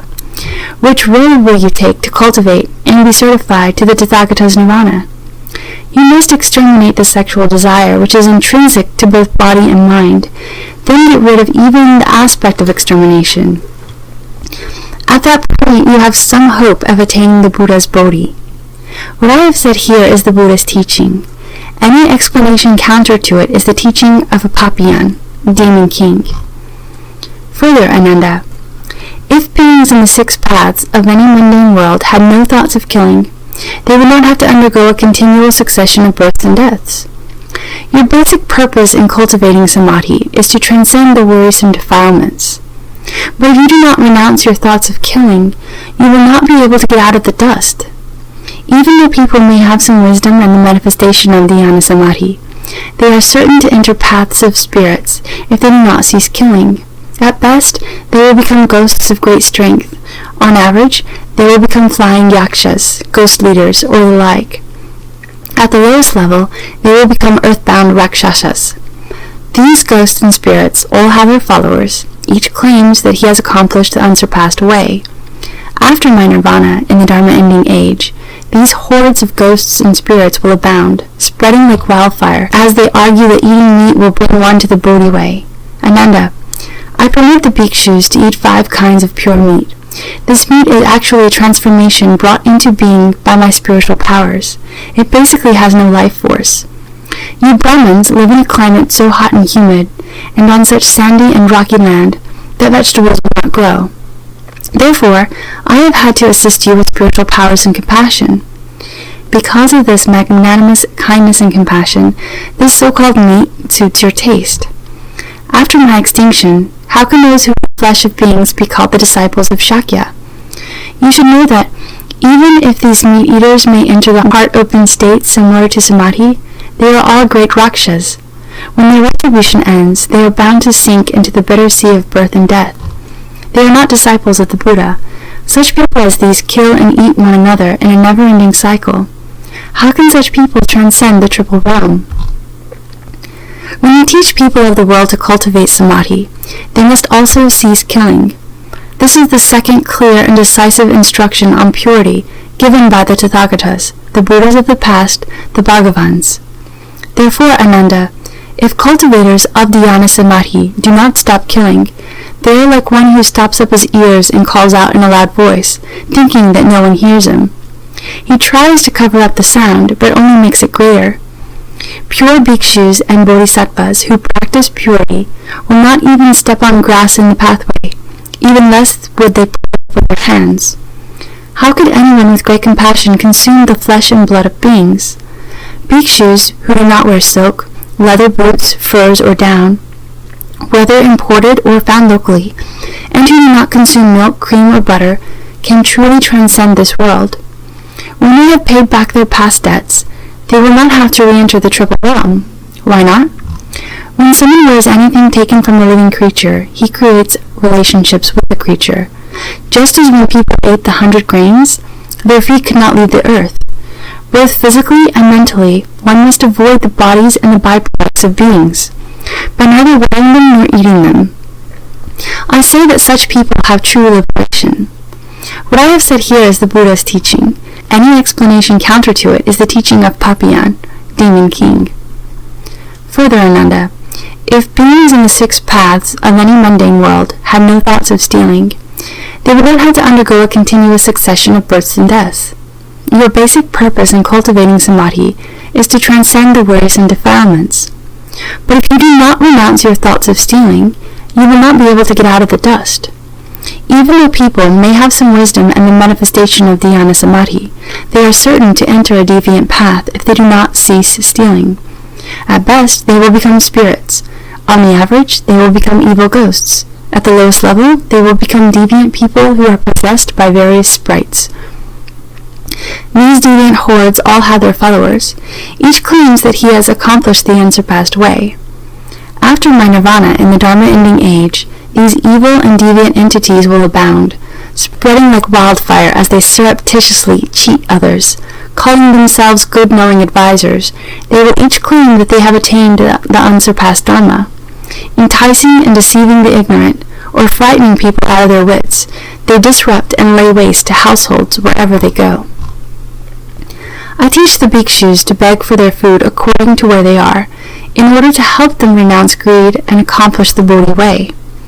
The bhikshus do not prepare their own food, so that at the end of this life of transitory existence in the triple realm, they can show themselves to be once returners who go and do not return. How could thieves put on my robes and sell the Tathagata, saying that all manner of karma one creates is just the Buddha Dhamma? They slander bhikshus who have left the home life and taken the complete precepts, saying that they belong to the path of Hinayana, the small vehicle.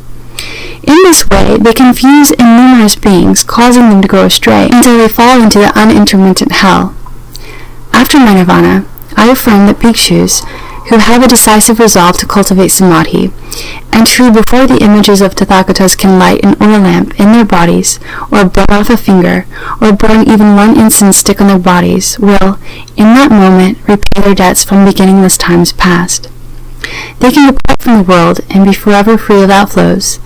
Though they may not have instantly understood the unsurpassed enlightenment, they will already have firmly set their minds on the Dharma. If one does not practice any of these token renunciations of the body on the causal level, then even if one realizes the unconditioned, one will still have to come back as a person to repay one's past debts, exactly as I had to undergo the retribution of having to eat the grain meant for the horses. When you teach people of the world to cultivate samadhi, they must also cease stealing. This is the third clear and decisive instruction on purity given by the Tathagatas, the Buddhas of the past, the Bhagavans. Therefore, Ananda, if cultivators of dhyana samadhi do not cease stealing, they are like someone who pours water into a leaking cup hoping to fill it. He may continue for as many eons as there are atoms of universe, but in the end, the cup will still not be full. If bhikshus do not store away anything else than their robes and bowls, if they give what is left over from their food offerings to hungry beings, if they put their palms together and make obeisance to the great entire assembly, if when people scold them, they can treat it as praise, if they can sacrifice their very bodies and minds, giving their flesh, bones, and blood to living creatures, and if they do not repeat the non-ultimate teachings of the Tathagata as though they were their own explanations, misleading those who have just begun to study, then Buddhas certify that they will attain true samadhi. What I have said here is the Buddha's teaching. Any explanation counter to it is the teaching of Papian, Demon King. Ananda, although beings in the 6 paths of any mundane world may not kill, steal, or lust either physically or mentally, these 3 aspects of their conduct thus being perfect, if they tell various major lies, then the samadhi they attain will not be pure. They will become demons of love and views, and will lose the seed of the Tathagata.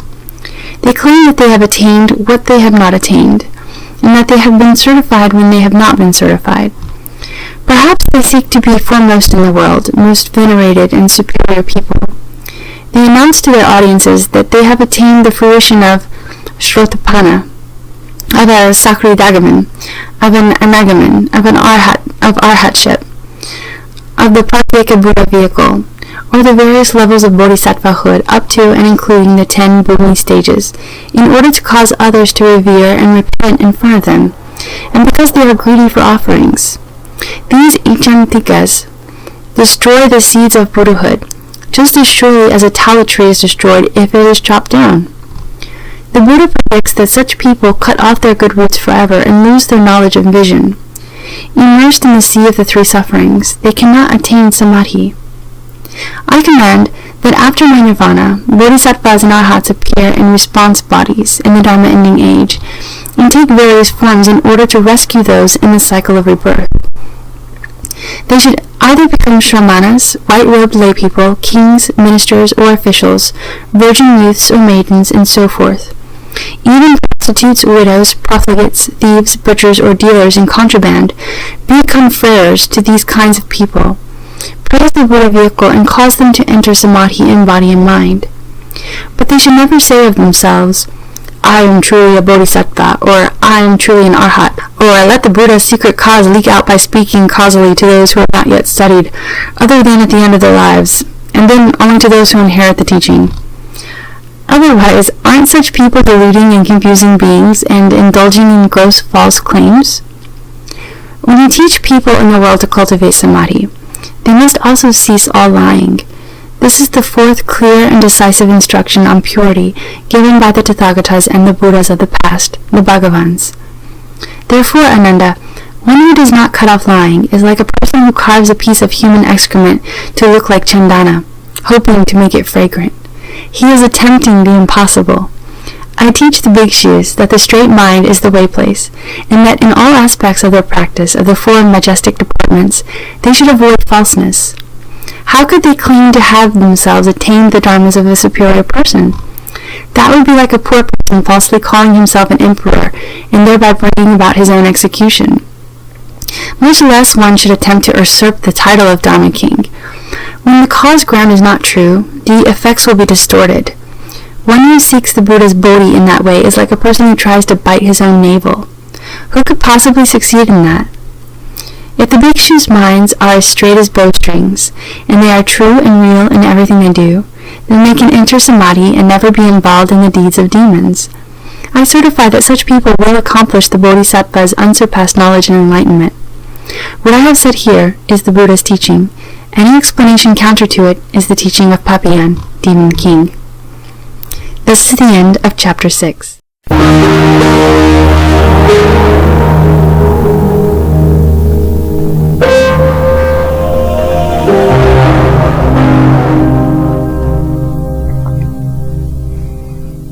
Chapter 7.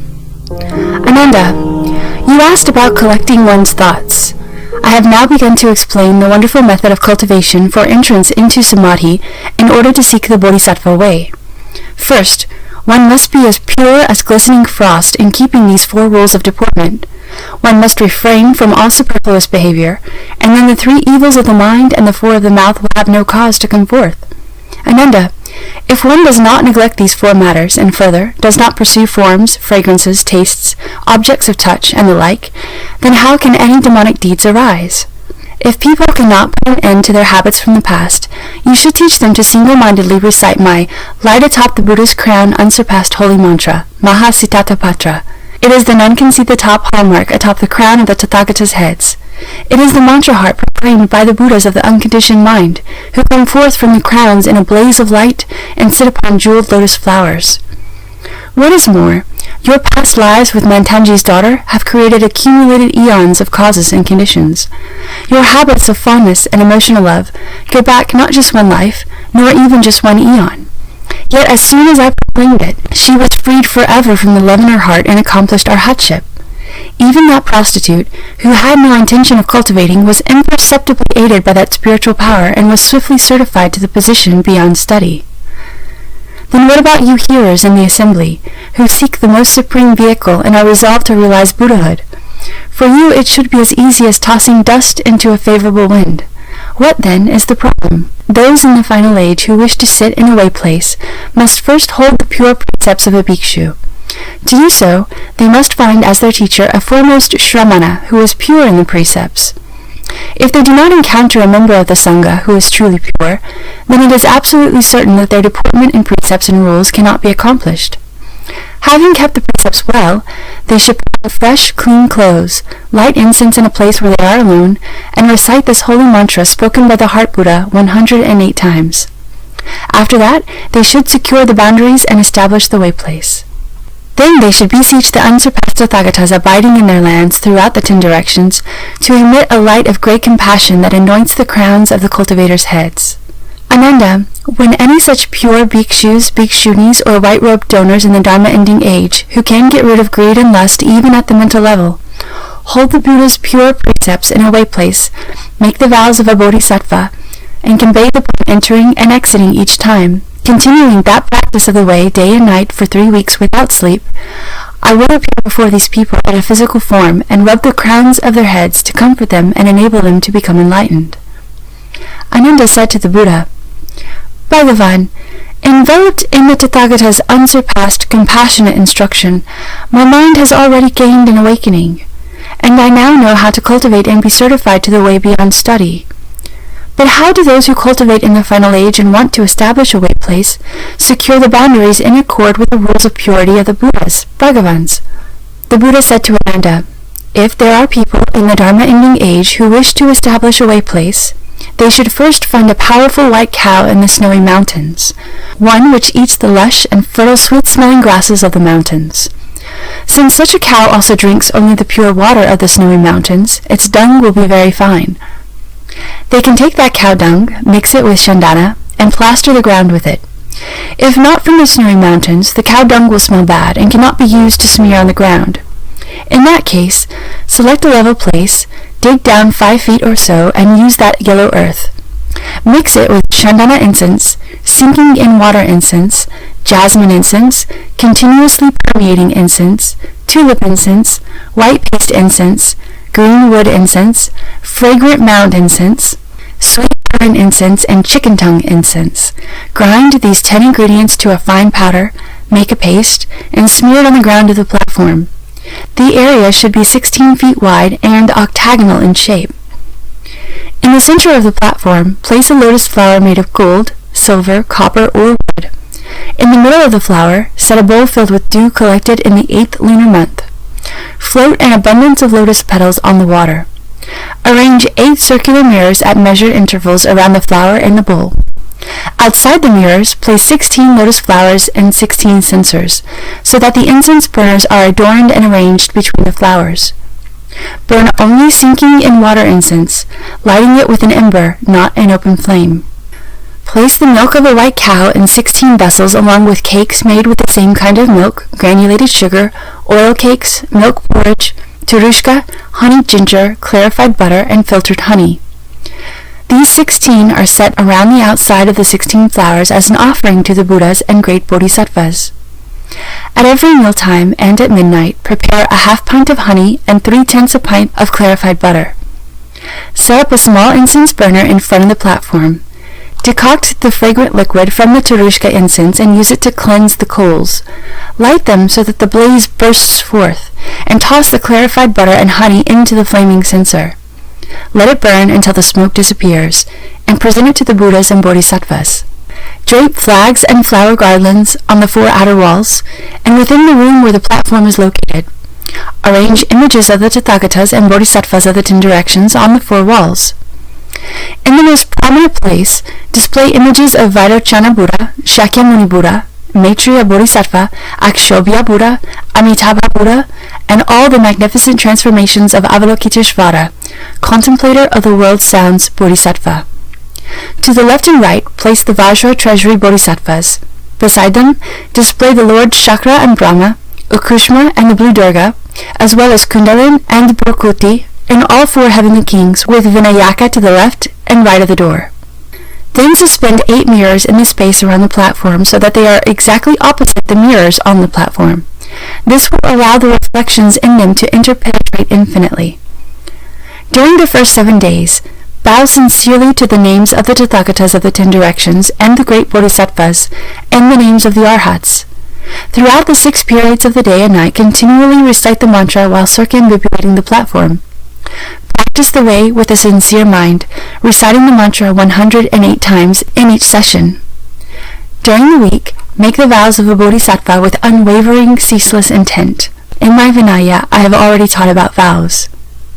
During the third week, hold the Buddha's Patra mantra for 12 hours at a time with a single intent. And on the seventh day, the Tathagatas of the 10 directions will appear simultaneously. Their light will interreflect in the mirrors, illumining the entire area, and they will rub the crowns of the practitioners' heads. Cultivating samadhi like this in a way place, even in the Dharma-ending age, one can study and practice until one's body and mind are as pure and clear as Vaidura. Ananda, if any one of the bhikshus precept transmitting masters, or any one of the 10 bhikshus in the same assembly is not pure, the way place as described will not be successful. After 3 weeks, sit upright and still for 100 days. Those with sharp roots will not arise from their seats and will become shrotapanas. Although their bodies and minds have not yet attained the ultimate fruition of sagehood, they know for certain, beyond question, that they will eventually realize Buddhahood. You have asked how the way place is established. That is the way it is done. Ananda bowed at the Buddha's feet and said, After I left the home life, I relied on the Buddha's affectionate regard. Because I sought erudition, I still have not been certified to the unconditioned. When I encountered that Brahma heaven mantra, I was captured by the deviant spell. Though my mind was aware, I had no strength to free myself. I had to rely on Manjushri Bodhisattva to liberate me.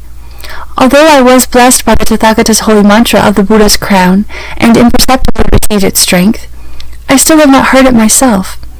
I only hope that the greatly compassionate one will proclaim it again, to kindly rescue all the cultivators in this assembly, and those of the future in the paths of rebirth, so they may become liberated in body and mind by relying on the Buddha's secret sounds. At that moment, everyone in the congregation bowed as one, and stood waiting to hear the Tathagata's secret phrases. At that time, hundreds of sacrosanct light welled forth from the flesh-bound Usnisa at the crown of the Bhagavan's head. 1,000-petaled precious lotus then welled forth from amidst those rays. Upon the precious flowers sat a Nomana, a miraculously created Tathagata. From the crown of his head, 10 beams of light radiated forth. Each ray is composed of hundreds of treasure rays. In each of those glowing rays, there were 10 Ganges River Sands Vajra secret trace deities, each holding aloft a mountain and wielding a pestle, occupying the whole universe. The great assembly, gazing upward, felt fearful admiration and sought the Buddha's kind protection. Single-mindedly, they listened to the holy mantra that proclaimed by the Tathagata in the glorious radiant light of the none can see the top hallmark of the Buddha.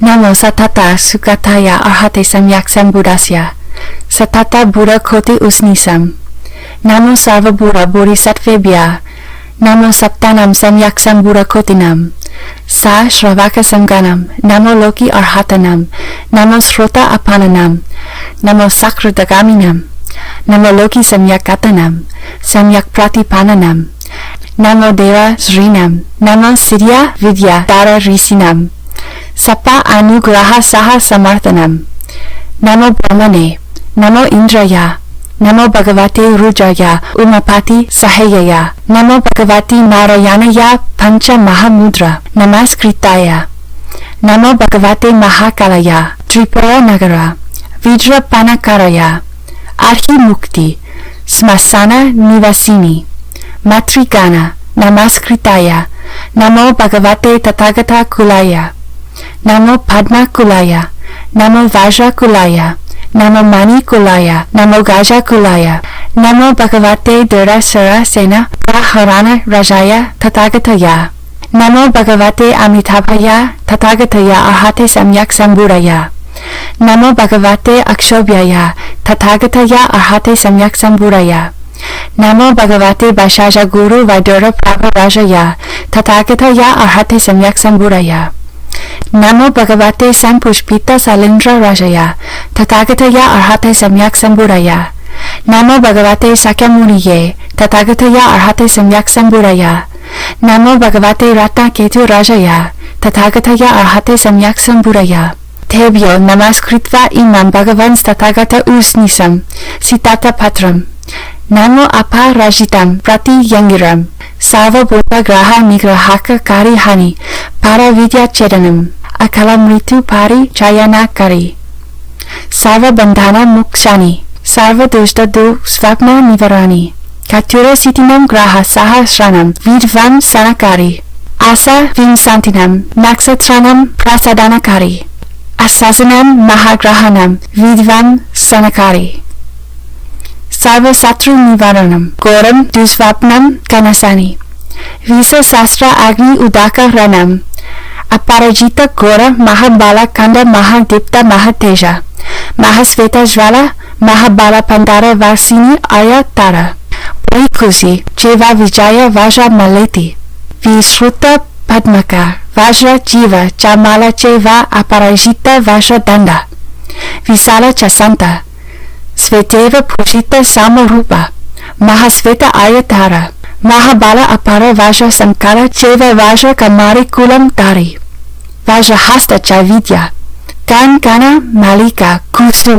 bhakta ratna vairachana kuliyaya artha usnisa vizrumba mani ka vajra kanaka prabhukana vajra tundicha svetacha kamalaksa siasi prabha iti mudra gana sarva raksam kurvantu iman mama asya om risigana prasastas tathagata usnisa hum trum javana hum trum stavana hum trum para vijay sambhakshana kara hum trum sava dusha nam stavana kara hum trum sava yaksa raksasha grahanam vidvam sanakara hum trum sava yaksa raksasa grahanam vidvam sanakara hum trum katura sitinam graha sahasranam vidvam sanakara hum trum asa vimsatinam naksatranam prasadanakara hum trum asanam mahagrahanam vidvasanakara hum trum raksanam Bhagavan Tathagata usnisa prati angiri mahasarasra muche sahasra sirse kotisyata sahasra netre aberhe jivalita sazaka mahavajrodana tribhuvana mandala om svastir bhavatu mama iman mama sya vajabaya Gorabaya, Agnibaya, Udakabaya, Visabaya, Siastrabaya, Parachakabaya, Durbixabaya, Asyanibaya, Akalamritubaya, Gaurani Bhubri Kampaka Patabaya, Ulaka Patabaya, Rajadandabaya, Nagabaya, Vidyutbaya, Supanabaya, Yaksagraha, Raksasigraha, Pretagraha, Pisakagraha, Bhutagraha, Kumbhandagraha, Putanagraha, Kazaputanagraha, Skandagraha, Apasmaragraha, Unmandagraha, Jayagraha, Revatigraha, Jata Aharinam Garbha Aharinam, Rudira Aharinam, Mamsa Aharinam, Mera Aharinam, Maja Aharinam, Jata Aharinam, Jivita Aharinam, Pita Aharinam, Vanda Aharinam, Asukya Aharinam, Sita Aharinam, Tesam, Savasam, Sarvagrahanam, Vidyam Chedayami Kilayami, Pari Vrajaka Kritam, Vidyam Chedayami Kilayami, Dakini Kritam, Vidyam Chedayami Kilayami, Mahapashupati Rudra Kritam, Vidyam Chedayami Kilayami, Narayana Kritam, Vidyam Chedayami Kilayami, Tattva Garuda Kritam, Vidyam Chedayami Kilayami, Mahakala Matri, Gana Kritam, Vidyam Chedayami Kilayami, Kapalika Kritam, Vidyam Chedayami Kilayami, Jayakara, Madhukara, Sarva Artha, Sadaka Kritam, Vidyam Chedayami Kilayami, Katur Bhagini, Kritam Vidyam Chedayami Kilayami, Prini Rizi, Nandikesvara, Ganapati, Sahaya Kritam Vidyam Chedayami Kilayami, Nagna Sramanda Kritam Vidyam Chedayami Kilayami, Arhata Kritam Vidyam Chedayami Kilayami, Vitaraga Kritam Vidyam Chedayami Kilayami, Vajrapani Guha Kadipati Kritam Vidyam Chedayami Kilayami, Raksamam Bhagavan Iman Mamasya, Bhagavan Tathagata Usnisa Sitata Patra Namastute, Asita Nalarika Prapas Fusa, Vikas Sitata Patre, Javala, Dara, Bidara, Chira, Hum, Fat, fat, svaha heha fat, amogha fat, apratihata fat, varaprara fat, sura vidrapaka fat, varaprara fat, sura vidrapaka fat, sarva deva fat, sarva naga fat, sarva yaksa fat, sarva gandharva fat, sarva asura fat, sarva garuda fat, sarva kinnare fat, sarva bahurage fat, sarva raksase fat, sarva bhute fat, sarva pisache fat, sarva kumbande fat, sarva manusya fat, sarva amanusya fat, sarva putani fat, sarva kasa putani fat, sarva dulangite fat, sarva duspresite fat, sarva jvare fat, sarva apaspare fat, sarva shramani fat, sarva tiritike fat, sarva utbantake fat, sarva vidya rajakare fat, jayakara marhokara sarva artha sarake fat, vidya achare fat, kachubagiri fat, vajrakamari kulandari vija raje fat, mahaprate angiri fat, vajra samkara yaprati angira raja fat, mahakalaya mahamaitrigana namaskritya fat, visnavi fat, brahmani fat, agni fat, mahakali fat, kaladandi fat, indra fat, matri fat, raudri fat, kamunda fat, kalarachi fat, kapari fat, arhi muktaka smasana vasin fat, ye kechita satva asya, mama iman mama asya, dulsa chita papa chita raudr chita vidsvesa chita, amriti chita, utpara yanti, kila yanti, mantra yanti, japanti juhanti, oja ahara, garbha ahara, rudira ahara, vasa ahara, maji ahara, jata ahara, jivita ahara, barya ahara, marya ahara, ganda ahara, puspa ahara, phala ahara, sasya ahara, papachita, dulsachita, raudachita, yaksa graha, raksasa graha, graha, pisaka graha, buddha graha, kumbanda graha, skanda graha, udmada graha, jaya graha, apasmara graha, daka dakini graha, revati graha, jamika graha, sakuni graha, raudra matri nandike graha, alambra graha, hanukanta pani graha, javara ekahika, dvaiti yaka, treti yaka, katartaka, nitya dvara, visama dvara, vatika patika, slasmika, samnipatika, sarva dvara, siro hrati, arha avabadhaka, badha arokaka, aksi rogam, mukha rogam, hrid rogam, gala graham, karna sulam, danta sulam, hridaya sulam, marman sulam, parsva sulam, Prisa sulam, udara sulam, kazi sulam, vasti sulam, uru sulam, naka sulam, hasta sulam, para sulam, sarva anga pratyanga sulam, Vuta vetara, dakini jvara, dadruka kandu kizi baluta, vaisarpa loha linga, siastra sanagara, visa yogi, agne udaka mare vaya kantara, akala mrityo, tri yambuka trailasa, vrishtika, sarpa nakula simha, Viagra riksa taraska mara, jiviste sam sarvasam.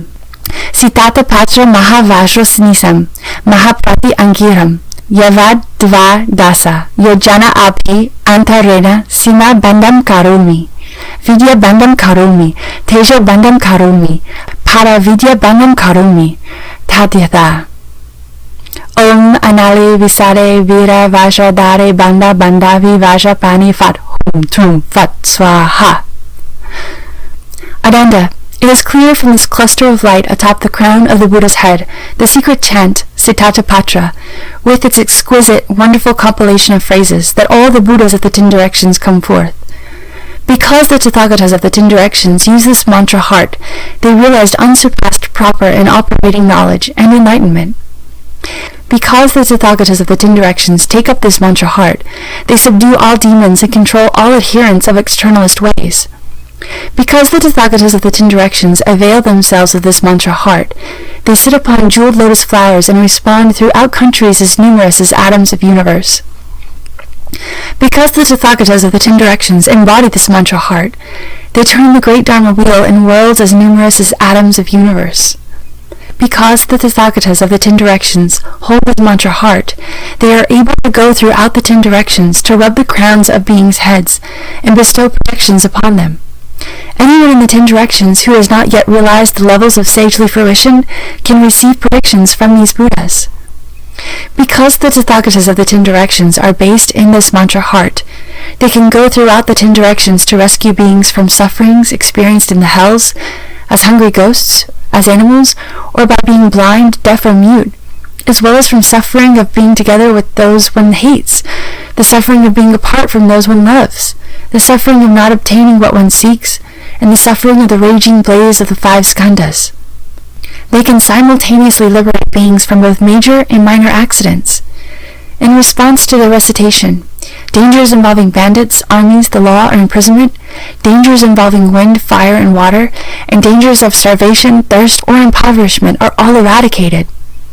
Because the Tathagatas of the 10 directions are in accord with this mantra heart, they can serve good and wise advisors throughout the 10 directions. Abiding in the 4 aspects of majestic deportment, they make absolutely appropriate offerings. In the assemblies of as many Tathagatas as there are grains of sand in the Ganges, they are considered to be great Dharma princes.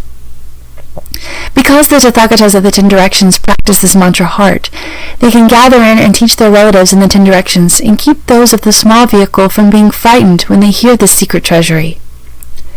Because the Tathagatas of the 10 directions recite this mantra heart, they realized unsurpassed enlightenment while sitting beneath the Bodhi trees and enter parinirvana. Because the Tathagatas of the 10 directions transmit this mantra heart, after their nirvana, those to whom they have bequeathed the Buddha Dharma can dwell in and support it to an ultimate degree. Being strict and pure in the precepts and rules, they can attain total purity. If I were to explain this cluster of light atop the crown of the Buddha's head Patra mantra, from morning till night unceasingly, without ever repeating any syllable or phrase, I could go on for as many eons as there are sand grains in the Ganges, and still never finish. I also will tell you that this mantra is called the crown of the Tathagata. Unless you hold this mantra, all of you with something left to study, or have not yet put an end to the cycle of rebirth, and yet have brought forth sincere resolve to become arhats, will find it impossible to sit in a way place, and be far removed in body and mind from all demonic deeds. Ananda, let any being of any country in any world copy out this mantra in writing on materials native to his region, such as birch bark, patra, plain paper, or white cotton cloth, and store it in a pouch containing incense. If that person wears the pouch on his body, or if he keeps a copy of this mantra in his home, then you should know that even if he understands so little that he cannot recite the mantra from memory, he will not be harmed by any poison during his life. Ananda, I will now tell you more about how this mantra can rescue and protect the world, help people obtain great fearlessness, and bring to accomplishment living beings' transcendental wisdom. You should know that after my extinction, if there are beings in the Dharma-ending age who can recite the mantra themselves or teach others to recite it, such people who recite and uphold it will not be burned by fire, will not be drowned by water, and will not be harmed by mild or potent poisons. Other such things will not happen to them either, including not being possessed by any dragon, gods, ghosts, spirits, weird entities, demonic ghosts, or evil mantras. These people's minds will attain proper reception, so that any spell, any paralyzing sorcery, any poison made of herbs, gold, silver, any plant, tree, insect, or snake, and any of the myriad kinds of poisonous vapors will turn into sweet dew when encountered or ingested. No evil stars, nor any ghost or spirit that harbors malice in its heart and poisons others can work its evil on those people. Vinayaka, as well as all the evil ghost kings and their retinues, will be led by deep kindness to always guard and protect them. Ananda, you should know that the 84,000 Nayutas of Ganges sons of Kotis of Vajra Treasury King Bodhisattvas and their descendants, each with Vajra multitudes in their retinues, are ever in attendance, day and night, upon this mantra. If beings whose minds are scattered and who have no samadhi remember and recite the mantra, the Vajra kings will always surround such good people. That is even more true for those who are decisively resolved upon Bodhi. All the Vajra Treasury King Bodhisattvas will regard them attentively and secretly hasten the opening of their spiritual awareness. When that response occurs, those people will be able to remember the events of as many eons as there are sand grains in 84,000 Ganges rivers, knowing them all beyond any doubt or delusion. From that eon onward, through every life until the time they take the last body, they will not be born where there are yakshas, rakshasas, putanas, kataputanas, kumbandas, pishachas, and so forth. Where there is any kind of hungry ghost, or any being possessing or lacking form, possessing or lacking thought, or in any such other evil place. If these good men read, recite, copy, or write out the mantra, if they carry it or treasure it, or if they make offerings to it, then through eon after eon, they will not be poor or lowly, nor will they be born in unpleasant places. If these beings have never done any deeds that generate blessings, the Tathagatas of the 10 directions will bestow their own merit and virtue upon these people. Because of that, throughout Asamkhayas of ineffable, unspeakable numbers of eons, as many as sand grains in the Ganges, they will always be born in places where there are Buddhas.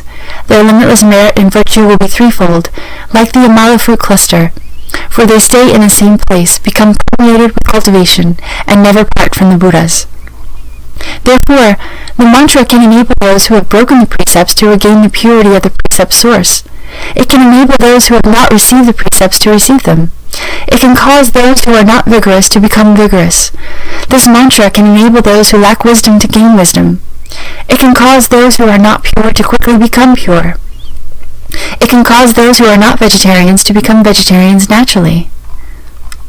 Ananda, if good men who uphold this mantra violate the pure precepts before having received them, their multitude of offenses incurred by such violations, whether major or minor, can simultaneously be eradicated after they uphold the mantra.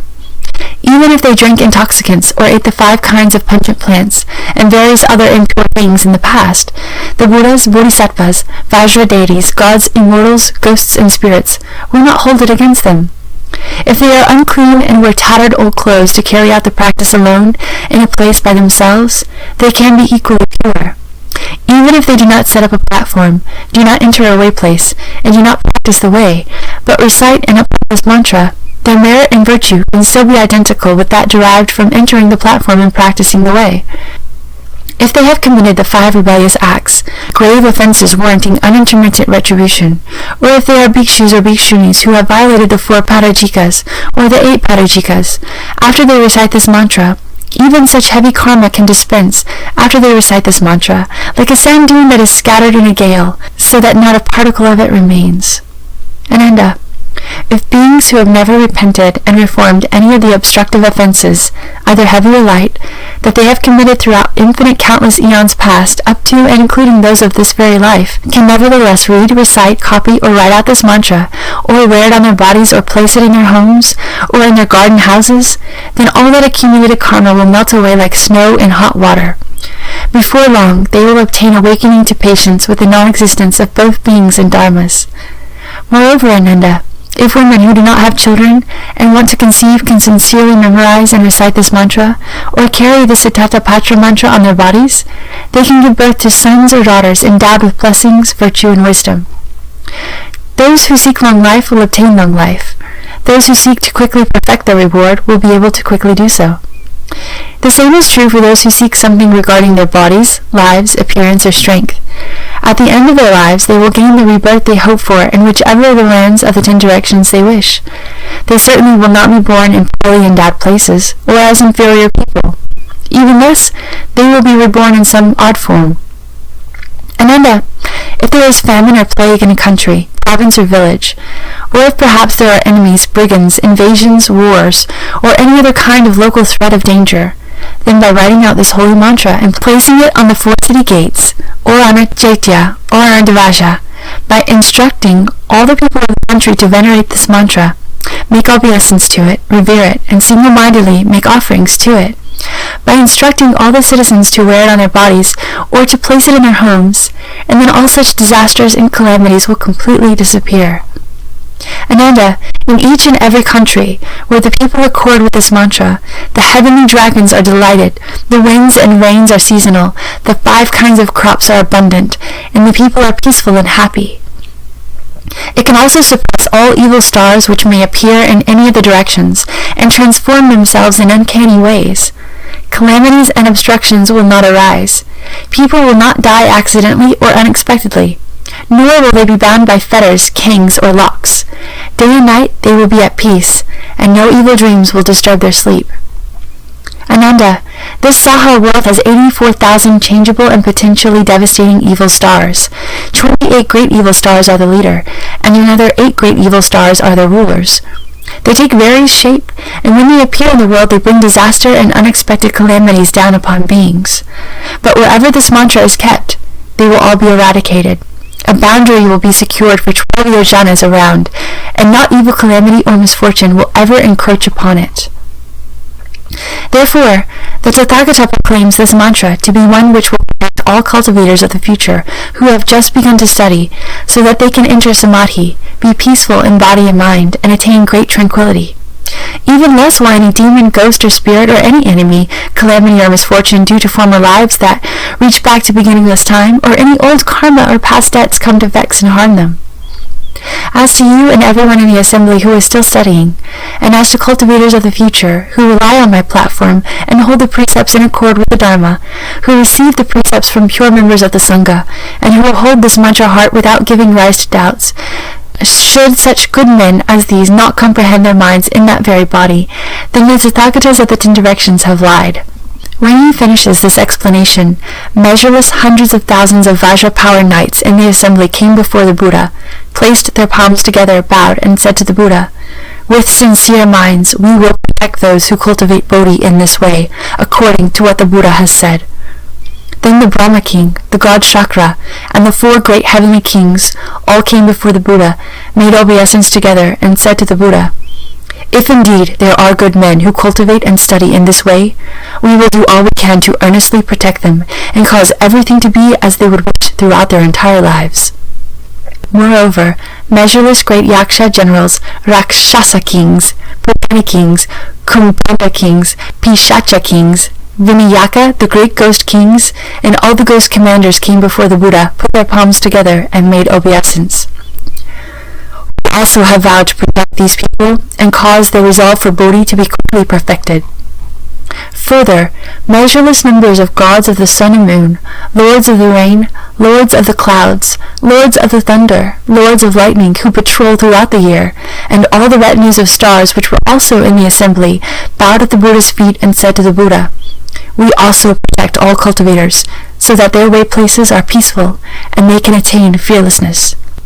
Moreover, measureless numbers of mountain spirits, sea spirits, and all those of the earth, the myriad creatures and entities of water, land, and air, as well as the king of the wind spirits and the gods of the formless heavens, came before the Tathagata, bowed their heads, and said to the Buddha, "We also will protect these cultivators until they attain Bodhi, and will never let any demons have their way with them."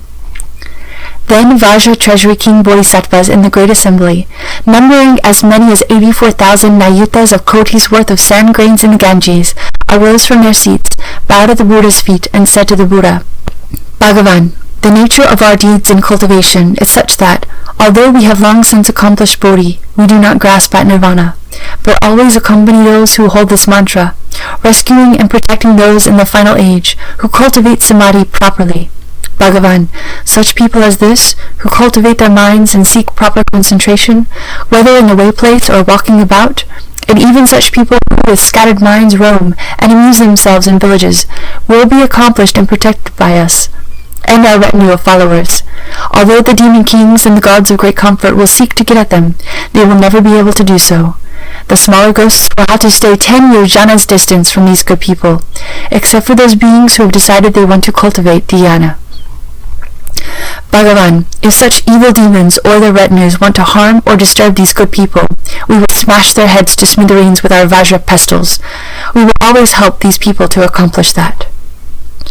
Then Ananda rose from his seat, bowed at the Buddha's feet, and said to the Buddha, "Now that we who are dull and slow, who are fond of erudition, but have not sought to stop the outflows of our minds, have received the Buddha's compassionate instructions, and have attained the proper means to become infused with cultivation, we experience joy in body and mind and obtain tremendous benefit. Bhagavan, for one who cultivates in this way, and is certified as having attained the Buddha Samadhi, but who has not yet reached nirvana. What is meant by the level of dry wisdom? What are the 44 minds? What is the sequence in which one cultivates to reach one's goals? What place must one reach to be said to have entered the grounds? And what is meant by the Bodhisattva of equal enlightenment? Having said this, he made a full prostration, and then the great assembly single-mindedly awaited the sound of the Buddha's compassionate voice as they gazed up unblinkingly with respectful admiration.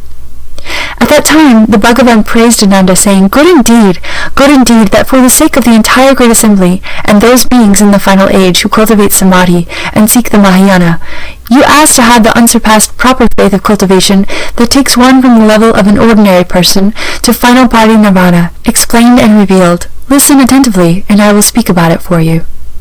Ananda and everyone in the assembly placed their palms together, cleansed their minds, and silently waited to receive the teaching. The Buddha said, Ananda, you should know that the wonderful nature is perfect and bright, apart from all names and attributes. Basically, there is no world, nor are there any beings. Because of falseness, phenomena come into being. Because phenomena come into being, they also cease to be. Even the terms coming into being and ceasing to be are false. When the false ceases to be, that is known as truth. This is called the Tathagata's unsurpassed Bodhi and Great Nirvana. These names refer to two kinds of turning around. Ananda, you now wish to cultivate true samadhi and arrive directly at the Tathagata's parinirvana. First, you should recognize that the two upside-down causes of living beings and the world, the non-arising of upside-downness, is the Tathagata's true samadhi.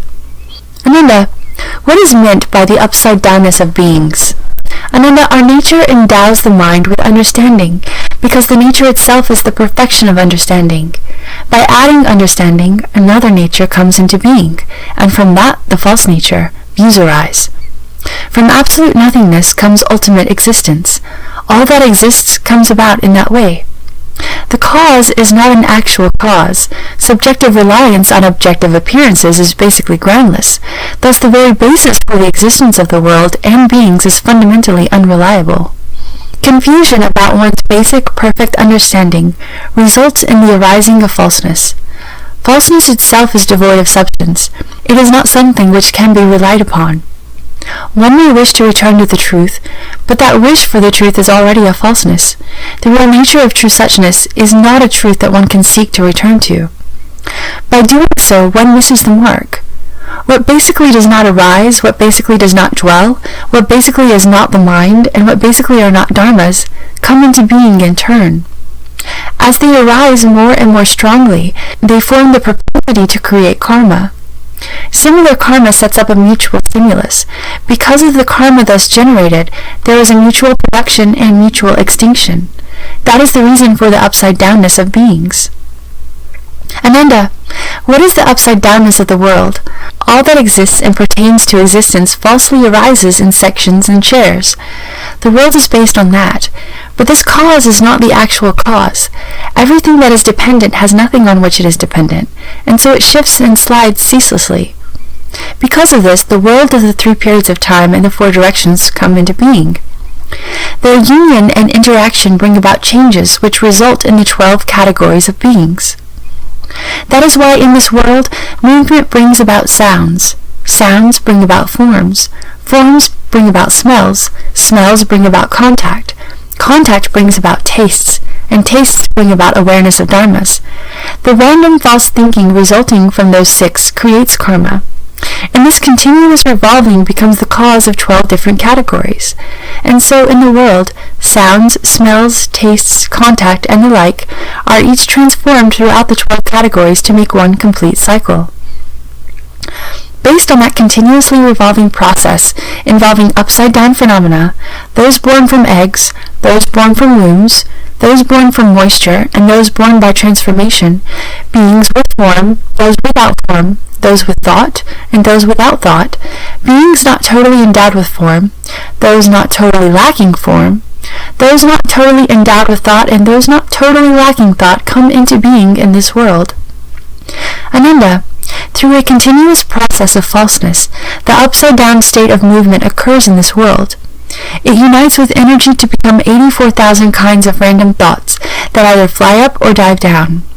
From that, eggs come into being and transmigrate throughout the lands as fish, birds, amphibians, and reptiles, so that their kinds abound. Through a continuous process of defilement, the upside-down state of desire occurs in this world. It unites with stimulation to become 84,000 kinds of random thoughts that are either erect or horizontal. From that, embryos and worms come into being and transmigrate throughout the lands as human beings, animals, dragons, and immortals until their kinds abound. Through a continuous process of attachment, the upside-down state of inclination occurs in this world. It unites with warmth to become 84,000 kinds of random thoughts that are vacillating and inverted. From that, organisms and moisture come into being and transmigrate throughout the lands as insects and crawling invertebrates until their kinds abound. Through a continuous process of change, the upside-down state of borrowing occurs in this world. Based on upside-downness, it unites with contact to become 84,000 kinds of random thoughts of new and old. From that, organisms that undergo transformations come into being and transmigrate through the lands as forms of metamorphic flying and crawling creatures until their kinds abound. Through a continuous process of restraint, the upside-down state of obstruction occurs in this world. It unites with attachment to become 84,000 kinds of random thoughts of refinement and brilliance. From that, animate entities that possess form come into being and transmigrate throughout the lands as auspicious and inauspicious creatures until their kinds abound. Through a continuous process of annihilation and dispersion, the upside-down state of delusion occurs in this world. It unites with darkness to become 84,000 kinds of random thoughts of obscurity and hiding. From that, animate entities that are formless come into being and transmigrate throughout the lands as empty, dispersed, annihilated, and submerged beings until their kinds abound. Through a continuous process of illusory imaginings, the upside-down state of shadows occurs in this world. It unites with memory to become 84,000 kinds of random thoughts that are hidden and bound up. From that, animate entities endowed with thought come into being and transmigrate throughout the lands as spirits, ghosts, and devious beings until their kinds abound. Through a continuous process of dullness and slowness, the upside-down state of stupidity occurs in this world. It unites with obstinacy to become 84,000 kinds of random thoughts that are dry and attenuated. From that, animate entities lacking thought come into being and transmigrate throughout the lands as their vitality and spirit change into earth, wood, metal, or stone until their kinds abound. Through a continuous process of parasitic interaction, the upside-down state of simulation occurs in this world. It unites with defilement to become 84,000 kinds of random thoughts of according and relying. From that, animate entities not actually endowed with form take on embryonic forms and transmigrate throughout the lands until their kinds abound, as jellyfish that use shrimp for eyes and the like. Through a continuous process of mutual enticement, an upside-down state of nature occurs in this world. It unites with mantras to become 84,000 kinds of random thoughts of reckoning and summoning. From that, animate entities not actually lacking form become formless beings and transmigrate throughout the lands as hidden beings of mantras and incantations until their kinds abound. Through a continuous process of false unity, the upside-down state of transgression occurs in this world. It unites with unlike formations to become 84,000 kinds of random thoughts of reciprocal interchange. From that, animate entities not actually endowed with thought become beings endowed with thought and transmigrate throughout the lands in such forms as a wasp that turns into a different creature, into its own species and the like, until their kinds abound. Through a continuous process of enmity and harm, the upside-down state of killing occurs in this world. It unites with monstrosities to become 84,000 kinds of random thoughts of devouring one's father and mother. From that, animate entities not actually lacking thought become beings that lack thought and transmigrate throughout the lands, until their kinds abound in such forms as the owl which hatches its young from clods of dirt, and the broken mirror bird, which incubates its fruit to create its young, whereupon the young of each eat the parents and the like, until their kinds abound. These are the 12 categories of beings. This is the end of Chapter 7.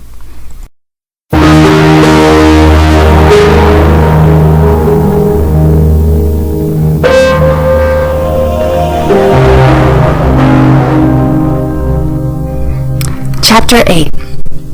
Ananda, each of these categories of beings is replete with all 12 kinds of upside-down states. Just as pressing on one's eye produces a variety of flower-like images, with the inversion of wonderful perfection, pure understanding of the true mind becomes glutted with false and random thoughts. Now, as you cultivate towards certification to the samadhi of Buddha, you will go through 3 gradual stages in order to get rid of the basic cause of these random thoughts. They work in just the way that hot water mixed with the ashes of incense cleanse a vessel that has held poisonous honey. Afterwards, such a vessel can be used to store sweet dew. What are the 3 gradual stages?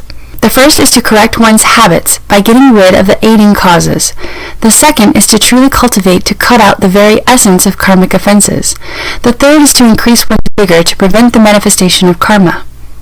What are the aiding causes? Ananda, the 12 categories of beings in this world are not incomplete in themselves, but depend on 4 kinds of eating, that is, eating by portions, eating by contact, eating by thought, and eating by consciousness. Therefore, the Buddha said that all beings must eat to live. Ananda, all beings can live if they eat what is fresh, and they will die if they take poison. Beings who seek samadhi should refrain from eating the 5 pungent plants of this world. If these 5 are eaten cooked, they increase one's sexual desire. If they are eaten raw, they increase one's anger.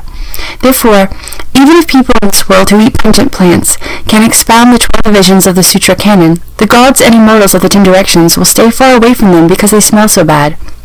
However, after they eat these things, the hungry ghosts will hover around and kiss their lips. Beings always in the presence of ghosts, their blessings and virtue will dissolve as the days go by, and they will experience no lasting benefit. People who eat pungent plants and also cultivate samadhi will not be protected by the bodhisattvas, gods, immortals, or good spirits of the 10 directions. Therefore, the tremendously powerful demon kings, able to do as they please, will appear in the body of a Buddha and speak Dharma for them, denouncing the precepts and praising lust, rage, and delusion.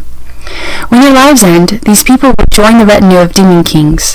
When they use up their blessings as demons, they will fall into the unintermittent hell.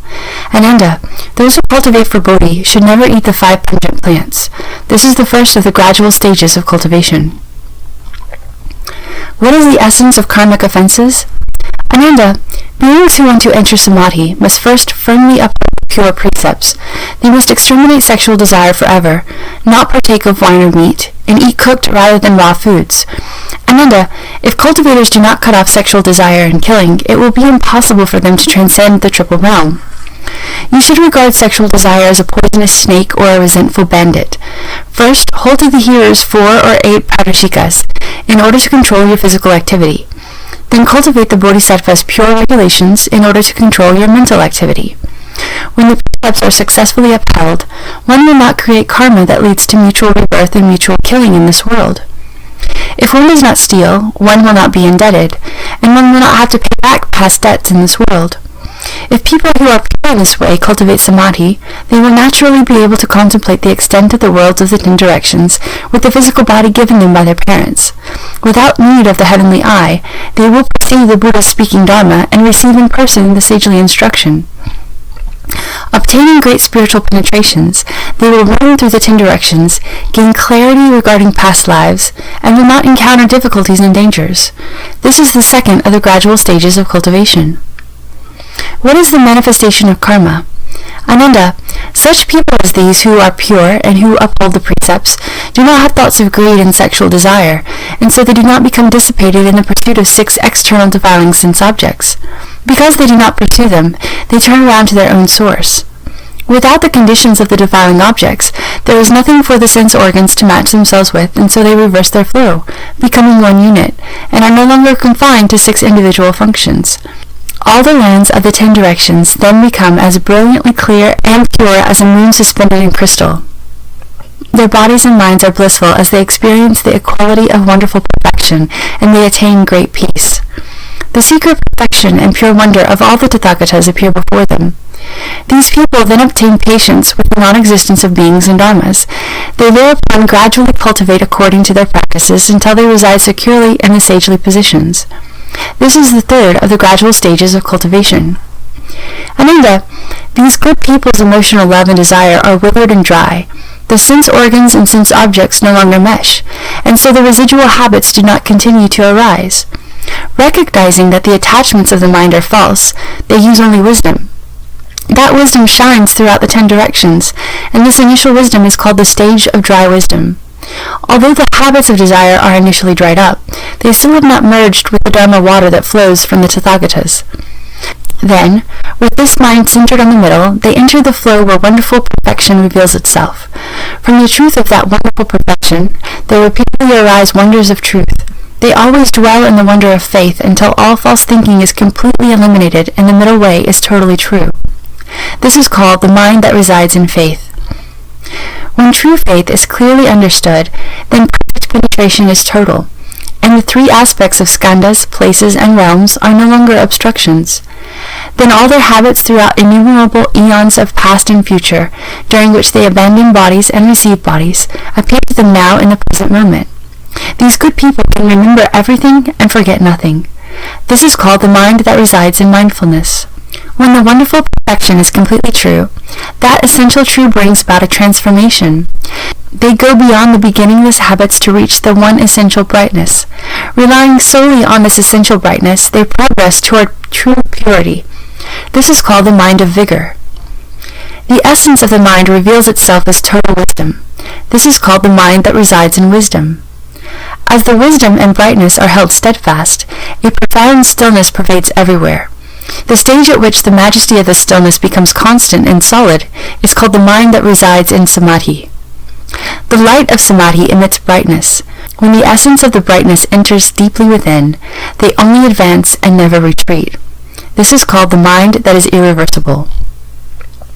When the progress of their minds is secure, and they hold their minds and protect them without loss, they connect with the life breath of the Tathagatas of the 10 directions. This is called the mind that protects the Dharma. Protecting their light of enlightenment, they can use this wonderful force to return to the Buddha's light of compassion, and to come back to stand firm with the Buddha. It is like 2 mirrors that are set facing one another, so that between them the exquisite images interreflect and enter into one another layer upon layer. This is called the mind that makes transferences. With this secret interplay of light, they obtain the Buddha's eternal solidity and unsurpassed wonderful purity. Dwelling in the unconditioned, they know no loss or dissipation. This is called the mind that resides in precepts. Abiding in the precepts with self-mastery, they can roam throughout the 10 directions, going anywhere they wish. This is called the mind that resides in vows. Ananda, these good people use proper expedients to bring forth those 10 minds. The essence of these minds becomes dazzling, and their 10 functions interconnect to a point of single-mindedness. That is called the dwelling of bringing forth the resolve. The discoveries made by that mind are like pure crystal, within which can be seen pure gold. Based on those previous wonderful minds, they step up to this level called the dwelling of the ground of regulation. When the mind on that ground connects with wisdom, both become bright and comprehensive. Traversing the 10 directions then without obstruction is called the dwelling of cultivation. When their conduct is the same as the Buddha's, and they connect with the Buddha's spirit, then, like the body between skandhas searching for a father and mother, they penetrate the darkness with a hidden communication and enter the lineage of the Tathagata. That is called the dwelling of noble birth. Since they ride in the womb of the way, they are heirs to enlightenment, just as a mature fetus has developed all human features. That is called the dwelling that is endowed with skill and means. Their physical appearances become those of Buddhas, and their minds the same as well. That is called dwelling in the proper mind. United in body and mind, they grow and mature day by day. That is called dwelling in irreversibility. With the efficacious appearance of 10 bodies, which are simultaneously perfected, they are dwelling as pure youth. Completely developed, they leave the womb and become sons of the Buddha. That is dwelling as a Dharma prince, reaching the fullness of adulthood. They are like a chosen prince to whom a mighty king turns over the affairs of state. Eventually, that eldest son of the Kshatriya king will be ceremoniously anointed on the crown of the head. That is called dwelling and anointing the crown of the head.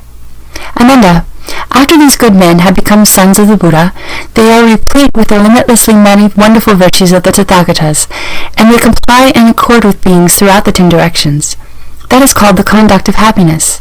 Being well able to accommodate all beings is called the conduct of benefiting. Enlightening themselves and enlightening others without putting forth any resistance is called the conduct free of anger. Then they undergo birth in various forms continuously to the bounds of the future. practicing that equally throughout the 3 periods of time and pervading the 10 directions is called the conduct continued endlessly. When everything is equally in accord, one never makes mistakes among the various Dharma doors. That is called the conduct of freedom from deluded confusion. Then, within what is identical, myriad differences appear. Yet within the different appearances, an identity can be perceived. That is called the conduct of wholesome manifestation. That continues until it includes all particles of dust that fill up empty space throughout the 10 directions. In each and every mote of dust, there appear the worlds of the 10 directions, and yet the appearance of dust motes and the appearance of worlds do not interfere with one another. That is called the conduct of non-attachment. Everything that appears before one becomes a foremost paramita. That is called the conduct of veneration. With such perfect fusion, one can model oneself after all the Buddhas of the 10 directions. That is called the conduct based on wholesome dharmas. As each and every one of those becomes pure and without outflows, they merge into a singular path, unconditioned. That is the essence of nature. That is called the conduct of reality. Ananda. When these good men, replete with spiritual penetrations, have done the Buddha's work and are totally pure and absolutely true, they can remain distant from obstacles and calamities. Then they take beings across without being attached to the idea of taking them across. They direct the unconditioned mind toward the path of nirvana. That is called the transference of saving and protecting living beings while apart from the appearance of living beings. Destroying what should be destroyed and remaining far removed from what should be left behind is called the transference of indestructibility. Fundamental enlightenment is profound indeed, and enlightenment on a level with Buddha's enlightenment, that is called the transference of sameness with all Buddhas. When absolute truth is discovered, their level is like the level of Buddhas. That is called the transference of reaching all places. Worlds and Tathagatas include one another without any obstruction. That is called the transference of a treasury of inexhaustible merit and virtue. Since their level is like the Buddhas, each and every cause they create at that level is pure. Based on the dispersing of such causes, they go straight down the path to nirvana. That is called the transference of the good roots of following what is basically identical. When true roots are set down, then all beings in the 10 directions are my own nature. Not a single being is lost, and this nature is successfully perfected. That is called the transference of following the impartial contemplation of all beings. Being identical with all dharmas, yet apart from all phenomena, they are not attached to either the identity or the separation. That is called the transference of the appearance of true suchness. That which is thus is truly obtained, and there is no obstruction throughout the 10 directions.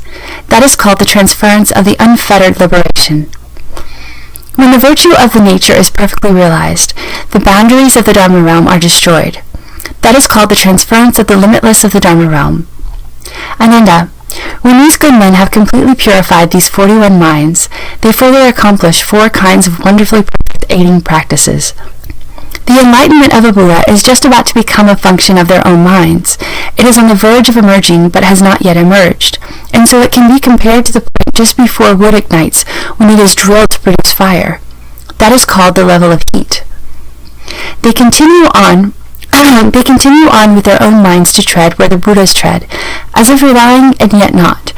It is as if they were climbing a lofty mountain, to the point where their bodies are in space, but there remains a slight obstruction beneath them. That is called the level of the summit. When the mind and the Buddha are two and yet the same, they have well obtained the middle way. They are like someone who endures something when it seems impossible to either hold it in or let it go. That is called the level of patience. When numbers and limits are gone, no such designations as the middle way or as confusion and enlightenment are made. That is called the level of being first in the world. Ananda, these good men have successfully penetrated through to great Bodhi. Their enlightenment reaches through to the Tathagatas. They have fathomed the state of Buddhahood. That is called the ground of happiness. The differences enter into identity. Even the notion of identity is gone. That is called the ground of leaving filth. At the point of ultimate purity, brightness comes forth. That is called the ground of emitting light.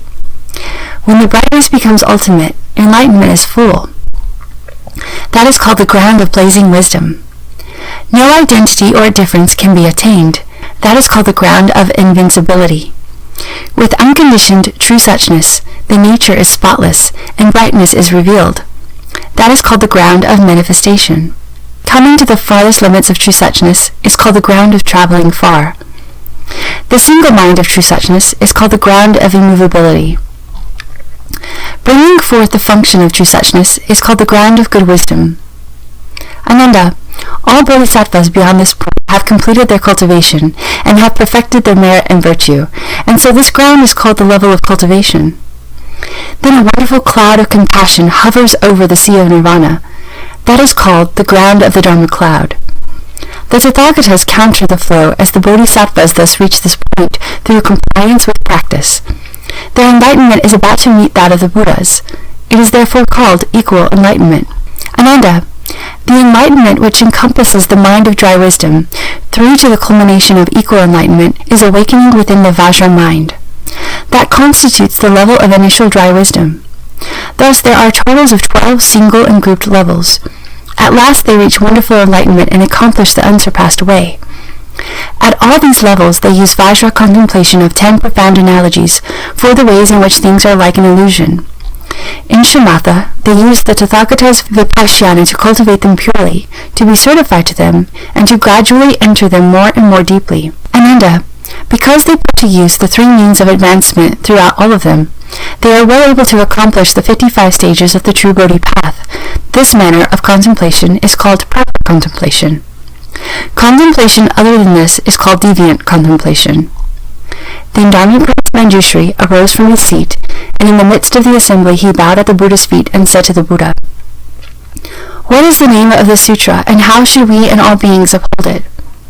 The Buddha told Manjushri, "This sutra is called the Crown of Great Buddha, Siddharthapatra, the unsurpassed precious seal and pure, clear, ocean-like eye of the Tathagatas of the 10 directions. It is also called the cause for saving a relative, the rescue of Ananda and the Bhikshuni nature, and the attaining of the Bodhi heart and entry into the sea of pervasive knowledge.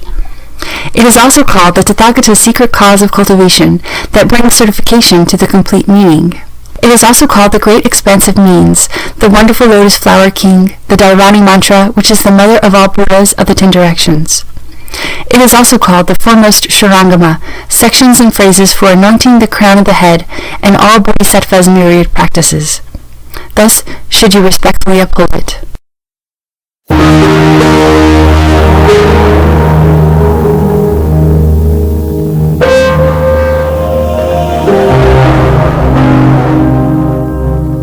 In-depth explanation on causes and retributions. After that was said, Ananda and all the great assembly immediately received the Tathagata's instruction in the secret seal, the meaning of Patra, and heard these names for the complete meaning of the sutra. They were suddenly enlightened to dhyana, advanced in their cultivation to the sagely position, and increased their understanding of the wonderful principle. Their minds were focused and serene. Ananda cut off and cast aside 6 sections of subtle afflictions in his cultivation of the mind in the triple realm. He arose from his seat, bowed at the Buddha's feet, placed his palms together respectfully, and said to the Buddha, "The great, mighty, and virtuous Bhagavan, whose compassionate sound knows no limit, has well instructed beings as to their extremely subtle submersion in delusion, and has caused me on this day to become blissful in body and mind, and to obtain enormous benefit. Bhagavan, if the wonderful brightness of this truly pure and wonderful mind is basically all pervading, then everything on the great earth, including the grasses and trees, the wriggling worms and tiny forms of life, are originally true suchness, and are themselves the Tathagata true embodiments of Buddhahood. Since the Buddha's embodiments are true and real, how can they also be hells, hungry ghosts, animals, asuras, humans, gods, and other paths of rebirth? Bhagavan, do these paths exist naturally of themselves, or are they created by beings' falseness and habits? Bhagavan, the Bhikshuni precious lotus fragrance, for example, received the Bodhisattva precepts and then indulged in lustful desire, recklessly saying that sexual acts did not involve killing or stealing, and they carried no karmic retribution. But after saying that, her female organs caught fire, and then the raging blaze spread throughout all her joints as she fell into the unintermittent hell alive. And there were the mighty King Crystal and the Bhikshu Good Stars. Crystal exterminated the Gautama clan, and Good Stars recklessly said that all dharmas are empty. They both sank into the unintermittent hell alive. Are these hells fixed places, or do they arise spontaneously? Is it that each individual undergoes whatever kind of karma he or she creates? I only hope the Buddha will be compassionate and instruct those of us who do not understand this. May he cause all beings who uphold the precepts to receive this definitive instruction with joyful respect upon hearing it, and be careful not to transgress it.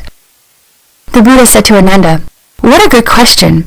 You want to keep all living beings from adopting deviant views. You should listen attentively now, and I will explain this matter for you. Actually, Ananda, all beings are fundamentally true and pure. But because of their false views, they give rise to the falseness of habits, which are divided into an internal aspect and an external aspect. Ananda, the internal aspect refers to what occurs inside living beings. Because of love and defilement, they produce the falseness of emotions. When these emotions accumulate without cease, they can create the fluids of love. That is why living beings' mouths water when they think about delicious food. When they think about a deceased person, either with fondness or with anger, tears will flow from their eyes. When they are greedy for wealth, a current of lust will course through their hearts and their skin will become lustrous. When their minds dwell on lustful conduct, spontaneous secretions will come from the male or female organ. Ananda, although the kinds of love differ, their flow and formation is the same. With this moisture, one cannot ascend, but will naturally fall.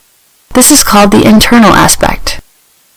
Ananda, the external aspect refers to what happens outside living beings. Because of longing and yearning, they give rise to fantasies. When these fantasies persist without cease, they can create an uplifting energy.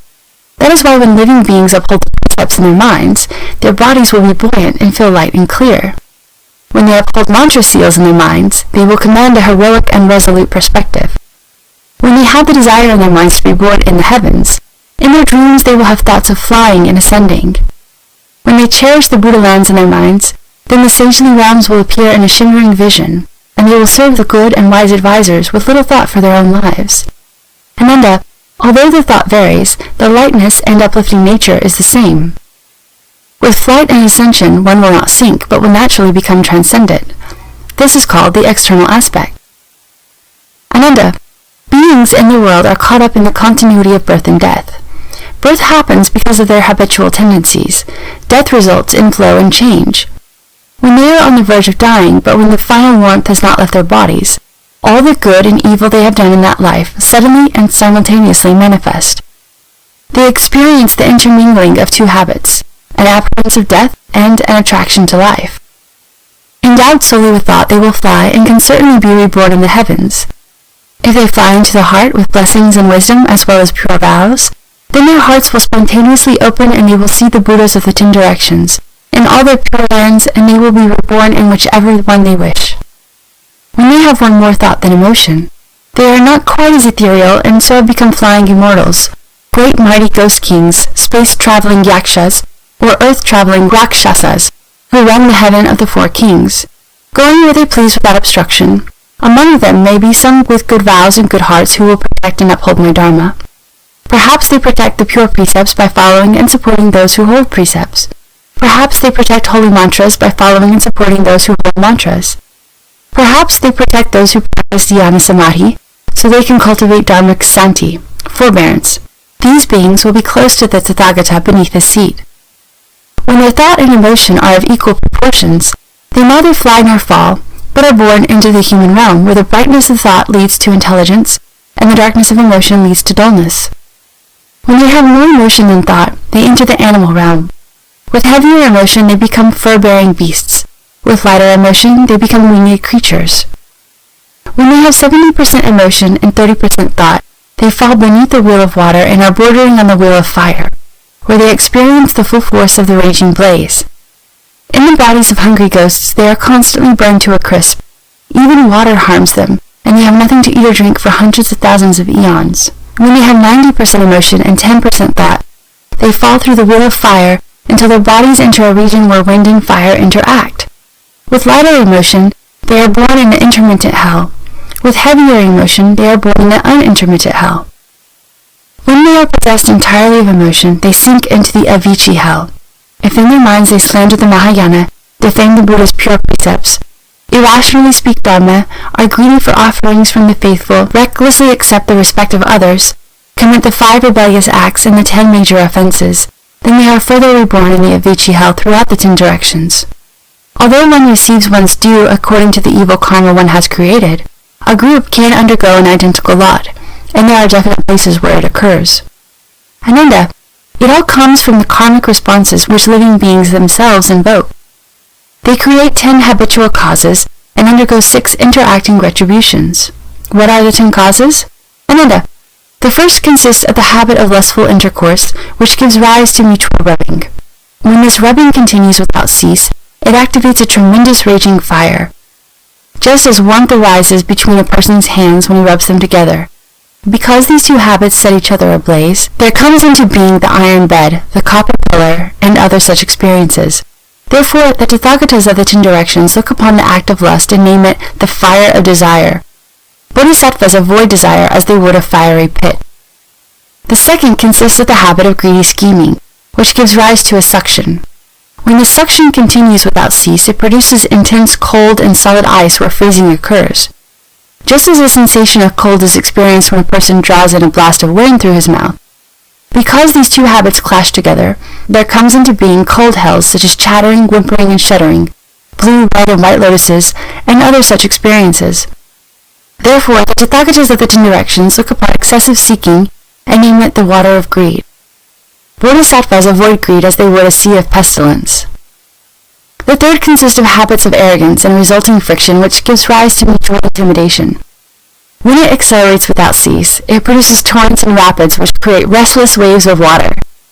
Just as water is produced when a person continually works his tongue in an effort to taste flavors. Because these two habits incite one another, there comes into being a river of blood, the river of ashes, the burning sand, the poisonous sea, the molten copper which is forced down one's throat, and other such experiences. Therefore, the Tathagatas of the 10 directions look upon self-satisfaction and name it drinking the water of stupidity. Bodhisattvas avoid arrogance as they would a huge deluge. The fourth consists of habits of hatred, which give rise to mutual defiance. When this defiance binds one without cease, one's heart becomes so hot that it catches fire, and the molten vapors turn into metal. From it is produced the mountain of knives, the iron cudgel, the tree of swords, the wheel of swords, axes and halberds, and spears and saws. It is like when a person harbors a grudge and the urge to kill surges forth. Because these two habits clash with one another, there comes into being castration and hacking, beheading and mutilation, filing and sticking, flogging and beating, and other such experiences. Therefore, the Tathagatas of the 10 directions look upon hatred and name it sharp knives and swords. Bodhisattvas avoid hatred as they would a massacre. The fifth consists of habits of deception and misleading involvements which give rise to mutual guile. When such maneuvering continues without cease, it produces ropes for strangling and wood for imprisoning. It is like how grass and trees grow in an irrigated field. Because the two habits perpetuate one another, there comes into being handcuffs and fetters, canes and locks, whips and clubs, sticks and cudgels, and other such experiences. Therefore, the Tathagatas of the 10 directions look upon deception and name it a treacherous crook. Bodhisattvas fear deception as they would a savage wolf. The sixth consists of the habit of lying combined with continual fraudulence, which gives rise to mutual cheating. When false accusations continue without cease, one becomes adept at corruption. From this there comes into being such filthy impurities as dirt, excrement, and urine. It is like the obscuring of one's vision when the dust is stirred up by the wind. Because these two habits augment one another, there come into being sinking and drowning, tossing and pitching, flying and falling, floating and submerging, and other such experiences. Therefore, the Tathagatas of the 10 directions look upon lying and name it robbery and murder. Bodhisattvas regard lying as they would treading on a venomous snake. The seventh consists of the habits of enmity and mutual suspicion, which gives rise to grievances. From this there come into being the experiences of being pelted by flying rocks or gravel, being imprisoned in a box car or urn, and being bagged and struck. It is like a treacherous person who harbors evil in his mind. Because these two habits swallow one another up, there come into being tossing, pitching, seizing, striking, and banging, and other such experiences. Therefore, the Tathagatas of the 10 directions look upon animosity and name it a perverse and harmful ghost. Bodhisattvas regard animosity as they would drinking poisonous wine.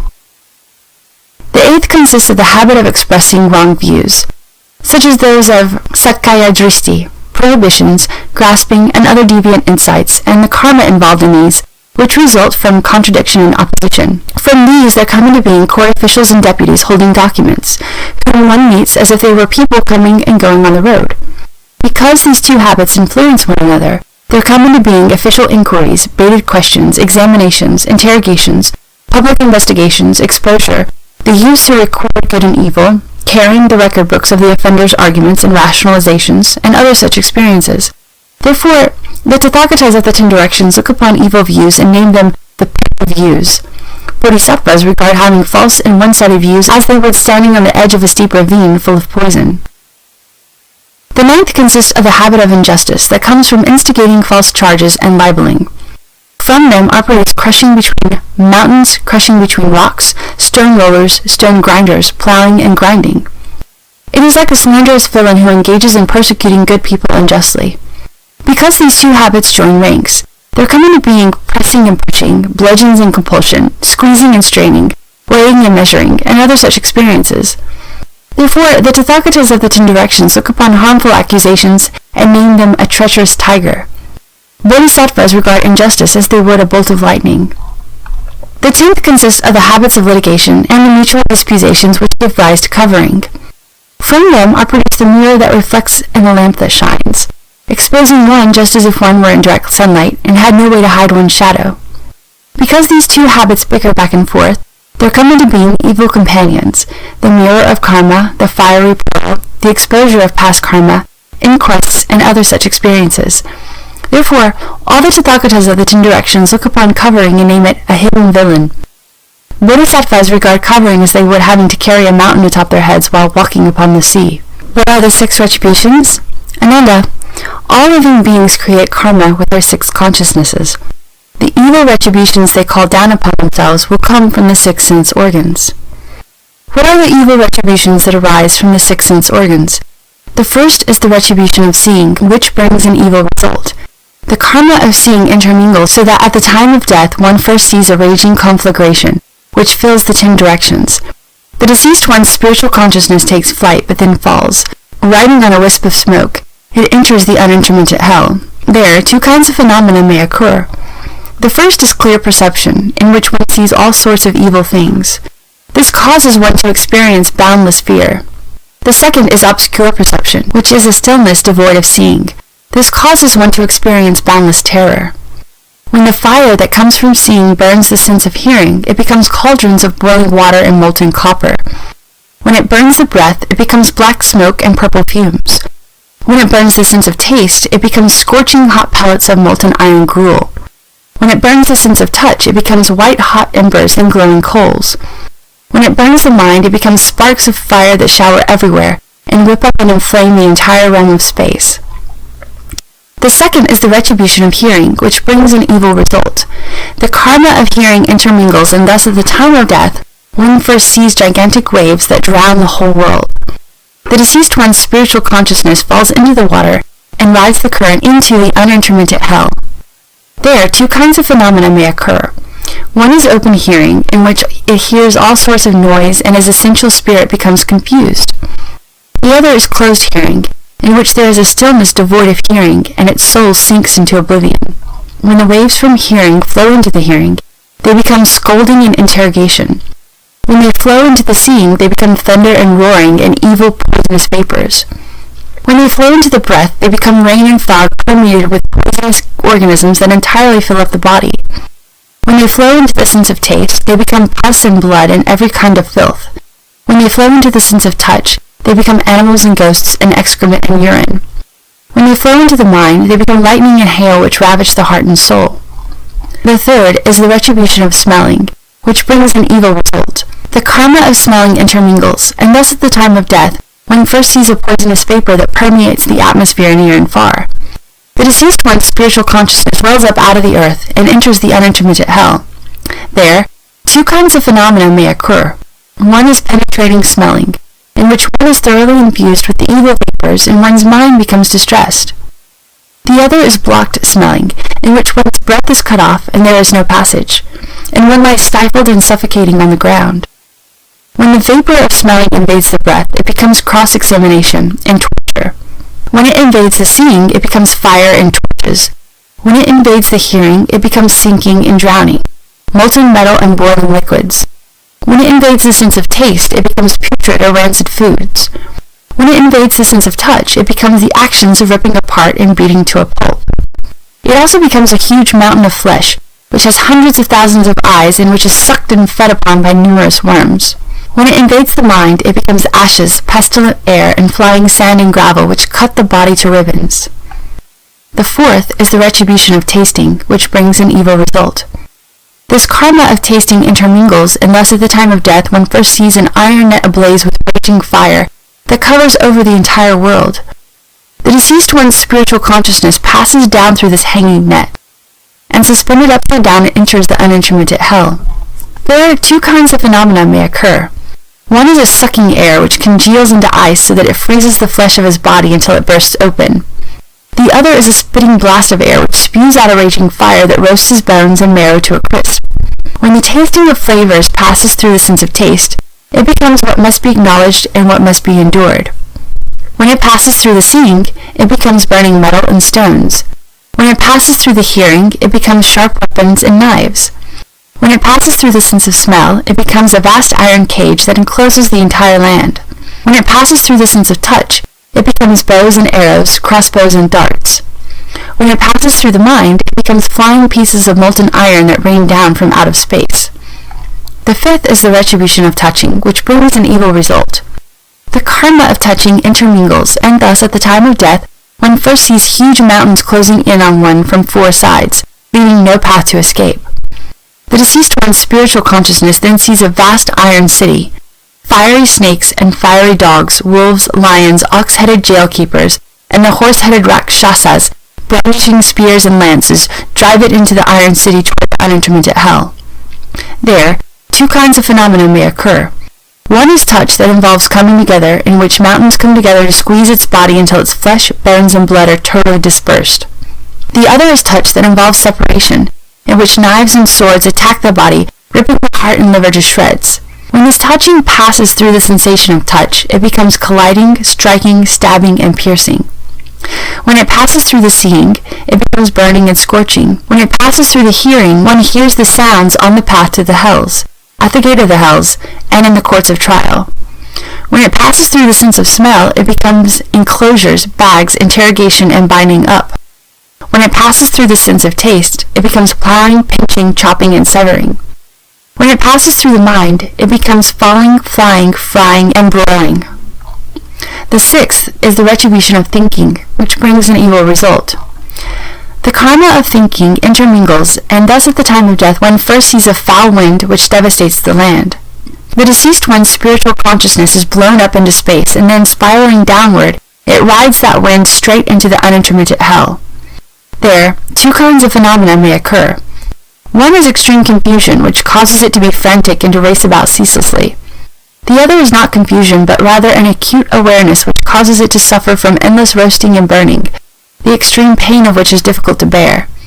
When this deviant thought combines with thinking, it becomes locations and places. When it combines with seeing, it becomes inspection and testimonies. When it combines with hearing, it becomes huge crushing rocks, ice and frost, dirt and fog. When it combines with smelling, it becomes a great fiery car, a fiery boat, and a fiery jail. When it combines with tasting, it becomes a loud calling, wailing, and regretful weeping. When it combines with touch, it becomes sensations of large and small, where 10,000 births and 10,000 deaths are endured every day, and of lying with one's face to the ground. Ananda, these are called the 10 causes and 6 retributions of hell, which are all created by the confusion and falseness of living beings. If living beings create this evil karma simultaneously, they enter the Avicii hell and endure limitless suffering, passing through limitless kalpas. If each of the 6 sense organs creates them, and if what is done includes each state and each sense organ, then the person will enter the 8 unintermittent hells. If the 3 karmas of body, mouth, and mind commit acts of killing, stealing, and lust, the person will enter the 18 hells. If the 3 karmas are not involved, and there is perhaps just 1 act of killing and 1 act of stealing, then the person must enter the 36 hells. If the sense organ of sight alone commits just 1 karmic offense, then the person must enter the 108 hells. Because of this, living beings who do certain things create certain karma, and so in the world they enter collective hells, which arise from false thinking and which originally are not there at all. And then Ananda, after the living beings who have slandered and broken the precepts, violated the Bodhisattva precepts, slandered the Buddha's nirvana, and created various kinds of karma, passed through many kalpas of being burned in the inferno, they finally finish paying for their offenses and are reborn as ghosts. If greed for material objects was the original cause that made the person commit offenses, then after he has finished paying for his crimes, he will take shape when he encounters material objects and will become a strange ghost. If it was indulgence in lust that made the person commit offenses, then after he has finished paying for his crimes, he will take shape when he encounters the wind and will become a drought ghost. If it was indulgence in lying that made this person commit offenses, then after he has finished paying for his crimes, he will take shape when he encounters animals and will become a May ghost. If it was hatred that made the person commit offenses, then after he has finished paying for his crimes, he will take shape when he encounters worms and insects and will become a goo poison ghost.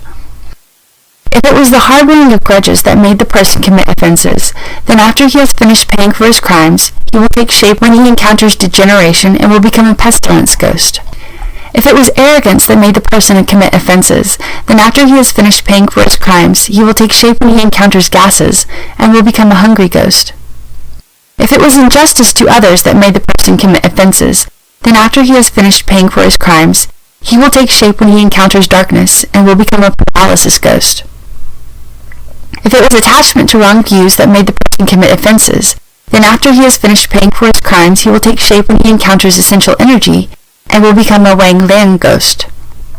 If it was deception that made the person commit offenses, then after he has finished paying for his crimes, he will take shape when he encounters brightness and will become a servant ghost. If it was the practice of forming factions that made the person commit offenses, then after he has finished paying for his crimes, he will take shape when he encounters people and will become a messenger ghost. Ananda, such a person's fall is due to his totally emotional level of functioning. When his karmic fire has burned out, he will rise up to be reborn as a ghost. This is occasioned by his own karma of false thinking. If he awakens to Bodhi, then in the wonderful perfect brightness, there isn't anything at all. Moreover, Ananda, when his karma as a ghost is ended, and the consequences of his emotion and thought are over, he comes into the world to meet his creditors and to settle his accounts with them. He is born as an animal to repay his debts from past lives. The retribution of the strange ghost of material objects is finished when the object is destroyed and it is reborn in the world, usually as a species of owl. The retribution of the drought ghost of the wind is finished when the wind subsides and it is reborn in the world, usually as a species of uncanny creature which gives inauspicious prognostications. The retribution of the May ghost of an animal is finished when the animal dies and it is reborn in the world, usually as a species of fox. The retribution of the goo ghost in the form of worms and insects is finished when the goo is exhausted and it is reborn in the world, usually as a species of venomous creature. The retribution of a pestilence ghost found in degeneration is finished when the degeneration is complete and it is reborn in the world, usually as a species of tapeworm. The retribution of a ghost which takes shape in gases is finished. When the gases are gone, it is then reborn in the world, usually as a species of animal used for food. The retribution of ghost of darkness is finished when the darkness ends, and it is then reborn in the world, usually as a species of animal used for clothing or service. The retribution of the ghost which unites with energy is finished when the union dissolves, and it is then reborn in the world, usually as a species of migratory creature. The retribution of the ghost of brightness and intellect is finished when the brightness disappears, and it is then reborn in the world, usually as a species of efficacious creature. The retribution of the ghost that relies on a person is finished when the person dies, and it is then reborn in the world, usually as a species of domestic animal. Ananda, all this is due to the burning out of his karmic fire in payment for his debts from past lives. The rebirth as an animal is also occasioned by his own false and empty karma. If he awakens to Bodhi, then fundamentally none of these false conditions will exist at all. You mentioned precious lotus fragrance, king crystal, and bhikshu good stars. Evil karma such as theirs was created by them alone. It did not fall down out of the heavens or well up from the earth, nor was it imposed upon them by some person. Their own falseness brought it into being, and so they themselves have to undergo it. In the Bodhi heart, it is empty and false, a cohesion of false thoughts. Moreover, Ananda, if while repaying his past debts by undergoing rebirth as an animal, such a living being pays back more than he owed, he will then be reborn as a human to rectify the excess. If the creditor is a person with strength, blessings, and virtue, then he can pay what he collected in excess without having to lose his human form. But if he lacks blessings, then he will be reborn as an animal to pay the outstanding balance. Ananda, if the debt involves money, material goods, or manual labor, and then once it is paid, the debt is resolved. But if in the process of repayment the lives of other beings were taken or their flesh eaten, then it will start a cycle of mutual devouring and slaughtering that will send the debtors and creditors up and down endlessly for as many eons as there are atoms of universe. There is no way to put a stop to it, except through shamatha or through a Buddha's coming to the world. You should know that when the owls and their kind have paid back their debts, they regain their original form and are born as obstinate people. When creatures that are inauspicious have paid back their debts, they regain their original form and are born as abnormal people. When foxes have paid back their debts, they regain their original form and are born as people who are simpletons. When creatures of the venomous category have paid back their debts, they regain their original form and are born as malicious people. When tapeworms and the like have paid back their debts, they regain their original form and are born as lovely people. When edible types of creatures have paid back their debts, they regain their original form and are reborn as weak people. When creatures that are used for clothing or service have paid back their debts, they regain their original form and are reborn as people who do hard labor. When creatures that migrate have paid back their debts, they regain their original form and are reborn as literary people. When efficacious creatures have paid back their debts, they regain their original form and are reborn as intelligent people. When domestic animals have paid back their debts, they regain their original form and are reborn as sophisticated people. Ananda, these are all beings that have finished paying back former debts and are born again in the human realm. They are involved in a beginningless scheme of karma and delusion and spend their lives killing and being killed by one another. They do not get to meet the Tathagata or hear the proper Dharma. They just abide in the wearisome dust, passing through a repetitive cycle. Such people can truly be called pitiful. Furthermore, Ananda, there are people who do not rely on proper enlightenment to cultivate samadhi, but cultivate in some special way that is based on their false thinking. Holding to the idea of perpetuating the physical bodies, they roam in the mountains and forests in places people do not go and become 10 kinds of immortals.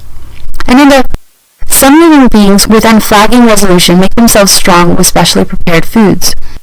When they have perfected this method of dieting, they are known as earth-traveling immortals. Some of these beings with unflagging resolution make themselves strong through the use of grasses and herbs. When they have perfected this method of taking herbs, they are known as flying immortals. Some of these beings with unflagging resolution make themselves strong through the use of metal and stone. When they have perfected this method of transformation, they are known as roaming immortals. Some of these beings with unflagging resolution make themselves strong through movement and stillness. When they have perfected their energy and essence, they are known as space-traveling immortals. Some of these beings with unflagging resolution make themselves strong by using the flow of saliva. When they have perfected their virtues of this moisture, they are known as the heaven-traveling immortals. Some of these beings with unflagging resolution make themselves strong with the essence of sun and moon. When they have perfected the inhalation of this essence, they are known as the all-penetrating immortals. Some of these beings with unflagging resolution make themselves strong through mantras and precepts. When they have perfected these skills, they are known as immortals of the way. Some of these beings with unflagging resolution make themselves strong through the use of thought processes. When they have perfected thought and memory, they are known as illuminating immortals. Some of these beings with unflagging resolution make themselves strong through internal union. When they have perfected the response, they are known as immortals of essence. Some of these beings with unflagging resolution make themselves strong through transformations. When they have perfected their awakening, they are known as immortals of the ultimate level. Ananda, these are all people who smelt their minds but do not cultivate proper enlightenment. They obtain some special principle of life and can live for thousands or tens of thousands of years. They retire deep into the mountains or onto islands in the sea and cut themselves off from the human realm. However, they are still part of the turning wheel because they flow and turn according to their false thinking and do not cultivate samadhi. When their reward is finished, they must still return and enter the various destinies. Ananda, there are many people in the world who do not seek what is eternal, and who cannot yet renounce the love that exists between themselves and their wives, but they have no interest in sexual misconduct, and so their purity develops and their light is revealed. When their life ends, they are born in the heaven of the four kings next to the sun and moon. Those whose sexual love for their wives is slight, but who have not yet obtained the complete purity when dwelling in solitude, transcend the light of sun and moon at the end of their lives, and reside at the summit of the human realm. Such people are born in the Triastream heaven. Those who become temporarily involved when they meet with desire, but who do not dwell upon it when it is finished, and who, while in the human realm, are active less and quiet more, abide at the end of their lives in light and emptiness, where the illumination of sun and moon does not reach. These beings have their own light, and they are born in the Shurangama heaven. Those who are quiet all the time, but who are not yet able to resist when stimulated by contact, ascend at the end of their lives to a subtle and ethereal place. They will not be drawn into the lower realms. The destruction of the realms of humans and gods and the three disasters at the end of the Kappa will not reach them, for they are born in the Tushita heaven. Those who are devoid of desire, but who will engage in it for the sake of their partner, even though to them the experience is as flavorless as chewing wax, are born at the end of their lives in the transcendental place of transformations. They are born in the Nirmana Rataya heaven, bliss by transformation heaven. Those who have no worldly thoughts while doing what worldly people do, who are lucid beyond such activity while involved in it, are capable at the end of their lives of entirely transcending states where transformations may be present or absent. They are born in the Paranimita Vasavartan, comfort from others' transformations heaven. Ananda, although the beings in the six heavens have physically transcended desire, traces of it still remain in their minds. The levels of existence so far discussed are known as the realm of desire. This is the end of Chapter 8.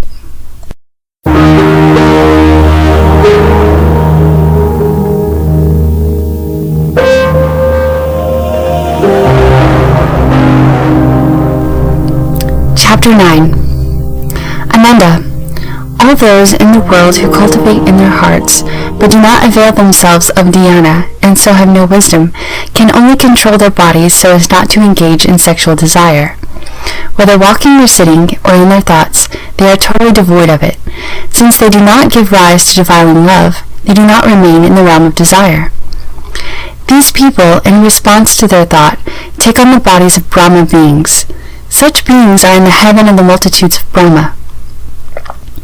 In those whose hearts of desire have already been cast aside, the mind apart from desire manifests. They delight in following the precepts, practicing Brahma virtue at all times. Such beings are in the heaven of the ministers of Brahma. Those whose bodies and minds are wonderfully perfect, and whose majestic deportment is not in the least deficient, are pure in the precepts and have a thorough understanding of them as well. Governing the Brahma multitudes as great Brahma lords, such beings are in the great Brahma heaven.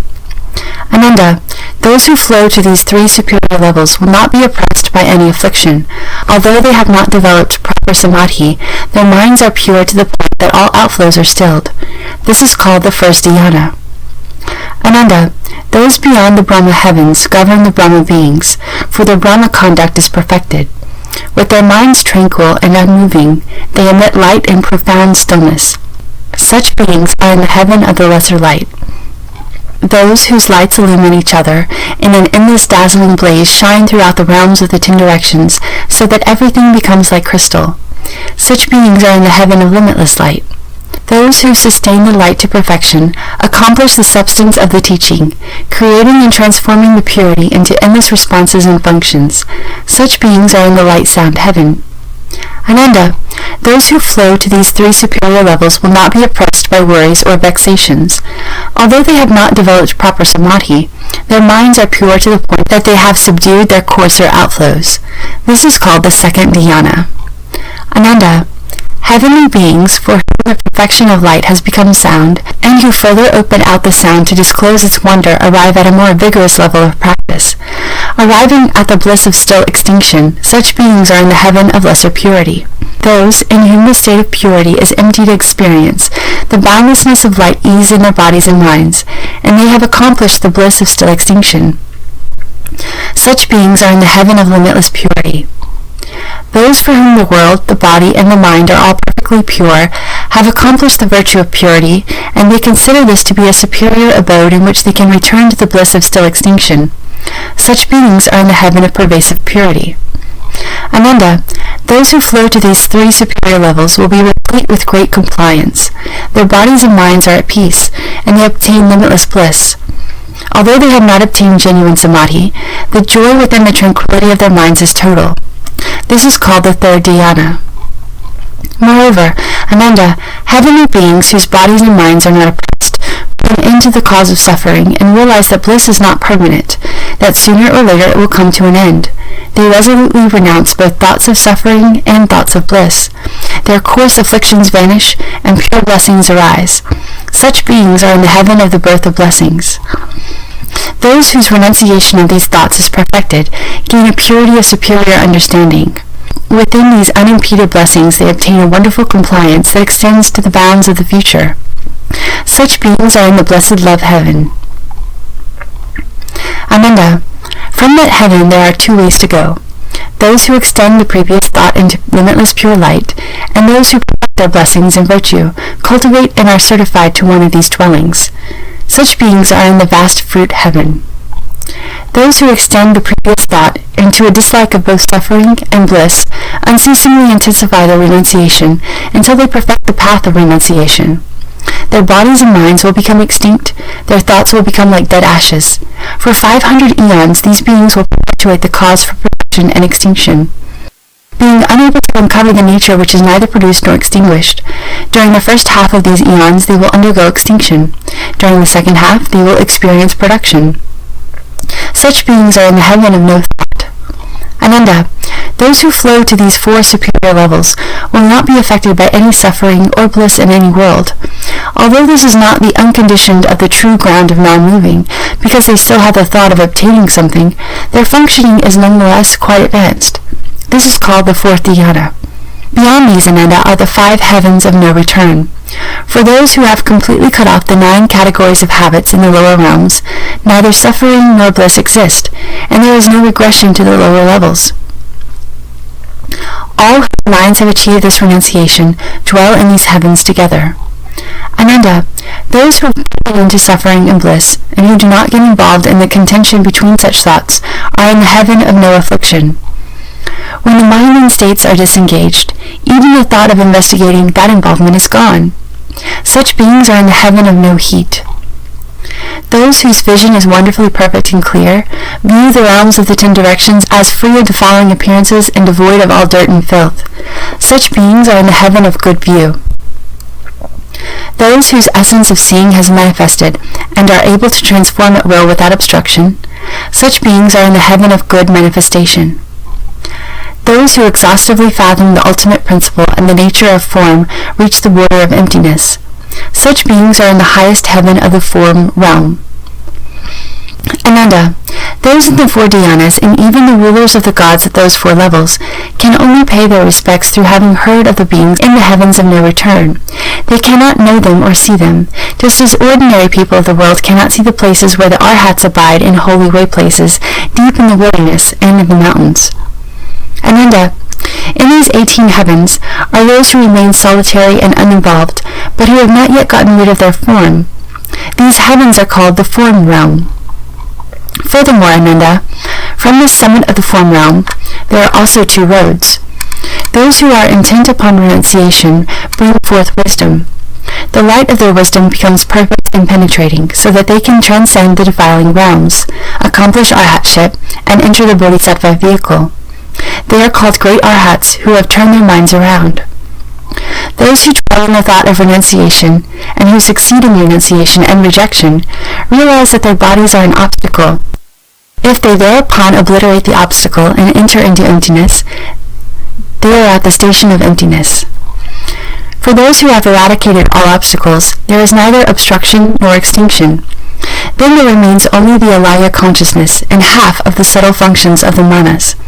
These beings are at the station of boundless consciousness. Those who have already done away with emptiness and form eradicate the conscious mind as well. In the extensive tranquility of the 10 directions, there is nowhere at all to go. These beings are at the station of nothing whatsoever. The nature of consciousness is unmoving, yet within extinction they exhaustively investigate it, attempting to put an end to what is endless. Thus, it is as if it existed and yet did not exist, as if it were ended and yet not ended. Such beings are at the station of neither thought nor non-thought.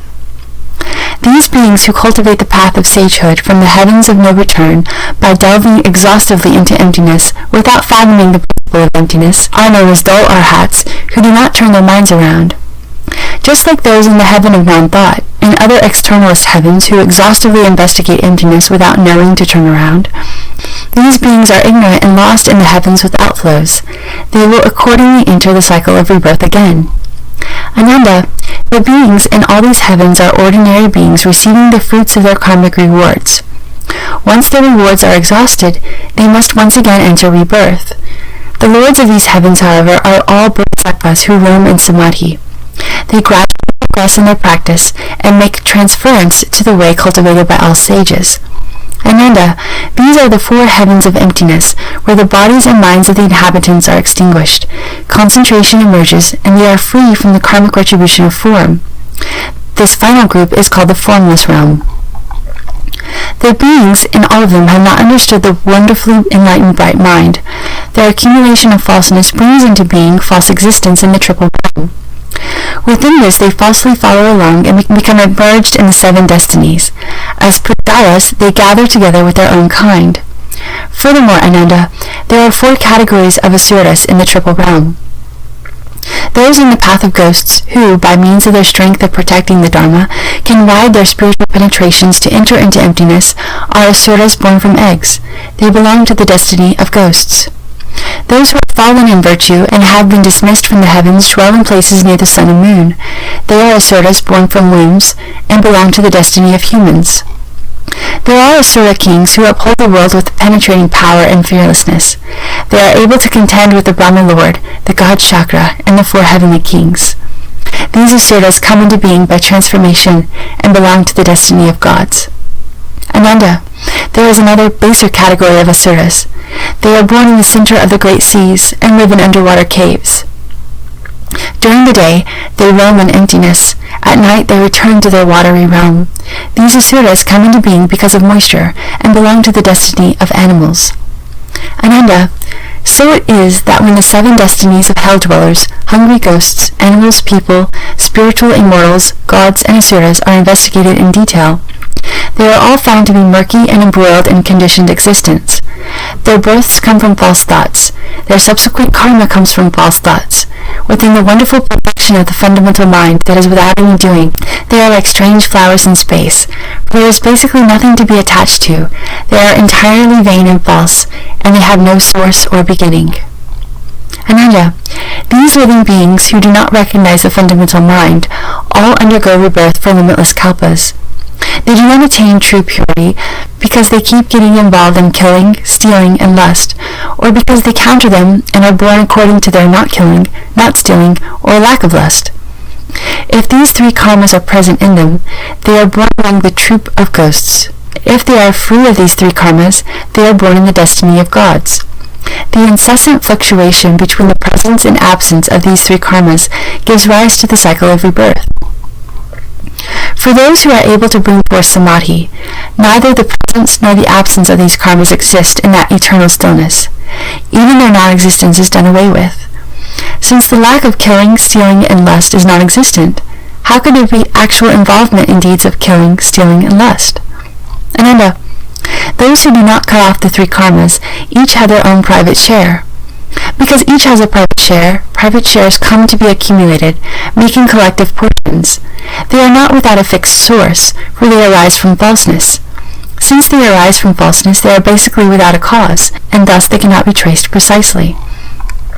You should warn cultivators that they must get rid of these three delusions if they want to cultivate Bodhi.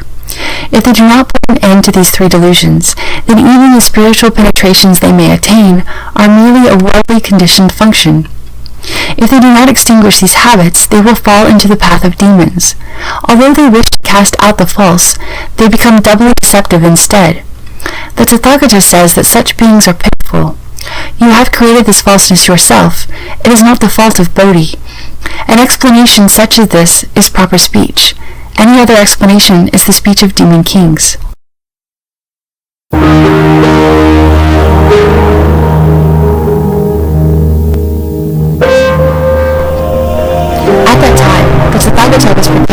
to leave the Dharma seat. From the lion throne he extended his hand out and placed it on a small table wrought of the 7 precious things.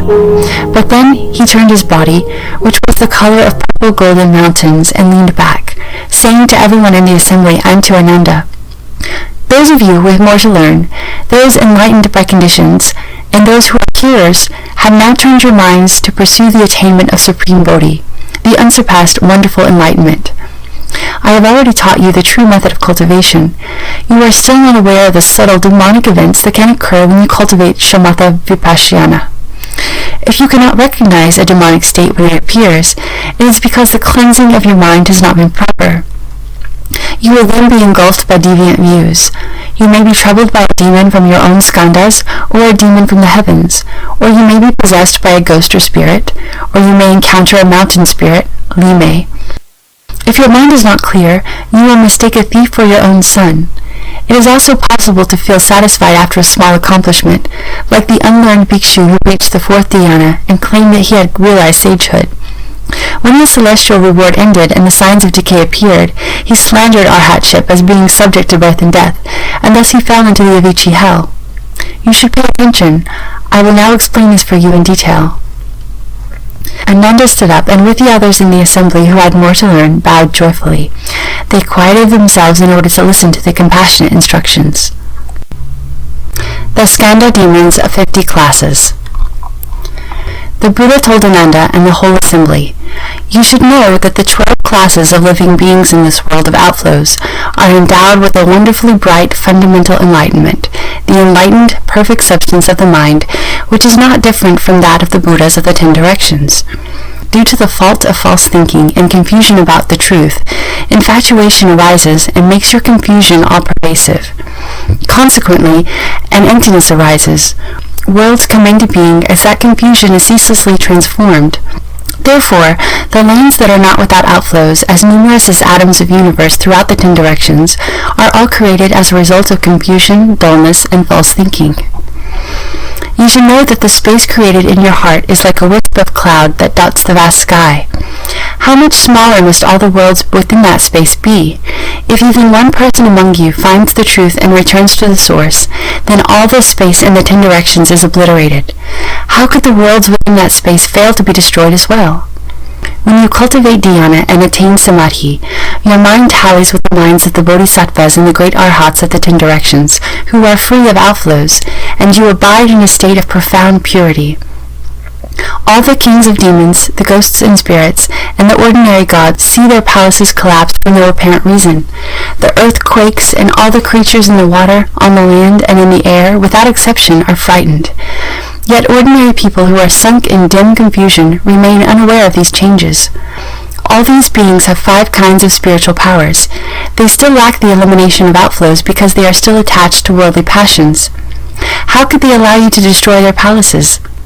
That is why the ghosts, spirits, celestial demons, sprites, and goblins come to disturb you when you are in samadhi. Although these demons possess tremendous enmity, they are in the grip of their worldly passions, while you are within wonderful enlightenment. They cannot affect you any more than blowing wind can affect light, or a knife can cut through water. You are like boiling water, while the demons are like solid ice, which, in the presence of heat, soon melts away. Since they rely exclusively on spiritual powers, they are like mere guests. They can succeed in their destructiveness through your mind, which is the host of the 5 skandhas. If the host becomes confused, the guests will be able to do as they please. When you are in dhyana, awakened, aware, and free of delusion, their demonic deeds can do nothing to you. As the skandhas dissolve, you enter the light.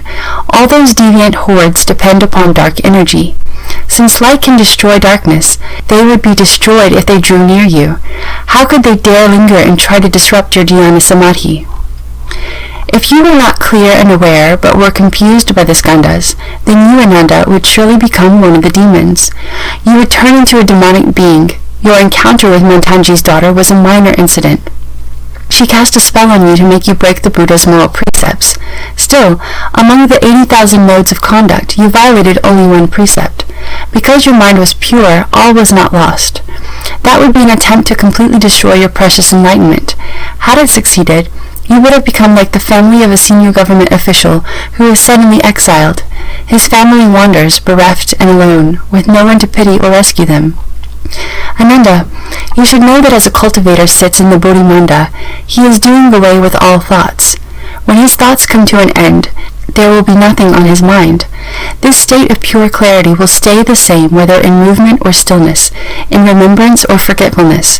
When he dwells in this place and enters samadhi, he is like a person with clear vision who finds himself in total darkness. Although his nature is wonderfully pure, his mind is not yet illuminated. This is the region of the form skandha. If his eyes become clear, he will then experience the 10 directions as an open expanse, and the darkness will be gone. This is the end of the form skandha. He will then be able to transcend the turbidity of time. Contemplating the cause of the form skandha, one sees that false thoughts of solidity are its source. Ananda, at this point, as the person intently investigates that wondrous brightness, the 4 elements will no longer function together, and soon the body will be able to transcend obstructions. This state is called the pure brightness merging into the environment. It is a temporary state in the course of cultivation and does not indicate sagehood. If he does not think he has become a sage, then this will be a good state. But if he considers himself a sage, then he will be vulnerable to the demon's influence. Further, Ananda, as the person uses his mind to intently investigate that wondrous light, the light will pervade his body. Suddenly he will be able to extract intestinal worms from his own body, yet his body will remain intact and unharmed. This state is called the pure light surging through one's physical body. It is a temporary state in the course of intense practice and does not indicate sagehood. If he does not think he has become a sage, then this will be a good state. But if he considers himself a sage, then he will be vulnerable to the demon's influence. Further, as the person uses his mind to intently investigate inside and outside, his physical and spiritual souls, intellect, will, essence, and spirit will be able to interact with one another without affecting his body. They will take turns as host and guests. Then he may suddenly hear the sounds of Dharma being spoken in space, or perhaps he will hear esoteric truths being pronounced simultaneously throughout the 10 directions. This state is called the essence and souls alternately separating and uniting, and the planting of good seeds. It is a temporary state and does not indicate sagehood. If he does not think he has become a sage, then this will be a good state. But if he considers himself a sage, then he will be vulnerable to the demon's influence. Further, when the person's mind becomes clear, unveiled, bright, and penetrating, an internal light will shine forth and turn everything in the 10 directions into the color of Jambunanda gold. All the various species of beings will be transformed into Tathagatas. Suddenly he will see Vairocana Buddha seated upon a platform of celestial light, surrounded by 1,000 Buddhas who simultaneously appear upon lotus blossoms in 100 million lands. This state is called the mind and soul being instilled with spiritual awareness. When he has investigated to the point of clarity, the light of his mind will shine upon all worlds. This is a temporary state and does not indicate sagehood. If he does not think he has become a sage, then this will be a good state. But if he considers himself a sage, then he will be vulnerable to the demon's influence. Further, as the person uses his mind to intently investigate that wondrous light, he will contemplate without pause, restraining and subduing his mind so that it does not go to extremes. Suddenly the space in the 10 directions may take on the colors of the 7 precious things, or the colors of 100 precious things, which simultaneously pervade everywhere without hindering one another. The blues, yellows, reds, and whites will each be clearly apparent. This state is called trying too hard to subdue the mind. It is a temporary state and does not indicate sagehood. If he does not think he has become a sage, then this will be a good state. But if he considers himself a sage, then he will be vulnerable to demon's influence. Further, as the person uses his mind to investigate with clear discernment until the pure light no longer scatters, he will suddenly be able to see various objects in a dark room at night, just as if it were daytime. Yet the things which were already in the dark room do not disappear. This state is called refining the mind and purifying the vision until one is able to see in the dark. It is a temporary state and does not indicate sagehood. If he does not think he has become a sage, then this will be a good state. But if he considers himself a sage, then he will be vulnerable to the demon's influence.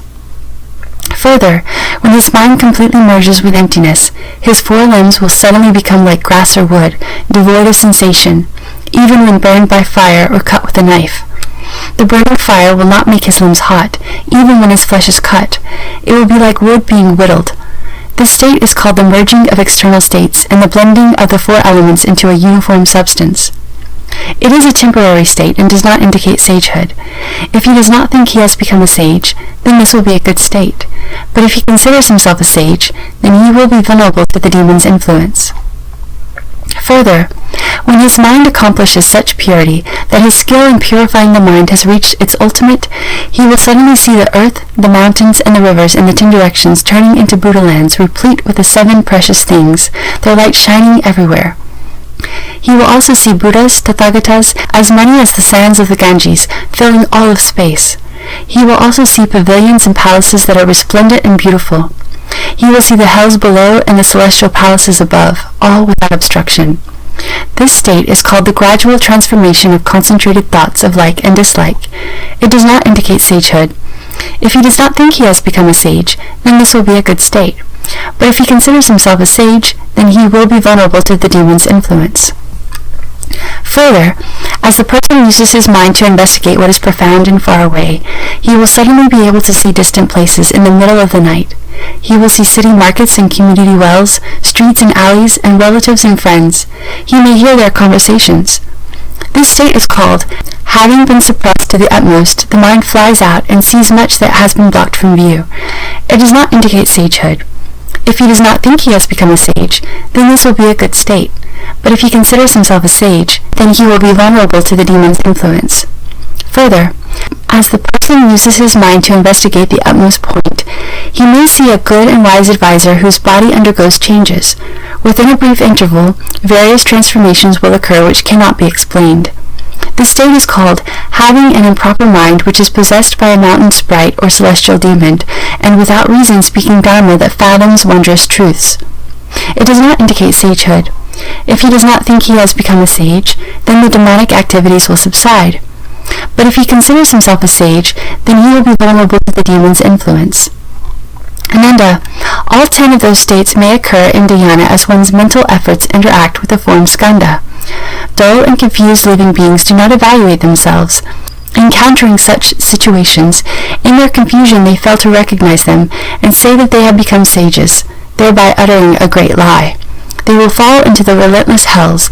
In the Dharma-ending age, after the Tathagata's nirvana, all of you should rely on and proclaim this teaching. Do not let the demons of the heavens have their way. Offer protection so all can realize the unsurpassed way.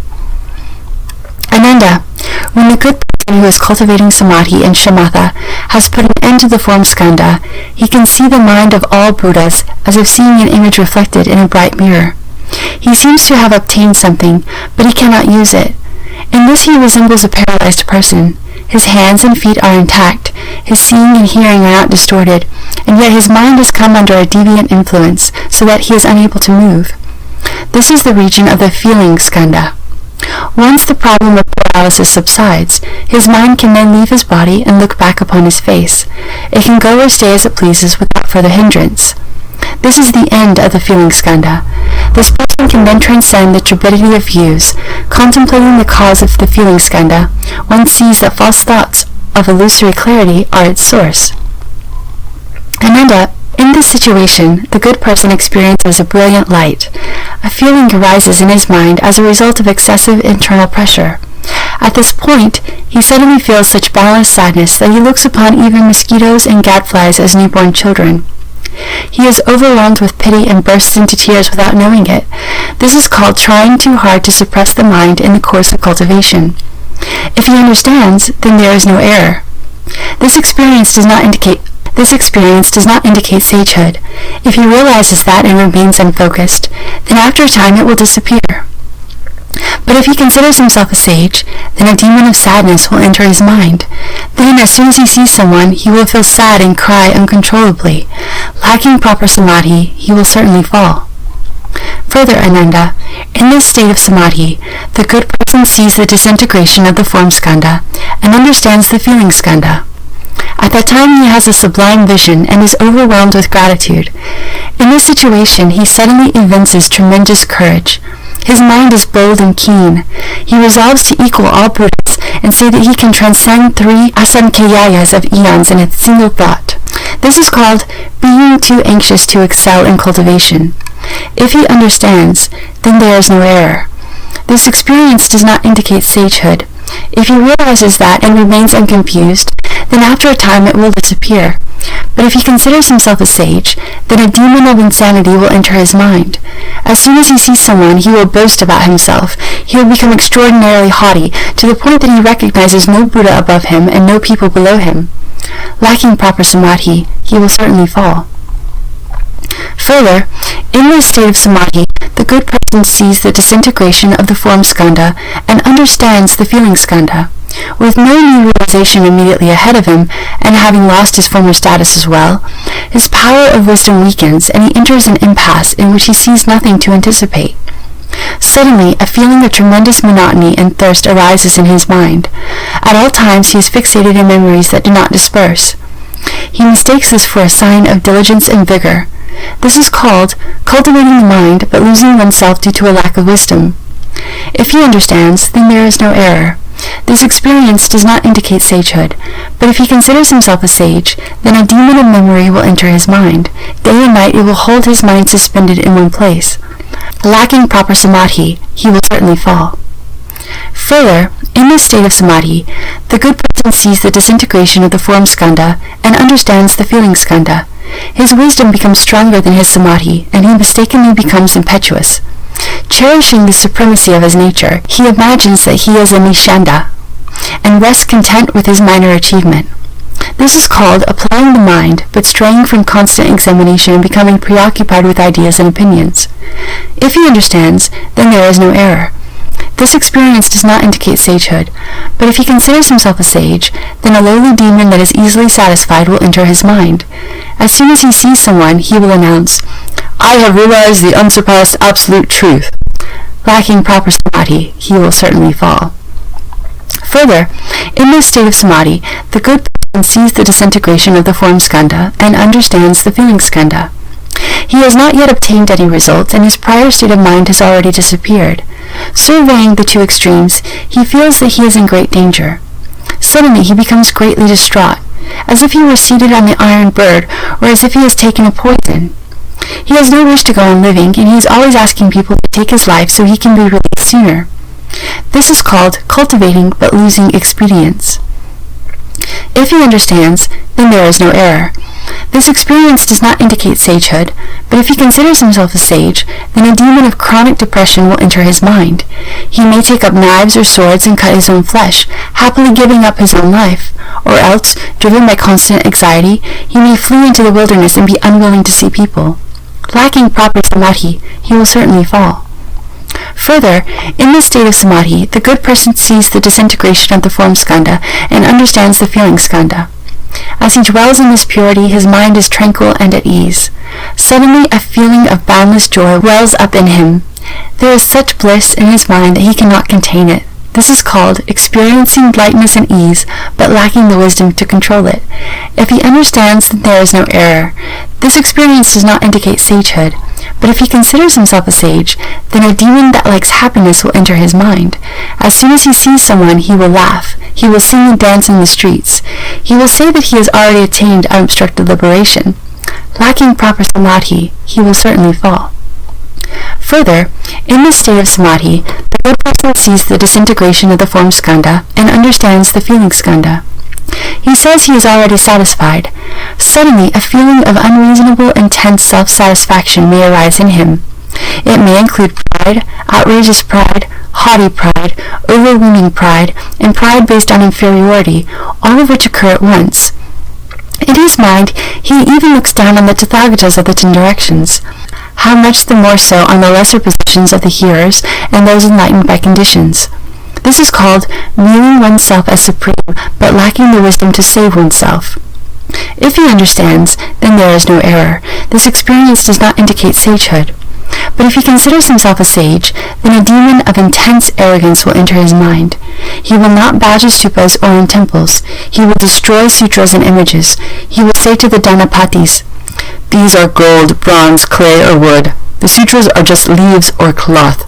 The flesh body is what is real and eternal, but you don't revere it. Instead you venerate clay and wood. That is truly absurd." Those who have deep faith in him will follow him to destroy and bury the images in the ground. He will mislead living beings so that they fall into the relentless hells. Lacking proper samadhi, he will certainly fall. Further, in this state of samadhi, the good person sees the disintegration of the form skandha and understands the feeling skandha. In his refined understanding, he awakens completely to the subtle principles. Everything is in accord with his wishes. He may suddenly experience limitless lightness and ease in his mind. He may say that he has become a sage and attained great self-mastery. This is called attaining lightness and clarity due to wisdom. If he understands, then there is no error. This experience does not indicate sagehood, but if he considers himself a sage, then a demon that likes lightness and clarity will enter his mind. Claiming that he is already satisfied, he will not strive to make further progress. For the most part, such cultivators will become the unlearned bhikshu. He will mislead living beings so that they will fall into the Avicii hell. Lacking proper samadhi, he will certainly fall. Further, in this state of samadhi, the good person sees the disintegration of the form skandha and understands the feeling skandha. In that clear awakening, he experiences a false clarity. Within that, suddenly he may veer towards the view of eternal extinction, deny cause and effect, and take everything as empty. The thought of emptiness so predominates that he comes to believe that there is eternal extinction after death. This is called the mental state of samadhi dissolving so that one loses sight of what is right. If he understands, then there is no error. This experience does not indicate sagehood, but if he considers himself a sage, then a demon of emptiness will enter his mind. He will slander the holding of precepts, calling it small vehicle dharma. He will say, "Since bodhisattvas have awakened to emptiness, what is there to hold or violate?" This person, in the presence of his faithful Dhanapatis, will often drink wine, eat meat, and engage in wanton lust. The power of the demon will keep his followers from doubting or denouncing him. After the ghost has possessed him for a long time, he may consume excrement and urine, or meat and wine, claiming that all such things are empty. He will break the Buddha's moral precepts and mislead people into committing offenses. Lacking proper samadhi, he will certainly fall. Further, in this state of samadhi, the good person sees the disintegration of the form skandha and understands the feeling skandha.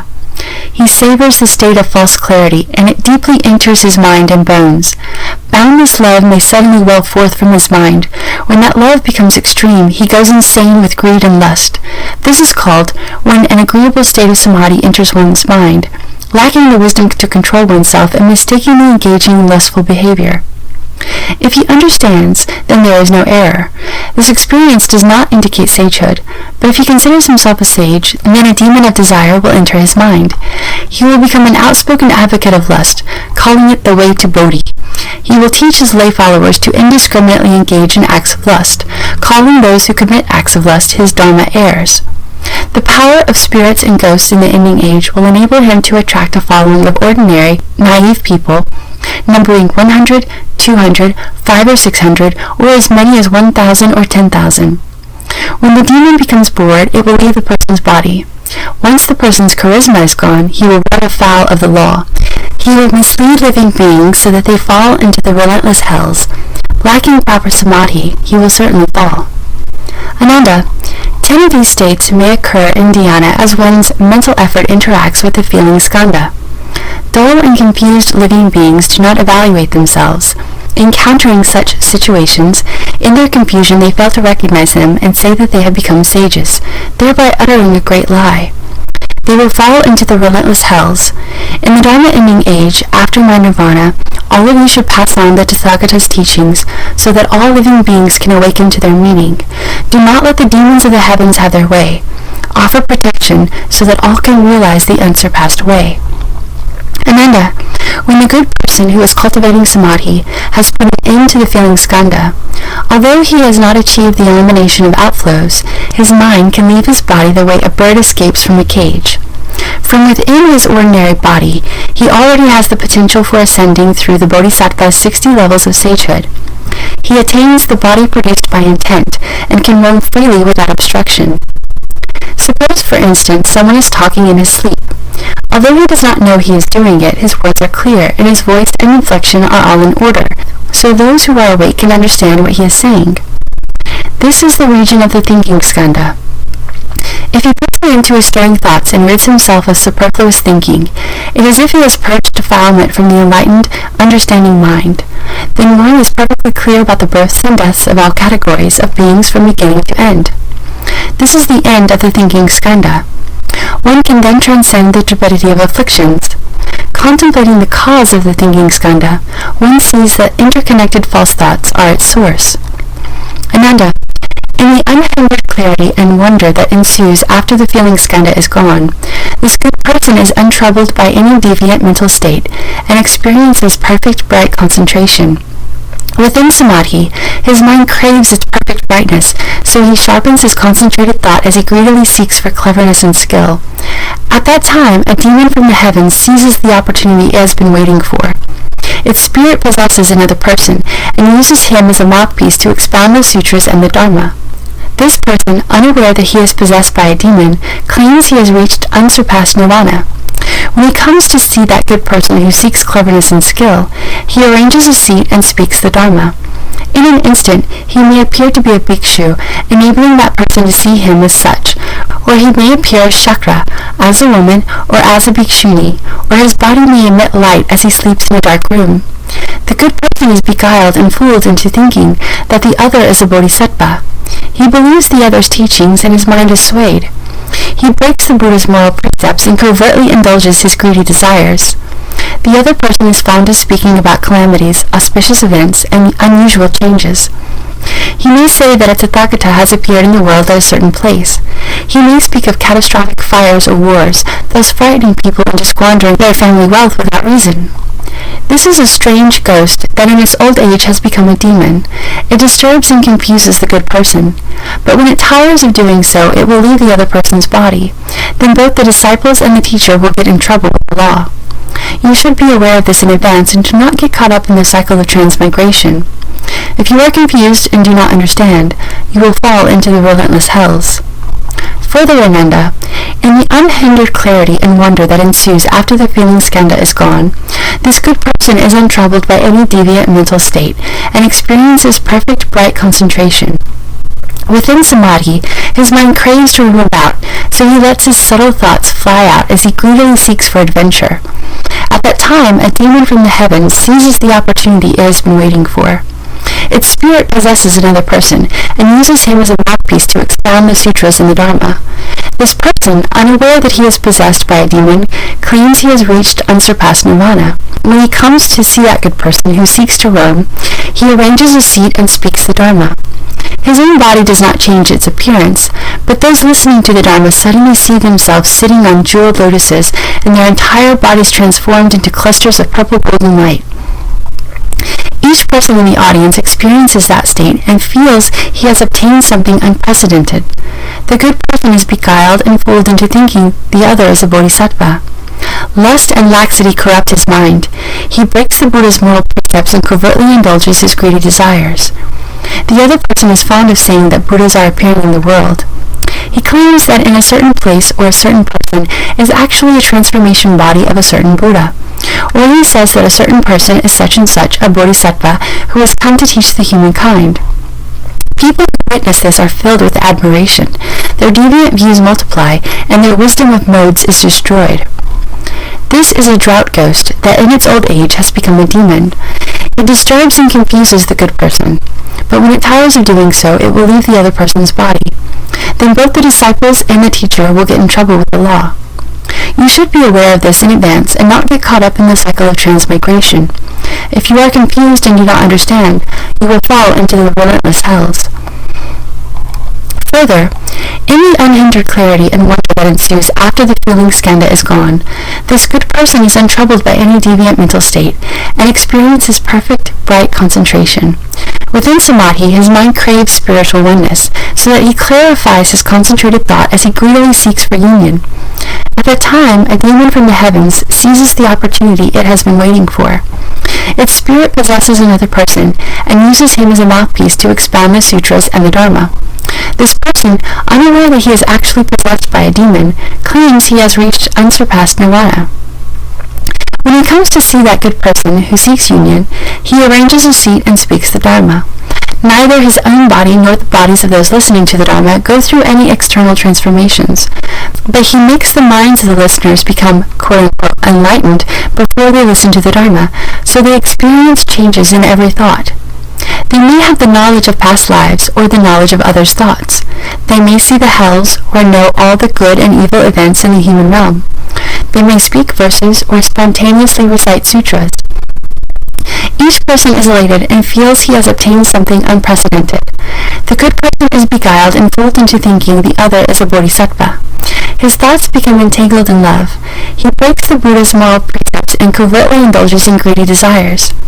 He is fond of saying that there are greater Buddhas and lesser Buddhas, earlier Buddhas and later Buddhas, that among them are true Buddhas and false Buddhas, male Buddhas and female Buddhas, and that the same is true of bodhisattvas. When people witness this, their initial resolve is washed away, and they easily get carried away with their wrong understanding. This is a may-ghost that in its old age has become a demon. It disturbs and confuses the good person, but when it tires of doing so, it will leave the other person's body. Then both the disciples and the teacher will get in trouble with the law. You should be aware of this in advance, and not get caught up in the cycle of transmigration. If you are confused and do not understand, you will fall into the relentless hells. Further, in the unhindered clarity and wonder that ensues after the feeling skandha is gone, this good person is untroubled by any deviant mental state and experiences perfect bright concentration. Within samadhi, his mind craves to know the origins of things, so he exhaustively investigates the nature of physical things and their changes from beginning to end. He intensifies the keenness of his thoughts as he greedily seeks to analyze things. At that time, a demon from the heavens seizes the opportunity it has been waiting for. Its spirit possesses another person and uses him as a mouthpiece to expound the sutras and the Dharma. This person, unaware that he is possessed by a demon, claims he has reached unsurpassed nirvana. When he comes to see that good person who seeks to know the source of things, he arranges a seat and speaks the Dharma. His body has an awesome spiritual quality which subdues the seeker. He makes the minds of those gathered beside his seat spontaneously compliant, even before they have heard the Dharma. He says to all those people that the Buddha's nirvana, bodhi, and the Dharma body are there before them in the form of his own physical body. He says, "The successive begetting of fathers and sons, from generation to generation, is itself the Dharma body, which is permanent and never-ending. What you see right now are those very Buddha lands. There are no pure dwellings. There are no other pure dwellings or golden features." Those people believe and accept his words, forgetting their initial resolve. They offer up their lives, feeling they have obtained something unprecedented. They are all beguiled and confused into thinking he is a bodhisattva. As they pursue his ideas, they break the Buddha's moral precepts and covertly indulge their greedy desires. He is fond of saying that the eyes, ears, nose, and tongue are the Pure Land, and that the male and female organs are the true place of bodhi and nirvana. Ignorant people believe these filthy words. This is a poisonous ghost or an evil nightmare ghost that in its old age has become a demon.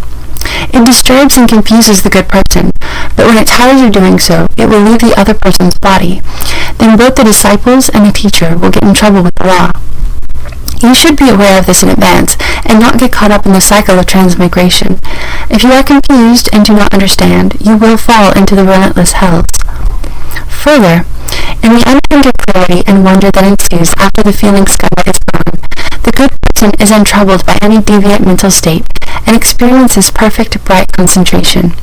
Within samadhi, his mind craves revelations from afar, so he pours all his energy into this intense investigation as he greedily seeks for imperceptible spiritual responses. At that time, a demon from the heavens seizes the opportunity it has been waiting for. Its spirit possesses another person and uses him as a mouthpiece to expound the sutras and the Dharma. This person, completely unaware that he is possessed by a demon, claims he has reached unsurpassed nirvana.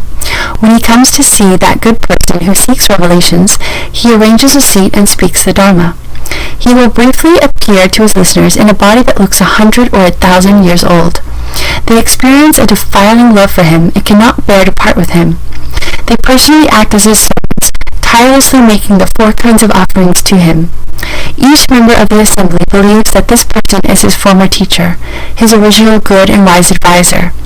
They give rise for his dharma and stick to him as if glued, feeling they have obtained something unprecedented.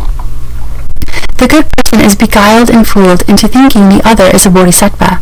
Attracted to the other's thinking, he destroys the Buddha's moral precepts and covertly indulges his greedy desires.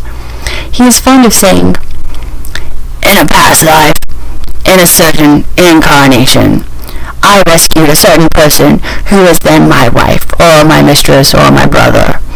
Now I have come to rescue you again. We will stay together and go to another world to make offerings to a certain Buddha." Or he may say, "There is a heaven of great brilliance, where Buddha now dwells. It is the resting place of all Tathagatas." Ignorant people believe his ravings and lose their original resolve. This is a pestilence ghost that in its old age has become a demon. It disturbs and confuses the good person, but when it tires of doing so, it will leave the other person's body. Then both the disciples and the teacher will get in trouble with the law. You should be aware of this in advance, and not get caught up in the cycle of transmigration. If you are confused and do not understand, you will fall into the relentless hells. Further, in the unhindered clarity and wonder that ensues after the feeling skandha is gone, this good person is untroubled by any deviant mental state and experiences perfect bright concentration. Within samadhi, his mind craves deep absorption, so he restrains himself with energetic diligence and likes to dwell in secluded places as he greedily seeks for peace and quiet. At that time, a demon from the heavens seizes the opportunity it has been waiting for. Its spirit possesses another person and uses him as a mouthpiece to expand the sutras and the Dharma. This person, unaware that he is possessed by a demon, claims he has reached unsurpassed nirvana. When he comes to see that good person who seeks knowledge, he arranges a seat and speaks the Dharma. He causes all of his listeners to think they know their karma from the past. Or he may say to someone there, "You haven't died yet, but you have already become an animal." Then he instructs another person to step on the first person's tail, and suddenly the first person cannot stand up. At that point, all in the assembly pour out their hearts in respect and admiration for him. If someone has a thought, the demon detects it immediately. He establishes intense ascetic practices that exceed the Buddha's moral precepts. He slanders bhikshus, scolds his assembly of disciples, and exposes people's affairs without fear of ridicule or rejection. He is fond of foretelling calamities and auspicious events, and when they come to pass, he is not wrong in the slightest. This is a ghost with great powers that in its old age has become a demon. It disturbs and confuses the good person, but when it tires of doing so, it will leave the other person's body. Then both the disciples and the teacher will get in trouble with the law. You should be aware of this in advance and not get caught up in the cycle of transmigration. If you are confused and do not understand, you will fall into the relentless hells. Further, in the unhindered clarity and wonder that ensues after the feeling skandha is gone, this good person is untroubled by any deviant mental state and experiences perfect, bright concentration. Within samadhi, his mind craves more knowledge and understanding, so he diligently toils at examining and probing as he greedily seeks to know past lives. At that time, a demon from the heavens seizes the opportunity it has been waiting for.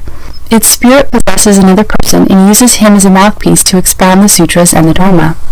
This person, unaware that he is possessed by a demon, claims he has reached unsurpassed nirvana. When he comes to see that good person who seeks seclusion, he arranges a seat and speaks the Dharma. There, in the Dharma assembly, inexplicably, that person may obtain an erroneous precious pearl. The demon may sometimes change it into an animal that holds the pearl in its mouth or other jewels, bamboo tablets, tallies, talismans, letters, and other unusual things. The demon first gives them to the person and afterwards possesses him. Or he may fool his audience by burying the valuables underground and then saying that a moonlight pearl is illuminating the place. Thereupon the audience feels they have obtained something unique. He may eat only medicinal herbs and not partake of prepared food, or he may eat only 1 sesame seed and 1 grain of wheat a day and still look robust. That is because he is sustained by the power of the demon. He slanders bhikshus and scolds his assembly of disciples without fear of ridicule or rejection. He is fond of talking about treasure troves in other locations, or of remote and hidden places where sages and worthies of the 10 directions dwell. Those who follow him often see strange and unusual people. This is a ghost or spirit of the mountain forests, earth, cities, rivers, and mountains, that in its old age has become a demon. The person it possesses may advocate promiscuity and violate the Buddha's precepts. He may covertly indulge in the 5 desires with his followers, or he may appear to be vigorous, eating only wild plants. His behavior is erratic, and he disturbs and confuses the good person. But when the demon tires, it will leave the other person's body. Then both the disciples and the teacher will get in trouble with the law. You should be aware of this in advance and not get caught up in the cycle of transmigration. If you are confused and do not understand, you will fall into the relentless hells. Further, in the unhindered clarity and wonder that ensues after the feeling skandha is gone, this good person is untroubled by any deviant mental state, and experiences perfect bright concentration. Within samadhi, his mind craves spiritual powers and all manners of transformations. So he investigates the source of transformations as he greedily seeks for spiritual powers. At that time, a demon from the heavens seizes the opportunity it has been waiting for. Its spirit possesses another person and uses him as a mouthpiece to expound the sutras and the Dharma. This person, truly unaware that he is possessed by a demon, also claims he has reached unsurpassed nirvana. When he comes to see that good person who seeks spiritual powers, he arranges a seat and speaks the Dharma. The possessed person may hold fire in his hands and, grasping a portion of it, put a flame on the head of each listener in the fourfold assembly. The flames on top of their heads are several feet high, yet they are not hot and no one is burned. Or he may walk on water as if on dry land, or he may sit motionless in the air, or he may enter into a bottle or stay in a bag, or he may pass through window panes and walls without obstruction. Only when attacked by weapons does he feel at ease. He declares himself to be a Buddha, and wearing the clothing of a layperson, he receives bows from bhikshus. He slanders dhyana meditation and the moral regulations. He scolds his disciples and exposes people's affairs without fear of ridicule or rejection. He often talks about spiritual powers and self-mastery, and he may cause people to see visions of Buddha lands, but they are unreal and arise merely from the ghost's power to delude people. He praises the indulgence of lust and does not condemn lewd conduct. He uses indecent means to transmit his dharma. This is a powerful nature spirit, a mountain sprite, a sea sprite, a wind sprite, a river sprite, an earth sprite, or a grass and tree sprite that has evolved over long ages. It may be a dragon goblin, or a rishi who has been reborn as a goblin, or again a rishi who, having reached the end of his appointed time, should have died, but whose body does not decay and is possessed by another goblin. In its old age it has become a demon. It disturbs and confuses the good person. But when it tires of doing so, it will leave the other person's body. Then both the disciples and the teacher will get in trouble with the law. You should be aware of this in advance and not get caught up in the cycle of transmigration. If you are confused and do not understand, you will fall into the relentless hells. Further, in the unhindered clarity and wonder that ensues after the feeling skandha is gone, this good person is untroubled by any deviant mental state and experiences perfect bright concentration. Within samadhi, his mind craves to enter cessation, so he investigates the nature of transformations as he greedily seeks for profound emptiness. At that time, a demon from the heavens seizes the opportunity it has been waiting for. Its spirit possesses another person and uses him as a mouthpiece to expound the sutras and the Dharma. This person, unaware that he is possessed by a demon, claims he has reached unsurpassed nirvana. When he comes to see that good person who seeks emptiness, he arranges a seat and speaks the Dharma. In the midst of the great assembly, his physical form suddenly disappears, and no one in the assembly can see him. Then out of nowhere he abruptly reappears. He can appear and disappear at will, or he can make his body transparent like crystal. From his hands and feet he releases the fragrance of sandalwood, or his excrement and urine may be sweet as thick rock candy. He slanders the precepts and is contemptuous of those who have left the home life. He often says that there is no cause and no effect, that once we die, we are gone forever, that there is no afterlife, and that there are no ordinary people and no sages. Although he has obtained a state of empty stillness, he covertly indulges his greedy desires. Those who give in to his lust also adopt his views of emptiness and deny cause and effect. This is an essence that was created during an eclipse of the sun or moon. Having fallen on gold, jade, a rare fungus, a unicorn, a phoenix, a tortoise, or a crane, the essence endowed it with life, so that it did not die for thousands or tens of thousands of years, and eventually became a spirit. It was then born into this land, and in its old age has become a demon. It disturbs and confuses the good person, but when it tires of doing so, it will leave the other person's body. Then both disciples and the teacher will get in trouble with the law. You should be aware of this in advance and not get caught up in the cycle of transmigration. If you are confused and do not understand, you will fall into the relentless hells.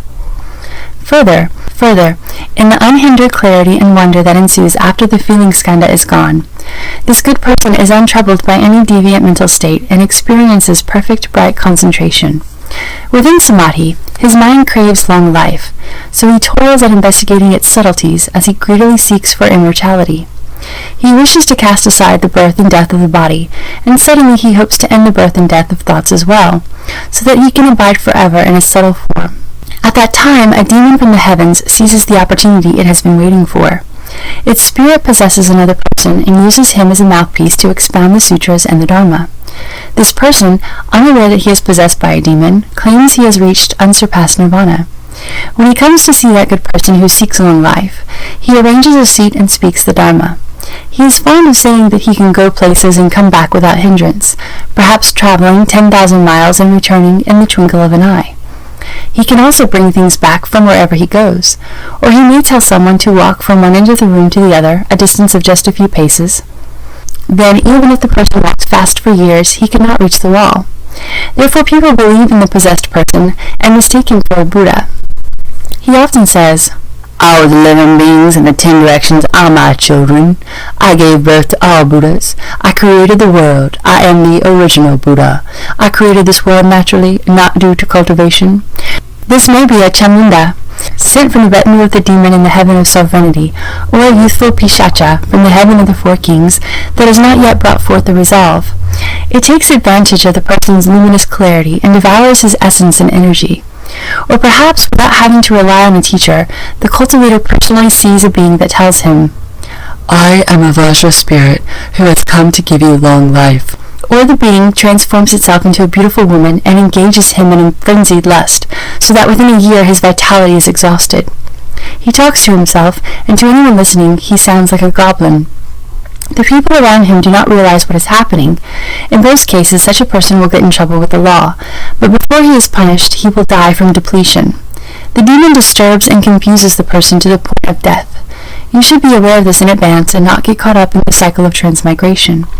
If you are confused and do not understand, you will fall into the relentless hells.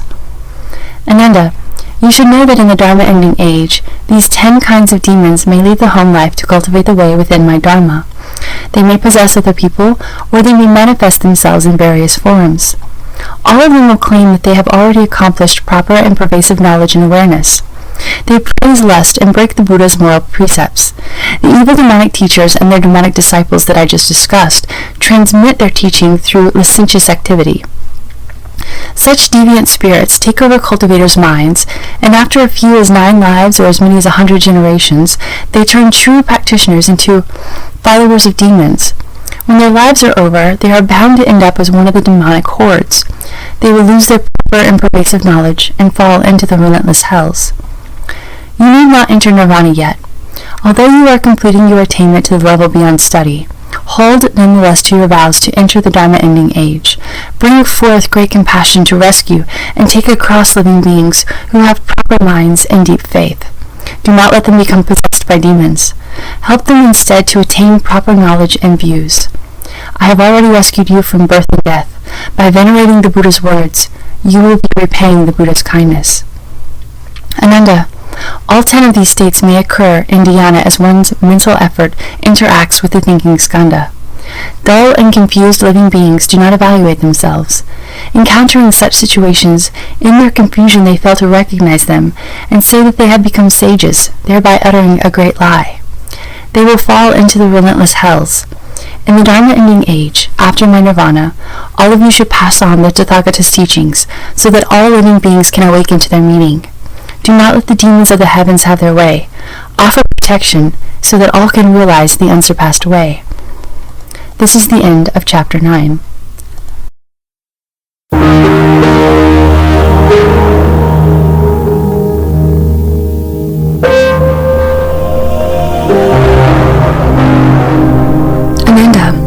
When the good person who is cultivating samadhi has put an end to the thinking skandha, he is ordinarily free of dreaming and idle thinking, so he stays the same whether in wakefulness or in sleep. His mind is aware, clear, empty and still, like a cloudless sky, devoid of any coarse sense impressions. He contemplates everything in the world, all the mountains, the rivers, and the vast land, as reflections in a bright mirror, appearing without attachment and vanishing without any trace. They are simply received and reflected. He does away with all his old habits, and only the essential truth remains. From this point on, as the origin of production and destruction is exposed, he will completely see all the 12 categories of living beings in the 10 directions. Although he has not fathomed the source of their individual lives, he will see that they share a common basis of life, which appears as a mirage, shimmering and fluctuating, and is the ultimate, pivotal point of the illusory sense faculties and sense objects. This is the region of the formation skandha. Once the basic nature of this shimmering fluctuation returns to its original clarity, his habits will cease, like waves subsiding to become clear, calm water. This is the end of the formation skandha. This person will then be able to transcend the turbidity of living beings. Contemplating the cause of the formation skandha, one sees that subtle and hidden false thoughts are its source. Ananda, you should know that when such a good person has obtained proper knowledge in his practice of shamatha, his mind is unmoving, clear, and proper, and it cannot be disturbed by the 10 kinds of demons from the heavens. He is now able to intently and thoroughly investigate the origin of all categories of beings. As the origin of each category becomes apparent, he can contemplate the source of the subtle, fleeting, and pervasive fluctuation. But if he begins to speculate on that pervasive source, he could fall into error with 2 theories postulating the absence of cause. But if he begins to speculate on that pervasive source, he could fall into error with 2 theories postulating the absence of cause. First, perhaps this person sees no cause for the origin of life. Why? Since he has completely destroyed the mechanism of production, he can, by means of the 800 merits of the eye organ, see all living beings in the swirling flow of karma during 80,000 eons, dying in one place and being reborn in another as they undergo transmigration. But he cannot see beyond 80,000 eons. Therefore, he concludes that for the last 80,000 eons, living beings in the 10 directions of this world and other worlds have come into being without any cause. Because of this speculation, he will lose proper and pervasive knowledge, fall into externalism, and become confused about the Bodhi nature. Second, perhaps this person sees no cause for the end of life. And why? Since he perceives the origin of life, he believes that people are always born as people, and birds are always born as birds, that crows have always been black and swans have always been white, that humans and gods have always stood upright, and animals have always walked on 4 legs, that whiteness does not come from being washed, and blackness does not come from being dyed, and that there have never been, nor will there be any changes for 80,000 eons. He says, "As I now examine to the end of this life, I find the same holds true. In fact, I have never seen Bodhi, so how can there be such a thing as the attainment of Bodhi?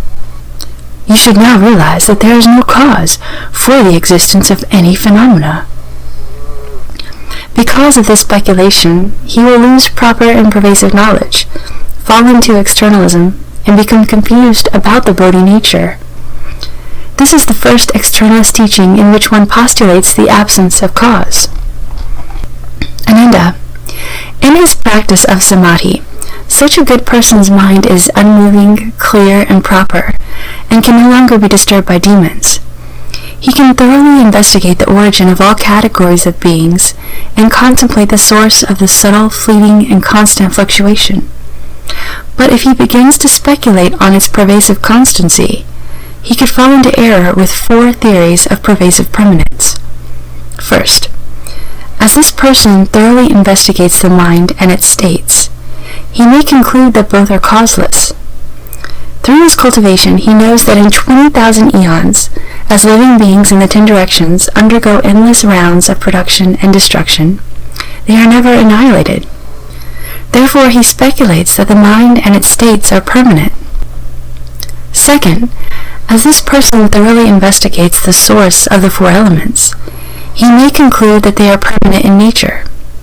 Through his cultivation, he knows that in 40,000 eons, as living beings in the 10 directions undergo production and destruction, their substances exist permanently and are never annihilated. Therefore, he speculates that this situation is permanent. Third, as this person thoroughly investigates the 6th sense faculty, the manas, and the consciousness that grasps and receives, he concludes that the origin of mind, intellect, and consciousness is permanent. Through his cultivation, he knows that in 80,000 eons, as all living beings in the 10 directions revolve in transmigration, this origin is never destroyed and exists permanently. Investigating this undestroyed origin, he speculates that it is permanent. Fourth, since this person has ended the source of thoughts, there is no more reason for them to arise. In a state of flowing, halting, and turning, the thinking mind, which was the cause of production and destruction, has now ceased forever, and so he naturally thinks that this is a state of non-production and non-destruction. As a result of such reasoning, he speculates that this state is permanent. Because of these speculations of permanence, he will lose proper and pervasive knowledge, fall into externalism, and become confused about the body nature. This is the second externalist teaching, in which one postulates the pervasiveness of permanence. Further, in his practice of samadhi, such a good person's mind is firm, unmoving, and proper, and can no longer be disturbed by demons. He can thoroughly investigate the origin of all categories of beings, and contemplate the source of the subtle, fleeting, and constant fluctuation. But if he begins to speculate about self and others, he could fall into error with theories of partial impermanence and partial permanence based on 4 distorted views. First, as this person contemplates the wonderfully bright mind pervading the 10 directions, he concludes that this state of profound stillness is the ultimate spiritual self. Then he speculates, "My spiritual self, which is settled, bright, and unmoving, pervades the 10 directions. All living beings are within my mind, and there they are born and die by themselves. Therefore, my mind is permanent, while those who undergo birth and death there are truly impermanent." Second, instead of contemplating his own mind, this person contemplates in the 10 directions worlds as many as the Ganges sands. He regards as ultimately impermanent those worlds that are in eons of decay, and ultimately permanent those that are not in eons of decay. Third, this person closely examines his own mind and finds it to be subtle and mysterious, like fine motes of dust swirling in the 10 directions, unchanging in nature. And yet it can cause his body to be produced and then to be destroyed. He regards that indestructible nature as his permanent intrinsic nature, and that which undergoes birth and death and flows forth from him as impermanent. Fourth, knowing that the skandha of thinking has ended, and seeing the flowing of the skandha of formations, this person speculates that the continuous flow of the skandha of formations is permanent, and that the skandhas of form, feeling, and thinking which have already ended are impermanent. Because of these speculations of impermanence and permanence, he will fall into externalism and become confused about the Bodhi nature. This is the third externalist teaching, in which one postulates partial permanence. Further, in his practice of samadhi, Such a good person's mind is firm, unmoving, and proper, and can no longer be disturbed by demons. He can thoroughly investigate the origin of all categories of beings, and contemplate the source of the subtle, fleeting, and constant fluctuation. But if he begins to speculate about the making of certain distinctions, he could fall into error with 4 theories of finiteness. First, this person speculates that the origin of life flows and functions ceaselessly. He judges that the past and the future are finite, and that the continuity of the mind is infinite. Second, as this person contemplates an interval of 80,000 eons, he can see living beings, but earlier than 80,000 eons is a time of stillness in which he cannot hear or see anything. He regards as infinite that time in which nothing is heard or seen, and as finite that interval in which living beings are seen to exist. Third, this person speculates that his own pervasive knowledge is infinite, and that all other people appear within his awareness. And yet, since he himself has never perceived the nature of their awareness, he says that they have not obtained an infinite mind, but have only a finite one. Fourth, this person thoroughly investigates the formation skandha to the point that it becomes empty. Based on what he sees, in his mind he speculates that each and every living being, in its given body, is half living and half dead. From this he concludes that everything in the world is half finite and half infinite.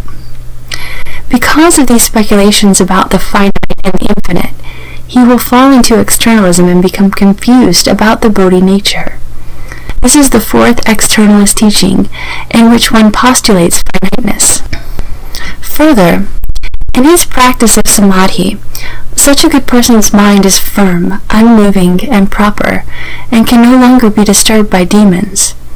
He can thoroughly investigate the origin of all categories of beings and contemplate the source of the subtle, fleeting, and constant fluctuation. But if he begins to speculate on what he knows and sees, he could fall into error with the 4 distorted, false theories, which are total speculation based on the sophistry of immortality. First, this person contemplates the source of transformations. Seeing the movement and flow, he says there is change. Seeing the continuity, he says there is constancy. Where he can perceive something, he says there is production. Where he cannot perceive anything, he says there is destruction. He says that the unbroken continuity of causes is increasing, and that the pauses within the continuity are decreasing.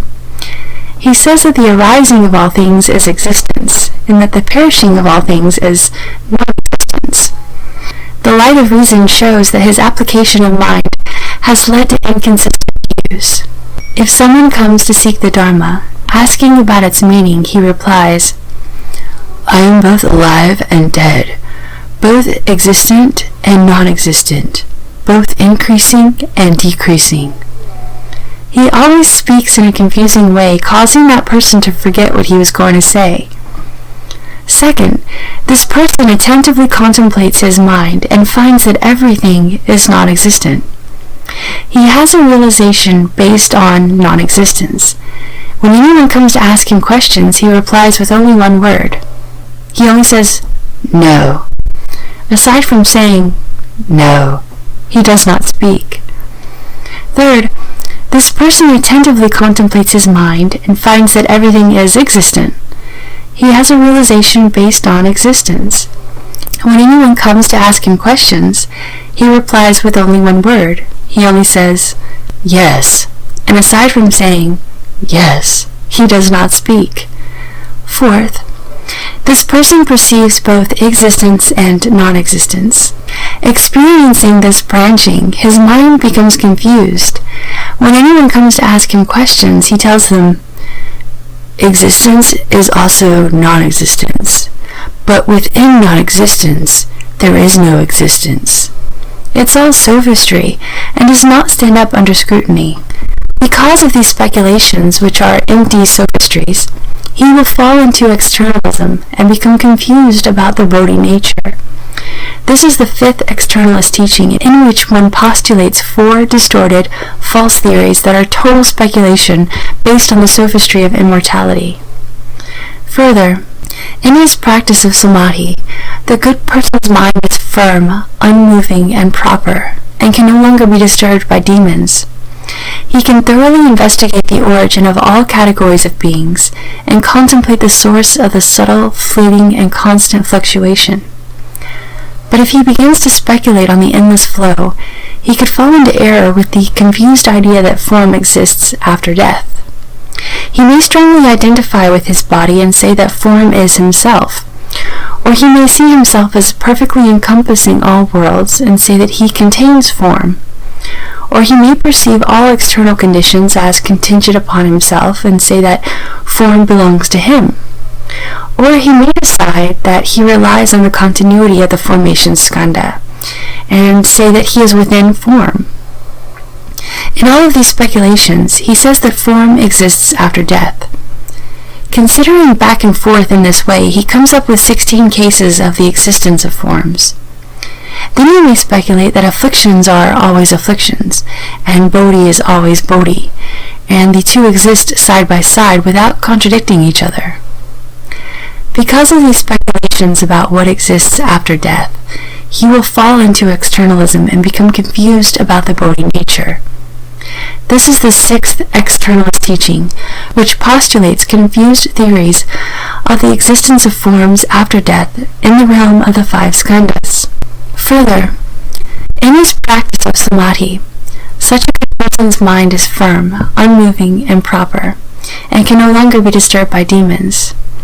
He can thoroughly investigate the origin of all categories of beings and contemplate the source of the subtle, fleeting, and constant fluctuation.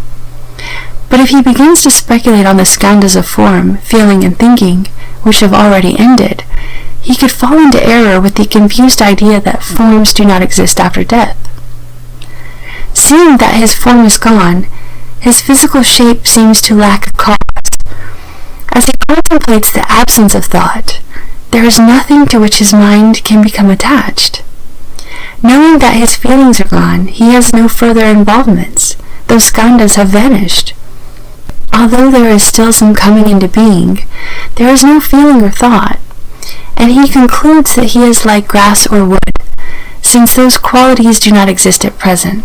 How can there be any existence of forms after death? Because of his examinations and comparisons, he decides that after death there is no existence. Expanding the idea, he comes up with 8 cases of non-existence of forms. From that, he may speculate that nirvana and cause and effect are all empty, that they are mere names which ultimately do not exist. Because of those speculations that forms do not exist after death, he will fall into externalism and become confused about the bodhi nature. This is the seventh externalist teaching, which postulates confused theories of the non-existence of forms after death in the realm of the five skandhas. Further, in his practice of samadhi, the good person's mind is firm, unmoving, and proper, and can no longer be disturbed by demons.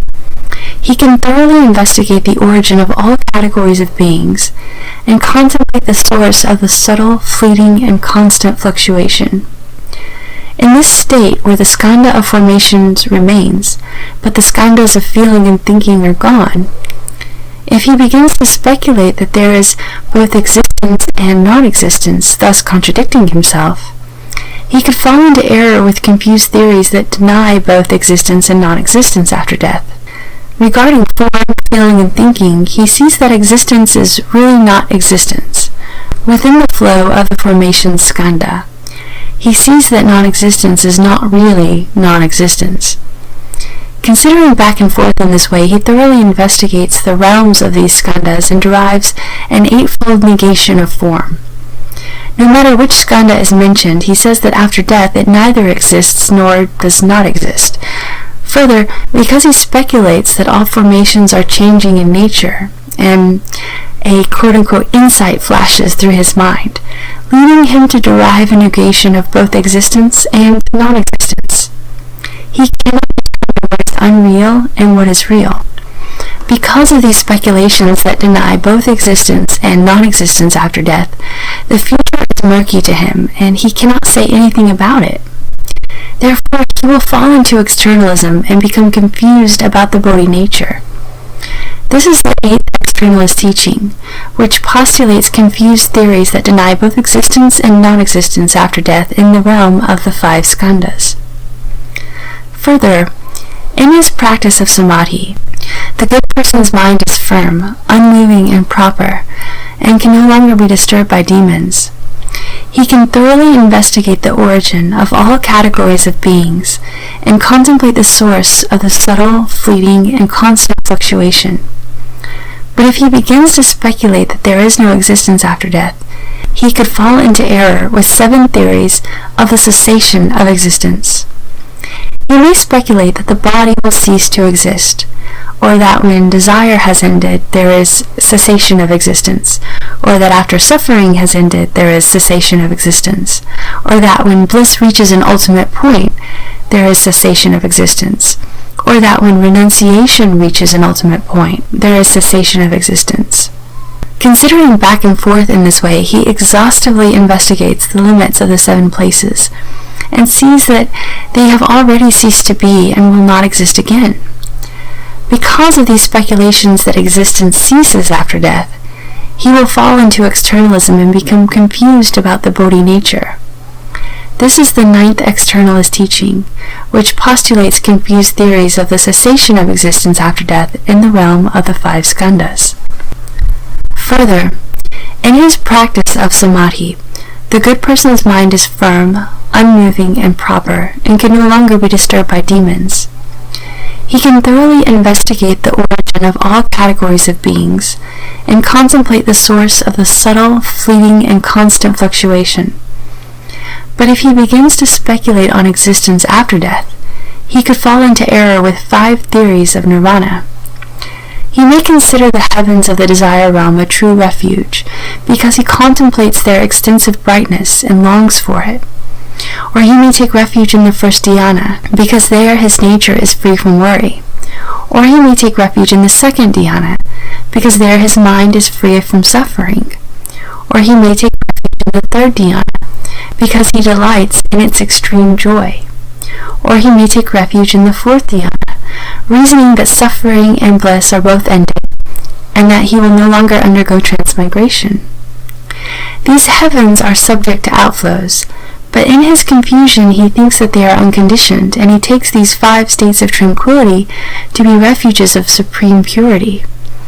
Considering back and forth in this way, he decides that these 5 states are ultimate. Because of these speculations about 5 kinds of immediate nirvana, he will fall into externalism and become confused about the Bodhi nature. This is the 10th externalist teaching, which postulates confused theories of 5 kinds of immediate nirvana in the realm of the 5 skandhas. Ananda, all 10 of these crazy explanations may occur in dhyana as one's mental effort interacts with the formation skandha. That is why these quote-unquote insights appear. Dull and confused living beings do not evaluate themselves. Encountering such situations, they mistake their confusion for understanding and say that they have become sages, thereby uttering a great lie. They will fall into the relentless hells. After my nirvana, all of you should pass on the Tathagata's teachings, transmitting and revealing them to those in the Dharma-ending age, so that living beings everywhere can awaken to these truths. Do not let demons arise in their minds and cause them to commit grave offenses. Offer protection so that deviant views will be eradicated. Teach them to awaken to true principles in body and mind, so that they do not stray off the unsurpassed path. Do not let them aspire to and be content with small attainments. You should become kings of great enlightenment and serve as guides of purity. Ananda, when that good person, in cultivating samadhi, has put an end to the formation skandha, the subtle, fleeting fluctuations, the deep, imperceptible, pivotal source, and the common foundation from which all life in the world springs, are suddenly obliterated. In the submerged network of retributive karma of the Pudgala, the karmic resonances are interrupted. There is about to be a great illumination in the sky of nirvana. It is like gazing east at the cock's last crow to see the bright glow of dawn already appearing. The six sense faculties are empty and still. There is no further racing about. Inside and outside there is a profound brightness. He enters without entering, fathoming the original life source of the 12 categories of beings throughout the 10 directions. He can contemplate that source without being drawn into any of the categories. He has already become identical with the realms of the 10 directions. The bright glow does not fade, and what was obscure and hidden is revealed. This is the region of the consciousness skandha. If he has already become identical with the beckoning masses, he may obliterate the individuality of the 6 gates and succeed in uniting and opening them. Seeing and hearing become linked, so that they function interchangeably and purely. The worlds of the 10 directions and his own body and mind are as bright and transparent as Vaidura. This is the end of the consciousness skandha. This person can then transcend the turbidity of lifespans. Contemplating the cause of the consciousness skandha, one sees that the negation of existence and the negation of non-existence are both unreal, and that the upside-down false thoughts are its source. Ananda, you should know that the good person has thoroughly seen the formation skandha as empty, and he must return consciousness to the source. He has already ended production and destruction, but he has not yet perfected the subtle wonder of ultimate serenity. He can cause the individual sense faculties of his body to unite and open. He has also a pervasive awareness of all the categories of beings in the 10 directions. Since his awareness is pervasive, he can enter the perfect source. But if he regards what he is returning to as the cause of true permanence, and interprets this as a supreme state, he will fall into the error of holding to that cause. Kapila, the Sankhyan, with his theory of returning to the truth of the unmanifest, will become his companion. Confused about the Bodhi of the Buddhas, he will lose knowledge and understanding. The first state in which he creates a place to which to return. Based on the idea that there is something to attain, he strays far from perfect penetration and turns his back on the city of nirvana, thus sowing the seeds of externalism. Further, Ananda, the good person, has thoroughly seen the formation skandha as empty. He has already ended production and destruction, but he has not yet perfected the subtle wonder of ultimate serenity. He may regard that to which he is returning to as his own body, and see all living beings in the 12 categories throughout space as flowing forth from his body. If he interprets this as a supreme state, he will fall into the error of maintaining that he has an ability which he does not really have. Maheshwarava, who manifests his boundless body, will become his companion. Confused about the Bodhi of the Buddhas, he will lose his knowledge and understanding. This is the second state in which he creates a specific ability based on the idea that he has such an ability.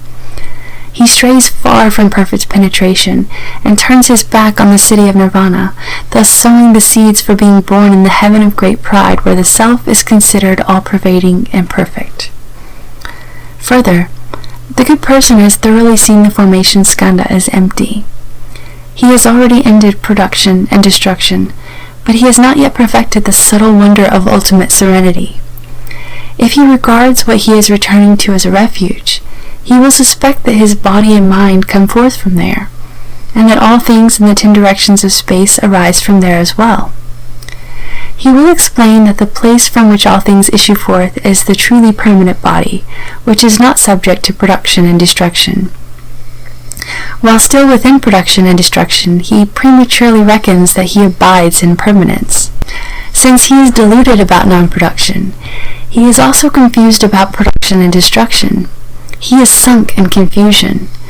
If he interprets this as a supreme state, he will fall into the error of taking what is not permanent to be permanent. He will speculate that the god of sovereignty, Ishvaradeva, is his companion. Confused about the Bodhi of the Buddhas, he will lose his knowledge and understanding. This is the third state, in which he makes a false speculation based on the idea that there is a refuge. He strays far from perfect penetration and turns his back on the city of nirvana, thus sowing the seeds of a distorted view of perfection. Further, the good person has thoroughly seen the formation skandha as empty. He has already ended production and destruction, but he has not yet perfected the subtle wonder of ultimate serenity. Based on his idea that there is universal awareness, he formulates a theory that all the plants and trees in the 10 directions are sentient, not different from human beings. He claims that plants and trees can become people, and that when people die, they again become plants and trees in the 10 directions. If he considers this idea of unrestricted universal awareness to be supreme, he will fall into the error of maintaining that what is not aware has awareness. Vasishta and Sanghi, who maintain the idea of comprehensive awareness, will become his companions. Confused about the Bodhi of the Buddhas, he will lose his knowledge and understanding. This is the fourth state, in which he creates an erroneous interpretation based on the idea that there is a universal awareness. He strays far from perfect penetration and turns his back on the city of nirvana, thus sowing the seeds of a distorted view of awareness. Further, the good person has thoroughly seen the formation skandha as empty. He has already ended production and destruction, but he has not yet perfected the subtle wonder of ultimate serenity. If he has attained versatility in the perfect fusion and interchangeable functioning of the sense faculties, he may speculate that all things arise from these perfect transformations. He then seeks the light of fire, delights in the purity of water, loves the wind's circuitous flow, and contemplates the accomplishments of the earth. He reveres and serves them all. He takes these mundane elements to be a fundamental cause and considers them to be everlasting. He will then fall into the error of taking what is not production to be production. Kashyapa and the Brahmins who seek to transcend birth and death by diligently serving fire and worshipping water will become his companions. Confused about the Bodhi of the Buddhas, he will lose his knowledge and understanding. This is the fifth state, in which he confusedly pursues the elements, creating a false cause that leads to false aspirations based on speculations about his attachment to worship. He strays far from the perfect penetration and turns his back on the city of nirvana, thus sowing the seeds of a distorted view of transformation. Further, the good person has thoroughly seen the formation skandha as empty. He has ended production and destruction, but he has not yet perfected the subtle wonder of ultimate serenity. He may speculate that there is an emptiness within the perfect brightness. Based on that, he denies the myriad transformations, taking their eternal cessation as his refuge. If he interprets this as a supreme state, he will fall into the error of taking what is not a refuge to be a refuge. Those abiding in shunyata, in the heaven of neither thought nor non-thought, will become his companions. Confused about the Bodhi of the Buddhas, he will lose his knowledge and understanding. This is the sixth state, in which he realizes a state of voidness based on the idea of emptiness within the perfect brightness.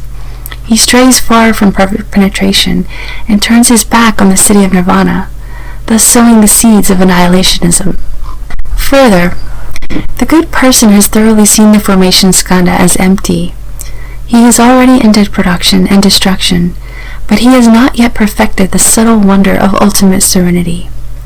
In the state of perfect permanence, he may bolster his body, hoping to live for a long time in that subtle and perfect condition without dying. If he interprets this as a supreme state, he will fall into the error of being greedy for something unattainable. Ashita and those who seek long life will become his companions. Confused about the Bodhi of the Buddhas, he will lose his knowledge and understanding.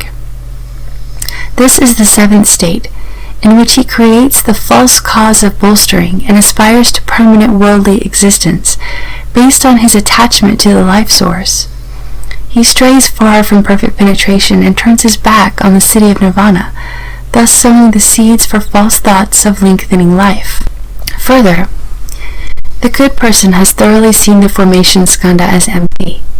He has already ended production and destruction, but he has not yet perfected the subtle wonder of ultimate serenity. As he contemplates the interconnection of all lives, he wants to hang on to worldly enjoyments and is afraid they will come to an end. Caught up in this thought, he will, by the power of transformation, seat himself in a lotus flower palace, conjure up an abundance of the 7 precious things, increase his retinue of beautiful women, and indulge his mind. If he interprets this as a supreme state, he will fall into the error of taking what is not the truth to be the truth. Vignakara will become his companion. Confused about the Bodhi of the Buddhas, he will lose his knowledge and understanding. This is the 8th state, in which he sets up the result of indulging in worldly enjoyments, based on the cause of his deviant thinking. He strays far from perfect penetration, and turns his back on the city of nirvana, thus sowing the seeds for becoming a demon of the heavens. Further, the good person has thoroughly seen the formation skandha as empty. He has already ended production and destruction, but he has not yet perfected the subtle wonder of ultimate serenity. In his understanding of life, he distinguishes the subtle and the coarse, and determines the true and the false. But he only seeks a response in the mutual repayment of cause and effect, and he turns his back on the way of purity. In the practice of seeing suffering, eliminating accumulation, realizing cessation, and cultivating the way, he dwells in cessation and stops there, making no further progress. If he interprets this as a supreme state, he will fall and become a fixed nature hearer. Unlearned Sanghans and those of overweening pride will become his companions. Confused about the Bodhi of the Buddhas, he will lose his knowledge and understanding. This is the 9th state, in which he aspires toward the fruition of cessation, based on perfecting the mind that seeks responses. He strays far from perfect penetration, and turns his back on the city of nirvana, thus sowing the seeds for becoming enmeshed in emptiness. Further, the good person has thoroughly seen the formation skandha as empty. He has already ended production and destruction, but he has not yet perfected the subtle wonder of ultimate serenity. In that perfectly fused, pure, bright enlightenment, as he investigates the profound wonder, he may take it to be nirvana and fail to make further progress. If he interprets this as a supreme state, he will fall and become a fixed nature pratyeka. Those enlightened by conditions and solitarily enlightened ones who do not turn their minds to the Mahayana will become his companions. Confused about the Bodhi of the Buddhas, he will lose his knowledge and understanding. This is the 10th state, in which he realizes the fruition of profound brightness, based on fusing the mind with perfect enlightenment. He strays far from perfect penetration, and turns his back on the city of nirvana, thus sowing the seeds for being unable to surpass his attachment to the brightness of perfect enlightenment. Ananda, these 10 states of dhyana are due to crazy explanations along the way. Relying on them, the cultivator becomes confused and claims to have attained complete realization before actually having done so. All these states are the result of interactions between the consciousness skandha and his mental efforts. Dull and confused living beings do not evaluate themselves. Encountering such situations, their minds are confused by their individual likings and past habits, so they stop to rest in what they take to be the ultimate refuge. They cling to a fully realized unsurpassed Bodhi, thus uttering a great lie. After their karmic retribution as externalists and deviant demons comes to an end, they will fall into the relentless hells. The hearers and those enlightened by conditions cannot make further progress. All of you should cherish the resolve to sustain the way of the Tathagata. After my nirvana, transmit this Dharma door to those in the Dharma-ending age, universally causing living beings to awaken to its meaning. Do not let demons of views cause them to create their own grave offenses and fall. Protect, comfort, and compassionately rescue them and dispel evil conditions. Enable them to enter the Buddha's knowledge and understanding with body and mind, so that from the beginning to the final accomplishment they never go astray. It is by relying on this Dharma door that the Tathagatas of the past as many as atoms of universe and eons, as many as the Ganges sands, have had their hearts open and attained the unsurpassed way. When the consciousness skandha ends, your present sense faculties will function interchangeably. Within that interchangeable functioning, you will be able to enter the Bodhisattva's Vajra dry wisdom. In your perfect, bright, pure mind, there will be a transformation. It will be like the pure Vidura that contains a precious moon, and in that way you will transcend the 10 faiths, the 10 dwellings, and the 10 practices, the 10 transferences, the 4 additional practices, the Vajra-like 10 grounds of a Bodhisattva's practice, and the perfect brightness of equal enlightenment. You will enter the Tathagata's sea of wondrous adornments, perfect the cultivation of Bodhi, and return to the state of non-attainment. These are subtle demonic states that all Buddhas, Bhagavans of the past, discerned with their enlightened clarity while in the state of shamatha vipassana. If you can recognize a demonic state when it appears, and wash away the filth in your mind, you will not fall into error with deviant views. The demons of the skandhas will melt away, and the demons of the heavens will be obliterated. The mighty ghosts and spirits will lose their wits and flee, and the Li, Mei, and Wang Liang will not dare to show themselves again. You will directly arrive at Bodhi without the slightest weariness, progressing from lower positions to great nirvana without becoming confused or discouraged. If there are living beings in the Dharma-ending age who delight in cultivating samadhi, but who are stupid and dull, who fail to recognize the importance of dhyana, or have not heard the Dharma spoken, you should be concerned lest they get caught up in deviant ways. You should single-mindedly exhort them to uphold the Dharani mantra of the Buddha's summit. If they cannot recite it from memory, they should have it written out and placed in the dhyana meditation hall, or wear it on their person. Then none of the demons will be able to disturb them. You should revere this final paradigm of the ultimate cultivation and progress by the Tathagatas of the 10 directions. Ananda then rose from his seat. Having heard the Buddha's instruction, he bowed and respectfully upheld it, remembering every word and forgetting none. Then once more in the great assembly, he spoke to the Buddha. The Buddha has told us that in the manifestation of the 5 skandhas, there are 5 kinds of falseness that come from our own thinking minds. We have never before been blessed with such subtle and wonderful instructions as the Tathagata has now given. Further, are these 5 skandhas obliterated all at the same time, or are they extinguished in sequence? What are the boundaries of these 5 layers? We only hope that the Tathagata, out of great compassion, will explain this in order to purify the eyes and illuminate the minds of those in the great assembly, and in order to serve as eyes for living beings of the future. The Buddha told Ananda, "The essential, true, wonderful brightness and perfect purity of basic enlightenment does not admit birth and death, nor any mundane defilements, nor even empty space itself. All these are brought forth because of false thinking. The source of basic enlightenment, which is wonderfully bright, true, and pure, falsely gives rise to the material world. Just as Yashnadatta became confused about his head when he saw his own reflection. The falseness basically has no cause, but in your false thinking you set up causes and conditions. But those who are confused about the principle of causes and conditions call it spontaneity. Even empty space is an illusory creation.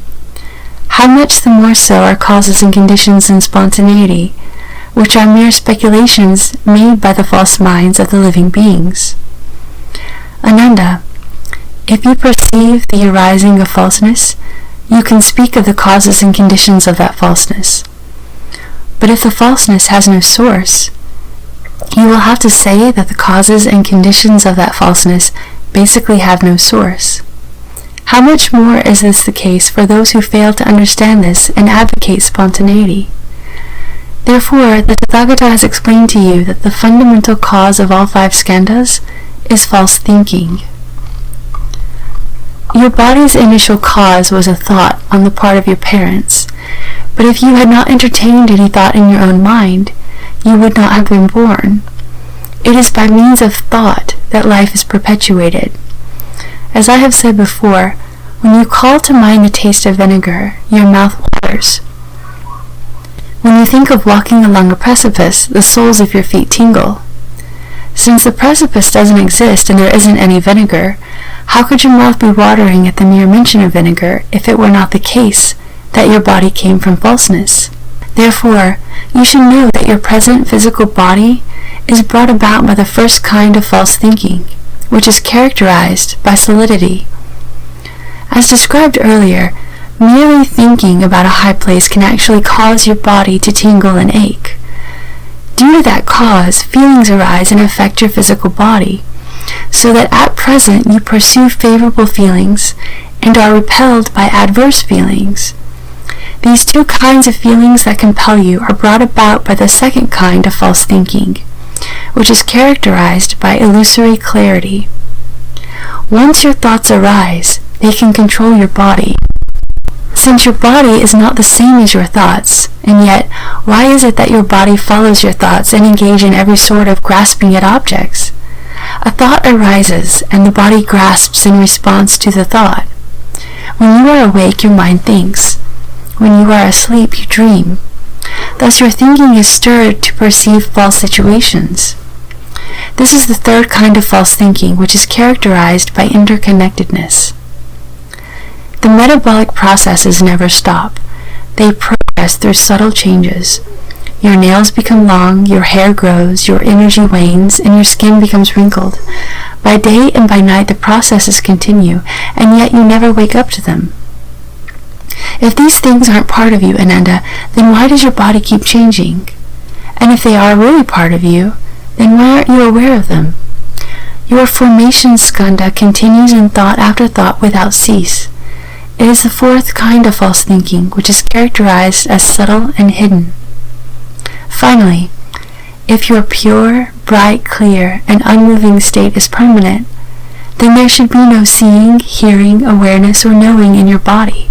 If it is genuinely pure and true, it should not contain habits and falseness. How does it happen then that, having seen some unusual thing in the past, you eventually forget it over time, until neither memory nor forgetfulness of it remain? But then later, upon suddenly seeing that unusual thing again, you remember it clearly from before without one detail omitted. How can we reckon the permeation which goes on in thought after thought in this pure, clear, and unmoving consciousness? Ananda, you should know that this state of clarity is not real. It is like rapidly flowing water that appears to be still on the surface. Because of its rapid speed, you cannot perceive the flow, but that does not mean it is not flowing. If this were not the source of thinking, then how could one be subject to false habits? If you do not open and unite your six sense faculties so that they function interchangeably, this false thinking will never cease. That's why your seeing, hearing, awareness, and knowing are presently strung together by subtle habits, such that within the profound clarity, existence and non-existence are both illusory. This is the fifth kind of upside down, minutely subtle thinking. Ananda, these 5 skandhas of reception develop with 5 kinds of false thinking. You also wanted to know the depth and scope of each realm. Form and emptiness are the boundaries of form. Contact and separation are the boundaries of feeling. Remembering and forgetting are the boundaries of thinking. Destruction and production are the boundaries of formation. Deep purity entering to unite with deep purity belongs to the boundaries of consciousness. At their source, these 5 skandhas arise in layers. Their arising is due to consciousness. Their cessation begins with the elimination of form. You may have a sudden awakening to the principle, at which point they all simultaneously vanish. But in terms of the specifics, they are eliminated not all at once, but in sequence. I have already shown you the knots tied with the karpasa cloth. What is it that you do not understand that causes you to ask about it again? You should gain a thorough understanding of the origin of this false thinking, and then transmit your understanding to cultivators in the future Dharma-ending age. Let them recognize this falseness and naturally give rise to deep disdain for it. Let them know of nirvana so that they will not linger in the triple realm. Ananda, suppose someone were to present a quantity of the 7 precious things that fill the space in the 10 directions to Buddhas as many as atoms of universe, attentively serving and making offerings to them without letting a moment go by in vain. Do you think this person would reap many blessings from making such an offering to the Buddhas? Ananda answered, since space is limitless, the precious things would be boundless. In the past, someone gave the Buddha 7 coins and consequently was reborn as a wheel-turning king in his next life.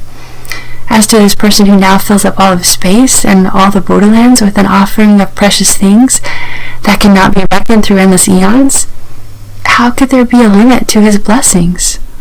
The Buddha told Ananda, all Buddhas, Tathagatas, speak words which are not false. There might be another person who had personally committed the 4 major offenses, and the 10 parachikas, so that in an instant he would have to pass through the Avicii hells in this world and other worlds, until he had passed through all the relentless hells in the 10 directions without exception. And yet, if he could explain this Dharma door, for even just the space of a thought, to those in the Dharma-ending age who have not yet studied it, his obstacles from offenses would be eradicated in response to that thought, and all the hells where he was to undergo suffering would become lands of peace and bliss. The blessings he would obtain would surpass those of the person previously mentioned by hundreds of thousands of millions of billions of times. Indeed, by so many times that no calculations or analogies could express it. Ananda, if living beings are able to recite this sutra and uphold this mantra, I could not describe in endless kalpas how great the advantages will be. Rely on the teaching I have spoken, cultivate in accord with it, and you will directly realize Bodhi without encountering demonic karma. When the Buddha finished speaking the sutra, the bhikshus, bhikshunis, upasakas, upasikas, and all the gods, humans, and asuras in this world, as well as all the bodhisattvas, those of the 2 vehicles, sages, immortals, and pure youths in the other directions, and the mighty ghosts and spirits of initial resolve, all felt elated, made obeisance, and withdrew. This is the end of the Shurangama Sutra.